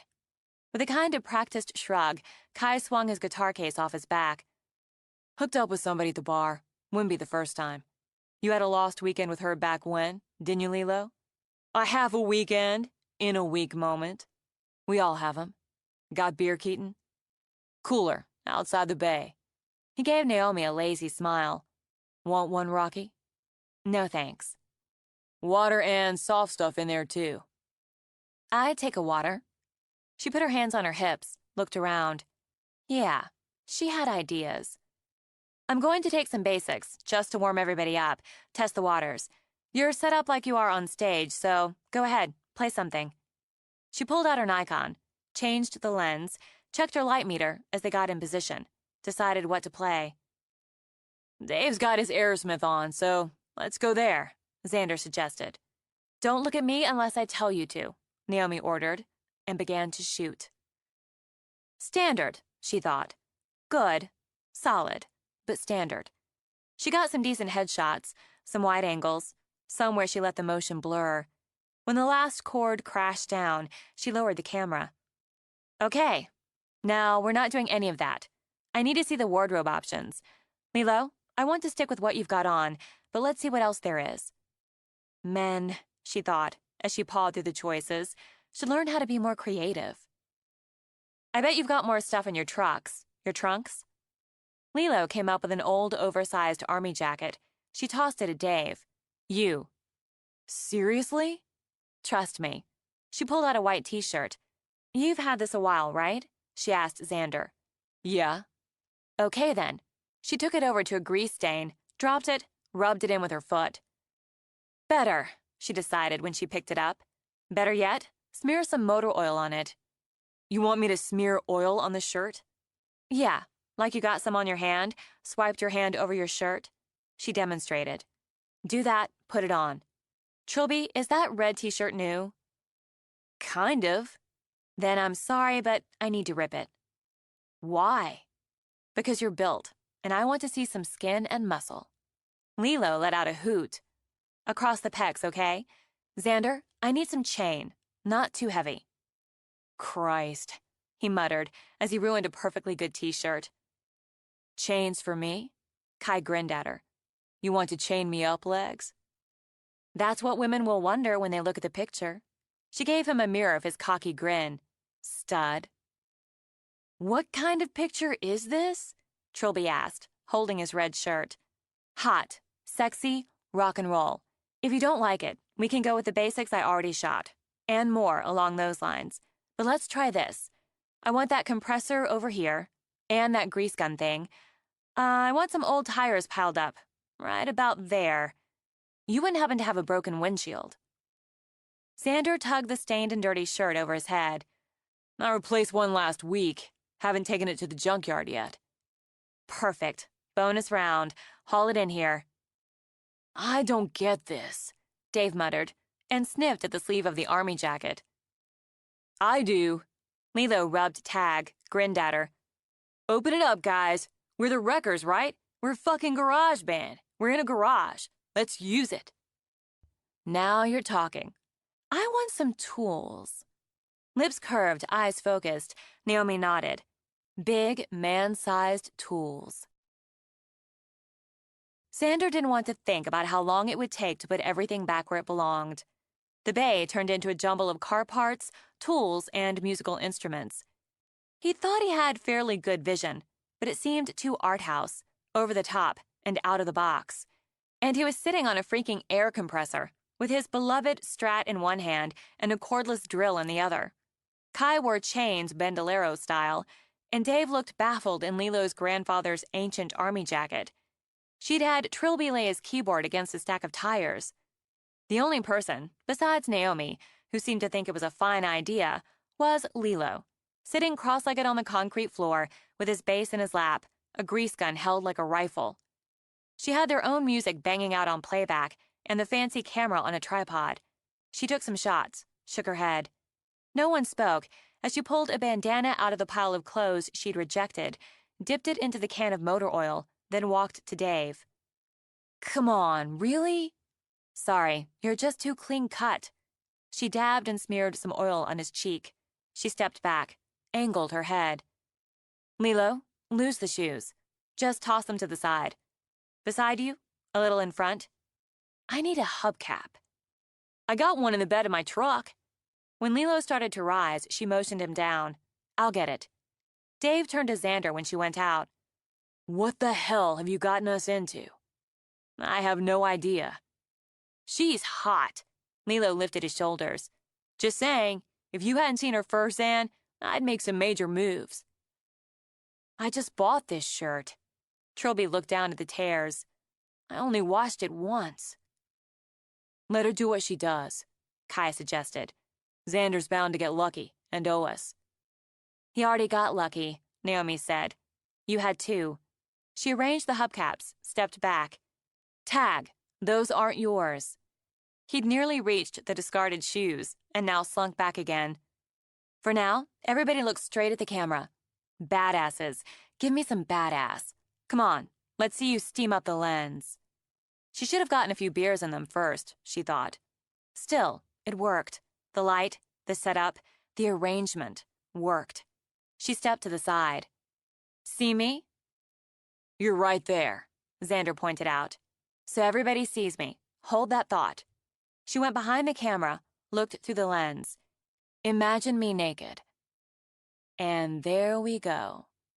Again, don't lose it. Imagine me imagining you naked.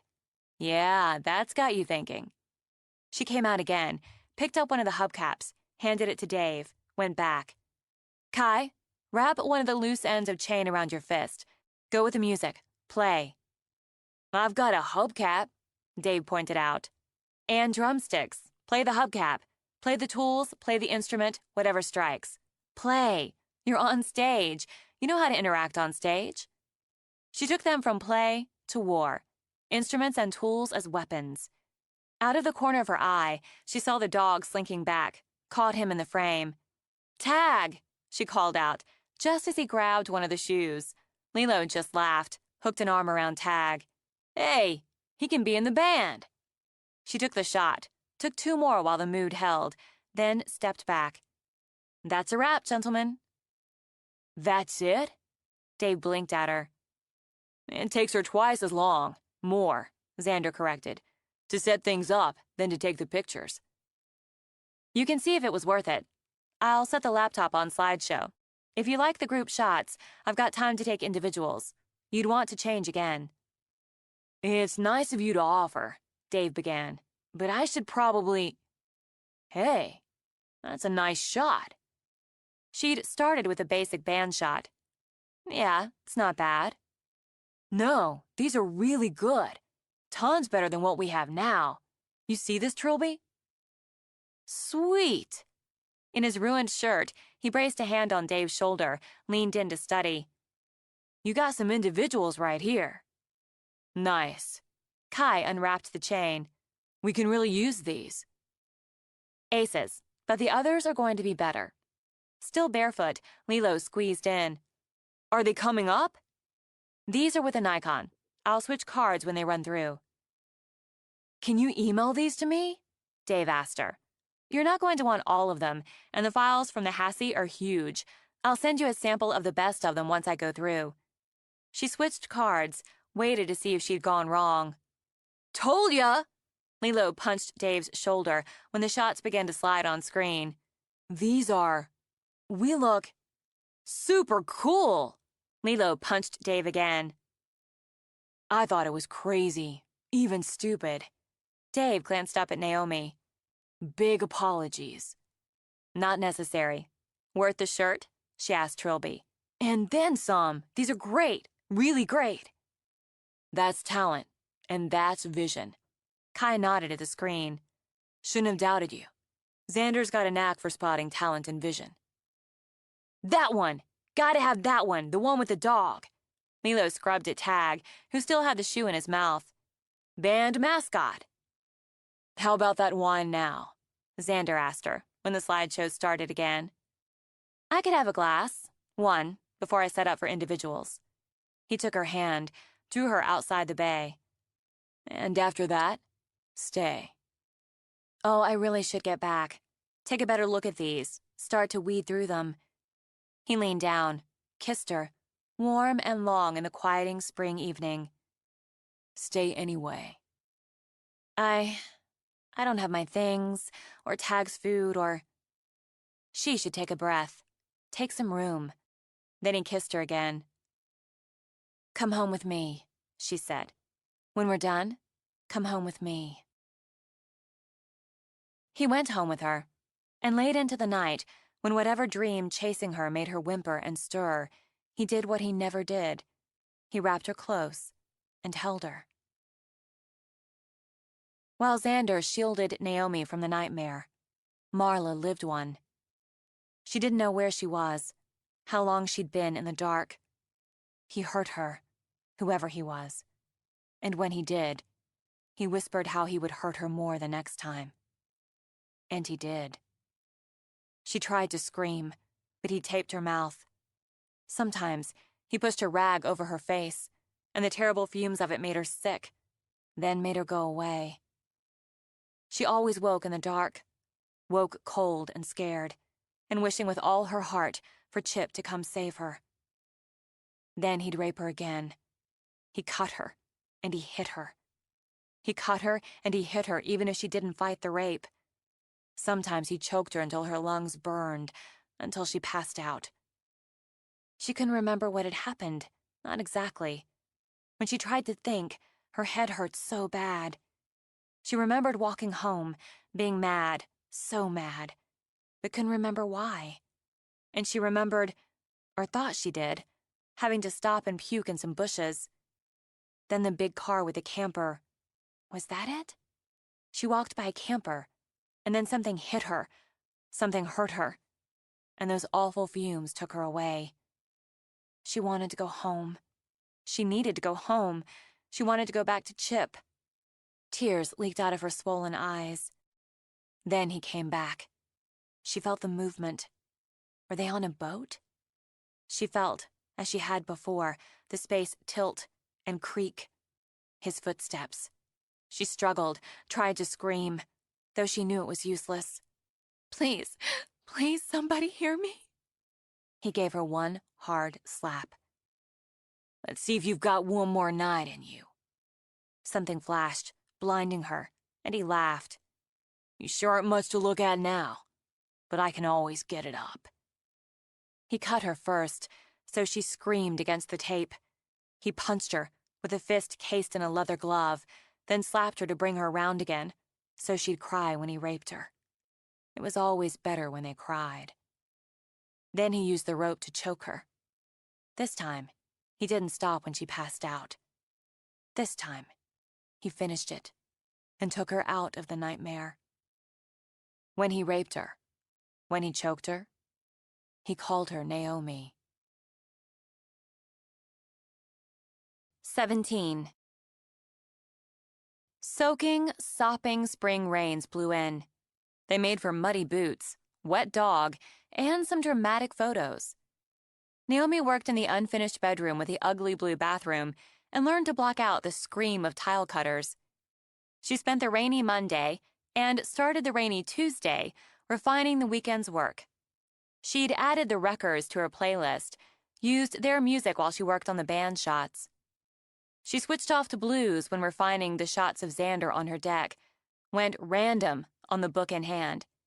If she put off working on what she thought of as Storyland, she'd get to it.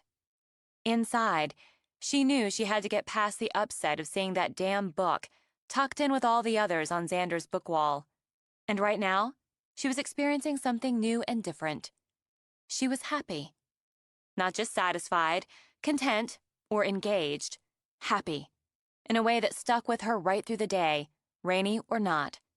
The house, the progress on it, the work. Because God, she did good work here. Even the dog gave her a sense of happiness. And still, this was more.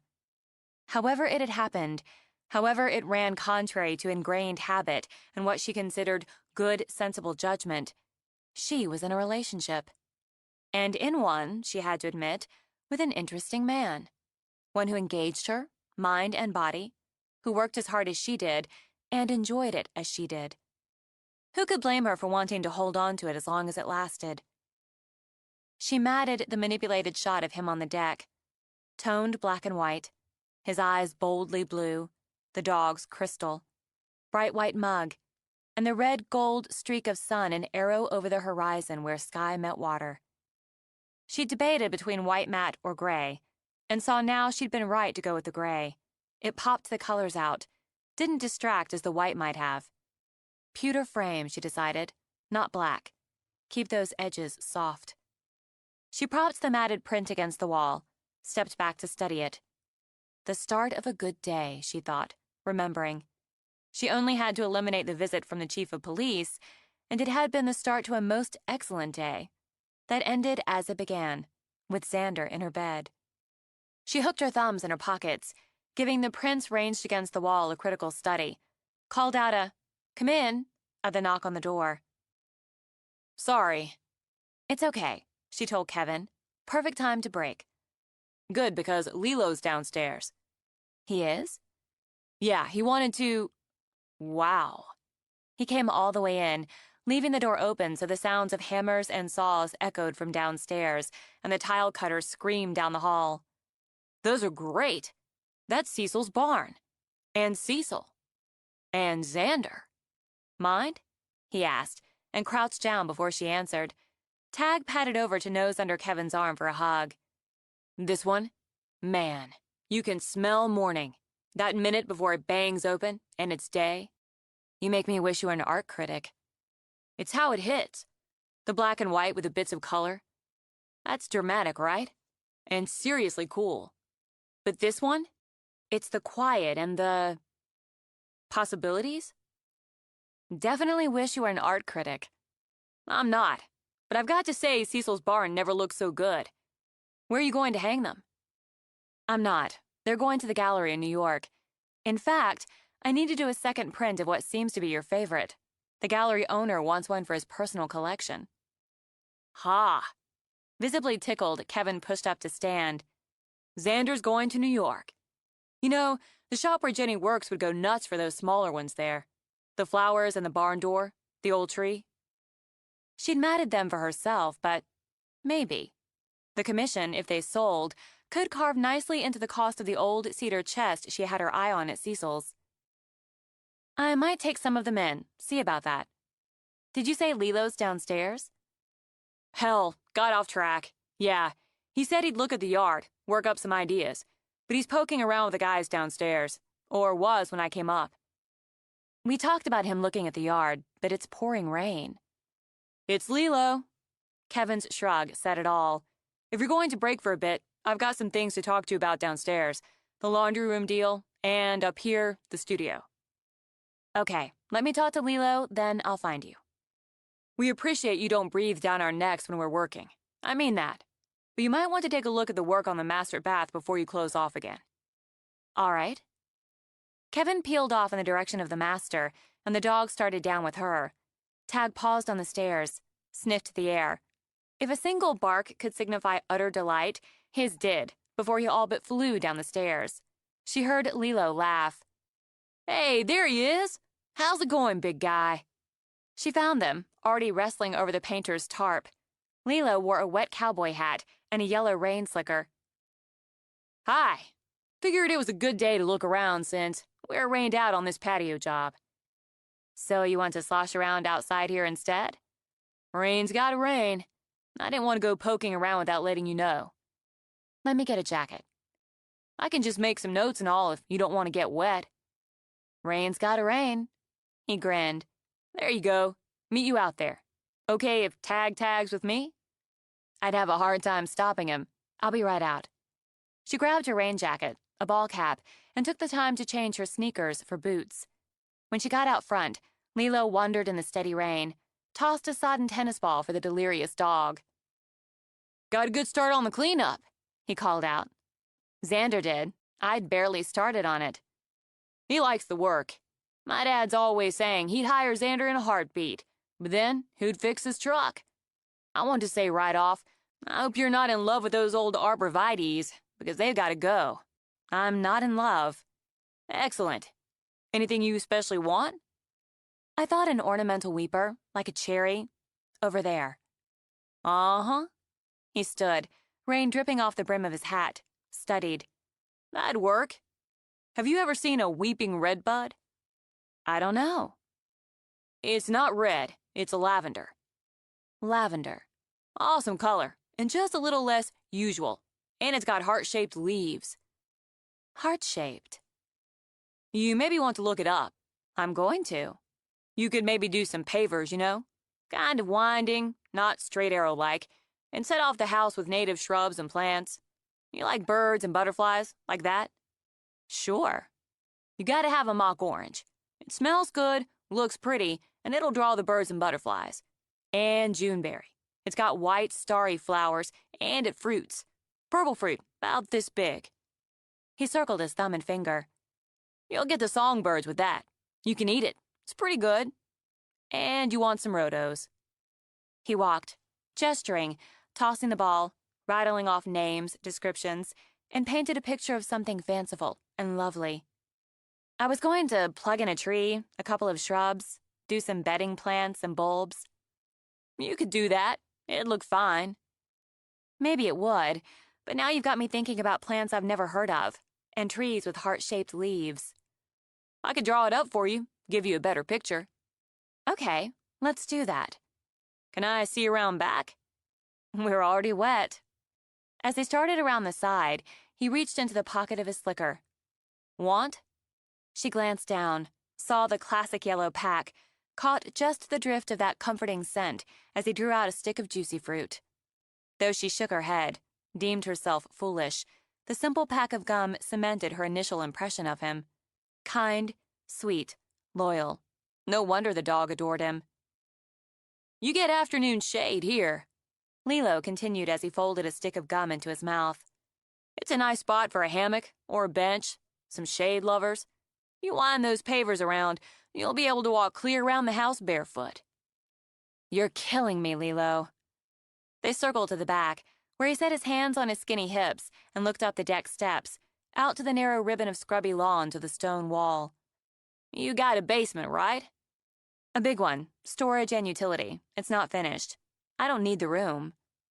Might want it when you have kids, and you'd want to build up that wall more when you do. For now, you might want to put some hemlock over there.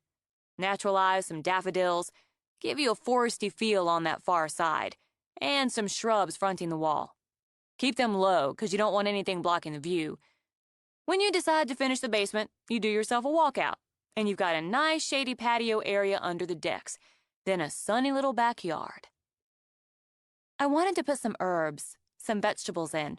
Not a huge space, but enough for a kitchen garden. You could do that. Nodding, he walked up the short steps to the first-floor deck. It's a ways from your kitchen, but you could do that. Or you could have yourself a container garden up here. You got the sun, you got the room on a deck this size. Build them out of the same wood as the house. Make them look built in, you know. Do yourself some herbs, some cherry tomatoes, maybe some romas, some peppers, whatever. Containers are easy to maintain. And steps away from the kitchen. More practical, she thought, more efficient, and pretty. You know what you're doing, Lilo. Well, I've been working the business since I was about 6. It's a lot of work. Whatever you do, you can do some here, some there, some down the road. But you can draw it up. Give me an estimate on each section? Sure. And there's this other thing. Am I going to have to sell the family jewels? He grinned, shook his head, and shot out raindrops. Maybe you could take pictures of the work, you know, before, during, after. We could use them in the business, like a trade. Bartering again, she thought, the popular commerce of Sunrise Cove. That's a smart idea. I can't claim it. It's my dad's. I haven't seen what all you sent to Dave yesterday. I'm swinging by his place after he gets off work. May be able to mooch dinner, too. But my dad took a look at your website, and he came up with it. She'd want pictures in any case, she thought. She'd been documenting the progress on the house, for herself, for Mason and her uncles and grandparents. We'll work that deal. Solid. They fist bumped on it. I'll get you some drawings and some figures. You're really pretty. Thank you. I'm not hitting on you or anything. Xander's like my brother. It's just, you're really pretty. And I like what you're doing with the house. Like I said, I used to hang up here sometimes with Dykes. Even though I used to think working in the business was bogus, I'd end up planting stuff in my head. Now you'll plant it for real. That's something, isn't it? I should book. Xander's on my ass about my muffler. I guess I'll take it in, let him fix the damn thing. I'll come by when I've got everything worked up. Thanks, Lilo. Sure thing. You be good. He rubbed the wet dog. Later, he said, and jogged down and away. Sanders stood under an aging Camry, replacing brake pads that should have been replaced 10,000 miles earlier. Some people just didn't maintain. It needed an oil change and an all-around tune-up, but its owner, his 9th-grade American history teacher, still didn't believe he knew what he was doing. About any damn thing. And never let him forget he'd been suspended for hooking school. Something that made no sense to him then or now. Suspension for hooking was like a damn reward. Speaking of suspension, her shocks were about shot, but she wouldn't listen there either. She'd wait, drive the car into the ground until he ended up towing it in. He had a transmission job after this, and had given a clutch replacement to one of his crew, a simple tire rotation to another. He had 2 cars out in the lot, towed in from a wreck on rain-slick roads the night before, a call that had pulled him out of Naomi's bed at 2 a.m. The drivers got off with mostly bumps, bruises, some cuts, though one of them ended up being taken in by the deputy when he didn't pass the breathalyzer. Once the insurance companies finished wrangling, he'd had plenty of bodywork to deal with. But he'd missed waking up with Naomi and the dog having breakfast. He'd gotten used to those sunrises. Funny how fast he'd gotten used to them, and unused to sleeping and waking alone in his own space. Even now, he had a low-grade urge to see her, to hear her voice, to catch a drift of her scent. That wasn't like him. He just wasn't the sort who needed constant contact, calling, texting, checking in, dropping by. But he'd caught himself thinking up excuses to do any of that, and had to order himself to knock it off. He had work, and later in the afternoon, a quick meeting with Lou about the bar. He had books to read, sports to watch, friends to hang with, and the paperwork he should have done Sunday night to clear up.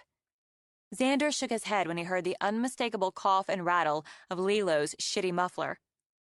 "Get that thing out of here," Xander shouted. "It's bad for business." "I'm bringing you business, man. And half a Jumbo Diablo sub."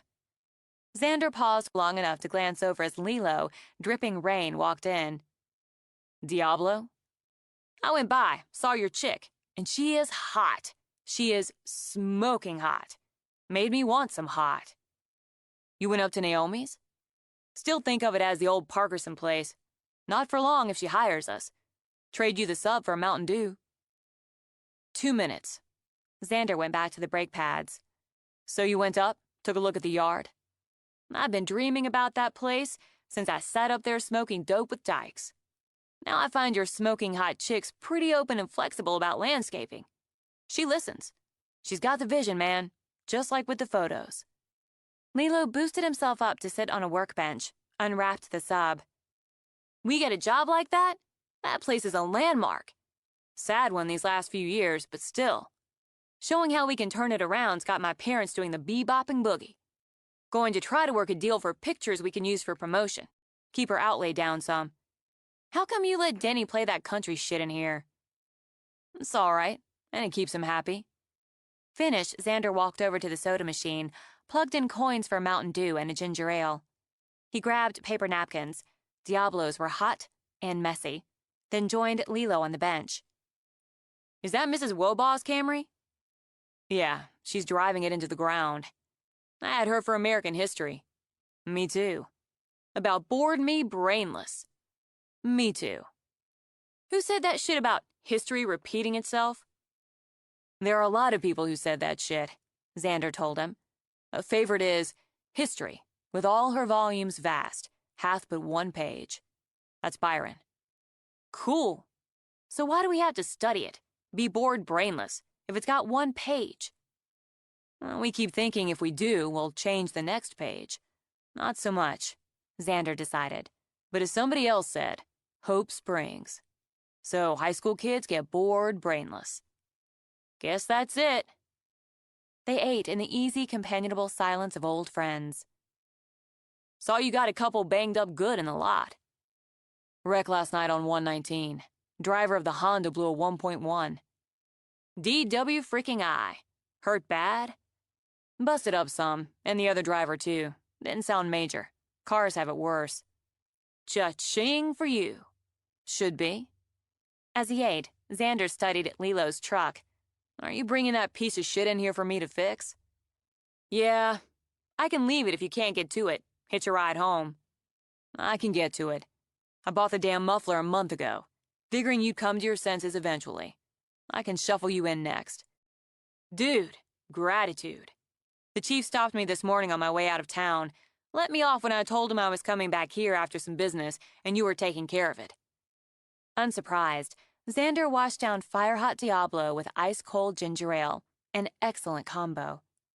"That's one way to come to your senses." "I'm going to kind of miss the noise." "Only you, Lilo.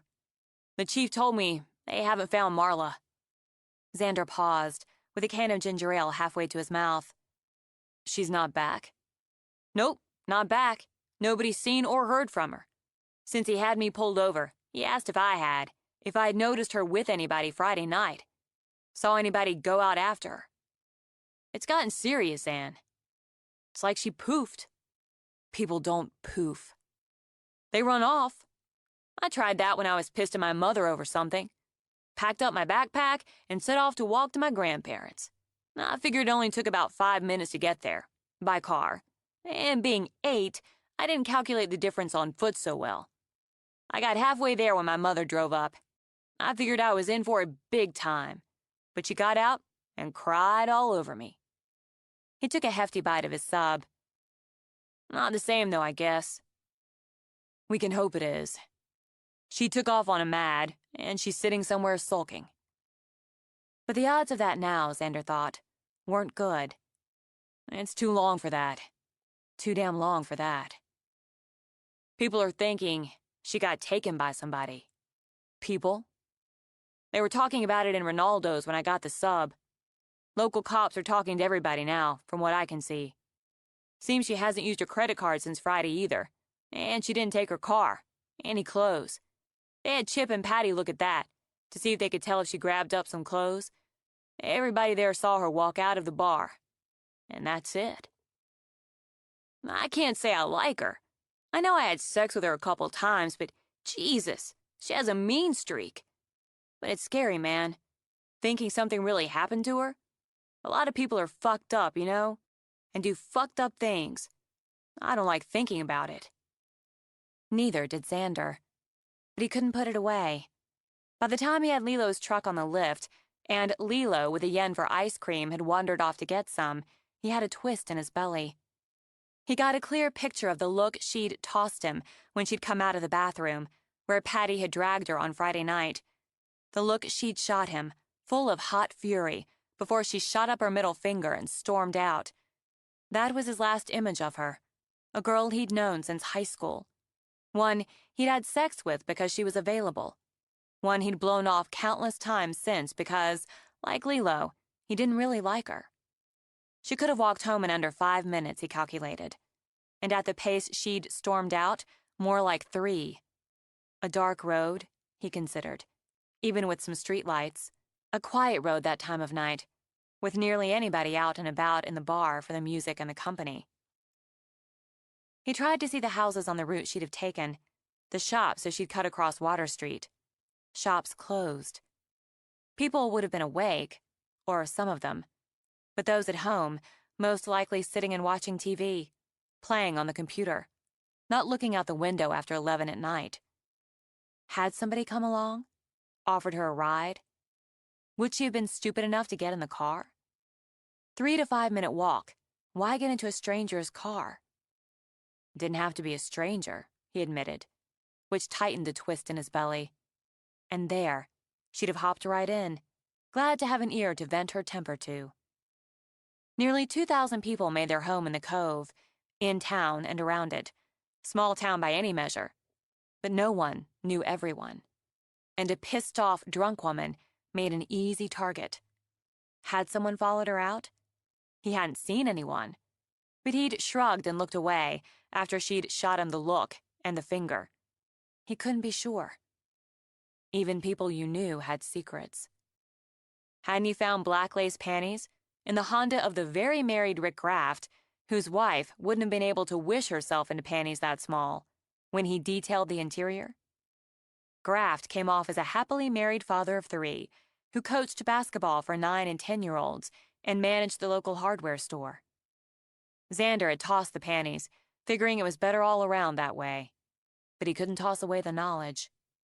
Or how Mrs. Ensign had smelled of weed and cheap wine, and the mints and spray cologne she'd used to try to mask it, when he'd answered the breakdown call and gone out to change her tire.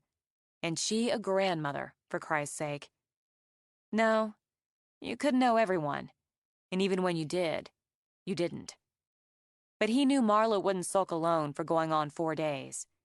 He was very much afraid that when they found her, it would be too late. 18. Having a house full of men had some advantages. Xander and Kevin carted out her shipping boxes and the smaller box of prints she'd framed for potential sale locally.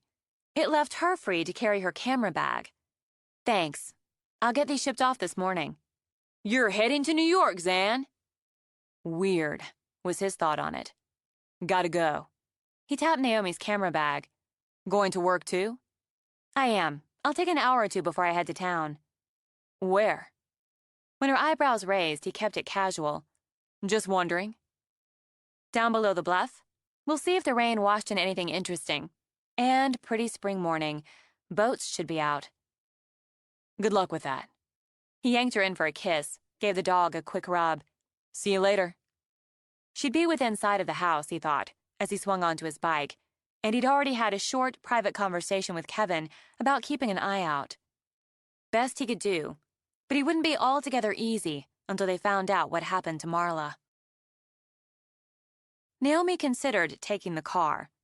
She could drive nearly a half a mile closer, then take a track down through the woods, since she wanted shots there first, make her way down to the shoreline.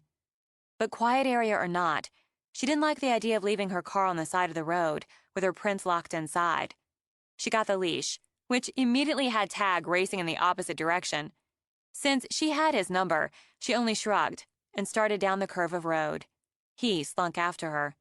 She stopped, took a dog cookie out of her pocket. You want this? You wear this until we're off the road. She held out the leash. Dislike for the leash lost to greed.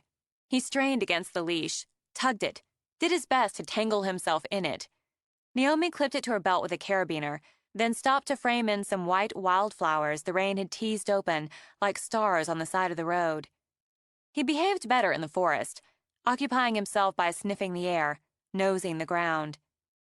Naomi took carefully angled shots of a nurse log, surrounded by ferns, and blanketed with lichen and moss. Yellows, rusty reds, greens on wood studded with mushrooms that spread like alien creatures. A pair of trees, easily 10 feet high, rose from it, the roots wrapped around the decaying log, as if in an embrace. New life, she thought, from the dead and dying. The long rain soaked the green, so it tinted the light, seducing wildflowers to dance in sunbeam and shadow. It scented the air with earth and pine and secrets. After an hour, she nearly headed back, left the shoreline for another day. But she wanted the sparkle of sun on the water after the misty damp of the forest. She wanted the deeper, rougher green of those knuckles of land, the strong gray of rock against the blues. Another hour, she decided, and then she'd pack it up, run her errands. Thrilled to be off the leash, Tag raced ahead. She turned onto the bluff trail, one he knew well now. He barked, danced in place whenever she stopped to take other pictures. Don't rush me. But she could smell the water now, too, and quickened her pace. The trail angled down and proved muddy enough from the rains that she had to slow again. Considering the mud, she realized she'd now have to wash the damn dog before running into town. Didn't think of that, did you? She muttered, and used handy branches to support herself on the slick dirt. All worth it. Worth it all in that one moment when the water and pockets of land opened up through the trees. She balanced herself, risked a spill to get shots of the view through low-hanging branches with her fern-like needles. Down below it would be bright, sparkling. But here, with the angle, the fan of branches, the inlet looked mysterious, like a secret revealed through a magic door. Satisfied, she picked her way down to where the dog barked like a maniac. Leave the birds alone. I want the birds. She scraped her muddy boots on rippling rock, climbed over them, caught the diamond glint she'd hoped for, and happily, just beyond the channel, a boat with red sails. She blocked out the dog barking until she got what she wanted, until the red sails eased into frame. When he raced back to her, she ignored him, took a long shot of the inlet, of the twin forks of water drifting by the floating hump of green. Look, if you're going to tag along, you just have to wait until I'm done before... What have you got? Where did you get that? He stood, tail ticking, and a shoe in his mouth. A woman's shoe, she noted, open-toed, long skinny heel in cotton candy pink. You're not taking that home. You can just forget about that. When he dropped it at her feet, she stepped around it. And I'm not touching it. As she picked her way down, he grabbed up the shoe, raced ahead again. She stepped down onto the coarse sand, the bumpy cobbles of the narrow strip. Tag sent up a fierce spate of barking, a series of high-pitched whines that had her spinning around to snap at him. Cut it out! What's wrong with you this morning? She lowered her camera, with hands gone to ice. The dog stood at the base of the bluff. barking at something sprawled on the skinny swatch of sand. She made herself walk closer until her legs began to tremble, until the weight fell on her chest. She went down to her knees, fighting for breath, staring at the body. Marla Roth lay, wrists bound, her hands outstretched as though reaching for something she'd never hold. The bright, sparkling light went gray. The air filled with a roar, a wild, high wave. Then the dog licked her face, whined, tried to nose his head under her limp hand. The weight eased, left a terrible ache in its place. Okay, stay here. Her hands shook as she unlooped his leash, clipped it on him. Stay with me. God, oh God, just hold on. Can't be sick. Won't be sick. Setting her teeth, she pulled out her phone. She didn't want to stay. She couldn't leave. It didn't matter that the police had told her to stay where she was, to touch nothing. She could have ignored that, but she couldn't leave Marla alone. But she went back to the rocks, climbed up enough to sit so the air could wash over her clammy face. The dog paced, tugged on the leash, barked until she hooked an arm around him, pulled him down to sit beside her. It calmed them both, at least a little. Calmed her enough that she realized she could do the one other thing she wanted. She took out her phone again, called Xander. Hey! His voice pitched over loud music, noisy machines. Xander? It only took one word, the sound in her voice on a single word, to have his stomach nodding. What happened? Are you hurt? Where are you? I'm not hurt. I'm down below the bluff. It's Marla. I called the police. I found her. I called the police, and they're coming. I'm on my way. Call Kevin.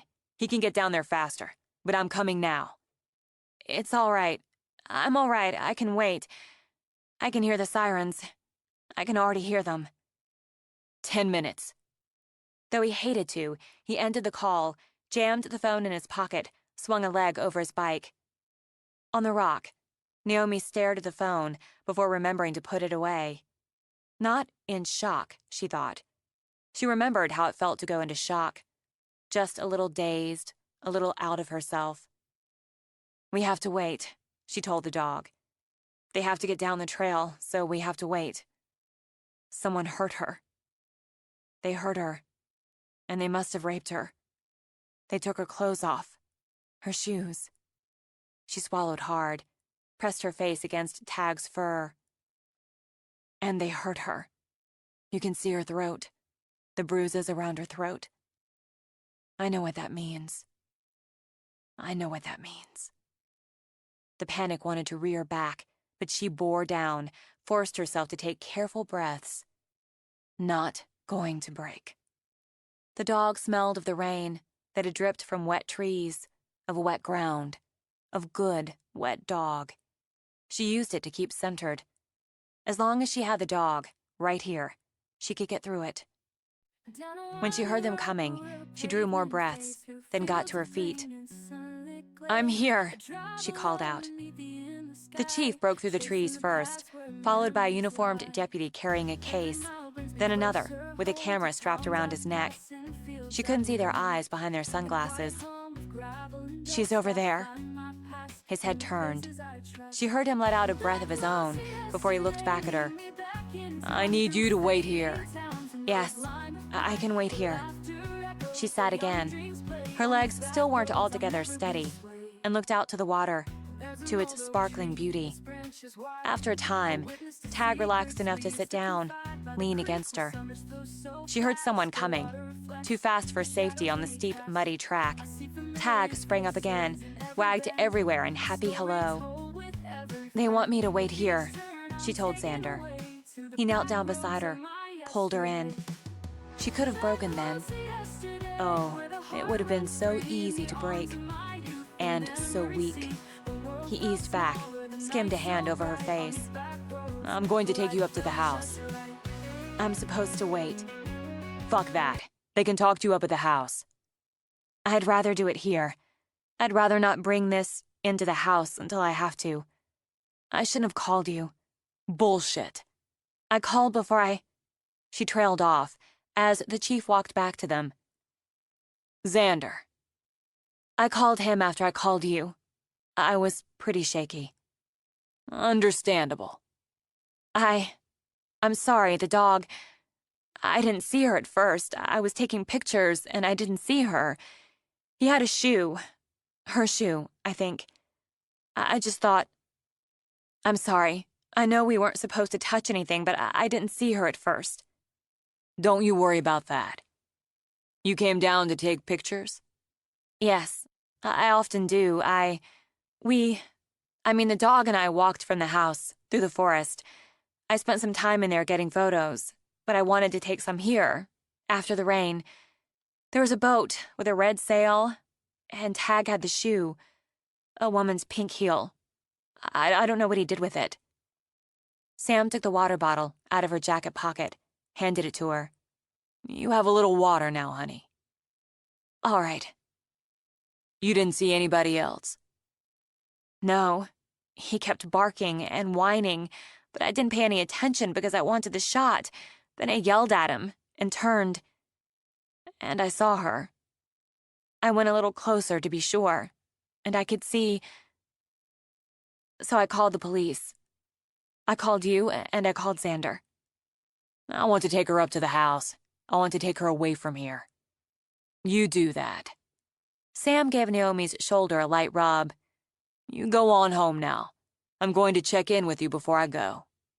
Xander took her hand, kept it firm in his as they started up the track. She didn't speak until they were in the trees. I hurt her. Naomi. I hurt her on Friday night, at the bar. I meant to, and she walked out of there with her wrist aching, her pride ripped up, and her temper leading her. Otherwise, she'd have left with her friend. I looked at you instead of her. You want me to feel guilty about that? To try to work some blame up because it was you, not her? This isn't about you and me, Naomi. It's about the son of a bitch who did this to her. It was the tone as much as the words that snapped her back, the raw impatience with anger bubbling beneath. You're right. Maybe that's why I needed to call you. I wouldn't get endless theirs and poor Naomi's from you. That sort of thing just makes it all worse. And it's not about me. Finding her's about you. Having to see that's about you. You don't want any poor Naomi's. I'll keep them to myself. But goddamn, I wish you'd gone anywhere else to take pictures this morning. So do I. We sat right out on the deck earlier, and she was down there. She had to have already been there. She took a breath. Does she have family? Her mother lives in town. Her father left, I don't know how many years ago. She has a brother in the Navy, joined up right out of high school, a couple years ahead of me. I didn't know him, really. And she has Chip. This is going to flatten him. They don't care about that. Who? Killers. They don't care about any of that.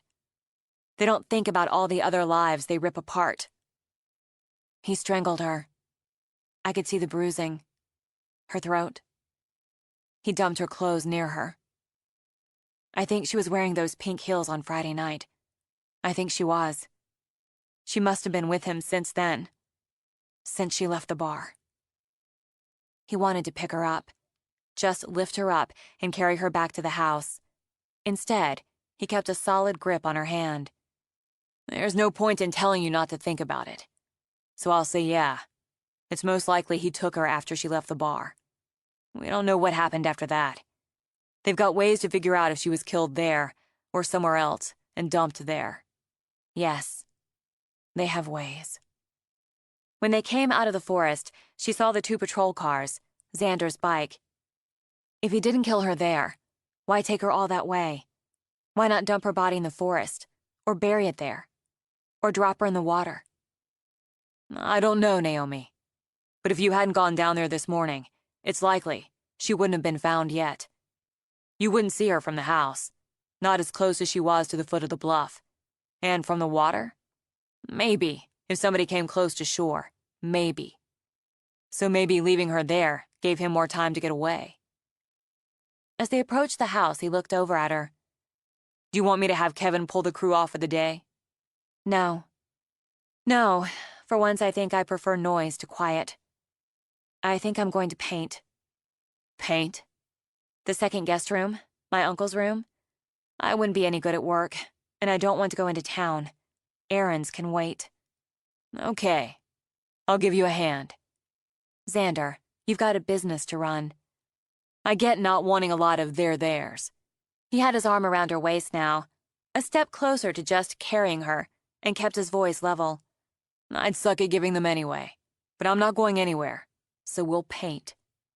She stopped, turned to him, into him, let herself just hold on. Thank you. Because it soothed him, and hopefully her, he ran his hands up and down her back. I'm a crap painter. Me too. She went upstairs to set up without him. She knew he lingered below to tell Kevin so she wouldn't have to. When he came up, he set down a cooler. Some water, some Cokes. Thirsty work, painting. Especially when you're crap at it. You told Kevin. The chief's going to come up, check on you, so yeah. He'll keep it to himself until then, and the crew will do the same to give the chief time enough to tell her mother. And Chip. Mason says that's the worst part, the notifications. I always wonder, if it's that hard to give, how much harder is it to get? I think it has to be worse not to know. If she hadn't been found, or not for a while longer. It's got to be harder not knowing. She nodded, turned away. Some of the girls her father had killed had been missing for years. Even now, after all this time, the FBI wasn't sure they'd found all the remains. Bose gave them another every few years for some new privilege. And, as Mason had told her so many years ago, for the fresh attention. So, you don't like this piss yellow color? She tried to center herself, studied the walls. I knew it reminded me of something. He didn't fill the silence with small talk while they worked, something else to be grateful for. Rolling the primer on the walls, covering something ugly with something clean, soothed. The dog wandered in and out, and finally settled on stretching himself across the doorway for a nap, so they couldn't leave the room without alerting him.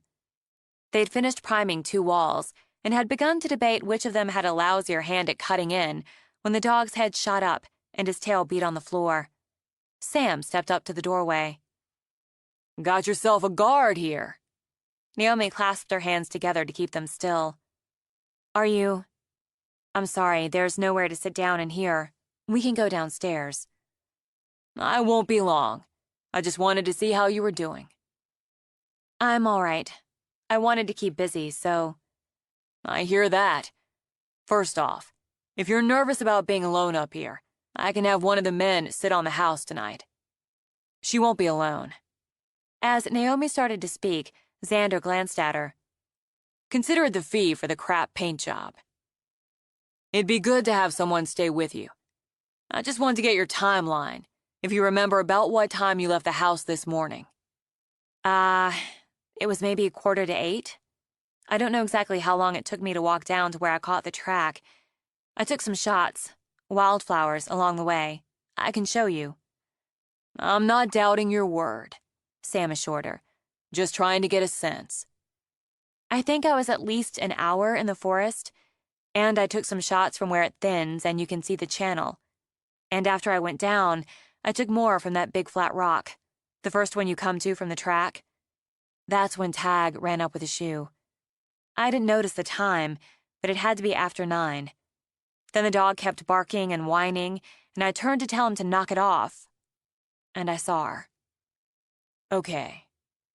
I'm sorry about this, Miss Carson. Naomi's fine. I'm sorry about this, Naomi. And I have to say, I'm grateful you walked that way today. It might have been another day or two before anyone found her otherwise. You're going to tell Chip, Xander put in.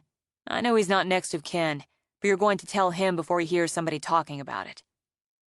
With a nod, Sam took off his ball cap, scraped fingers through gray-streaked brown hair, set it back on again. I'm going to see him right after I talk to her mother. If you think of some other details, Naomi, or if you just need to talk it through, you give me a call. This house is looking better than it ever did. Well, in my lifetime. I'm a phone call away," he added, and gave the dog a quick rub before leaving. She woke herself from the nightmare, ripped herself out of the cellar, under a nurse log in the dark green forest, the cellar where she'd found Marla's body. The fear came with her, and the images of the killing room her father had built, and all the blood and death in it. Her breath wheezed out, wanted to clog up. She fought to hitch it in, shoved it out again. Then hands gripped her shoulders. She'd have screamed if she'd had the air. "It's me. It's Xander. Hold on a minute." He turned her, one hand still firm on her shoulder, and switched on the light. One look at her had his hands taking her face, a hard grip. "Slow it down, Naomi. Look at me. Slow it down. You're okay. Just slow it down. You're going to hyperventilate and pass out on me otherwise. Look at me." She pulled air in. God, it burned. Fought to hold it, slow it, before she let it out. She kept her eyes on his, so blue, a deep, bold blue, like water she could sink into and float. "Better. You're okay. Slower. Slow it down some more. I'm going to get you some water." She lifted her hands, pressed them to his. She needed those eyes, just that deep blue for another minute. He kept talking to her. She didn't really register the words, just the hands on her face, the blue of his eyes. The burn eased, the weight lifted. Sorry. Don't be stupid. Water's right there, on your nightstand. I'm not going anywhere." He reached around her, picked up the bottle, uncapped it. "Slow on this, too." She nodded, sipped. "I'm all right." "Not yet, but close. You're cold." He rubbed those work-rough hands up and down her arms. He looked over her shoulder, said, "Ease off now." She glanced over, saw Tag with his front paws on the bed. "I woke up the dog, too. At the risk of being stupid on your scale, I am sorry. Nightmare." Not her first, he thought, but the first time he'd seen the full-blown panic. Not surprising, considering. You should get back under the blankets. Warm up.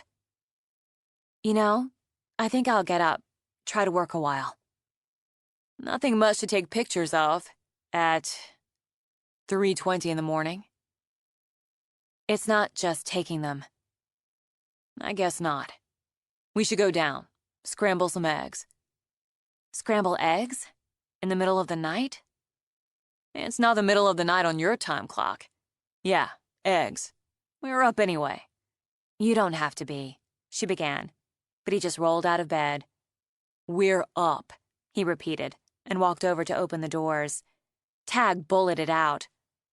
"Up and out. Waffles," he considered, glancing over to study her as he pulled on pants.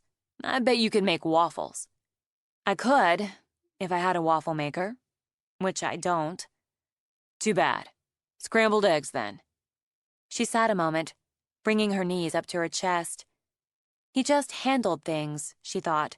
Nightmares, panic attacks, hurt dogs on the side of the road, dead bodies at the foot of the bluff. How did he do it? "You're hungry." "I'm awake." He picked up the cotton pants and t-shirt he'd gotten off her in the night, tossed them in her direction. "Do you like Eggs Benedict?" "Never had it." "You'll like it," Naomi decided, and got out of bed. He was right. The normality of cooking breakfast soothed and calmed. The process of it, the sense, a good hit of coffee, the raw edges of the dream, of memories she wanted locked away, faded off. And she was right. He liked her Eggs Benedict. "Where has this been all my life?" he wondered, as they ate at the kitchen counter. "And who's Benedict?" She frowned over it, then nearly laughed. "I have no idea." "Whoever he was, kudos. Best 4 a.m. breakfast I've ever had." "I owed you. You came when I called, and you stayed. I wouldn't have asked you to stay." You don't like to ask. I don't. That's probably a flaw I like to think of as self-reliance. It can be both. Anyway, you'll get used to it. To asking. And you brought me out of a panic attack. Have you had experience there? No, but it's just common sense. Your sense, she corrected, which also had you distracting me with eggs. Really good eggs. Nothing wrong with self-reliance. I'd be a proponent of that. And nothing wrong with asking either. It's using that crosses the line. We're in a thing, Naomi. A thing? I'm still working out the definition and scope of the thing. How about you? I've avoided being in a thing. Me too.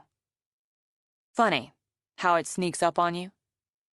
In a gesture as easy and intimate as his voice, he danced his fingers down her spine.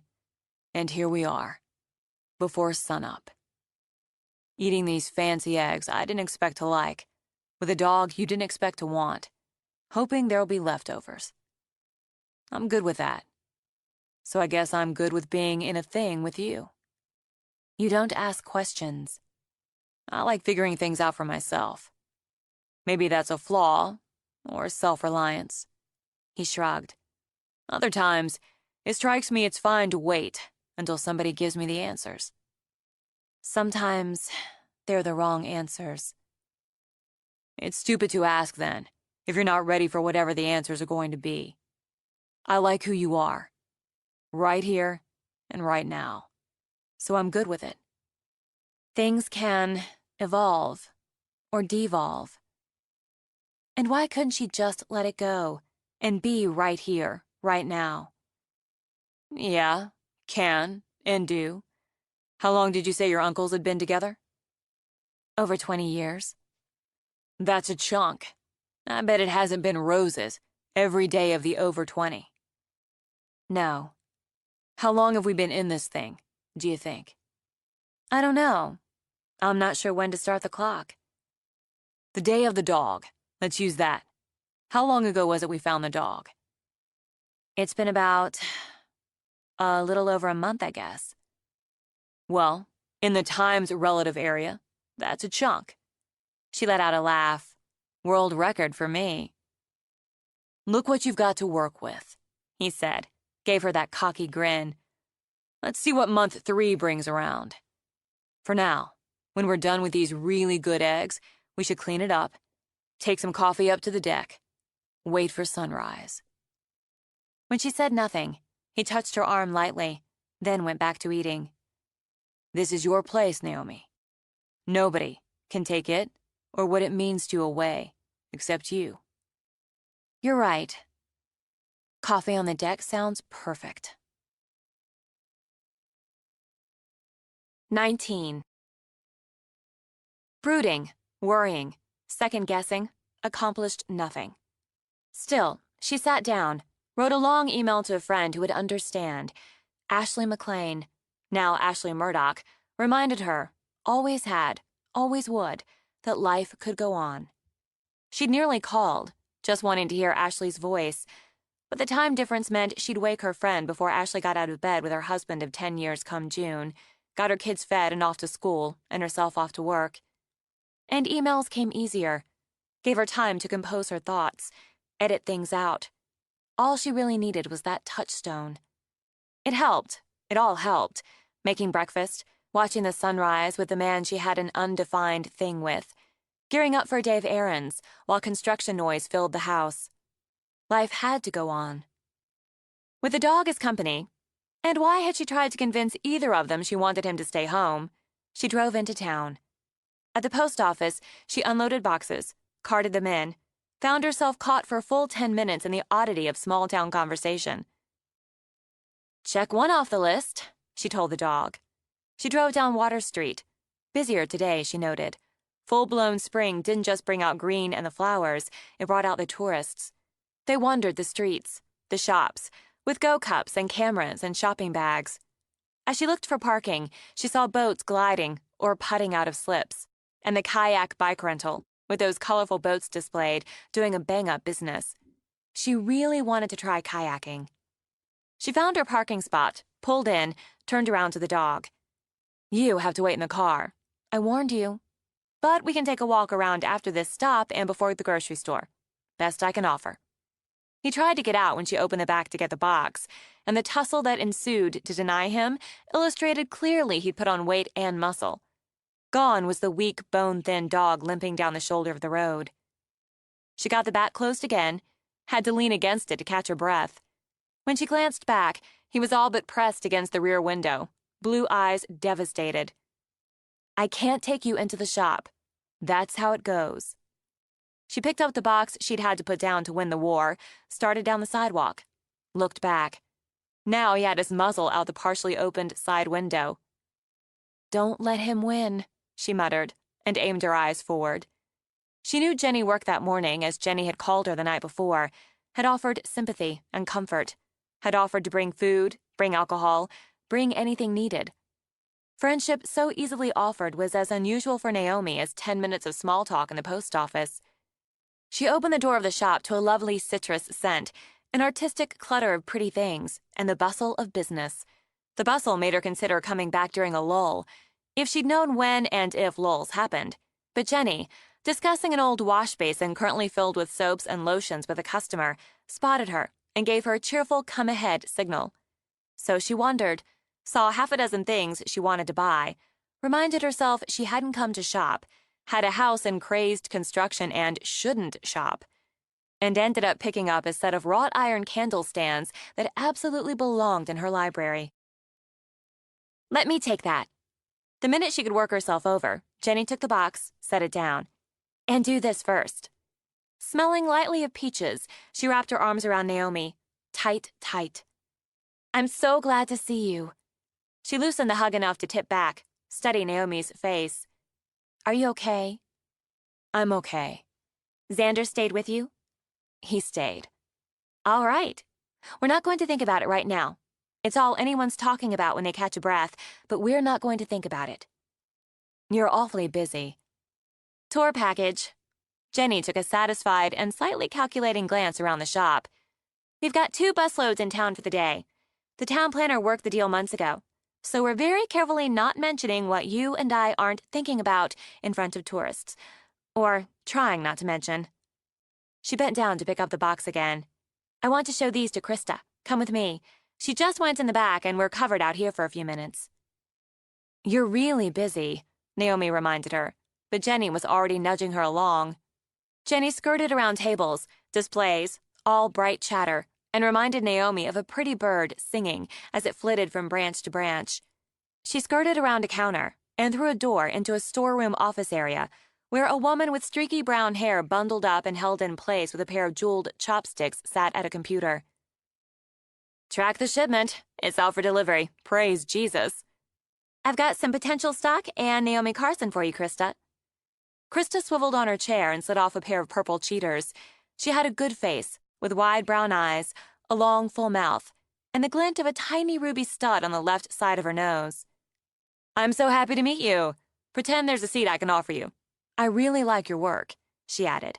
"I've combed your website several times and nagged Jenny to get you in here. I love your shop, which I've avoided because I'm weak. I've already picked out candle stands, and I probably can't leave without that oval wall mirror with the antiqued bronze frame." "Jenny's piece." "Flea market rehab," Jenny confirmed. "Naomi brought us some photos." Jenny set the box on the crowded desk. "I resisted pawing through myself." "It's good to remember the pecking order around here." Pushing off the chair, Krista opened the box, then put the cheaters back on to take a close look. She'd gone with small prints, wildflower studies, a series of 4 of the inlet, 1 of the marina, another set of nurse logs. "They're beautifully matted and framed. You do that yourself?" "Part of the process, yes." "I can sell these." She propped a pair against the box, stepped back, nodded. "Yes, we can sell these. In fact, with the tour, we can sell some of these as soon as we get them on the floor." She took off the cheaters again, tapped them against her hand, then named her price point. "Standard 60/40, she added. "That works for me." "Good, because I really want them. And I can take more, especially of local flora and fauna. Local water scenes, town scenes. I can sell them as unframed prints, too. We can think about that. I'd love the inlet and marina shots as postcards. I can do postcards. Turning, Krista wrapped an arm around Jenny's shoulders in an easy, unstudied way that told Naomi they were good friends. She can do postcards. Do you know how long I've wanted classy postcards? Jenny grinned, slid her arm around Krista's waist. Since you opened? Since I opened. I'll take 24 postcards right off, as soon as you can get them to me. No, 3 dozen. I can sell a dozen to the B&B in a flash. A variety of shots? Dealer's choice, Krista confirmed. Jen, get these priced and out on the floor. Pick your spot. She's my right hand, she told Naomi, even if she's planning to leave me in the lurch. Not for months yet. I know just where to put these. Jenny stacked them in the box, hefted it. If you've got a few minutes, Naomi, I'll print out the contract for what we're taking. Sure. Don't leave without seeing me, Jenny said, and went out to work on the display. I'm going to do an order sheet for the postcards while I'm at it. How's work going up on the bluff? Really well, which is why I need those candle stands, the sinuous ones. They need to be in my library. I think the mirror's for the foyer, but it needs to be in there somewhere. And whatever smells so damn good out there. That's mock orange in our diffusers today. I'm told I need those, the plants. I think I need them in the diffusers, too. Tell Jenny you get one, on the house. We're going to make some money together, Naomi. She left with more than she'd taken in, justified the purchases. The house needed things, and Krista was right. They'd make some money together, no question of it, as 4 of the framed prints sold before Jenny rang her up. We've got work to do, Tag. She clipped the leash on him when he was too distracted with joy to object, loaded her purchases in, got her camera and backpack out. Let's take that walk and make some postcards. By the time she got home, the crew was knocking off, again proving the advantage of men in the house. The tile team carried her groceries in while Kevin grabbed her gift shop finds. I guess you saw Jenny. And it cost me. But I also now have art displayed by her hands and a contract for more.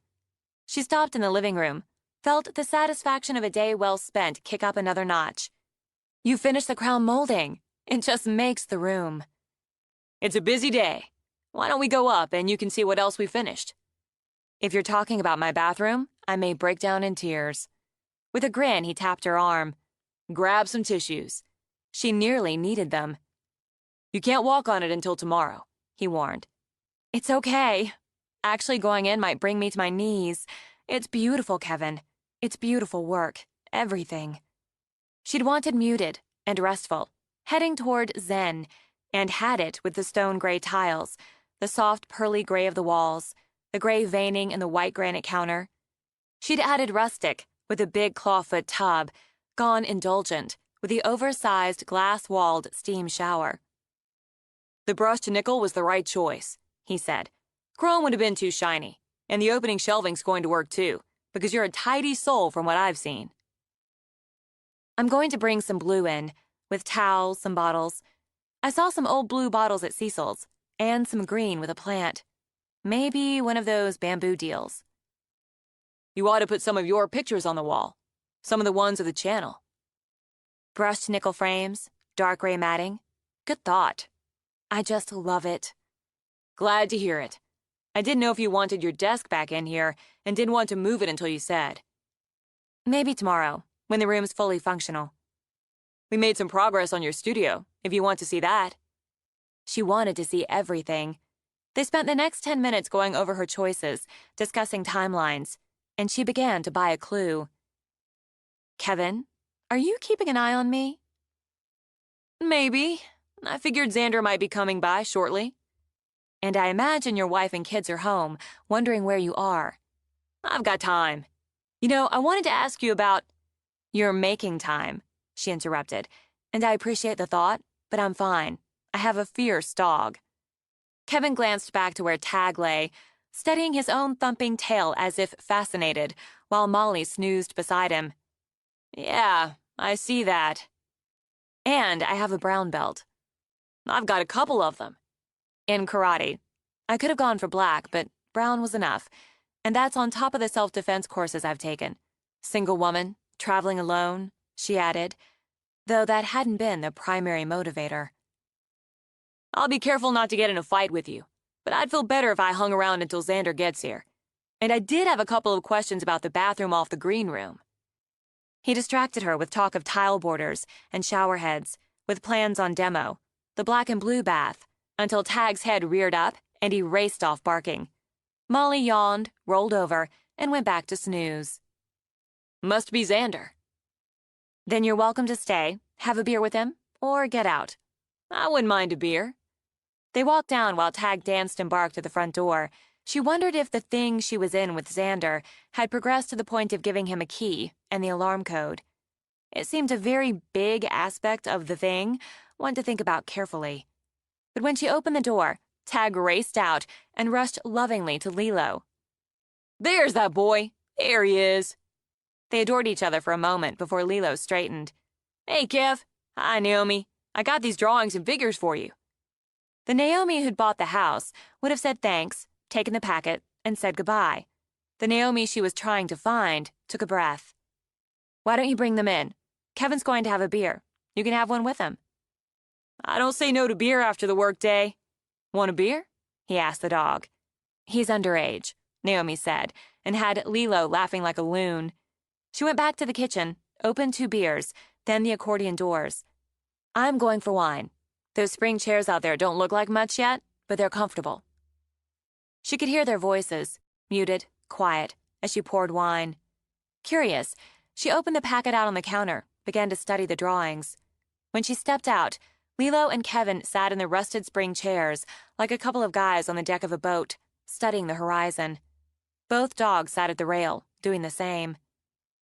Lilo, you're an artist. He snickered, flushed lightly pink. Oh, well, I can draw a little. You can draw a lot. And you've turned the grounds into a garden oasis without compromising the space or the open feel. And the raised beds on the deck? That's inspired. Can I have a look? Kevin took the drawings, paged through, studied. This is nice, Lilo. It's real nice. There's a brochure in there with different pavers, different patterns. We can get you whatever you want in there. She nodded, sat down on the glider to look over the estimates. He'd done it several ways, the entire grounds and deck, holy shit, and breaking it down section by section, and breaking it down yet again with the bartering factored. My dad did most of the figuring and math there. It's a lot of math and figuring, and would take some of her own, but... I want the raised beds on the deck. Cooking can relax me after I've worked all day. If you ditch Xander, maybe you'd marry me. I can't cook worth shit, Lilo told her, but I sure like to eat. I'll keep you in reserve. I really want the front done, just the way you've drawn it, but I'm going to need another 5% off for the photographs. I can text my dad, see what he has to say. I'm thinking he'll go for that. And you can tell him if this turns out the way we all want, I should be able to do the rest in the fall, or next spring. You can't do the whole front until the dumpster's gone, but I'd love to see some of these trees and shrubs in place. Give me a sec. When Lilo pulled out his phone, the dogs leaped up and raced down the deck steps. That must be Xander, Kevin noted. Dogs are good early warning system. The dogs ran back. Molly settled, but Tag ran away, ran back, all but doing cartwheels until Xander caught up with them. Are we having a party? Apparently. Good thing I brought more beer. He came up with a 6-pack he carried, setting it down long enough to grab Naomi's face and give her a kiss that went from hello to steamy in a heartbeat. Just letting them know to get their own woman. Do you want me to top that off? She looked down, a little blankly, at her wine. No, it's good. Another round? He asked Kevin. No, one's enough. He glanced at Lilo, who wandered the deck as he talked on the phone and held up his 3/4 full beer. Just me, then. Xander took the 6-pack inside, came back out with a cold one. What's all this? My landscape. You didn't tell me Lilo was an artist. He's got a knack. After he sat and blew out a cleansing breath, Xander took the first pull. Long day? Naomi asked. And then some. Finish now. Lilo wondered back. We can start next week. Next week? My dad's going to want to come take a look for himself. Mostly to meet you, that's the truth. He likes knowing who he's working for. But we can start next week, probably Tuesday. He's fine with the 5% more. Lilo held out a hand. We have to shake on it. I'd rather kiss you, but Xander'd pitch me over the deck. I'd knock you unconscious first, so it wouldn't hurt so much. That's a friend. Lilo sat again, scrubbed Tag's head, then Molly's. You're going to have to teach him not to dig in your beds, or lift his leg on the shrubs. God, I never thought of that. He's a good dog. He'll learn. Naomi sipped her wine. They were subtle about it. They'd known each other so long, these men, but she caught the signals passing back and forth. Like Xander, she let out a breath. Why don't we talk about the elephant on the deck? I'm not the tender sort and don't need to be shielded. I don't like it either. So has there been anything more about Marla's murder? Lilo looked down at the beer he dangled between his legs and said nothing. They did the autopsy, Xander said. And there's some talk leaking out. It could be just talk. What could be just talk? That she'd been raped. Probably multiple times. Choked multiple times. Cut up a little. Beat on more than a little. I don't get how somebody could do that to somebody else, Lilo murmured. I just don't. They're saying she wasn't killed down below here. Just dumped here that way. I heard Chip about went crazy. He loved her, Kevin said. He always did. It couldn't have been anybody from the Cove, Lilo put in. We'd know of somebody who could do that lived right here. No, Naomi thought. You don't always know what lives with you. She lost herself in work. She rarely worked on an agenda other than her own, and found it interesting to create photos with Krista's specific wants in mind. When she talked to or emailed her family, she said nothing of murder. She didn't give Xander a key, nor did he ask for one, but she thought about it. Though it brought on a massive stress headache, she attended Marla's funeral. She sat through the short service with Xander, with Kevin and Jenny flanking her other side. It seemed to her nearly everyone in town had come, wearing sober faces, paying respects to Marla's mother, to Chip. The church smelled too strongly of lilies, the pink ones draped over the glossy coffin, the pink and white ones rising in sprays from tall baskets. She hadn't been inside a church in more than a decade. They reminded her of her childhood, of Sunday dresses stiff with starch, of Wednesday night Bible readings, of her father, standing at a lectern, reciting scripture in his deep voice, so much sincerity on his face as he spoke of God's will, of God's love, of following a righteous path.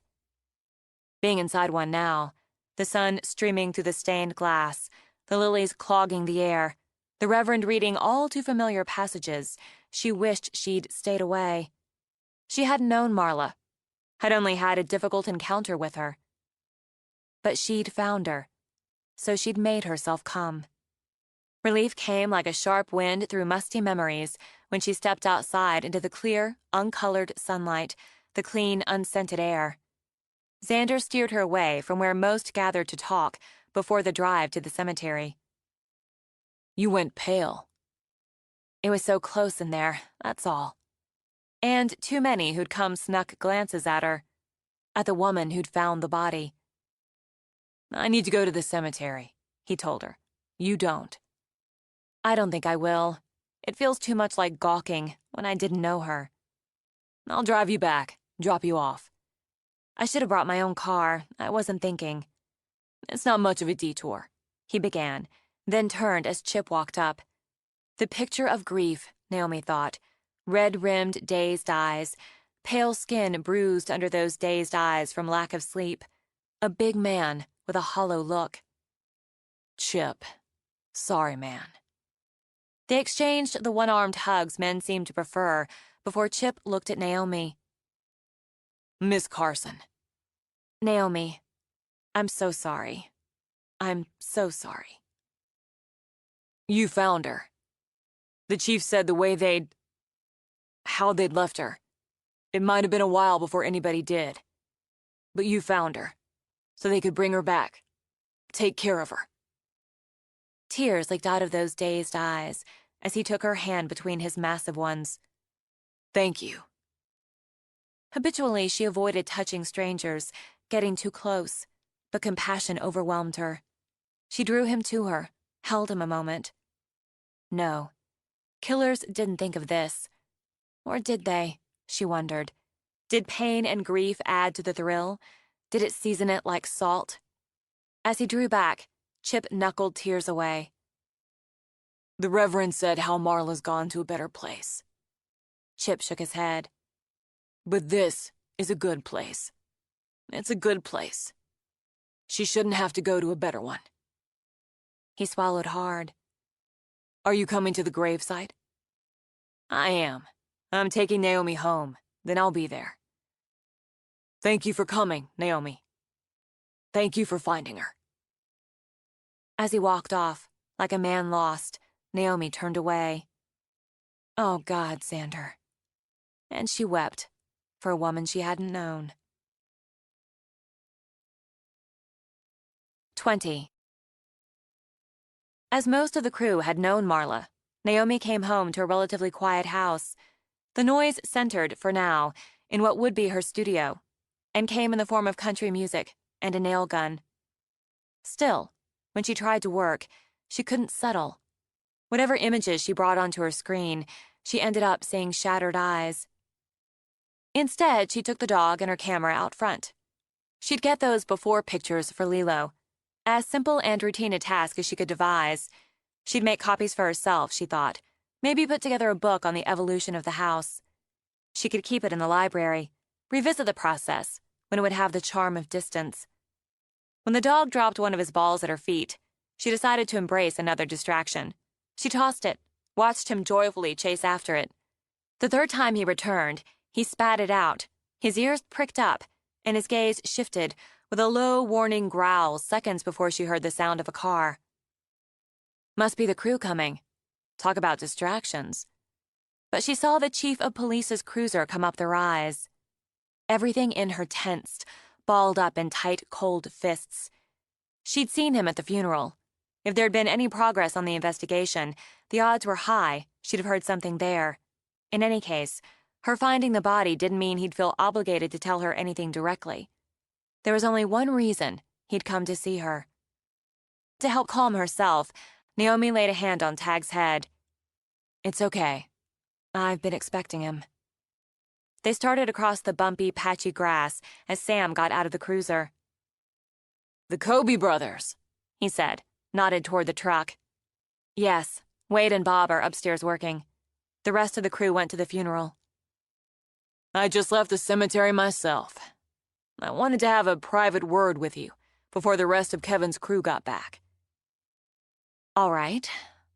Her stomach in knots, she turned toward the house.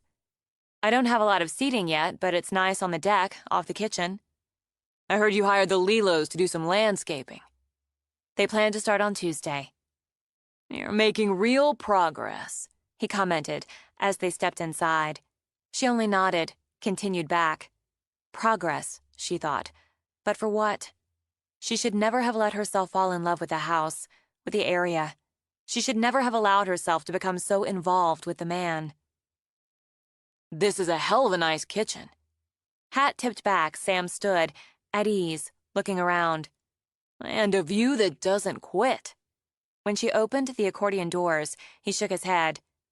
Doesn't that beat all? Did you come up with this, or did Kevin? Kevin. They fold right back out of the way. Just open it all up. You couldn't have a prettier situation here. She took one of the spring chairs while Tag poked his nose to Sam's knee. I saw you at the service, Sam began. It was good of you to go. I know you didn't know her, and what you did know wasn't especially friendly. I'm sorry for what happened to her. We all are.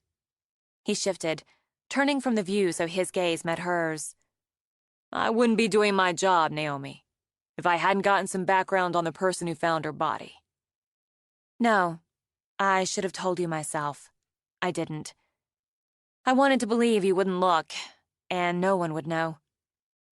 Is that why you changed your name? It's my mother's maiden name, my uncle's name. He raised us after... They took us in, my mother, my brother, and me, after my father was arrested. You were instrumental in that arrest. Yes. That's about as hard on a young girl as anything could be. I'm not going to ask you about that, Naomi. I know the case, and if I want to know more, it's easy enough. I'm going to ask you if you're in contact with your father. No, I haven't spoken or communicated with him since that night. You never went to see him? No. My mother did, and ended up swallowing a bottle of pills. She loved him, or he had a hold over her. Maybe it's the same thing. Has he tried to contact you? No. For a moment, Sam said nothing. I'm sorry to add to things, but it must have struck you. The similarities, the binding, the wounds, what was done to her, the way she was killed. Yes, but he's in prison, on the other side of the country. And the terrible reality is, others rape and kill and torture. Others do what he did. That's true. But I'm here, and I found her. Like I found Ashley. Only I found Ashley in time. I'm here, and Marla was raped and killed and tortured the way my father liked to rape and kill and torture. So you have to look at me. Even if I did, I know you didn't take her, or hold her for 2 days and do what was done to her. Even if I did, you were with Xander at times you'd have needed to be with her. I've known Xander all his life, and sure as hell don't believe he'd be party to something like this. I don't believe you would either. She should be grateful for that. She should be relieved, yet she couldn't find the energy for either. But you wondered. When you found out who I was, you had to wonder. Others will too. And some of them will think, well, blood tells. It's blood that ties us together, makes us who we are. Her father's a psychopath. What does that make her? I won't tell you I didn't wonder. That's part of my job. I wondered for about 10 seconds, because I'm small town. That's a fact. But I'm good at my job. I came here to ask you if you're in contact with your father, or if he's in contact with you, on the slim possibility what happened here is connected. He didn't even look at me. That morning, in the police station back in West Virginia, when they brought him in, she could still see it, in minute and perfect detail, down to the sun hitting the water in the water fountain, the dust motes in the air. I came out of the room where they had me waiting. I just came out for a minute, and they were bringing him in handcuffs. And he looked right through me, like I wasn't there. I think I was never there for him. Not really. You've moved around a lot in the last few years. I made it part of my job. Our uncles shielded us as much as they could, from the press, the talk, the stares, the anger. They uprooted their lives for us. But the shield didn't always hold. Every few years, he bargained something, some privilege, something, for the location of another body. It brings it all back. The stories on TV, online, the talk. My brother says it's what he wants, more than whatever privilege he's thought up. And I believe that too. Moving around means you're not in one place long enough for anyone to notice you. Or not very much. You bought this house. I thought I could get away with it.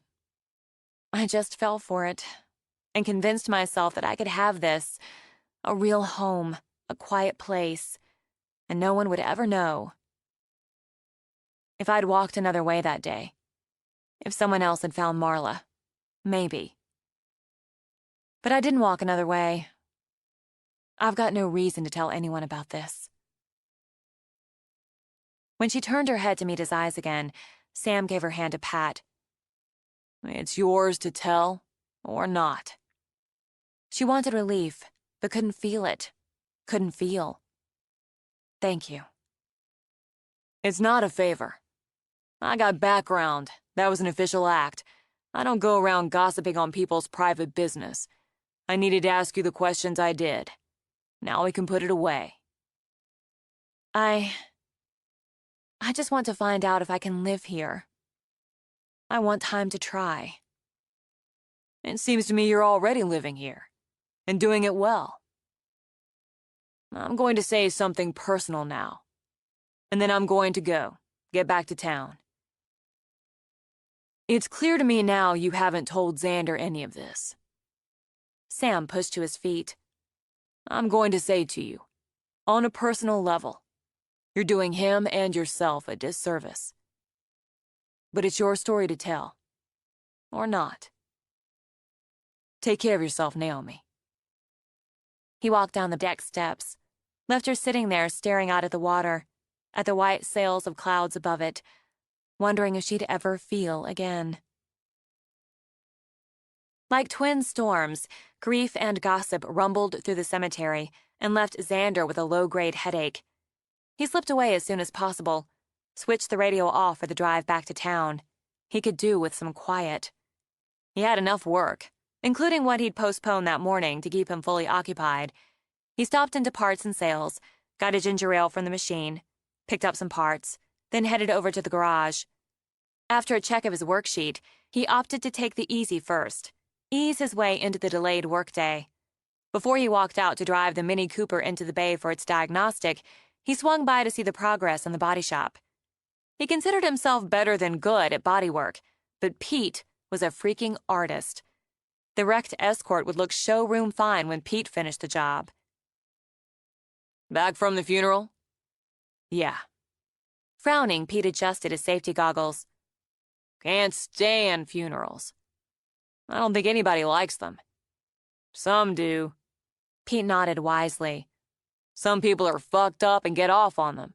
They hunt them up and go, even when they don't know who's dead. It takes all kinds, Xander said, and left Pete to his work. Once he'd finished with the Mini, keyed in the worksheet on the shop computer, and sent it to sales, he broke long enough to go up to his apartment, make a sandwich with the slim pickings he had available. With the Mini in the pickup area, he moved on to the next on his sheet. He put in a solid 4 hours more, ditched the headache, picked up his stiff neck. Since he told Naomi he'd bring dinner, he called in an order for baked spaghetti before going about the business of closing up. He'd just started to his bike when Maxie from Ronaldo's pulled in, with her flat rear tire bumping. "Oh, Xander, please." She actually gripped her hands together as if in prayer as she jumped out of the car.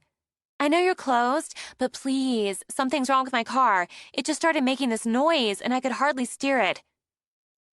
You've got a flat, Maxie. I do? She turned, looked where he pointed. How did that happen? It didn't, blow or anything. It just started thumping. I thought it was the engine or something. After raking her hand through her purple-streaked blonde hair, she sent him a sheepish smile. Can you change it? He squatted down. Maxie, this tire's bald as your grandfather. Plus you trashed it by driving on it.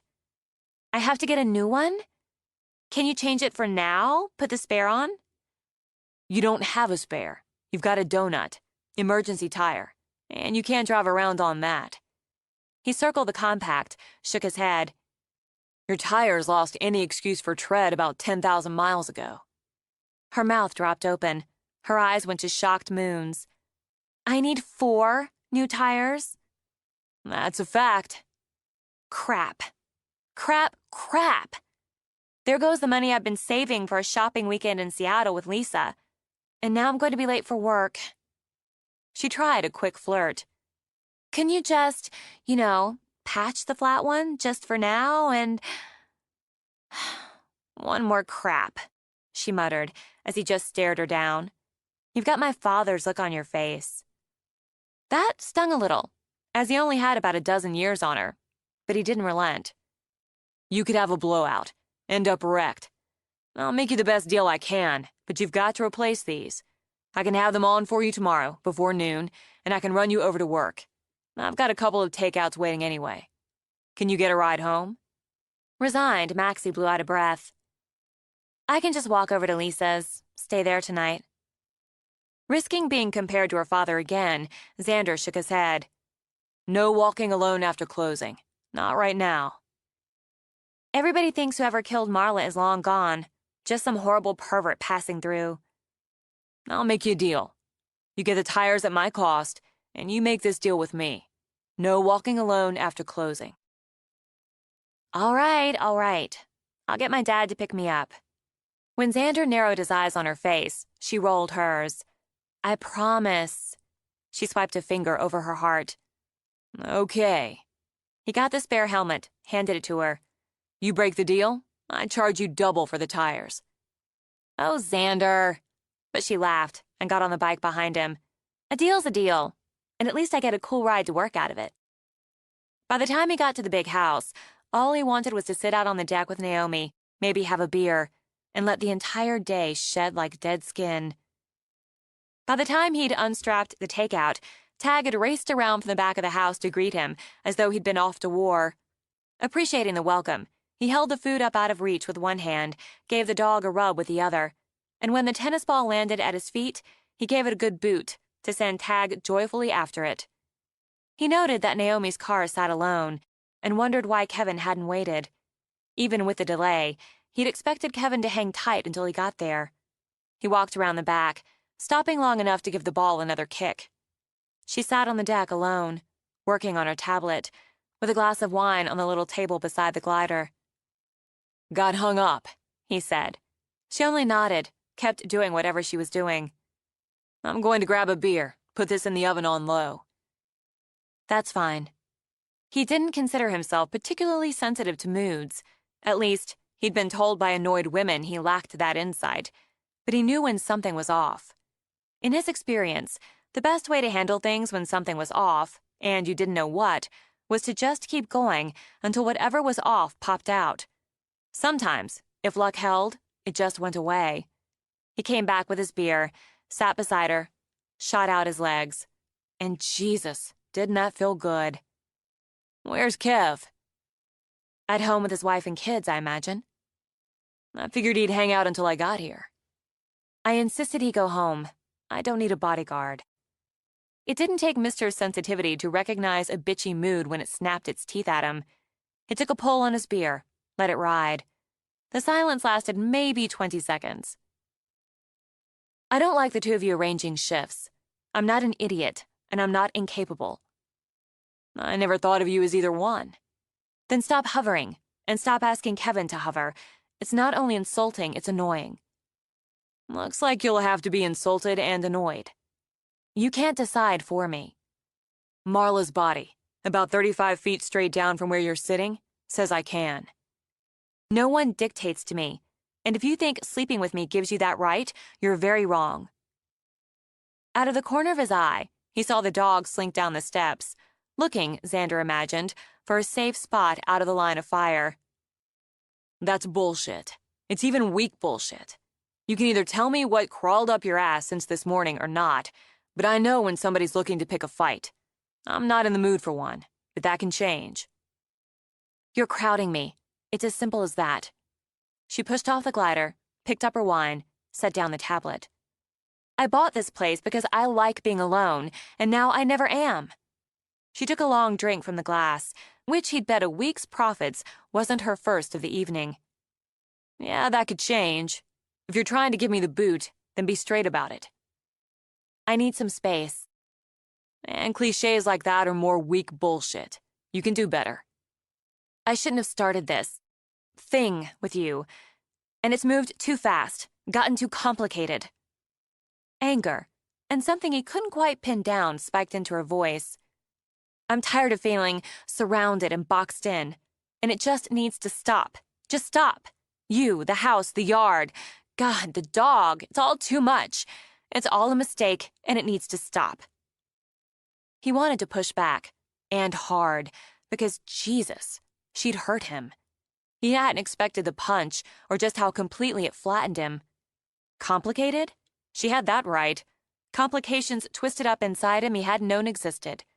But she was shaking, and her breath came just a little too fast. She was working herself up to another panic attack, and he'd damn well know why. You want me gone? I'll go. I'll take the damn dog if that's how you want it. I don't force myself on anyone. But give me the truth. I just did. This is a mistake, all of this, and I need to correct it. By dumping me, the dog, this house, what you've started making here? That's not what you want. You don't know what I want. She hurled the words at him, along with a fear-tinted rage. You don't know me. I damn well do. You don't. That's the bullshit. You don't know me, who I am, or what I am. You know weeks, the weeks I've been here. You don't know anything from before. You don't know me. It struck him then, clear as glass, that unidentified something under it all, the base of the anger and fear. It was grief. Yes, I do. He set the beer aside, rose. I know who you are, where you came from, what you went through, and what you're trying to make now, away from it. She shook her head, took a step in retreat. You can't. He saw her lips tremble before she pressed them together, saw tears glitter before she forced them back. Chief Winston told you. Now he had the match on the fuse. No, I haven't talked to him. Haven't seen him since the cemetery. But you have. He didn't tell me anything. You did. She crossed her arm over her body, gripped her own shoulder with her hand as if shielding herself. Not from him, he thought. God damn it, not from him. I never told you anything about this. You didn't have to. He pushed down his own anger. He'd let it fly later, but for now, for right now, he spoke matter-of-factly. The day up in my place, that first time, you saw the book on my shelf. The Simon Vance book.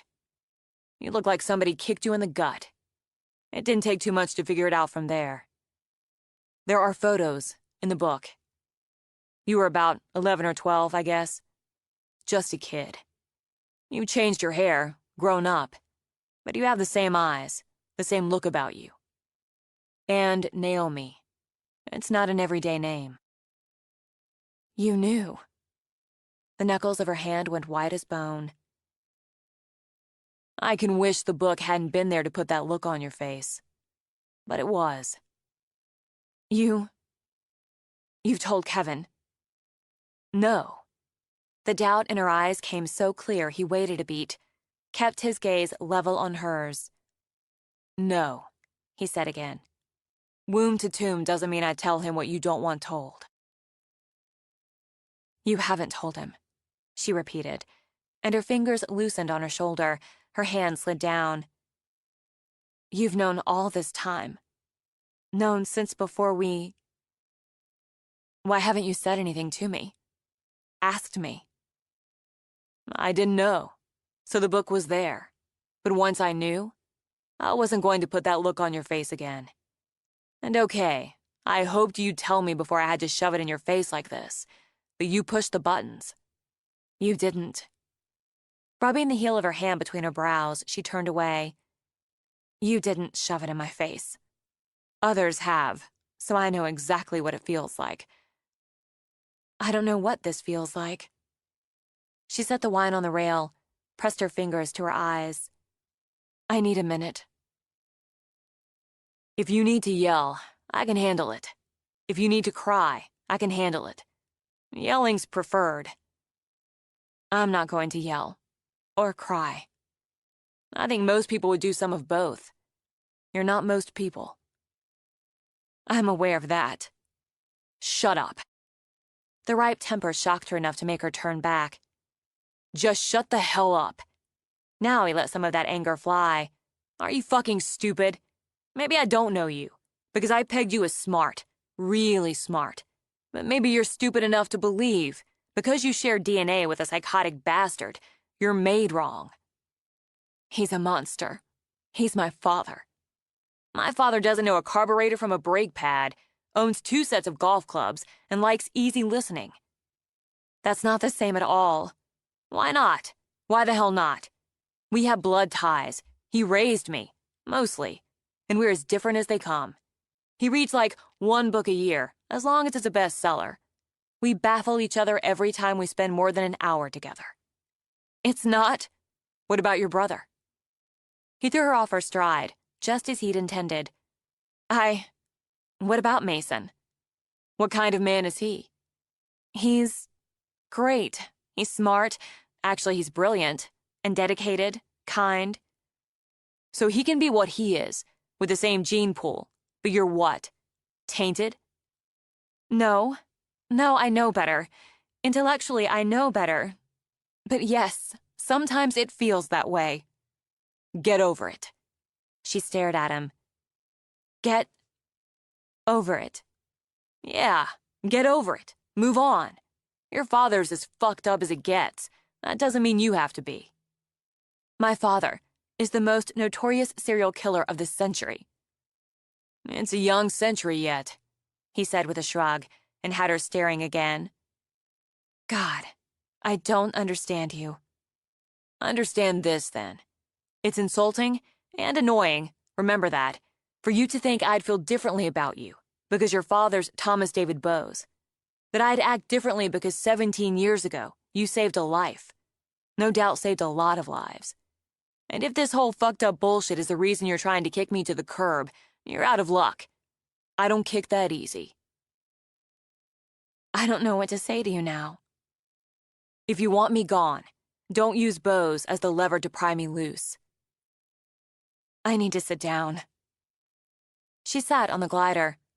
Obviously deciding she needed it, the dog picked his way back, laid his head on her knee. I didn't mean it, she murmured, and stroked the dog. I didn't mean it about the dog, or the house. I didn't mean it about you. I told myself I should mean it. It would be better all around if I could mean it.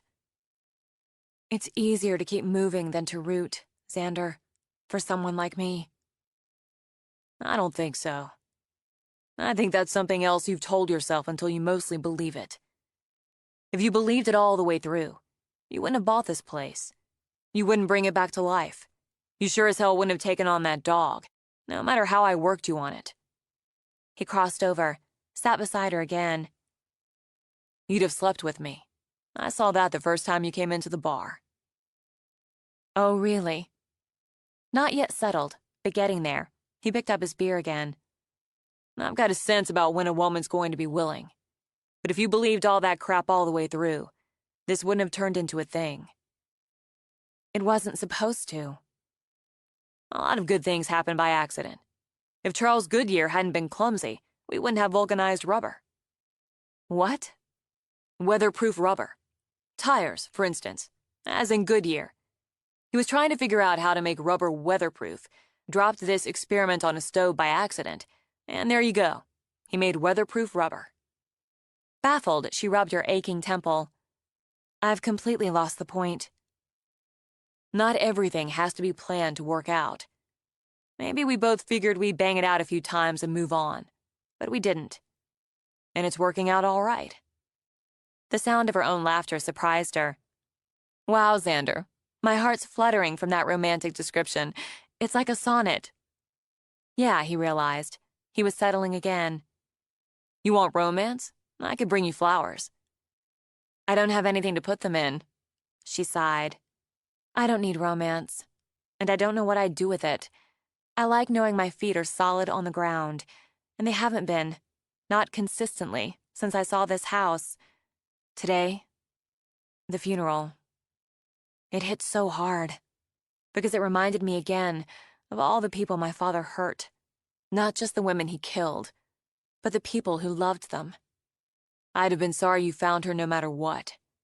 But I was a hell of a lot sorrier, knowing what it would bring back. Have you talked to your brother, your uncles about it? No. No, why bring it back for them?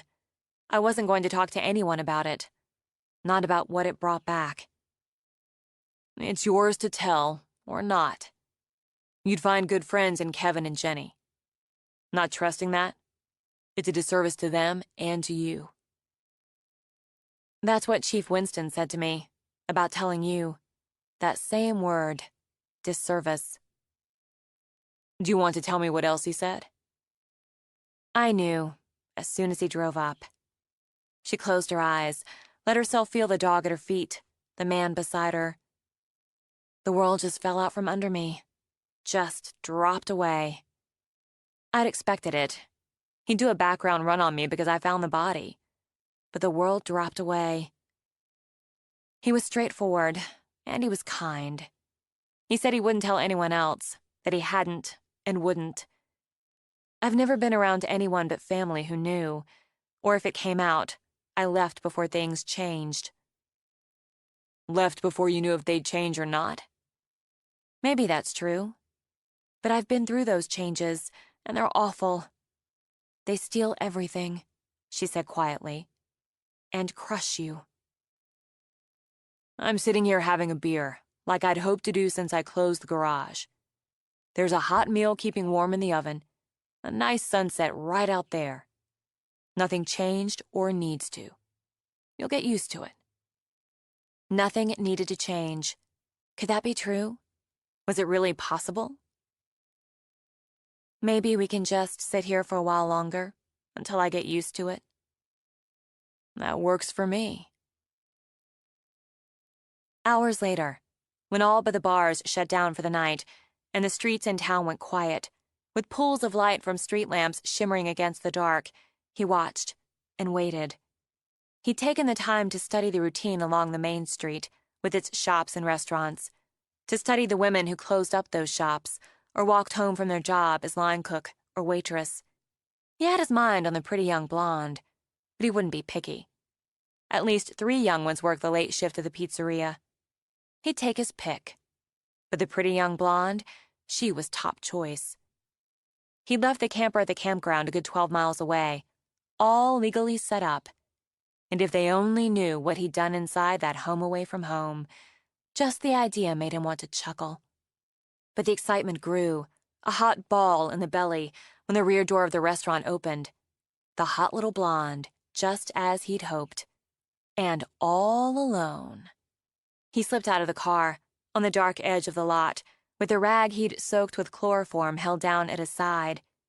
He liked using chloroform, going old school. It put them out. No muss, no fuss. Even if it tended to make them a little sick, it just added to the process. She walked along, firm young tits bouncing some, tight young ass swaying. He glanced back toward the restaurant, making sure no one else came out, started to make his move. And headlights sliced over the lot, had him jumping back into the shadows. The little blonde waited for the car to turn toward her, then opened the passenger door. "Thanks, Dad." No problem, honey. He wanted to kick something, beat something, when his desire drove off, left him yearning and hot. Tears actually gathered in the corners of his eyes. Then the door opened again. 2 more came out. He saw them in the light above the door, heard their voices, their laughter as they talked. Then one of the boys came out. He and the younger of the women linked hands, strolled off together. The young girl turned around, walked backward. "Have fun tomorrow. Drive safe." The lone woman started across the lot. Not young like the others, not so pretty, not blonde like his desire. But she'd do. She'd do well enough. She hummed to herself as she opened her purse to dig out her key. All he had to do, really, all he had to do was step up behind her. He deliberately gave her that instant to feel fear, to have her heart jump as she turned her head. Then he covered her face with a cloth, gripped her around the waist while she struggled, while her muffled screams pushed hot against his hand, as she went so quickly, almost too quickly, limp. He had her in the back of the car, wrists and ankles wrapped in duct tape, more tape over her mouth, a blanket over her, within 20 seconds. He drove out of the lot, through town, careful to keep to the posted speed, to use his turn signals. He didn't even turn on the radio until he passed the town limits. He opened the windows to cool his hot cheeks, flicked a glance in the rear view at the shape under the blanket. "We're going to have some fun now. We're going to have one hell of a good time." Focus The spectator ofttimes sees more than the gamester. James Howell. 21. By the time Sunday morning rolled around, all Xander wanted in this world was to sleep until the sun came up. 3 road service calls Friday night had pulled him away from practice for a Saturday night gig and dragged him out of bed, twice. They'd rocked the bar in Union. Good exposure, good times, good pay. But he hadn't flopped into Naomi's bed until 2 in the morning. He met Tag's 5 a.m. wake-up call with a snarl. "I've got it," Naomi told him. With a grunt of assent, Xander dropped back to sleep. Mildly disoriented, he woke, alone, 3 hours later. He thought, "Naomi," and scrubbed his hands over his face. Christ, he needed a shave. Not his favorite sport. Then he remembered it was Sunday and didn't see why anybody had to shave on Sunday. The sun shined through the glass doors. Through them he could see the blue lines of water, the quiet spread of it beyond the inlet. A couple of boats, early risers, plied the blue. He wasn't a fan of boats any more than he was of shaving, but he appreciated the look of them. But at the moment, he'd appreciate coffee a hell of a lot more. He got up, pulled on his jeans, saw a t-shirt he'd left there at some point neatly folded on the dresser. Grateful he didn't have to wear the shirt he'd sweated through the night before, he pulled it over his head and discovered that whatever she washed stuff in smelled better than whatever he washed stuff in. He'd had to tap Kevin and Jenny for the favor, then persuade Naomi to drive with them to Union for a couple of hours. He'd liked seeing her there, and more, he'd liked knowing Kevin would make sure she got home, got in the house, locked up safe until he made it back. She'd given him a key and the alarm code, though he wasn't sure if it had been for the single night or what. He didn't think she was sure either. The arrangement would be easier if he could leave a few essentials at her place. He wasn't sure of his ground here. Brand new territory. He'd never lived, even half lived, with a woman before. He'd been careful not to. His space might not have been as big as Naomi's, but he liked his space all the same. Yet here he was, getting out of her bed again, wearing a shirt she'd washed, and thinking about hitting her up for coffee. This thing between them had a lot of moving parts, and he'd yet to figure out how they all fit. But he would, he told himself, as he walked out to find her.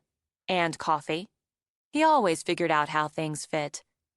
He heard her voice, pitched low, so he changed directions from the pursuit of coffee and walked to her temporary workspace. She had the windows wide open, and the dog sprawled under her makeshift work table. The sun flooded her hair, turned it into 100 shades of gold and bronze and caramel as she used a long tool to cut some mat board while she muttered to herself. Nearby, a big slick printer hummed while it slid a poster-sized print into a tray. It took him a minute to realize the poster-sized print was of his hands holding the Austen book. He saw himself again, already framed and matted and tipped against the wall, the shot she'd taken in the early morning with the sunrise at his back and his eyes on her. She had other poster prints, his book wall, his hands again, sunrise over the inlet, clipped to the arms of some sort of stand and a stack of smaller prints in a tray. The dog's tail thumped good morning, and since hope sprang eternal in Tag, he uncurled himself and brought Xander a ball. Distracted, Xander laid a hand on the dog's head and just looked at Naomi. Immersed in her work, immersed in sunlight, slim hands competent with her tools, dark green eyes focused on her art, that long, slim body in a pale blue shirt and khaki pants that stopped above her ankles, her feet bare. So this was what it was. This was how it fit. How his half fit, anyway, he thought. It fit, all those moving parts, because he was in love with her. Shouldn't the universe have given him a heads up on that? He needed a little time, needed to adjust, regroup, needed to... Then she glanced over, and her eyes met his. It blew through him, that storm of feeling, all but took his breath. For an instant, he wondered how people lived this way, how they could carry so much for someone else inside them. He crossed to her, yanked her up to her toes, and took her mouth like a man starving.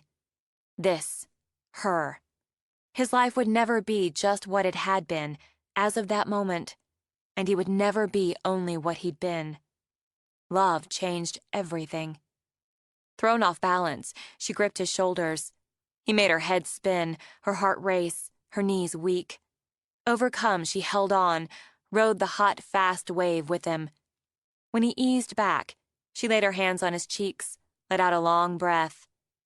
Wow, and good morning.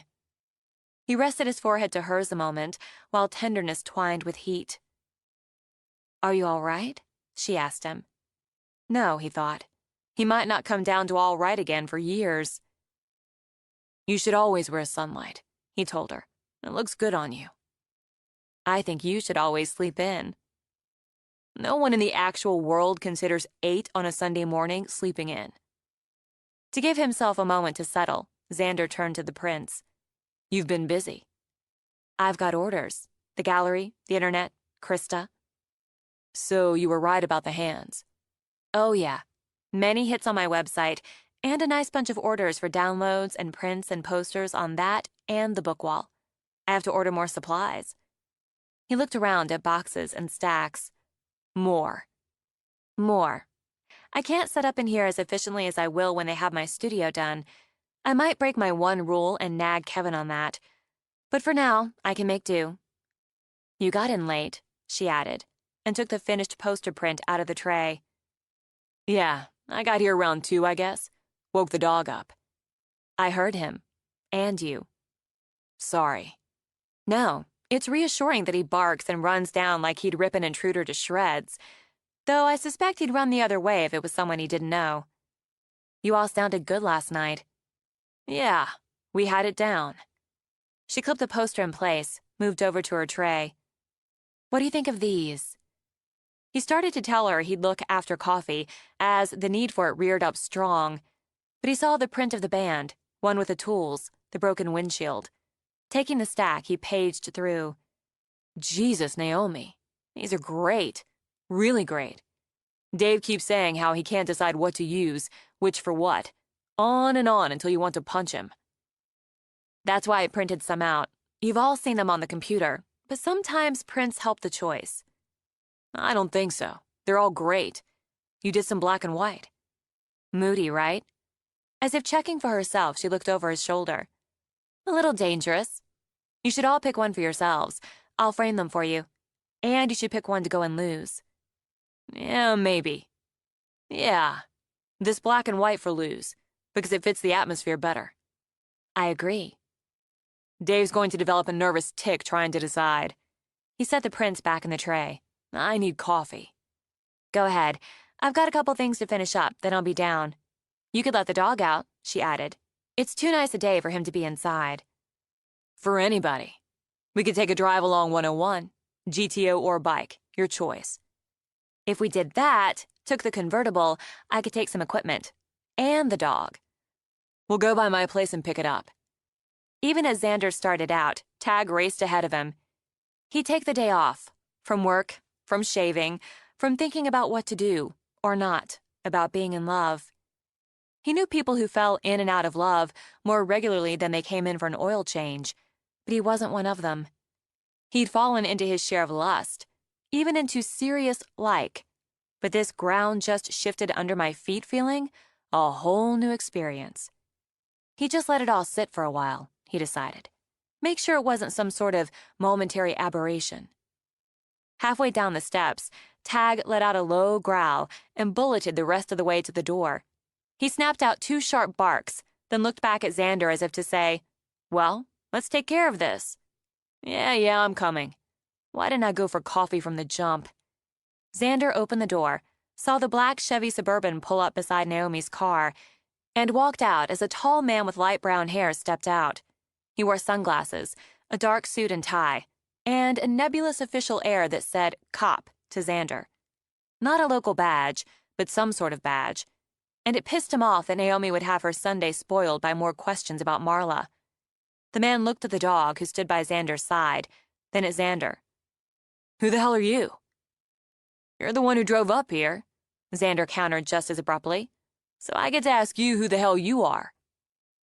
Special Agent Mason Carson, FBI. Mason took out his credentials, held them up, and wasn't subtle about the hand that flipped back the suit jacket to rest on the butt of his service weapon. Now who the hell are you? It's all right. Xander set his own hand on Tag's head. He's okay. Xander Keaton. The sunglasses might have blocked Mason's eyes, but Xander knew they narrowed and assessed. The mechanic. That's right. Naomi's in the house, upstairs finishing up some work. I'd appreciate it if you took your hand off your gun. I haven't had coffee yet, and it's starting to piss me off. Since Tag sidled over to sniff at Mason's FBI shoes, Mason gave his head a rub. Do you usually have coffee here? It's gotten to be a habit. If that pisses you off, it has to wait until after coffee. I wouldn't mind coffee. Tag raced off, raced back, ball in his mouth, dropped it at Mason's feet. And when Mason smiled, Xander saw Naomi. She didn't smile all the way often enough, in his opinion, but when she did, she shared the same slow build to blinding with her brother. She's going to be really glad to see you. Xander waited for Mason, who wasn't so official he couldn't throw a ball for a dog, then started back into the house. If we drive north, Naomi began as she came downstairs, I could get some... Mason. Oh, God, Mason! She flew. Mason caught her, swung her around, then swung her around again. That, Xander thought, was a connection, a bond, a love that went as deep as they ever get. She laughed, and he heard the tears in it, saw them sparkle in the jubilant sunlight that pumped through the open door. What are you doing here? Why didn't you tell me you were coming? You're wearing a suit. You look so... Oh, I missed you. I missed you too. Beaming right back, Mason held her a few inches away. You have a house, and a dog. Crazy, isn't it? It's a hell of a house, great dog. And you've got... a mechanic. Oh, she laughed, gave Mason another squeeze. Xander, this is my brother, Mason. Yeah, we met outside. I'm going for coffee. I'll get it. I'll show you the house, she said to Mason. We'll start with the kitchen. Right now, it's the best part. It's a big house. With plenty of room for you and Seth and Harry to visit. And I've talked Graham and Pop into coming out, at least by the fall. Your rooms aren't finished yet, but we'll figure something out. How long can you stay? Have you eaten? Had a bagel on the ferry. We can do better than that. The ferry? Where'd you come from? I thought you were in New York. He made another noncommittal sound, one that put Xander on alert.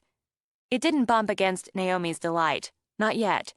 And Xander changed his mind about getting a coffee to go and leaving the siblings to themselves for a while. He'd stick around. I set up a FaceTime with the uncles for later today. They didn't say a thing about you being out here. I had to come to Seattle. Mason stopped, looked over the kitchen space, out to the view. Wow. Noam, this is amazing. I really love it.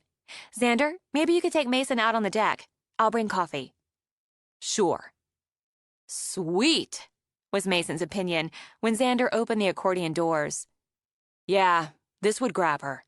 The first time she saw the ocean, she fell for it. I always expected her to end up on the East Coast, but yeah, she'd fall for this. How long have you been sleeping with my sister? That's a conversation you should have with her first. Then we can have one. No problem. The quick one we should have now, before she comes out, is why you're here. Because it's not just a surprise visit to your sister. You've got business here. She doesn't see it, Xander added, because she only sees you. I have a meeting with your chief of police in about an hour. If you've come to talk to him about Marla, is that FBI or the brother who's FBI? My supervisor signed off on it. You knew her, Marla Roth? Yeah. Do you know Donna Lanier? A cold blade sliced into Xander's belly. Yeah. What happened to her? I don't know yet, but anything has. I'd appreciate it if you'd let me get to this with Naomi in my own time. She came out with 3 white mugs on a tray. How about waffles? I bought a waffle iron, she told Xander. We can have an early Sunday brunch and toast the uncles. No champagne, but I've got OJ. Coffee works for now. Relax. Smoothly, Mason put an arm around her shoulder, rubbed the top of her arm. You must have taken 1 million pictures right from this spot. It might be 2 million, and the town's a charmer. We'll have to take you through it. We could rent kayaks. I've been dying to. Xander, why haven't we rented kayaks? Why would I want to sit in a hole in a boat with a paddle? It's a whole new perspective. I like this one fine. For those who prefer land, there's plenty of hiking. You didn't say how long you can stay. I'm not sure yet. Seth and Harry are coming out. What? When? Today? No, geez, not today. Amused, Mason sipped his coffee. They're probably going to spring it on you when you call later. A couple of weeks, maybe. They're working on it. God, I have to get beds and champagne and serious supplies. If you think I can cook, she said to Xander, wait until Harry makes a meal. Obviously buoyant, she jumped back to Mason. Do you think you can put in for some time off so you can be here too? I'll look into it. Sipping his own coffee, Xander saw it start to get through when some instinct, some tone, maybe some body language, told her something was off. Is something wrong? The moment she asked, she went pale. Oh God, Harry and Seth? Is something wrong? Is one of them sick? No, they're both fine. Then what? It's something. You didn't tell me you were coming, she said, stepping back to look at him more keenly. You aren't telling me how long you'll be here. You aren't telling me something else. Why don't we sit down? Don't do that. Just be straight with me. Is this about Marla Roth? Are you here about the murder? When someone's murdered near my sister, and my sister finds the body, I take an interest. So you're here to talk to Chief Winston. I'm here to see you, and to talk to Chief Winston. Okay. Though some of the shine dimmed, she nodded. I'm sure he'll appreciate the assistance. You don't have to circle around telling me something like that, Mason. I know what you do. It's not just that. Another woman's missing. Another local woman. What? Who? When did you know about this? She whirled on Xander. No, and simmer down. Missing for how long? Donna Lanier closed Ronaldo's restaurant at approximately 11:45 Friday night. She was the last to leave, and was last seen by 2 other employees, who left about the same time. According to statements, she was supposed to drive to Olympia to spend the weekend with her sister and a cousin. Her car's still in the lot, and she never met her sister and cousin, or contacted them. She could have changed her mind, Naomi began. Her suitcase is in the back of her car. She'd planned to drive straight there after her shift. She hasn't been seen or heard from since 11:45 on Friday. She hasn't used a credit card, sent a text, made a call. Donna. She's the brunette. Though she'd gone pale, Naomi's voice stayed steady when she turned to Xander. Early 40s, round, cheerful face. Yeah, she and Lou are tight. Go back to high school together. You think whoever killed Marla wasn't passing through? Didn't just grab her up because he saw an opportunity? You think whoever did that has Donna? I think it's a strong possibility. She calls everyone sweetie. Slowly, Naomi lowered to a chair. I noticed that when I first moved here, and I'd go in for takeout. She'd say, I'll get that right out for you, sweetie. Or, how are you doing tonight, sweetie? She has a kid in college. She raised her mostly on her own, divorced, no interest from him and the kid. She has a daughter, away at college. I'm sorry. Naomi rose again, went to Xander. You've known her all your life. I'm sorry. I've never known her to hurt anybody. She's nothing like Marla. Don't they go for a type? She's 15 years older, brunette, settled, steady, and not the sort who'd catch your eye, like Marla. I need to talk to your chief of police, get more information. How do you even know about it? Naomi demanded. I contacted Winston after Marla Roth. Did you think I wouldn't hear about it, Naomi? Christ, I'm a federal agent. I'm going to hear about it when my sister finds a body in her goddamn backyard. It wasn't. And you're taking that tone with me to block me from taking one with you. I didn't tell you because there wasn't a point. I didn't want to worry you or the uncles. Is that why they're coming out here? I haven't said anything to them about this. Yet. Mason let the last word hang a moment. I talked to Winston about Roth, gave him my contact information, asked him to let me know if anything else came up. It came up. If you two want to snipe at each other about it, I'll stay out of the way. Xander shrugged. But it's pretty pointless on both sides. I'm getting more coffee. You could have told me you'd called the chief, told me you'd come here to talk to him. You could have told me you found a dead body. Next time I find one, you'll be the first. Don't joke about it, Naomi. Oh, I'm not. She closed her eyes. I'm not. I'm sick at the thought of it. I don't know how you do what you do. I know why. I understand why you chose to do what you do, but I don't know how you face it. Day after day, how you stand being faced with it. I've done everything I could to cut it all out of my life, to put up walls. And you do the opposite.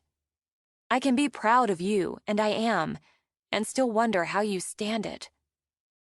Doing this is how I stand it. We can talk about this when we're alone, and when I have more time. Chief Winston knows who we are. He ran me after I found the body. Yeah, I figured as much. Xander knows. I told him. You... Stunned, Mason stared at his sister, then Xander when Xander stepped back out. Is that right? Yes, so you don't have to worry about what you say. I can't say much more of anything, because I need to go meet Winston. I'll be back. Mason took Naomi's shoulders. I'll be back after I meet with him. You can show me the house, what you've been working on. All right. He kissed her forehead, stepped back. I'll be back, he said to Xander. As Mason left, Xander sat on the glider. Can we just sit here for a minute? I need it. I have to hope this isn't happening to her. She's one of the best people I know. And she and Lou? I need to call Lou. She'd have heard. We'd have heard most likely, but we had the out-of-town gig. She'll need to talk to me. But I need to sit for a minute first. Naomi went over, lowered to the glider beside him, took his hand. We'll just sit here. Then you should go see her. It's better if you go see her than call. You're right, but I'm not leaving you here alone. Not until we know what the hell's happening. Not the time to argue, she decided. I'll go with you. I'll text Mason so he knows, and go with you. 22. Mason's impression of Sunrise Cove jibed with Naomi's. It had charm, and its situation on the water added considerable appeal. He'd have enjoyed a few days' downtime there, maybe renting some jet skis, or that kayak his sister seemed so keen on. He couldn't see making it his base, as Naomi was. He liked the city, where anything and everything could and did happen. He needed a quick pace, one that kept up with his own. But then she preferred the quiet, prized her solitude. He needed movement, conversation, needed to be part of a team. Work drove them both, hers in art and imagery, capturing moments and making them speak, his in behavior, in rules, in an endless quest to find out why. Compensations he knew very well for both of them, constantly on some level trying to weigh the scale against what they'd come from. She tried, often too hard in his opinion, to erase it, to shove it away. And he couldn't stop studying it, aiming his life toward the pursuit of those, like his father, who lived to destroy, and found their only real pleasure in that destruction. He didn't know what to think about Xander Keaton, or Naomi's relationship with him. Yet. He'd study that as well. The fact she'd told Keaton about Bose indicated she'd formed a serious, and he wanted to believe healthy attachment, something she'd avoided and denied herself all her life, outside of their tight little family. As for Keaton, on first impression, Mason would tag him with one of Harry's terms, a cool customer. But he'd already observed a number of tells. The way he'd ranged himself in front of the house, with Naomi inside, before Mason had identified himself. The firm but casual order for her to simmer down, and the fact that he'd told Mason to talk to Naomi when Mason had asked about sex. Initial analysis, Mason thought, as he parked in the tiny lot beside the station house. A confident man, and one who'd protect his sister. He could and would be grateful for that, for now. And like any self-respecting brother who was also a federal agent, he'd run him. Mason rounded to the front, noted the station had a small front porch, recently painted, and swept clean as a parlor. When he stepped inside, he had that instant déjà vu he experienced anytime he went into a small-town cop shop. Had Naomi been in here, he wondered? Would she see the similarities to Pine Meadows? Of course she would. Not the same, of course, not a mirror image, and the basic tools and equipment had advanced in the 17 years since his father's arrest. But the setup struck so similar. The tone, the smell of coffee and baked goods, plastic chairs, a trio of desks in what served as both a kind of lobby and the bullpen. A uniformed deputy sat at one of the desks, gave Mason the eye. "Help you?" "You already know who I am, why I'm here," Mason calculated, "and don't like the idea of an outsider, especially a federal one, horning into town business." The reaction was nothing new. "Yes, Special Agent Mason Carson. I have a meeting with Chief Winston." The deputy leaned back in his chair, sized Mason up with a faint sneer that clearly read, "Fuck you." "Have you got identification?" Even as Mason reached for it, a man came out of the back, holding a big blue mug that read, "Chief." "Mike, you climb up any higher on that horse, you're going to get a nosebleed." Sam stepped forward, hand extended. "Sam Winston. Pleased to meet you, Agent Carson." "I appreciate the time, Chief." "Come on back. You want some coffee? It's not half bad coffee." "I just had some at my sister's, but thanks." They stepped into an office with a window at the back. The wide sill held a scatter of trophies, some framed photos, and a wildly thriving philodendron. The desk sat on the side wall, giving the Cove's chief views out the window and to the door. 2 visitors' chairs, straight backs, no nonsense, angled toward it. "Have a seat." Sam took the chair behind the desk that looked as though it had stood in that spot for a couple generations. "I'm going to tell you straight off. We haven't got line 1 on Donna Lanier. Her sister, her daughter, and her cousin are all on their way here. No stopping them. Her car was locked, and we found the keys on the ground, just under it. It's clear whatever happened to her started in that parking lot." Mason only nodded. "I'd like to see the lot, and her residence, if possible." "We'll do that." "You indicated Miss Lanier lives alone, and is, to your knowledge, not in a relationship." "That's right. Donna's been divorced and single for a lot of years. Now she and Frank Peters have a drink or dinner now and then, and I do believe a bit more than that. But it's a friendly sort of thing, and nothing serious on either side. And Frank was down at Lou's when Donna closed up Friday. He was with a couple of friends, didn't head out until nearly 1. Nodding again, Mason decided to keep his notes mental for the time being. "Is that usual?" "More like clockwork. Frank and his buddies tend to hit Lou's on Friday nights, blow off the work week steam." "Would you object if I speak to him?" "No, and neither would he. He and Donna have been friends a long time. He's scared for her, and I'll admit I am too. She's not one to go off like this. She's a responsible woman, with a daughter she loves, a job she loves. She's got friends. And let's cut through this, Agent Carson. She sure as hell didn't go willing out of that lot, without her car, keys on the ground, when she'd planned this get-together with her sister and her cousin for months now. All she could talk about was her trip, how they were getting hot stone massages." "I don't disagree, and I realize it seems as though I'm asking to cover ground you've already covered, and ground you know better than I ever could. Sometimes, an outside perspective, a fresh eye, sees something overlooked." Sam looked into his mug, grimaced a little, drank. "I'm not going to argue that, and you can cover the ground all you want, but I don't just know the ground. I know the people who live on it, and I know there's no one in this town who could do what was done to Marla. And I know we've got people who come here for a few hours, a few days, maybe longer, to use the marina, the shops and bars and restaurants, the hiking trails. They rent boats and kayaks and sea-doos." Sam set his mug down. "I don't know them." "You believe an outsider abducted and killed Marla Roth?" "With every bone in my body."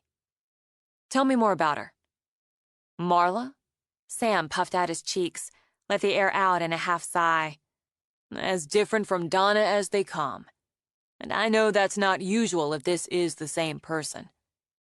Marla was 31, on the wild side of things, and always has been. She divorced a good man who loved her, and still does, who's grieving for her. You can talk to him too, but Chip Peters would have cut off both arms before laying a hand on Marla. Peters. He already knew, of course, had already looked at the connections. That's right. Frank's Chip's uncle. Frank and Darren Peters. That's Chip's dad. Have run the C2C tours and rentals for about 16 years now. Chip's part of that. I'm telling you, he's no part of this, and neither is Frank. Sam seemed to pull himself back, took another sip from his mug. But you need to look, see for yourself. Was the divorce acrimonious? Ever had one? No. Me either, but I don't know any that are pleasant activities. My information indicates Chip, that's Darren Peters, Jr., has a temper, often a violent one. Your information's wrong, Sam said flatly. What Chip has is a code, and God knows a weakness where Marla was concerned. Yes, he had what you could call a confrontation with the dickhead Marla was hooked up with some years back, and I've got a report. I'll get you a copy. This individual tuned Marla up a couple times. Chip got word of it, from Marla, and gave the dickhead a taste of his own. Only took one punch to lay him out, and plenty of witnesses to that. Chip didn't keep at him, and he could have. He used his fists once or twice otherwise, over Marla. He's a big man, Agent Carson. One punch usually did the trick. A man prone to violence doesn't stop at one. No charges pressed? Mason asked. No. In the case of the dickhead, one Rupert Mosley, I spoke to him myself. At that time, he and Marla both sported shiners, and the fact was he'd given her hers. I said I'd be happy to charge Chip with assault, and they could share a cell, as I'd also be more than happy to charge him with assault on Marla. He opted against. Further, opted to relocate. He moved down to Oregon, outside Portland. I've checked his whereabouts on both nights in question. He's alibied tight, seeing as he's doing a nickel in CRCI for laying into another woman down there. But I'll give you that data too. I'd appreciate it. Can I ask why Chip and Marla divorced? She wanted out. She wanted more. More what, only God knows, but nothing was ever quite enough. She went at your sister at Lou's that Friday night, shortly before she went missing. I'm sorry, what? Sam kicked back in his chair, not cocky like his deputy, but a relaxed, even amused body language. You didn't get that part?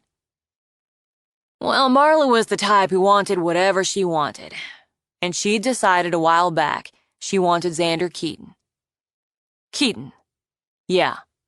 Apparently they'd hit a hot round or two back in high school, which was all Xander wanted, and added to it, Xander thinks a lot of Chip. Divorced or not, he'd never go with Marla. Added to, Xander had his eye on your sister, and that was clear to anybody who cared to look. Marla took objection, and being half shit-faced at the time, got pushy with Naomi. Literally. She put her hands on Naomi? A couple of times, making a scene, using, we'll say, strong language. At the bar? Mason qualified, wanting it lined up tight. At Lou's the Friday night she went missing. That's right. Witness reports agree on how that went down. Marla started it. Naomi asked her to back off, a couple times. Marla shoved her again. Naomi grabbed her wrist. That's the one most agree on. Twisted it in a way that had Marla going down on the floor. Then Naomi left. Marla stayed pissy, went and got sick in the toilets there, bitched at her best friend, and stomped on out. And that's the last anyone saw of her, until Naomi found her under the bluff. Despite the hot ball in his belly, Mason spoke evenly. You looked into Naomi's whereabouts, her movements, her background. Yes, I did. You know Thomas Bowes is our father. I do. And that Naomi hasn't seen or spoken to him since the day he was arrested.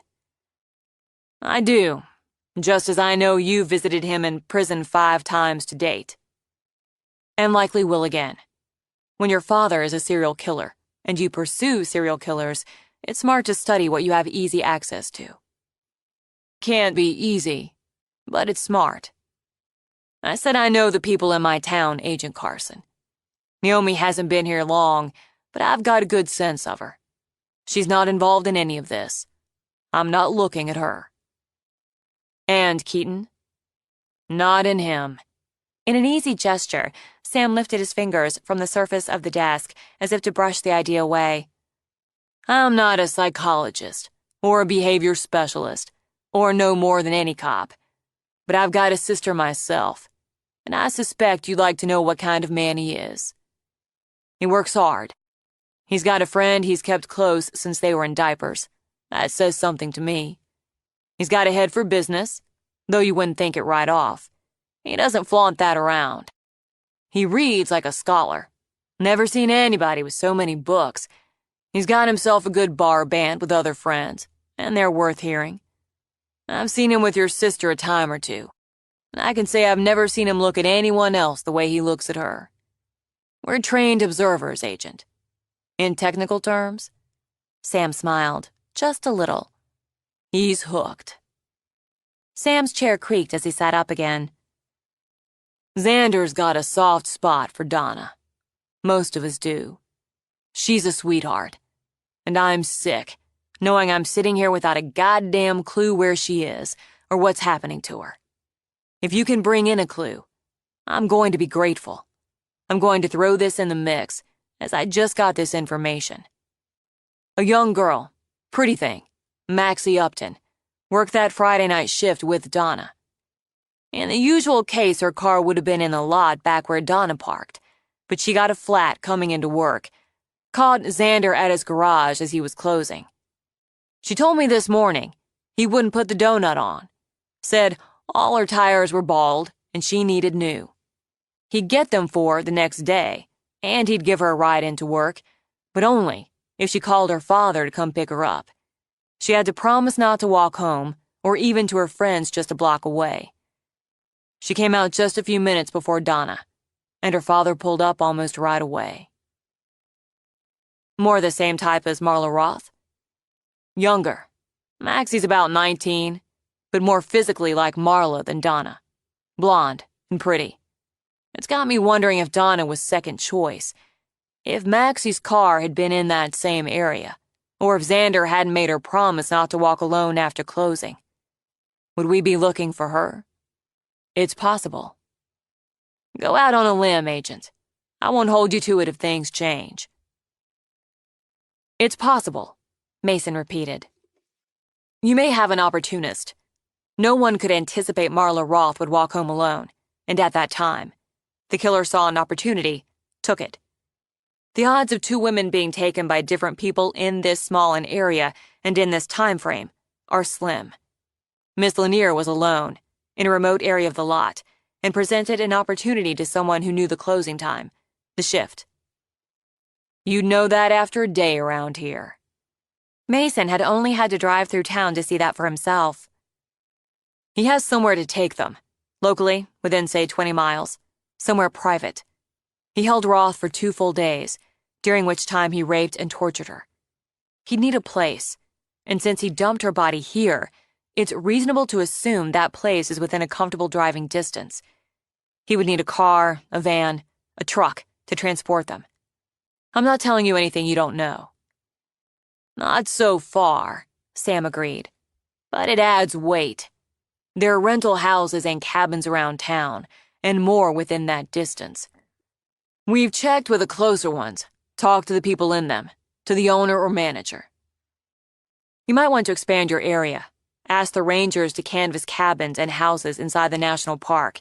It's not far, and a good area for what he does. A private, quiet place. He's white, between 25 and 40, probably closer to the younger end. Why the younger? More mature would probably be more patient, take more time to stalk the prey. This one jumps on it. And it is likely he wanted the young girl instead of Donna. But he took her because she was there. More mature would be more likely to wait until he gets another chance with his target. Once he has her, it doesn't matter. She's whoever he wants her to be. Is she a surrogate? I've done some reading, Sam added. Does she represent someone? Possibly.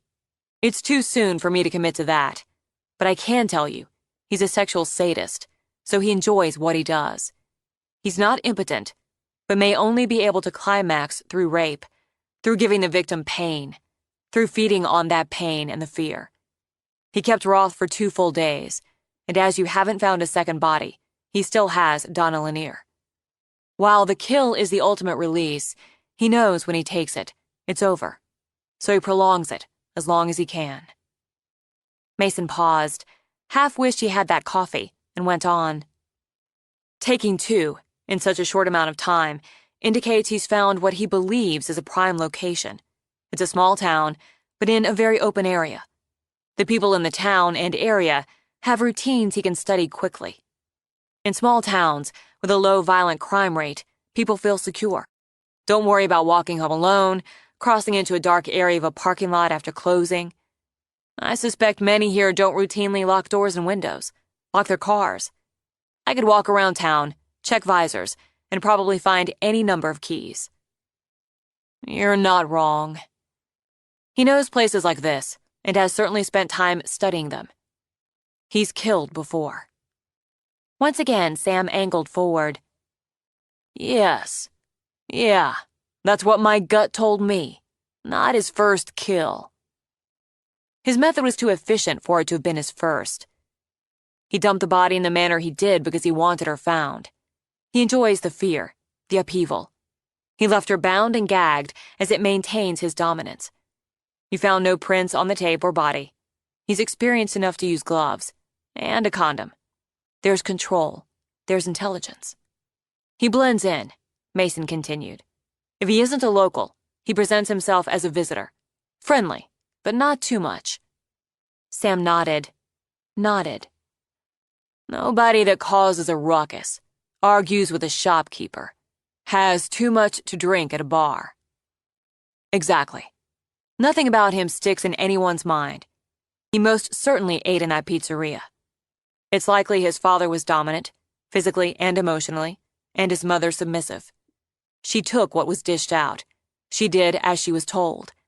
This man has no respect for women, but can only dominate by force. The unfortunate reality is, I will be able to tell you more if and when he dumps the next body. Sam blew out a breath. So unless we get lucky and find him in a rental, nothing you have helps Donna. If he sticks to the same schedule, he could kill her tonight and leave her body somewhere in the open. I'm sorry. How confident are you in this? Your boss says you're good. Good enough to be on the fast track for the BAU. I know what that is. I know what profiling is. Mason considered. You've been married more than 20 years, and you still love your wife. You've got 2 kids who center your world. You played football in high school, and you enjoy the memory of those glory days. But they're memories, and the now matters more. Your wife's trying to get you on a healthier diet, and you're going along with it. For now, anyway. You've got an organized and open mind, and this isn't just your job. This is your town, your people, and protecting and serving aren't just words. Your men like you. You run a tight ship, but not a constricting one. Mildly embarrassed, more than mildly impressed, Sam went back to his mug. That's accurate on short acquaintance. How do you get it? You're wearing a wedding ring, and there are pictures of your wife and kids, on the windowsill. Your kids are teenagers now, but you've got some of them still up from when they were younger. You've got a football trophy, MVP, but it's not front and center. The softball and volleyball trophies, your kids, are more prominently displayed. You're drinking green tea and you want coffee. There's a yogurt bar in your inbox, and you don't strike me as the health bar type. Who wouldn't rather have a donut? That goes without saying. Your deputy's annoyed you're meeting with me, but when you gave him the brush back, he didn't sulk. He grinned. You agreed to meet with me because you'll use any source that may help. You ran me and my sister, but you don't consider us guilty by blood or association. Believe me, some would, some do. Some are fuckheads. Some are. You know the area, you know the people, and you don't believe anyone from here killed Marla Roth or abducted Donna Lanier. I'm willing to weigh that opinion, if you're willing to weigh mine. And I am. Why don't you give me a few minutes? I'm going to work on getting those rentals checked outside the town limits, into the park. I'm going to make it 25 miles. Then I'll take you to Donna's and the parking lot. We can walk around some. You get a better sense of a place walking it. Good enough. Mason rose. Is that coffee still available? Plenty of it in the break room. Sam smiled. Green tea, too. I think I'll hit you up for coffee. Back home, Naomi read Mason's text. He says he'll be a couple more hours. Are you sure you want me to go with you? I don't want Lou to feel uncomfortable. If it seems like she is, I'll kick you out. Tough, but fair. She stepped back, looked at the scatter of pieces they'd carted up from the basement storage area. She hadn't collected a great deal yet, and none of what she had belonged in this guest room. But for now, they made the space feel less empty. I can't come up with a bed before tonight, but at least he's got a chair. That needs to be reupholstered, a table, a lamp, and the walls look good. Bare, but clean and freshly painted. She turned to him, held out a hand. Dog or no dog to lose, your call. She'll like the dog. She was nuts for Milo. Good, because he has a comforting way. Just let me change and fix up a little, and we can go. What for? Since he had her hand, he pulled her out of the room, headed for the steps. We're not going to a party. I don't have any makeup on. You're beautiful. He caught the wide-eyed, surprised blink, aimed her down the stairs. What? You've got a mirror? You don't need me telling you. It's nice to hear. You don't wear makeup most of the time anyway. When I go out, I try to make some minimal effort. Since the dog meant taking her car rather than his bike, he headed for that, with Tag racing ahead of them in anticipation. I don't even have my wallet. I do. I'll drive. He opened the door for the dog, then got behind the wheel. Huh. First time I remember getting in a seat after a woman and not having my knees hit my ears. You got legs, baby. Still, he adjusted the seat back a couple of inches before he glanced over, saw her frowning at him. What? Have you ever in your life waited 5 minutes for a woman with shorter legs to get ready, grab her purse? You hardly ever have a purse. I admire that. That wasn't the question. Yeah, I've waited. Mostly I think women just like having guys wait. And the fact is, most of them could work a couple hours at it and not look like you. So why wait? She huffed, pulled on her seatbelt. That's one hell of a compliment mixed in with amazing arrogance. I can't decide whether to be seriously flattered or seriously annoyed on behalf of women everywhere. Slim, you're not like women everywhere. I'm not sure what that means, but I think you consider it another compliment. In any case, give me a clear signal if I should leave you and Lou alone. Where does she live?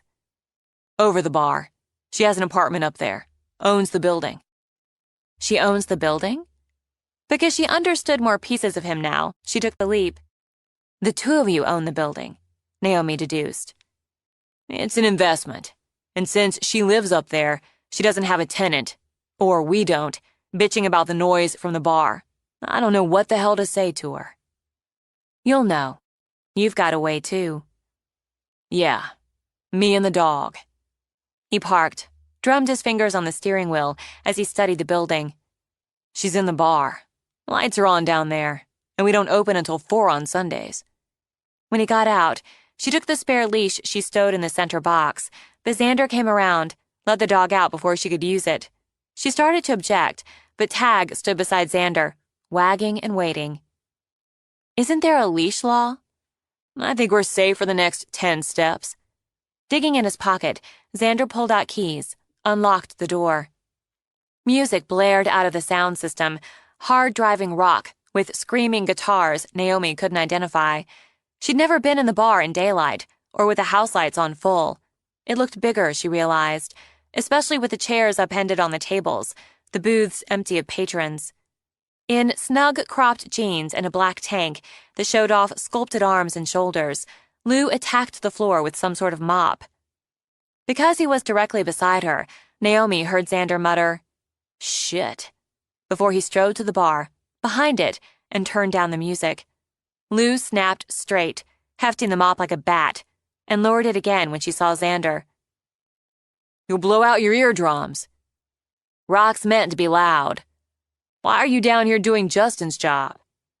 "Because I want it done right for a change. And why aren't you up on the bluff trying to get into the blonde's pants?" "Because I brought her with me." Lou turned, caught sight of Naomi, and hissed out a tired breath. Before she could say anything else, Tag decided it was time for introductions and trotted over to her. "Is this that half-dead dog you found?" "Yeah." Xander came from in back of the bar. "Looks pretty healthy now. You've got some blue eyes, don't you?" She gave him a rub. "Okay. Nice of you to drop by, but I've got work to finish. I ought to close down for a week, get out the whips and chains, slap some ass, and get the crew to clean top to bottom. If you're not on them every second, they'll give these floors a swipe and consider it done."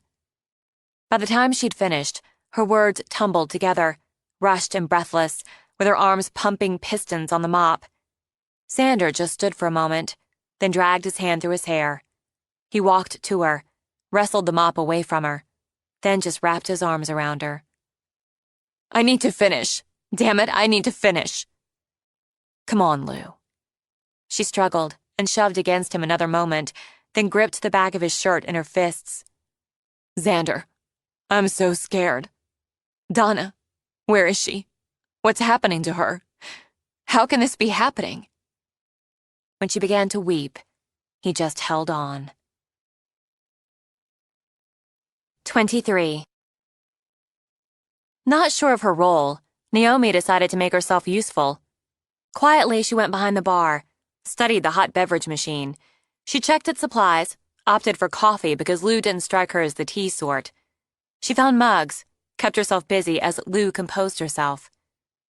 "I don't know what to do," Lou said. "I need something to do." "Right now, we're going to sit down." As Xander steered Lou to a booth, Naomi called out, "I'm making coffee." Swiping at tears, Lou spun around. "That machine's complicated," she began. "She practically grew up in a restaurant, Lou. Sit down." "She breaks it. You bought it," Lou muttered. "And I'd rather have a whiskey."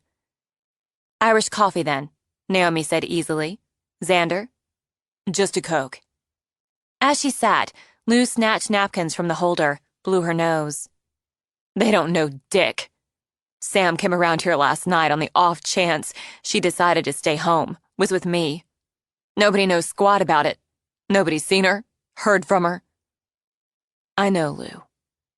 The dog worked his way under the table, laid his head in Lou's lap. He did have a way. "She'd been talking about this trip for weeks, until you wanted to stuff a sock in her mouth. She tried to get me to go, nagged me brainless. I've got nothing against a couple days at a spa, but her sister's a pain in the ass. If I'd said I'd go with her. If I'd been with her." "That's bullshit, Lou." "It's not." Her eyes filled to brimming again. "It's not. I'd have gone over there, picked her up. And maybe you'd be the one no one's seen or heard from."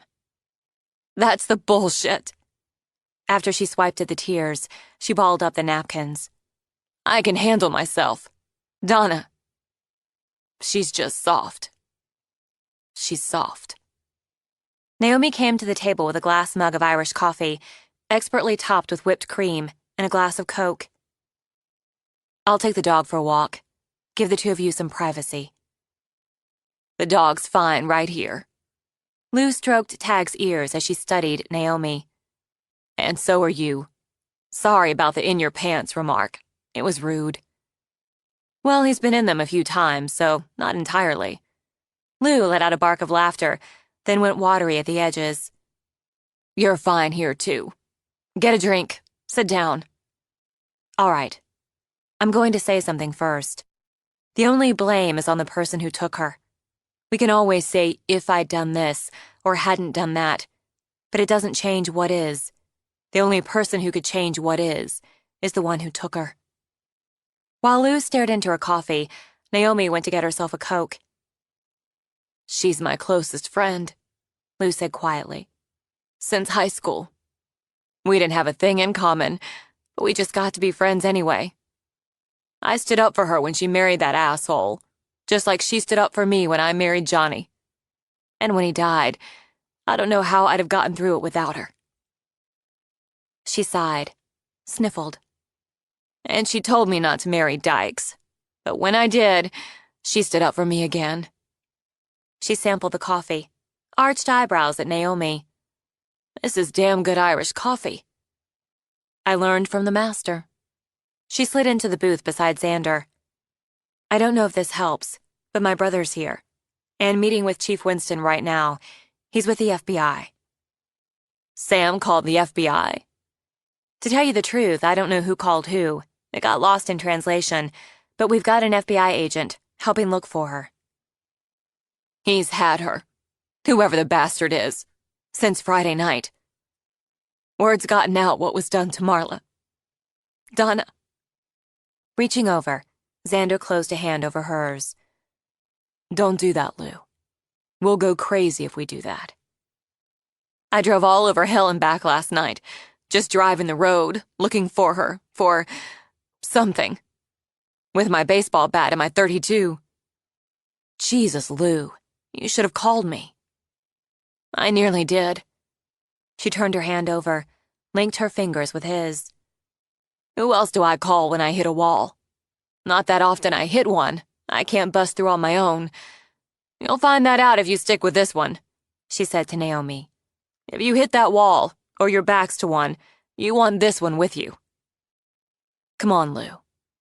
She should know you're not just a pretty face. I've seen prettier. I've had prettier, Naomi added, and earned that bark of laughter as she'd hoped. You need some art on the walls in here, Lou. It's a bar. It's a good bar. I'm not talking frilly, fussy, fern bar art. There's one coming in of the Ruckers. They have to buy that from me. But I've got one of Xander and Tag, a sunrise silhouette that I punched up so their blue eyes stand out. It'd work in here, and I'll give it to you if you like it. It'd be exposure for me. You're not going to put me up on the wall. Lou arched those eyebrows again. I will if I like it. It's my bar. It's half mine. So I'll hang it in my half. She gave his hand a squeeze, then a light slap, then went back to her coffee. You've settled my nerves, both of you, and I'm grateful. You should get out of here. We'll go have lunch or something. Smiling a little, Lou shook her head at Xander. When I'm this worked up, I clean, but I'll finish up here calmer than I was. If you hear anything from your brother, anything about where she is, you need to let me know. I will. All right. Go on now, and take this dog, before I end up keeping him for myself. I'm all right now. If you need me for anything, you call me. I will. I'm going to hope I hear they found her, and she's okay. I'm going to hold on to that. When they left her, she'd gone back to her mopping. Since she'd decided to believe Mason would stay at least overnight, Naomi had Xander take her by the market.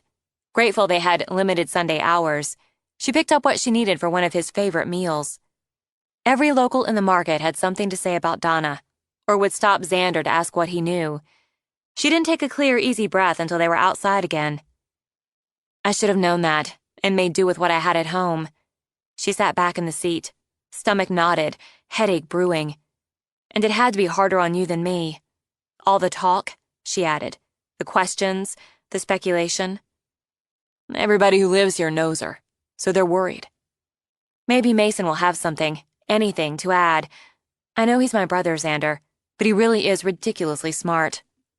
He notices everything, forgets nothing, and he's studied for what he's doing since he was a kid. I caught him once. He wasn't quite fast enough to block my view of what he was looking at on his computer. Serial killers. I was so mad. So outraged that he'd do that, read about them. He just said he needed to know. The more he knew, the better he could deal with it. It sounds right to me. It didn't to me. Why couldn't we just be normal, live like everybody else? I was doing everything I could to be like everybody else, going to football games, working on the yearbook committee and the school newspaper, meeting friends for pizza. And he's studying the pathology of serial killers, thrill killers, spree killers, victimology and forensic countermeasures. It sounds like you've read some yourself. Some because he was determined to make it his life's work, but he's gone back to West Virginia. He's gone to see our father in prison. More than once. That bothers you. It did. Maybe it still does, a little. But I had to accept he wasn't going to put it behind him. Better than therapy, she realized. Better this talking to a friend wasn't quite right, and yet he was. He was her friend. It soothed rather than stirred to say what was in her mind and heart to someone who stood as her friend. Mason? He confronts it and tries to understand it so he can stop the next. I know that, and can still wish he'd found another way to save lives, become a doctor, another kind of doctor. Has he saved lives? He has. Did you hear about that man who was taking young boys in Virginia? He'd taken 5 over a 3-year period, killed 2 of them, and dumped their bodies in a wooded area along a hiking trail. They called him the Appalachian Killer. Mason hates it when the press gives them names, but yes, he was part of the team that identified him, tracked him, stopped him, and saved the lives of the 3 boys he had locked in his basement. He saves lives, and to do it, he needs to understand the kind of mind that would take young boys, torture them, keep them caged up like animals, then kill them. When Xander pulled up at the house, she got out. I'm proud of him, so I have to accept that he lives a lot of his life in a dark place. Or he lives a lot of his life tearing down those dark places. She'd reached for a market bag, stopped. He does, doesn't he? And I should learn to turn it that way. When they carried the groceries inside into the kitchen, she got out a bottle of wine. I'm about to start some major cooking. Cleaning can work, but I lean toward cooking when I'm upset or stressed. Lucky me. I was going to head out when your brother got here, give you guys some catch-up time. But you bought pork chops. You bought them, she corrected, and everything else in these bags. You have to contribute. I like pork chops. Do you like stuffed pork chops, Mediterranean style? Probably. Good, because that's what we're having, along with roasted herbed potatoes, sautéed asparagus, pretzel bread, and vanilla bean creme brulee. He wasn't sure he realized creme brulee existed outside restaurants. I'm definitely staying for dinner. Then I suggest you clear out. Give me a job. A kitchen job? Definitely not a kitchen job. He needed to work off the worry too, she thought. Cecil's holding a table and 4 chairs, so far, for me. I was going to have Kevin pick them up, take them to Jenny, but if you brought them here, just cleaned them up, we'd have an actual table to eat this magnificent meal on. And don't say you don't want to leave me here alone, she added, before he could. I have the dog, I have an alarm system, and an excellent set of Japanese kitchen knives. You'll keep the doors locked until I get back, or Mason does. It pains me as it's a gorgeous day, and I'd like the doors open, but for a dining room table, I'll keep them locked. Keep your phone on you. I'll keep my phone on me. Do you know how to lower the back seats in my car for the cargo area? I'm a mechanic, Naomi. I think I can handle it. Let Cecil know I'm coming. It'll save time. He hauled her in for a kiss, then pointed a finger at the dog. You're on duty. Naomi made the call, shoved the phone in her back pocket, then rubbed her hands together. Let's get cooking. With the dog occupied with a rawhide bone, she focused in. It cleared her mind, pushed the terrible thoughts and worries away. The process, the textures, the scents and colors. She had dough rising, potatoes in the oven, and the creme brulee nearly ready to go into oven too when the dog scrambled up. Maybe her heart tripped at first. Maybe she glanced at the chef's knife on her cutting board, but she ordered herself to keep to the task at hand. and was rewarded when she saw Xander haul chairs onto the back deck. Swiping her hands on the dish towel tucked into her waistband, she walked over to at least open the doors. He swore. I almost made him take a blood oath. These were the chairs you wanted. That's right. Xander looked at them, scowled at them. The faded, ripped, ugly patterned seats, the scuffed wood. Why? They're going to be adorable. How? Reupholstered with this fabric I've picked out, painted, the ladder backs a slaty blue, the armchairs a sagey green. You're going to paint them? Jenny is. I've retired. They can be ugly until she takes them. I've got rags and wood cleaner. We can make them presentable for one meal. They look like presentable kindling to me, but it's your deal. What about the table? I get the table. Needs a little work, but it's a good piece. I meant, do you need help getting it out of the car? Eventually. Clearly unconvinced, he gave the chairs a final frown. I'll be back in a minute. I'll get what you need. She got the supplies out of the laundry room, filled a bucket with water, carted it out in time to see him coming back up the steps behind a forest of lilacs in a tall cobalt blue pitcher. There. He set them on the table, on the deck. I brought you flowers, and something to put them in. Staggered, she stared at them, at him. I stole the flowers, but I bought the pitcher. They're perfect. Thank you. He stood there, scruffy, scowling at the chairs he obviously considered a waste of time and money, and she had to swallow, twice. This better be some dinner. After taking one of the rags from her, he dropped it in the bucket. Are you okay? Yes, absolutely. I've just got things going inside. Go on, deal with that. I'll clean up these butt-ugly chairs. She went inside, grabbed the wine on the way, and took it with her straight to the powder room, the one that still needed lights, new fixtures, and a towel bar. Her heart was tripping again. In fact, it was tripping, stumbling, staggering, all at the same time. Not a sensation she'd ever experienced before. Not a panic attack. Not exactly, though she definitely felt considerable panic. He'd walked up the steps with lilacs in a blue pitcher, set them down unceremoniously. Stolen flowers in an old pitcher, carried in big, calloused hands. And she'd fallen in love. It couldn't be that fast. It couldn't be that simple. It couldn't be. But it was. She didn't have to have felt it all before to know what tripped and stumbled inside her. She breathed in, breathed out, took a good glug of wine. What happened next? Nothing had to happen next, she assured herself. Everything just continued. It just kept going until something. But right now, nothing happened. She had pork chops to stuff. She heard him laughing, talking to the dog out on the deck. She saw the lilacs, so lush, so sweet, and had to press the heel of her hand to her heart, order it to behave. But she pulled out her phone, angled herself, and took several shots of the flowers. By the time she began making the stuffing, she heard Mason's voice and, glancing up, saw him step onto the deck from the stairs. Xander moved into the opening. We'll get the table. The chairs are clean, but they're still ugly. Their charm is simply yet to be released. Whatever. I'm going to want that food once we get the table up. It smells good. Food's an hour off. That'll do. While she finished the stuffing, they hauled up the farmhouse table. Mason stepped in. Are those stuffed pork chops? I know how to soften you up. He kissed her cheeks.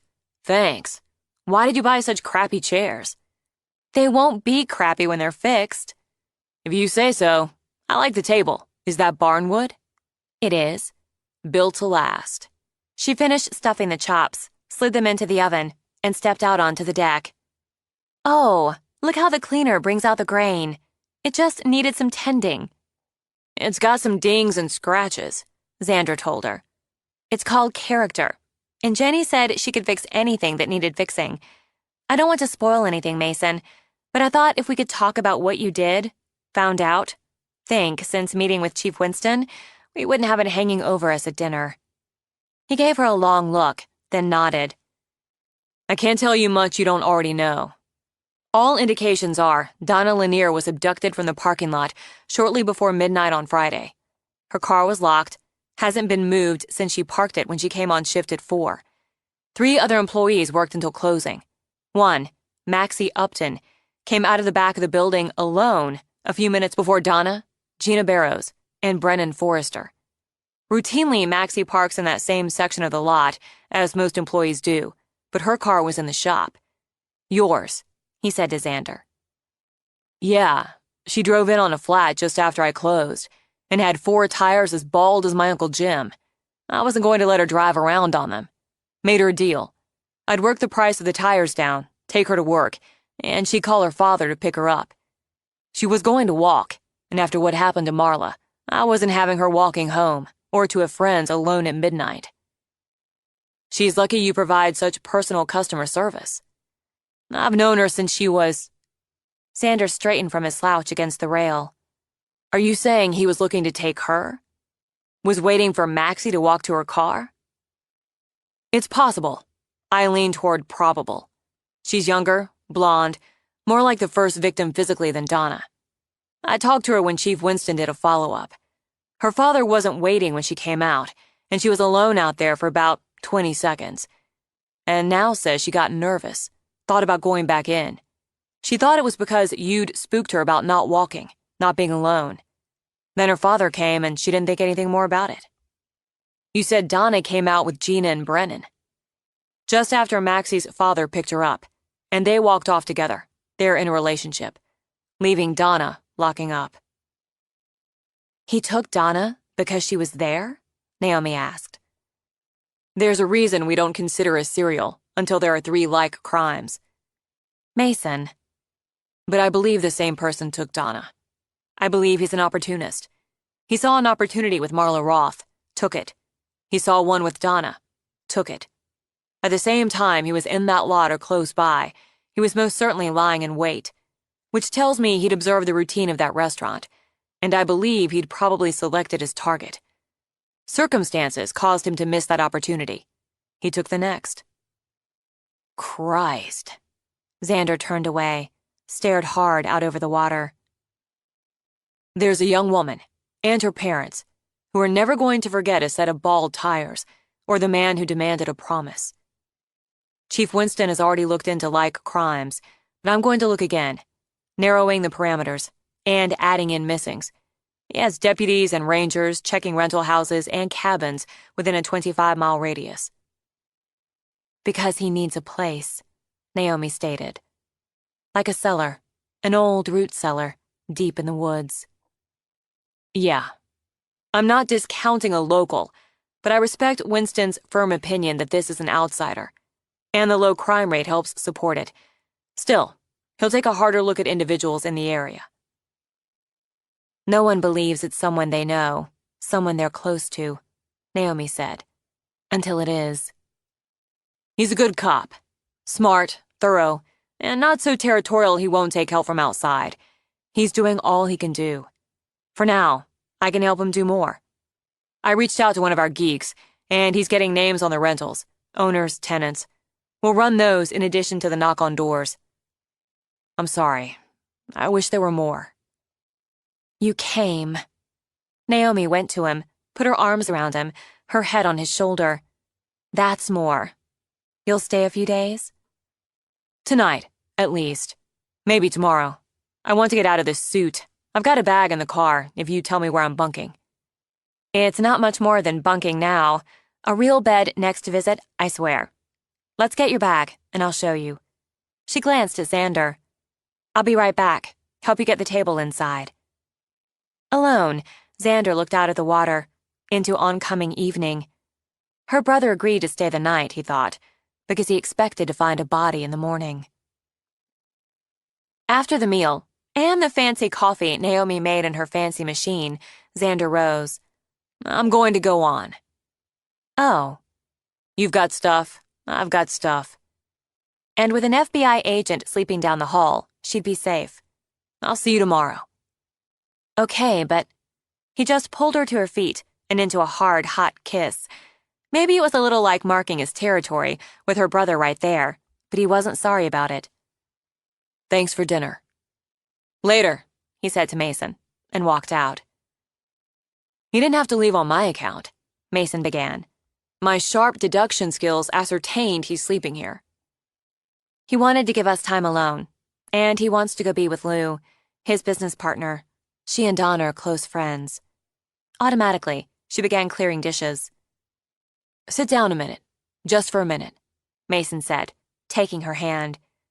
I've got to ask, how serious is it with you and the mechanic? You say that like he doesn't have a name. I'm working on it. Give me some room. My vagabond hermit of a sister suddenly has a big house in the middle of rehab, has a dog, and is sleeping with a guy I just met. It's a lot in a short time. It doesn't feel as short when you're in it. I'm not going to get all...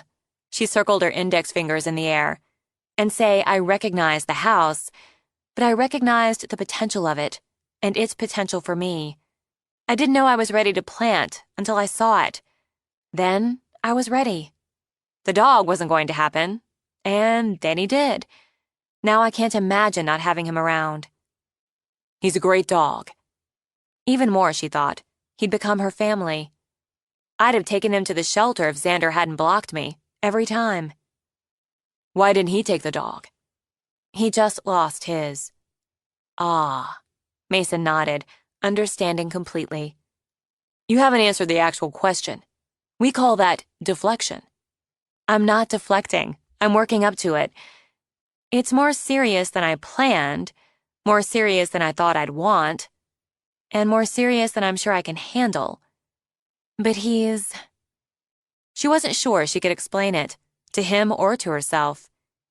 He makes me feel more than I thought I ever could, or would. He figured out who I was. He had Simon Vance's book on his wall of books. You have to see that wall of books. I have pictures. Check out my shocked face, Mason said, and made her laugh. Anyway, apparently I didn't hide my reaction to seeing Vance's book as well as I thought, and Xander figured it out. But Mason, he didn't say anything to me, or change toward me. He didn't tell anyone, even his closest friend. Do you know what that means to me? Yeah. Now Mason covered her hand with his. And it goes a long way for me deciding he has a name. I liked him, and I know that matters to you. And I'm going to be upfront because you matter, and tell you I ran him. Oh, for God's sake. You're my sister, you're my family, and we share something most don't, most can't understand, and shouldn't. I had to do it, Naomi. A couple of bumps in his late teens, early 20s, if you care. Which I don't. He rolled over that. Disturbing the peace, destruction of property. Bar fight that reads like he didn't start it, but sure as hell finished it. No time. Plenty of speeding tickets, up until he hit about 25. And that's it. I'm going to add, I feel better knowing he had a couple of bumps, got them out of his system. I like knowing he can finish a fight. No marriages or divorces, no children on record. He's sole owner of the garage, half owner of the bar, and half owner of the building that holds the bar and an apartment. Winston thinks highly of him. Are you done now? Yeah. Good. Now we're going to get these dishes done. FaceTime the uncles, then you get the grand tour. Okay. I've got one more thing, but I'm really done. Does he make you happy? He does. And that was a shock to the system. And he makes me, or helps me, think beyond the moment. I'd gotten too much in the habit of only right now. I like thinking about tomorrow. Then I may start calling him Xander. But what kind of name is that anyway? Really? Mason jar? Shut up, he said, and pushed away from the table to help her clear. He waited until just after 2 a.m. to drive the quiet roads to the woods near the bluff. He parked on the shoulder. Maybe they had patrols out at this hour, looking for the likes of him. But in his considerable experience, it was far too early in the game for it, considering the 2-bit town and half-assed police force. And this wouldn't take long. He had her wrapped in a standard sheet of plastic. Trial and error had proven this method worked best. He had to put some muscle into hauling her out and up over his shoulder. Fireman's carry. He took some pride in being stronger than he looked, but she was a heftier package than he preferred. All in all, she'd been a disappointment. No fight or sass in her, not after the first couple hours anyway. It just cut into his fun when they didn't try to scream or beg, when they stopped fighting. And she'd gone downhill so fast, he'd nearly killed her out of sheer boredom. Too much like that scrawny old bitch he'd grabbed up in godforsaken Kansas when he couldn't get the one he'd had his eye on. Or that fat ass in Louisville. Or... No point in dwelling on past mistakes, he assured himself, as he shifted the dead weight on his shoulder and used the hunter's light on his hat to light the track. He just had to stop repeating them. Remember, patience was a virtue. He'd already scoped his ground, using Naomi's website pictures as a guide, and gratefully dropped Donna's body between the track and a nurse log. With practiced moves, he rolled it out of the plastic, studied it, while he folded the sheet to take with him. Waste not, want not. He took out his phone, switched to camera mode, and took his last souvenir pictures of Donna Lanier. Then he walked away, without giving the woman he'd killed another thought. She was the past, and he had his path set for the future. He cruised the road just far enough to bring the house on the bluff, its spreading silhouette against a star-struck sky, into view. Sleep well, Naomi, he thought. Rest up. I'll be seeing you soon, and we're going to have some fun. 24.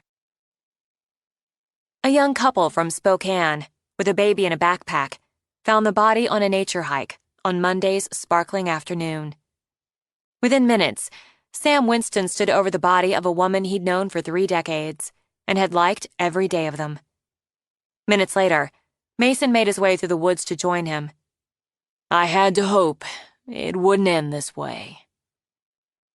I'm sorry. Very sorry for your loss, Chief. She's everyone's loss. Well, determined to do his best for her, Sam rubbed his hands over his face, shook it off. Bound and gagged, naked, like Marla. Wounds are worse. He cut and beat her more severely. He may be escalating. Or it may be frustration that she wasn't his first choice. He brushed out any footprints. You can see how he stirred up the dirt, the layer of pine needles. So he's careful. He had to carry her to his spot, most likely from the road, down the track. She's easily 150, so he's got some muscle. Careful to touch nothing, disturb nothing, Mason crouched down, studied the wounds, the position of the body. She's not posed. No attempt to cover or bury her. No remorse, nothing symbolic. He was simply finished and dumped the body here, walked away. She didn't mean anything to him. No. The first victim, she was laid out differently. The way her arms reached out, and he left her shoes. She was more important. May be a surrogate. Younger, blonde, attractive, slim. Like Maxie would have been. Yes. We're not that far from my sister's house. Is this trail popular? It gets some use, yeah. A little farther west, toward the park, into the park, you get more hikers. But this area gets visitors pretty regularly. He wanted her found, and directly. I agree. Do you mind if I take some pictures? Go ahead. We'll be taking our own. I wanted a minute with her first. And, Sam could admit to himself, had to resist the gnawing urge to cover her. Once again, he shook it off. My deputy back on the road, you probably saw him, is getting the statements from the couple who found her. They've got a 3-month-old baby with them. Their first vacation as a family. Sam sighed out air. They won't forget it. He looked into the woods, into the green deepening as spring slid toward summer. We'll get this taped off, do what we do, and do what we can. And once we do that here, I'll go see her sister. Her daughter. Do you want me to go with you for the notifications? I appreciate the offer, but they know me. It'll be a little easier, as much as it can be, from somebody they know. Naomi understood a process came with death, and with murder, that process became official. But she wouldn't let Xander hear about his friend through a process. She didn't see him through the main opening of the garage, so she walked inside the noise, saw one of his crew plugging coins in the soda machine. Is Xander around? Yeah, sure. Back in the machine shop. Straight back, to the right. Can't miss. Thanks. She picked her way through, found she couldn't miss. He sat on a stool behind an engine on a stand, a wrench in his grease-smeared hands. Bearing shot to shit. Crankshaft shot to shit. He took off another part, scowled at it, tossed it into a plastic tray with a dismissing thump. Wonders why it's got rod knock.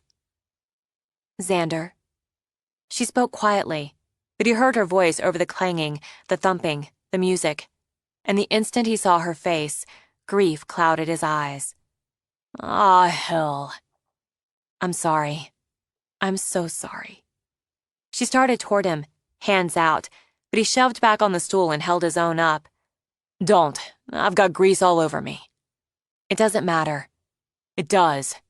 With sharp, angry moves, he snatched up a rag, rubbed it over his forearms, his hands, tossed it down again, walked to a small wall-hung sink that had seen its share of action.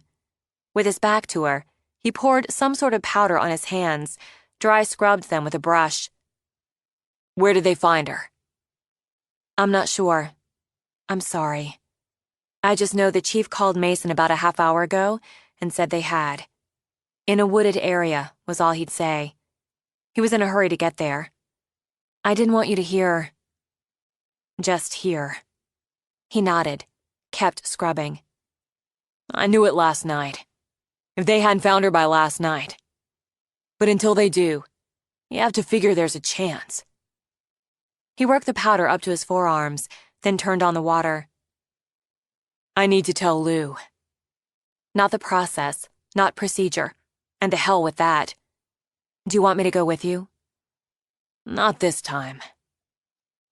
He yanked paper towels out of a wall unit, dried off, tossed them in a big, wide-mouthed trash can.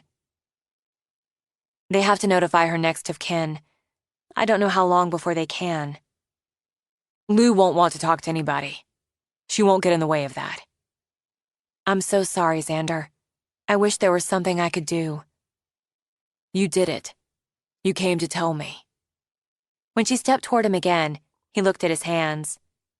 They're clean enough, she said, and moved into him. I guess they'll do.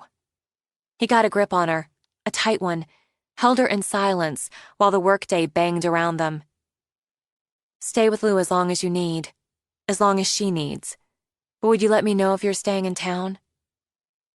I'll be coming out, but I don't know when.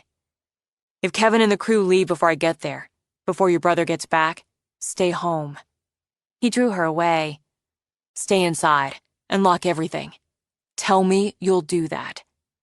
I will. Don't worry about me. Just take care of Lou. I'll do that. I have to deal with some things here, get some coverage. Then I'll do that. When she got home, she closed herself in her temporary office so she didn't have to talk to Kevin or any of the crew, so they couldn't sense what she knew. Time dragged while she tried to lose herself in work. Feeling closed in, restless, she gave it up and took the dog out in the narrow backyard, thrilled him with a session of fetch the ball. She saw Kevin start down the deck steps, and the expression on his face told her the news had gotten out. Xander called me. He said he'd be here within the hour. And look, Naomi, I'm staying until he gets here, or your brother does. I'll sit out in the damn truck if you... She went with instinct, stepped up to hug him. What the hell's happening? Jenny's got a couple of neighbors and their kids over at the house, so I don't have to worry about her being alone. We've never had to worry. Donna. God, Donna of all people. I can't get a hold of it. I know. I know. He said, Lou's pretty steady now, and she's going over to Donna's house. Donna's sister and daughter, and the family, I guess, are there. He had to make her swear she'd get the sister's husband to take her home, make sure she's inside and locked up. We never had to think about doing that. It's always been safe here. My kids can go all over the neighborhood and you never worry. I'll go inside. She stepped back. I'll go inside, lock the doors. You need to go home. You need to be with your family. His face went hard. I'm staying. Until Xander gets here, I'm staying. Jenny's with 12 people. Then let's go up. Sit down. He said it was like Marla. Now that hardness faded into grief. Words going around. With a dog between them, they started back to the house. On a Friday night, too, the same as Marla. He dumped her over there. Over... She shuddered when he gestured toward the forest she thought of as her own. Just west of the bluff. You can't go walking there on your own anymore, Naomi. A friend. A brother. He grabbed her hand. You can't do that. Not until they find him. I won't. Don't worry. Sit down. In her forest, she thought. At the foot of her bluff, and in her forest. Because it was remote, she told herself. Because he could slip through the dark with no one to see. That was all it was. And what it was bad enough. She sat in the chair beside him. Your studio's nearly finished, he told her, and threw her off balance. After tomorrow, day after latest, you can set it up. They talk of something else, she realized, of anything else but the unthinkable. Can't wait. We'll get the desk, the equipment in there for you. A couple more weeks, we're going to be out of here. Well, 3. We should be out in 3. You've brought the house back to life, Kevin. We have, he said, just before the dog leaped up and raced off the deck. Xander, Naomi told him. He just knows. The way the bike sounds, I guess. He doesn't bark anymore when it's Xander. He's nuts about you, you know. Xander. So's the dog, but I'm talking about Xander, who'd kick my ass for saying it, but I need something good to balance things out. I've never seen him nuts about anybody. Nobody? Shaking his head, Kevin smiled a little. You're the first. She got up and went to meet Xander as he came up the steps with the dog. Thanks. How's Lou? She asked. She took it hard. Really hard. Looking exhausted, he blew out a breath. But she pulled it together, talked to Donna's daughter. She's over there now. Did you hear from your brother? No, and I've had to stop myself from texting him 12 times. He'll tell us what he can, when he can. Would you let me know if there's anything? Kevin pushed to his feet. It feels like if you just knew something, it would start to make sense. I'm going to go on, get home. Keep this one close, Anne. I intend to. Same for Jenny. He sat when Kevin left. Her daughter. You don't know her. She's inconsolable. I wasn't doing any good over there, so I got out of the way. She and Lou are better off huddling up together. Kevin said she was found in the forest. Over there. Eyes hard, Xander nodded. Somewhere in that area. And too damn close to here. Like Marla. Likely for the same reason. It's out of town, hardly any houses, hardly any traffic on the road, or the water, depending on how he comes in. That's probably what it is. All it is. But if what Mason said has weight, and if Maxie was the actual target, he has a type, right? Young, blonde, attractive, slender. You're all of that. And I can promise you, I know better than any young blonde woman in this town how to take care of myself. I can promise you, Xander, not to take unnecessary chances and to take sensible precautions. I'll also point out that both women he killed lived or worked in town. I think he must stalk them, or at least watch their routines.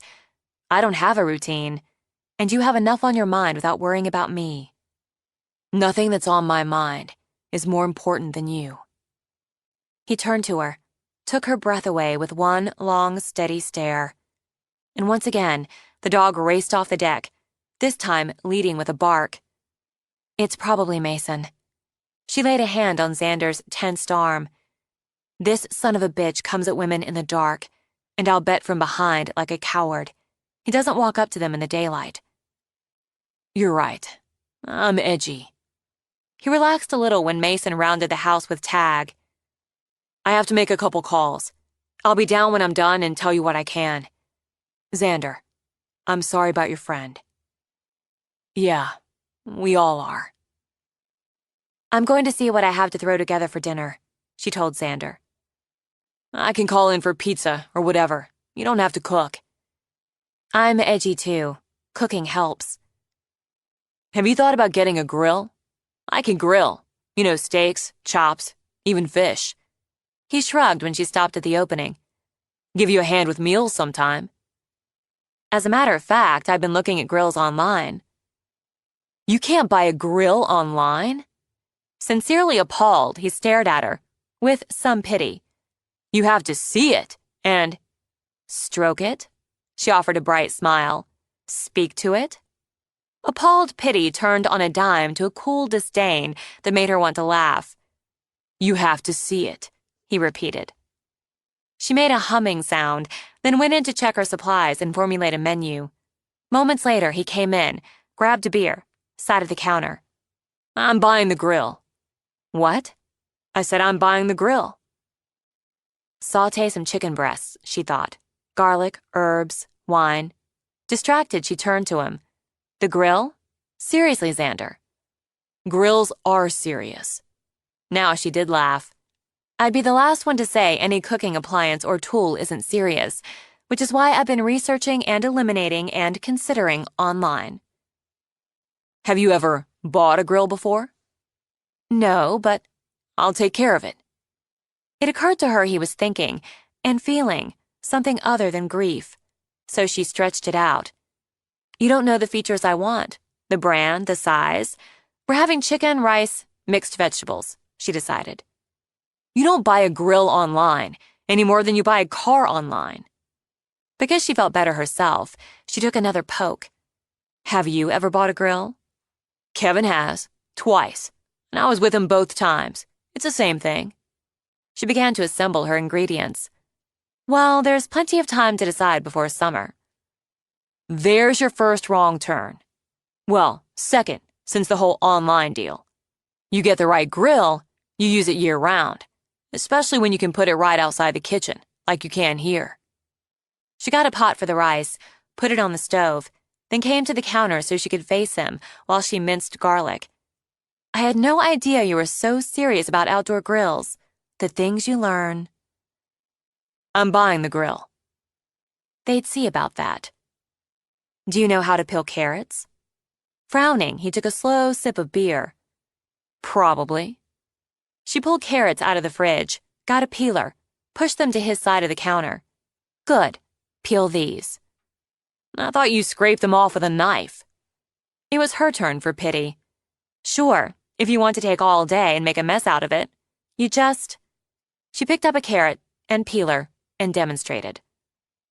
Okay, I've got it. Mason came back in to see Xander with a small pile of carrot peels, scowling at the carrot he worked on stripping, and his sister at the stove sautéing garlic. Pretty homey, he thought. Maybe Xander looked out of his milieu, but altogether, pretty homey. Mason, do you remember how to floree a cauliflower? Sure you do. She handed him a knife, set the head on a cutting board. I don't even like cauliflower. But he sat, comfortable now in an old Harvard crimson t-shirt and jeans, and picked up the knife. You do when it's disguised with butter and herbs. It's nice, she said, having line cooks. It's like home. Mason cut away the thick stem, sliced through the core from the bottom, pulled the head into two halves. Back in New York, only you're head chef instead of Harry. When they get here, I'll abdicate, but only after he lets me show off. That gives me a couple of weeks to devise a show-off menu, outfit guest rooms, and hope Jenny can redo those dining room chairs. She added chicken to the pan with a satisfying sizzle.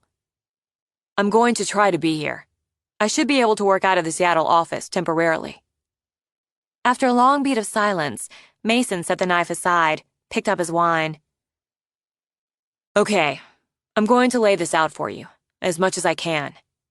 While the ME will determine, it's clear from the on-scene examination and the evidence gathered that Donna Lanier was abducted and killed by the same unsub as Marla Roth.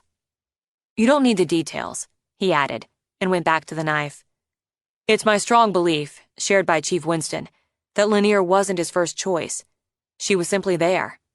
As with the first victim, she was held and killed at another location, then transported and dumped where she would be found quickly. He wants us to know he's here. He's hunting. He's arrogant, enjoys both the attention and the fear he's generating.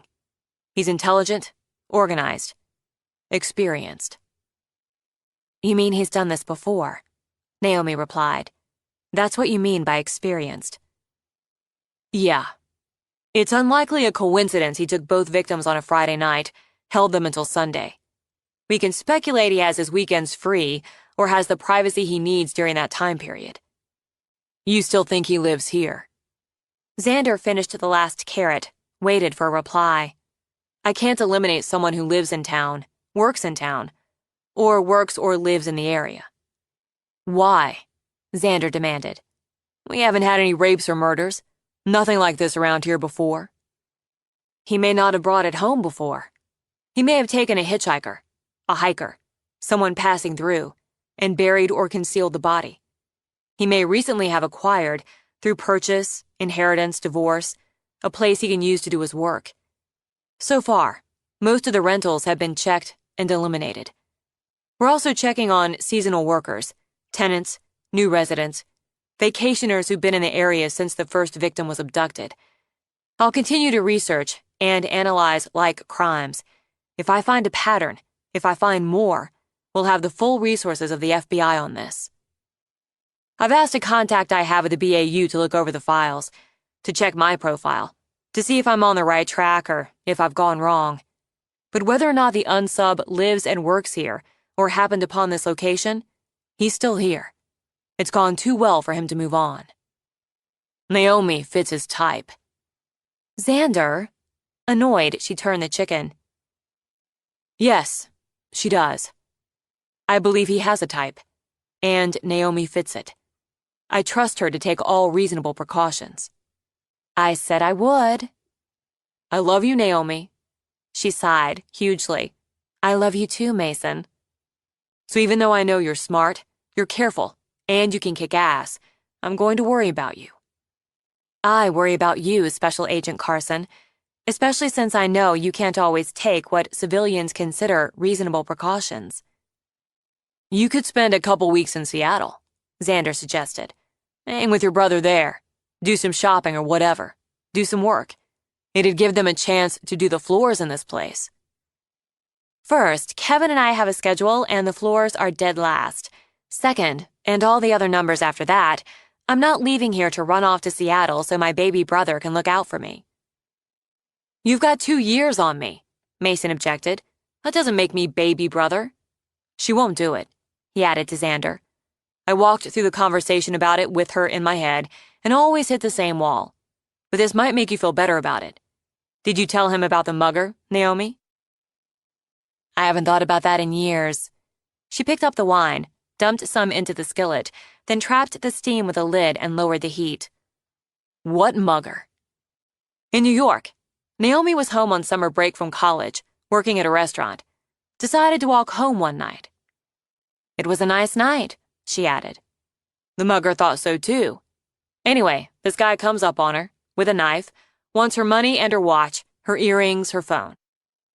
I would have given it all to him, just like the uncles had impressed on both of us 1,000,000 times.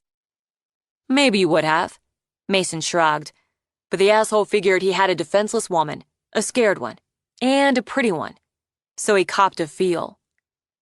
And he smirked, Naomi stated, and, remembering it all now, sneered.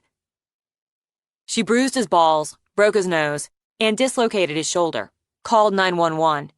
He was still on the ground, moaning when the cops got there. He shouldn't have grabbed my breast. He shouldn't have touched me. You broke his nose. Purely fascinated by her, Xander studied those slim, almost elegant hands. You like breaking noses. The nose is a quick and reliable target, offense and defense. I like yours. She gathered up the carrots, the cauliflower, the broccoli she'd prepped herself, in a big strainer and took them to the sink to wash. So don't piss me off. Just let me know if you're not in the mood for me to cop a feel. She laughed, then brought the carrots back to slice for steaming. You'll be the first. Excellent florets and carrot peeling. You're both dismissed from duty if you want to take the dog out or whatever. You've got about 30. Did you come over on your bike? Mason asked Xander. Yeah. I wouldn't mind taking a look at it. Sure. Xander led the way out back and around. Just so you know, the landscape cruise starts tomorrow. Early. Define early. By 7, maybe a little before. As early as or earlier than the Bang and Clang crew inside. Oh well, I wanted to say I feel comfortable working out of Seattle, coming over a couple times a week, because you're going to keep an eye on her. And I didn't want to say that where she could hear me. I got that. I feel more comfortable knowing she can dislocate some asshole's shoulder. And still, I don't know a goddamn thing about motorcycles. Head angled, Mason studied it. Except, it looks impressive. Okay. Both women were taken in town, so I have to consider that, for now, as his hunting ground. But Naomi's his type, and she shops and banks and has business in town. She's the sort he looks for. I got that too. I'm going to be here every night. We play this Friday at Lou's. I'll make sure she comes, and make sure Kevin and Jenny stick with her until we close. If I can be here, I will be. She'll be careful, but I believe this guy works fast, takes his target quickly. As he spoke, Mason studied the house, as if looking for security breaches. No defensive wounds on either victim. They didn't have a chance to fight back. Anybody can be taken by surprise, even if they're careful, even if they've studied martial arts and self-defense. So she's going to have to deal with not having as much time alone as she likes for a while. She's doing all right, with people around. Better than she imagined she would, I'll bet. She doesn't know you're in love with her. Saying nothing, Xander held Mason's steady gaze. I'm going there, because she's the most important person in my world. We lived through a nightmare you never come all the way out of, because he's sitting in a cell in West Virginia. Our mother wasn't strong enough to keep living on the edge of that nightmare. Naomi found her. Came home to pick something up on lunch break from school, and found her. Already cold. I know. At least some of it. I looked up what I could after I figured out about Bose, and I found the piece she wrote back then, for the New York Times. I didn't want to hit a sore spot by accident, so I read what I could find. I'm sorry about your mother, man. It put another hole in Naomi. Me? Sure, I lived with it, and through it, but I'm not the one who saw firsthand what our father had done. I'm not the one who helped pull a victim out of a hole in the ground and half carry her through the woods. I'm not the one who came home from school and found our mother dead by her own hand. Naomi has no degree of separation, and she might deny it. Would, he corrected. But there's a part of her that doesn't see herself worthy of being loved. She'd be wrong about that. Yeah, she'd be wrong. We had counseling.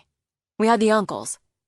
But no one else has those images of what our parents did, to themselves, to others, to us, in their head the way she does. So there's a part of her that doesn't think she's capable of loving outside of me and the uncles, or worthy of being loved. Well, Xander jerked a shoulder. She'll have to get used to it. The simplicity, the carelessness of the remark made Mason smile. You're good for her. That irritated me a little when I first came into it. Saw that. I'm pretty much over that now. Did you run my background? Oh yeah, right off. I'd have thought less of you if you hadn't. I'm never going to hurt her. That's bullshit, Xander said immediately. A lot of people say that. Of course I'll end up hurting her. Everybody does or says something stupid or petty or acts like an asshole sometime and ends up hurting somebody else. What I mean is, I know what you mean, and I believe you. So, are we good? Yeah, we're good. Mason held out a hand.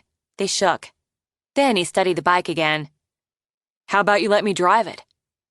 Considering, Xander rocked back on his heels. Have you ever been on a bike before? At the controls? No, but I'm an FBI agent. I should know how to drive a bike, right? What if, in the pursuit of a criminal, I had to hop on a motorcycle, and due to lack of knowledge and experience, said criminal escaped justice?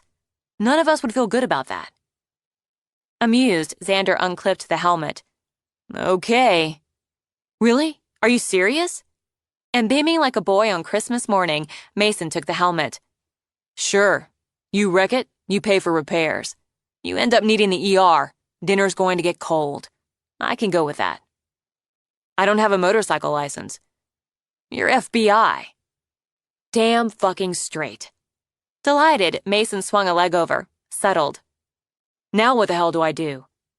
Before long, drawn by the revving engine and Mason's war whoops, Naomi came out the front door. Is Mason on your bike? Yeah. Xander sat on the steps with the dog. When did he learn to drive a motorcycle? Pretty much now. Oh, dear God. Get him off before he hurts himself. He's fine, Mom. She huffed. Well, get him off because dinner's ready. Done. He got up as she went back in and decided it was best all around that Mason waited until her back was turned to pop a wheelie. Her brother was a quick study.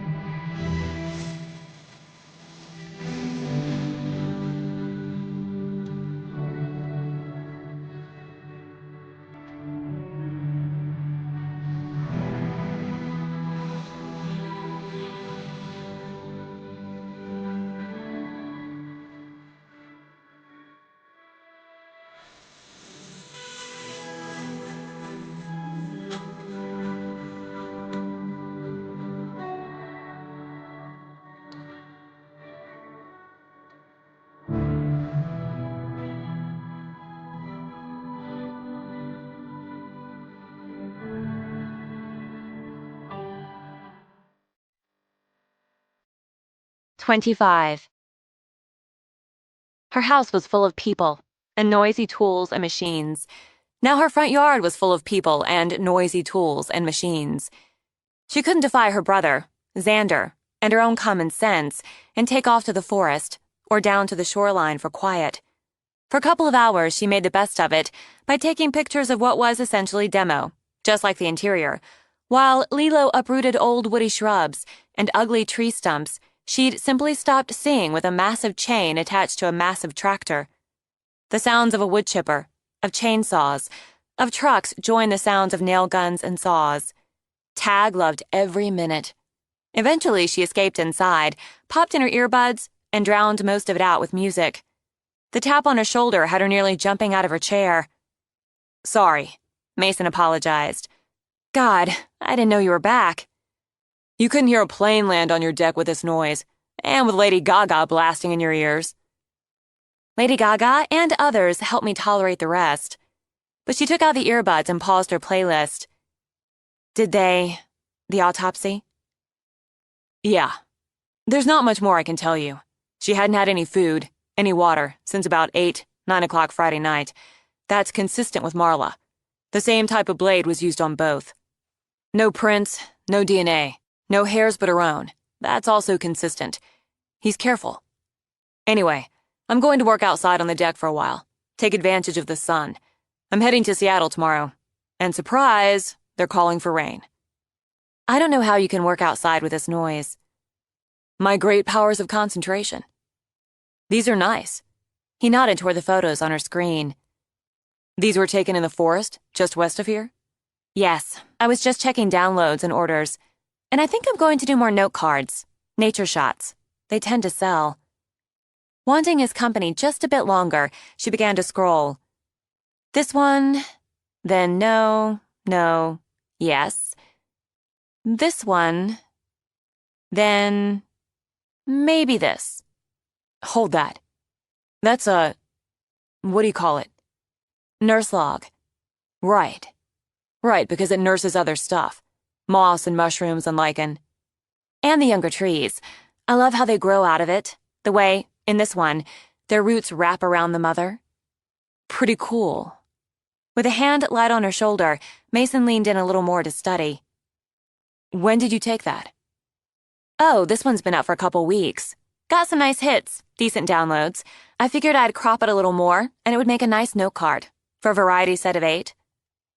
"Yeah, I can see that. I like it. Anyway, I'm going to get to work. Let you get back to your own." She'd barely started up before someone tapped her shoulder again.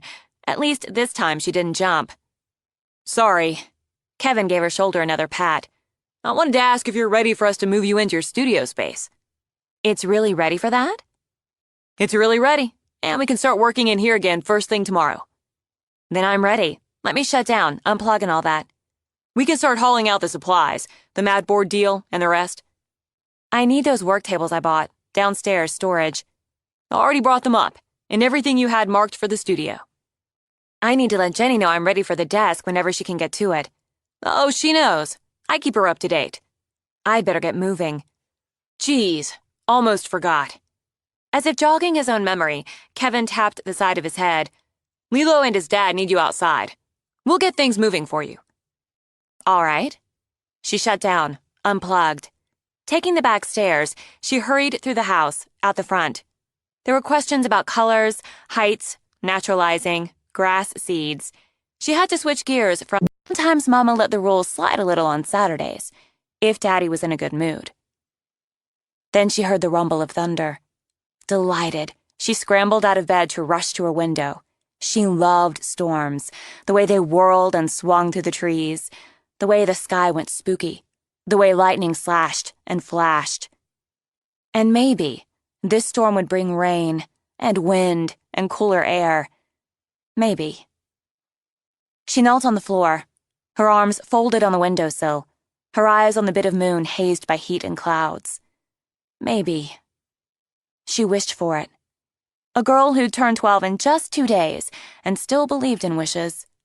A big storm, she thought, with lightning like pitchforks and thunder like cannon fire. And lots of rain. She closed her eyes, tipped her face up, tried sniffing the air. Then, in her Sabrina the Teenage Witch t-shirt, she pillowed her head on her hands and studied the shadows. Again, she wished for morning. And since wishes were free, wished it were the morning of her birthday. She wanted a new bike so bad, and she'd given out plenty of hints.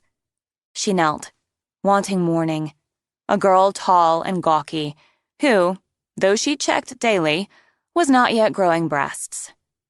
The heat had her hair sticking to her neck. Annoyed with it, she pushed it up, off, let it hang over her shoulder. She wanted to cut it, really short, like a pixie in the fairy tale book her grandparents had given her, before they weren't allowed to see one another anymore. But Daddy said girls were supposed to have long hair, and boys short. So, her little brother got a crew cut, down at Vic's barbershop in town, and all she could do was pull her sort of blonde hair back in a ponytail. But then Mason got spoiled silly, in her opinion, being the boy. He'd gotten a basketball hoop and a backboard with an official Wilson basketball for his birthday. He got to play Little League baseball, too. Something that by Daddy's rules was only for boys, something Mason never let her forget. And being younger by 23 months, something she didn't let him forget, he didn't have as many chores. It wasn't fair. But saying so only added on more chores and risked losing TV privileges. Besides, she wouldn't care about any of that if she got the new bike. She caught a dull flash, just a shimmer of lightning low in the sky. It would come, she told herself. The wish storm would come and bring the cool and wet. If it rained and rained and rained, she wouldn't have to weed the garden. The idea of that excited her enough that she nearly missed the next flash. Not lightning this time, but the beam from a flashlight. Her first thought was someone was poking around, maybe trying to break in. She started to stand up, run for her father. Then she saw that it was her father. Moving away from the house toward the tree line, moving quick and sure in the beam of the light. Maybe he was going to the creek to cool off. If she went too, how could he be mad? If he was in a good mood, he'd laugh. She didn't think twice, just grabbed up her flip-flops, stuck her tiny flashlight in her pocket, and hurried out of the room, quiet as a mouse. She knew which steps creaked. Everybody did, and avoided them out of habit. Daddy didn't like it if she or Mason snuck downstairs for a drink after bedtime. She didn't put the flip-flops on until she reached the back door, then eased it open just enough before it could creak, to squeeze out. For a minute, she thought she'd lost the trail of the flashlight, but she caught it again and darted after. She'd hang back until she gauged her father's mood. But he veered off from the shallow ribbon of the creek, moving deeper into the woods that edged that scrap of land. Where could he be going? Curiosity pushed her on, and the almost giddy excitement of sneaking through the woods in the dead of night. The rumbles and flashes from the sky only added to the adventure. She didn't know fear, though she'd never gone this deep into the woods. It was forbidden. Her mother would tan her hide if she got caught, so she wouldn't get caught. Her father moved quick and sure, so he knew where he was going. She could hear his boots crunching old, dried leaves on the skinny trail, so she kept back. It wouldn't do for him to hear her. Something screeched, made her jump a little. She had to slap her hand over her mouth to muffle the giggle. Just an old owl, out on the hunt. The clouds shifted, covered the moon. She nearly stumbled when she stubbed her bare toe on a rock, and again she covered her mouth to smother her hiss of pain. Her father stopped, making her heart pound like a drum. She went still as a statue, barely breathing. For the first time she wondered what she'd do if he turned around, came back toward her. Couldn't run, she thought, for he'd surely hear that. Maybe she could creep off the path, hide in the brush, and just hope there weren't snakes sleeping. When he moved on, she continued to stand, telling herself to go back before she got into really big trouble.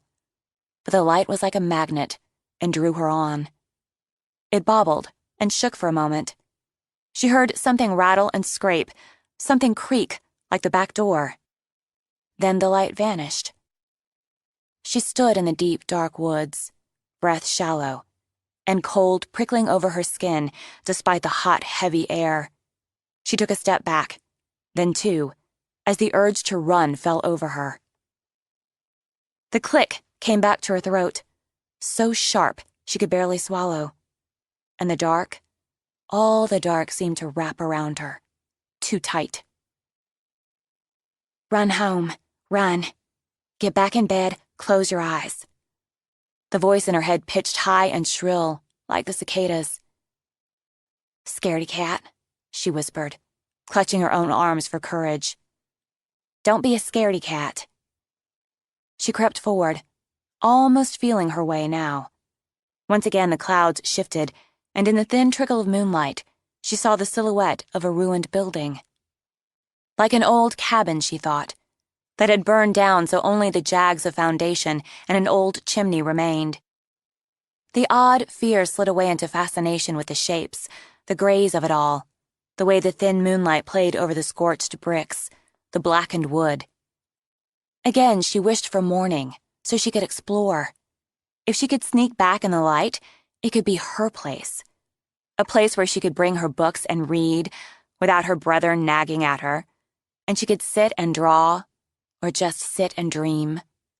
Someone had lived there once, so maybe there were ghosts. And that idea was a thrill. She'd just love to meet a ghost. But where had her father gone? She thought of the rattles and creak again. Maybe this was like another dimension, and he'd opened a door to it, gone through. He had secrets. She figured all adults did. Secrets they kept from everybody. Secrets that made their eyes go hard if you asked the wrong question. Maybe he was an explorer, one who went through a magic door to another world. He wouldn't like her thinking it because other worlds, like ghosts and teenage witches, weren't in the Bible.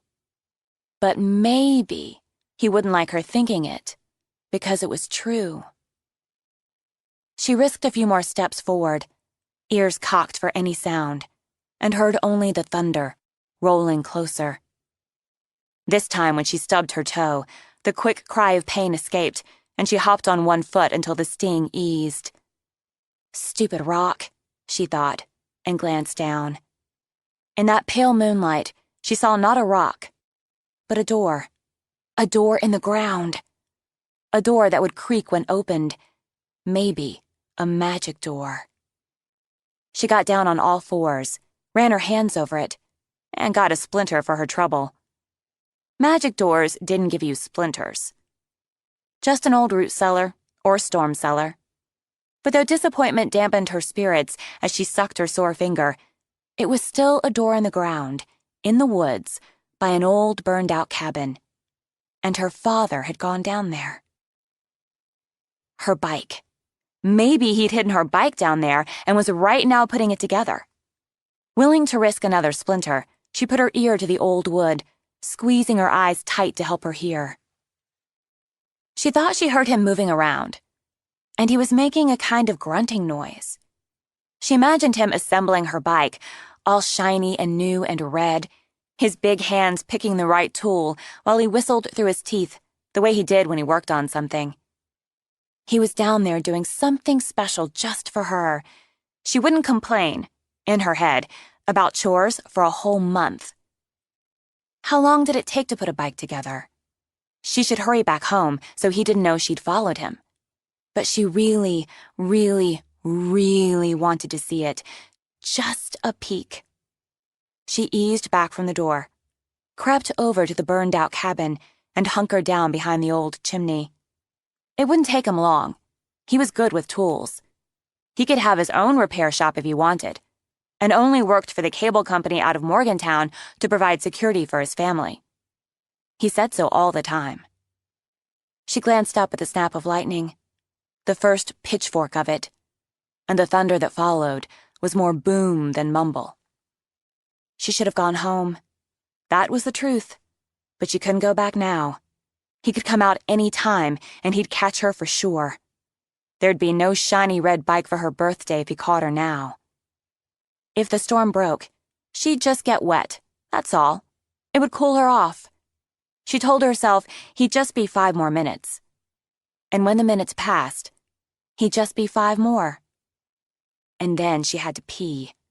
She tried to hold it, ignore it, squeeze it back, but in the end, she gave up and crept her way farther back into the trees. She rolled her eyes, pulled down her shorts, and crouched, keeping her feet wide to avoid the stream. Then she shook and shook until she was as dry as she was going to get. Just as she started to pull her shorts back up, the door creaked open. She froze, shorts around her knees, bare butt inches off the ground, her lips pressed tight to hold back her breath. She saw him in the next flash of lightning, and he looked wild to her. His close-cropped hair almost white in the storm light, his eyes so dark, and his teeth showing in a fierce grin. Seeing him, half expecting him to throw back his head and howl like a wolf, she felt her heart thudding, with the first true fear she'd ever known. When he rubbed himself, down there, she felt her cheeks go hot as fire. Then he closed the door, the quick slam of it echoing. He shot the bolt home, a hard, scraping sound that made her shiver. Her legs trembled from holding the awkward position while he tossed layers of old leaves over the door. He stood a moment more, and oh, the lightning sizzled now, and played the beam of his light over the door. The backwash of it threw his face into relief, so she saw only the hard edges, and the light, close-cropped hair made it look like a skull, eyes dark, soulless hollows. He looked around, and for one terrible moment, she feared he looked right at her. This man, she knew into her bones, would hurt her, would use hands and fists on her, like the father who worked to provide security for his family never had. With a helpless whimper in her throat, she thought, "Please, Daddy, please." But he turned away, and with long, sure strides went back the way he'd come. She didn't move a trembling muscle until she heard nothing but the night song and the first stirring of the wind. The storm was rolling in, but her father was gone. She hiked up her shorts and straightened, rubbing the pins and needles out of her legs. No moon now, and all sense of adventure had dropped into a terrible dread.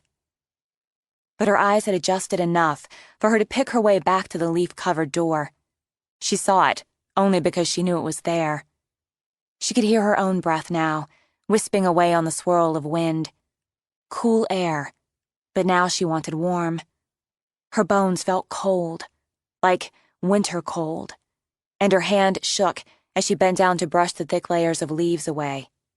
She stared at the bolt, thick and rusted, barring the old wood door. Her fingers traced over it, but she didn't want to open it now. She wanted to be back in her own bed, safe. She didn't want that picture of her father, that wild picture. But her fingers tugged on the bolt, and then she used both hands as it resisted. She set her teeth when it scraped open. It was her bike, she told herself, even while a terrible weight settled in her chest. Her shiny red birthday bike. That was what she would find. Slowly, she lifted the door, looked down into the dark. She swallowed hard, took the little flashlight out of her pocket, and using its narrow beam, made her way down the ladder. She had a sudden fear of her father's face appearing in the opening, that wild and terrible look on his face, and that door slamming shut, closing her in. She nearly scrambled back up again, but she heard the whimper. She froze on the ladder. An animal was down here. Why would her daddy have an animal down? A puppy? Was that her birthday surprise? The puppy she'd always wanted but wasn't allowed to have? Even Mason couldn't beg them a puppy. Tears stung her eyes as she dropped down to the dirt floor. She'd have to pray for forgiveness for the awful thoughts thoughts were a sin as much as deeds she'd had about her father. She swung her light around, her heart full of wonder and joy, the last she would feel for far too long. But where she imagined a puppy whimpering in his crate was a woman. Her eyes were wide and shined like glass as tears streamed from them. She made terrible noises against the tape over her mouth. Scrapes and bruises left raw marks on her face and her throat. She wasn't wearing any clothes, nothing at all, but didn't try to cover herself. Couldn't cover herself. Her hands were tied with rope, bloodied from the raw wounds on her wrists, and the rope was tied to a metal post behind the old mattress she lay on. Her legs were tied too, at the ankles, and spread wide. Those terrible sounds kept coming, pounded on the ears, roiled in the belly. As in a dream, Naomi moved forward. There was a roaring in her ears now, as if she'd gone under the water too long, couldn't get back to the surface. Her mouth was so dry, the words scraped her throat. "Don't yell. You can't yell, okay? He might hear and come back, okay?" The woman nodded, and her swollen eyes pleaded. Naomi worked her fingernails under the edge of the tape. "You have to be quiet," she said, whispering as her fingers trembled. "Please be quiet," and pulled the tape away. It made an awful sound, left a raw red mark, but the woman didn't yell. "Please." Her voice sounded like a rusty hinge. "Please, help me. Please, don't leave me here." "You have to get away. You have to run." Naomi looked back toward the cellar door. What if he came back? Oh, God. What if the wild man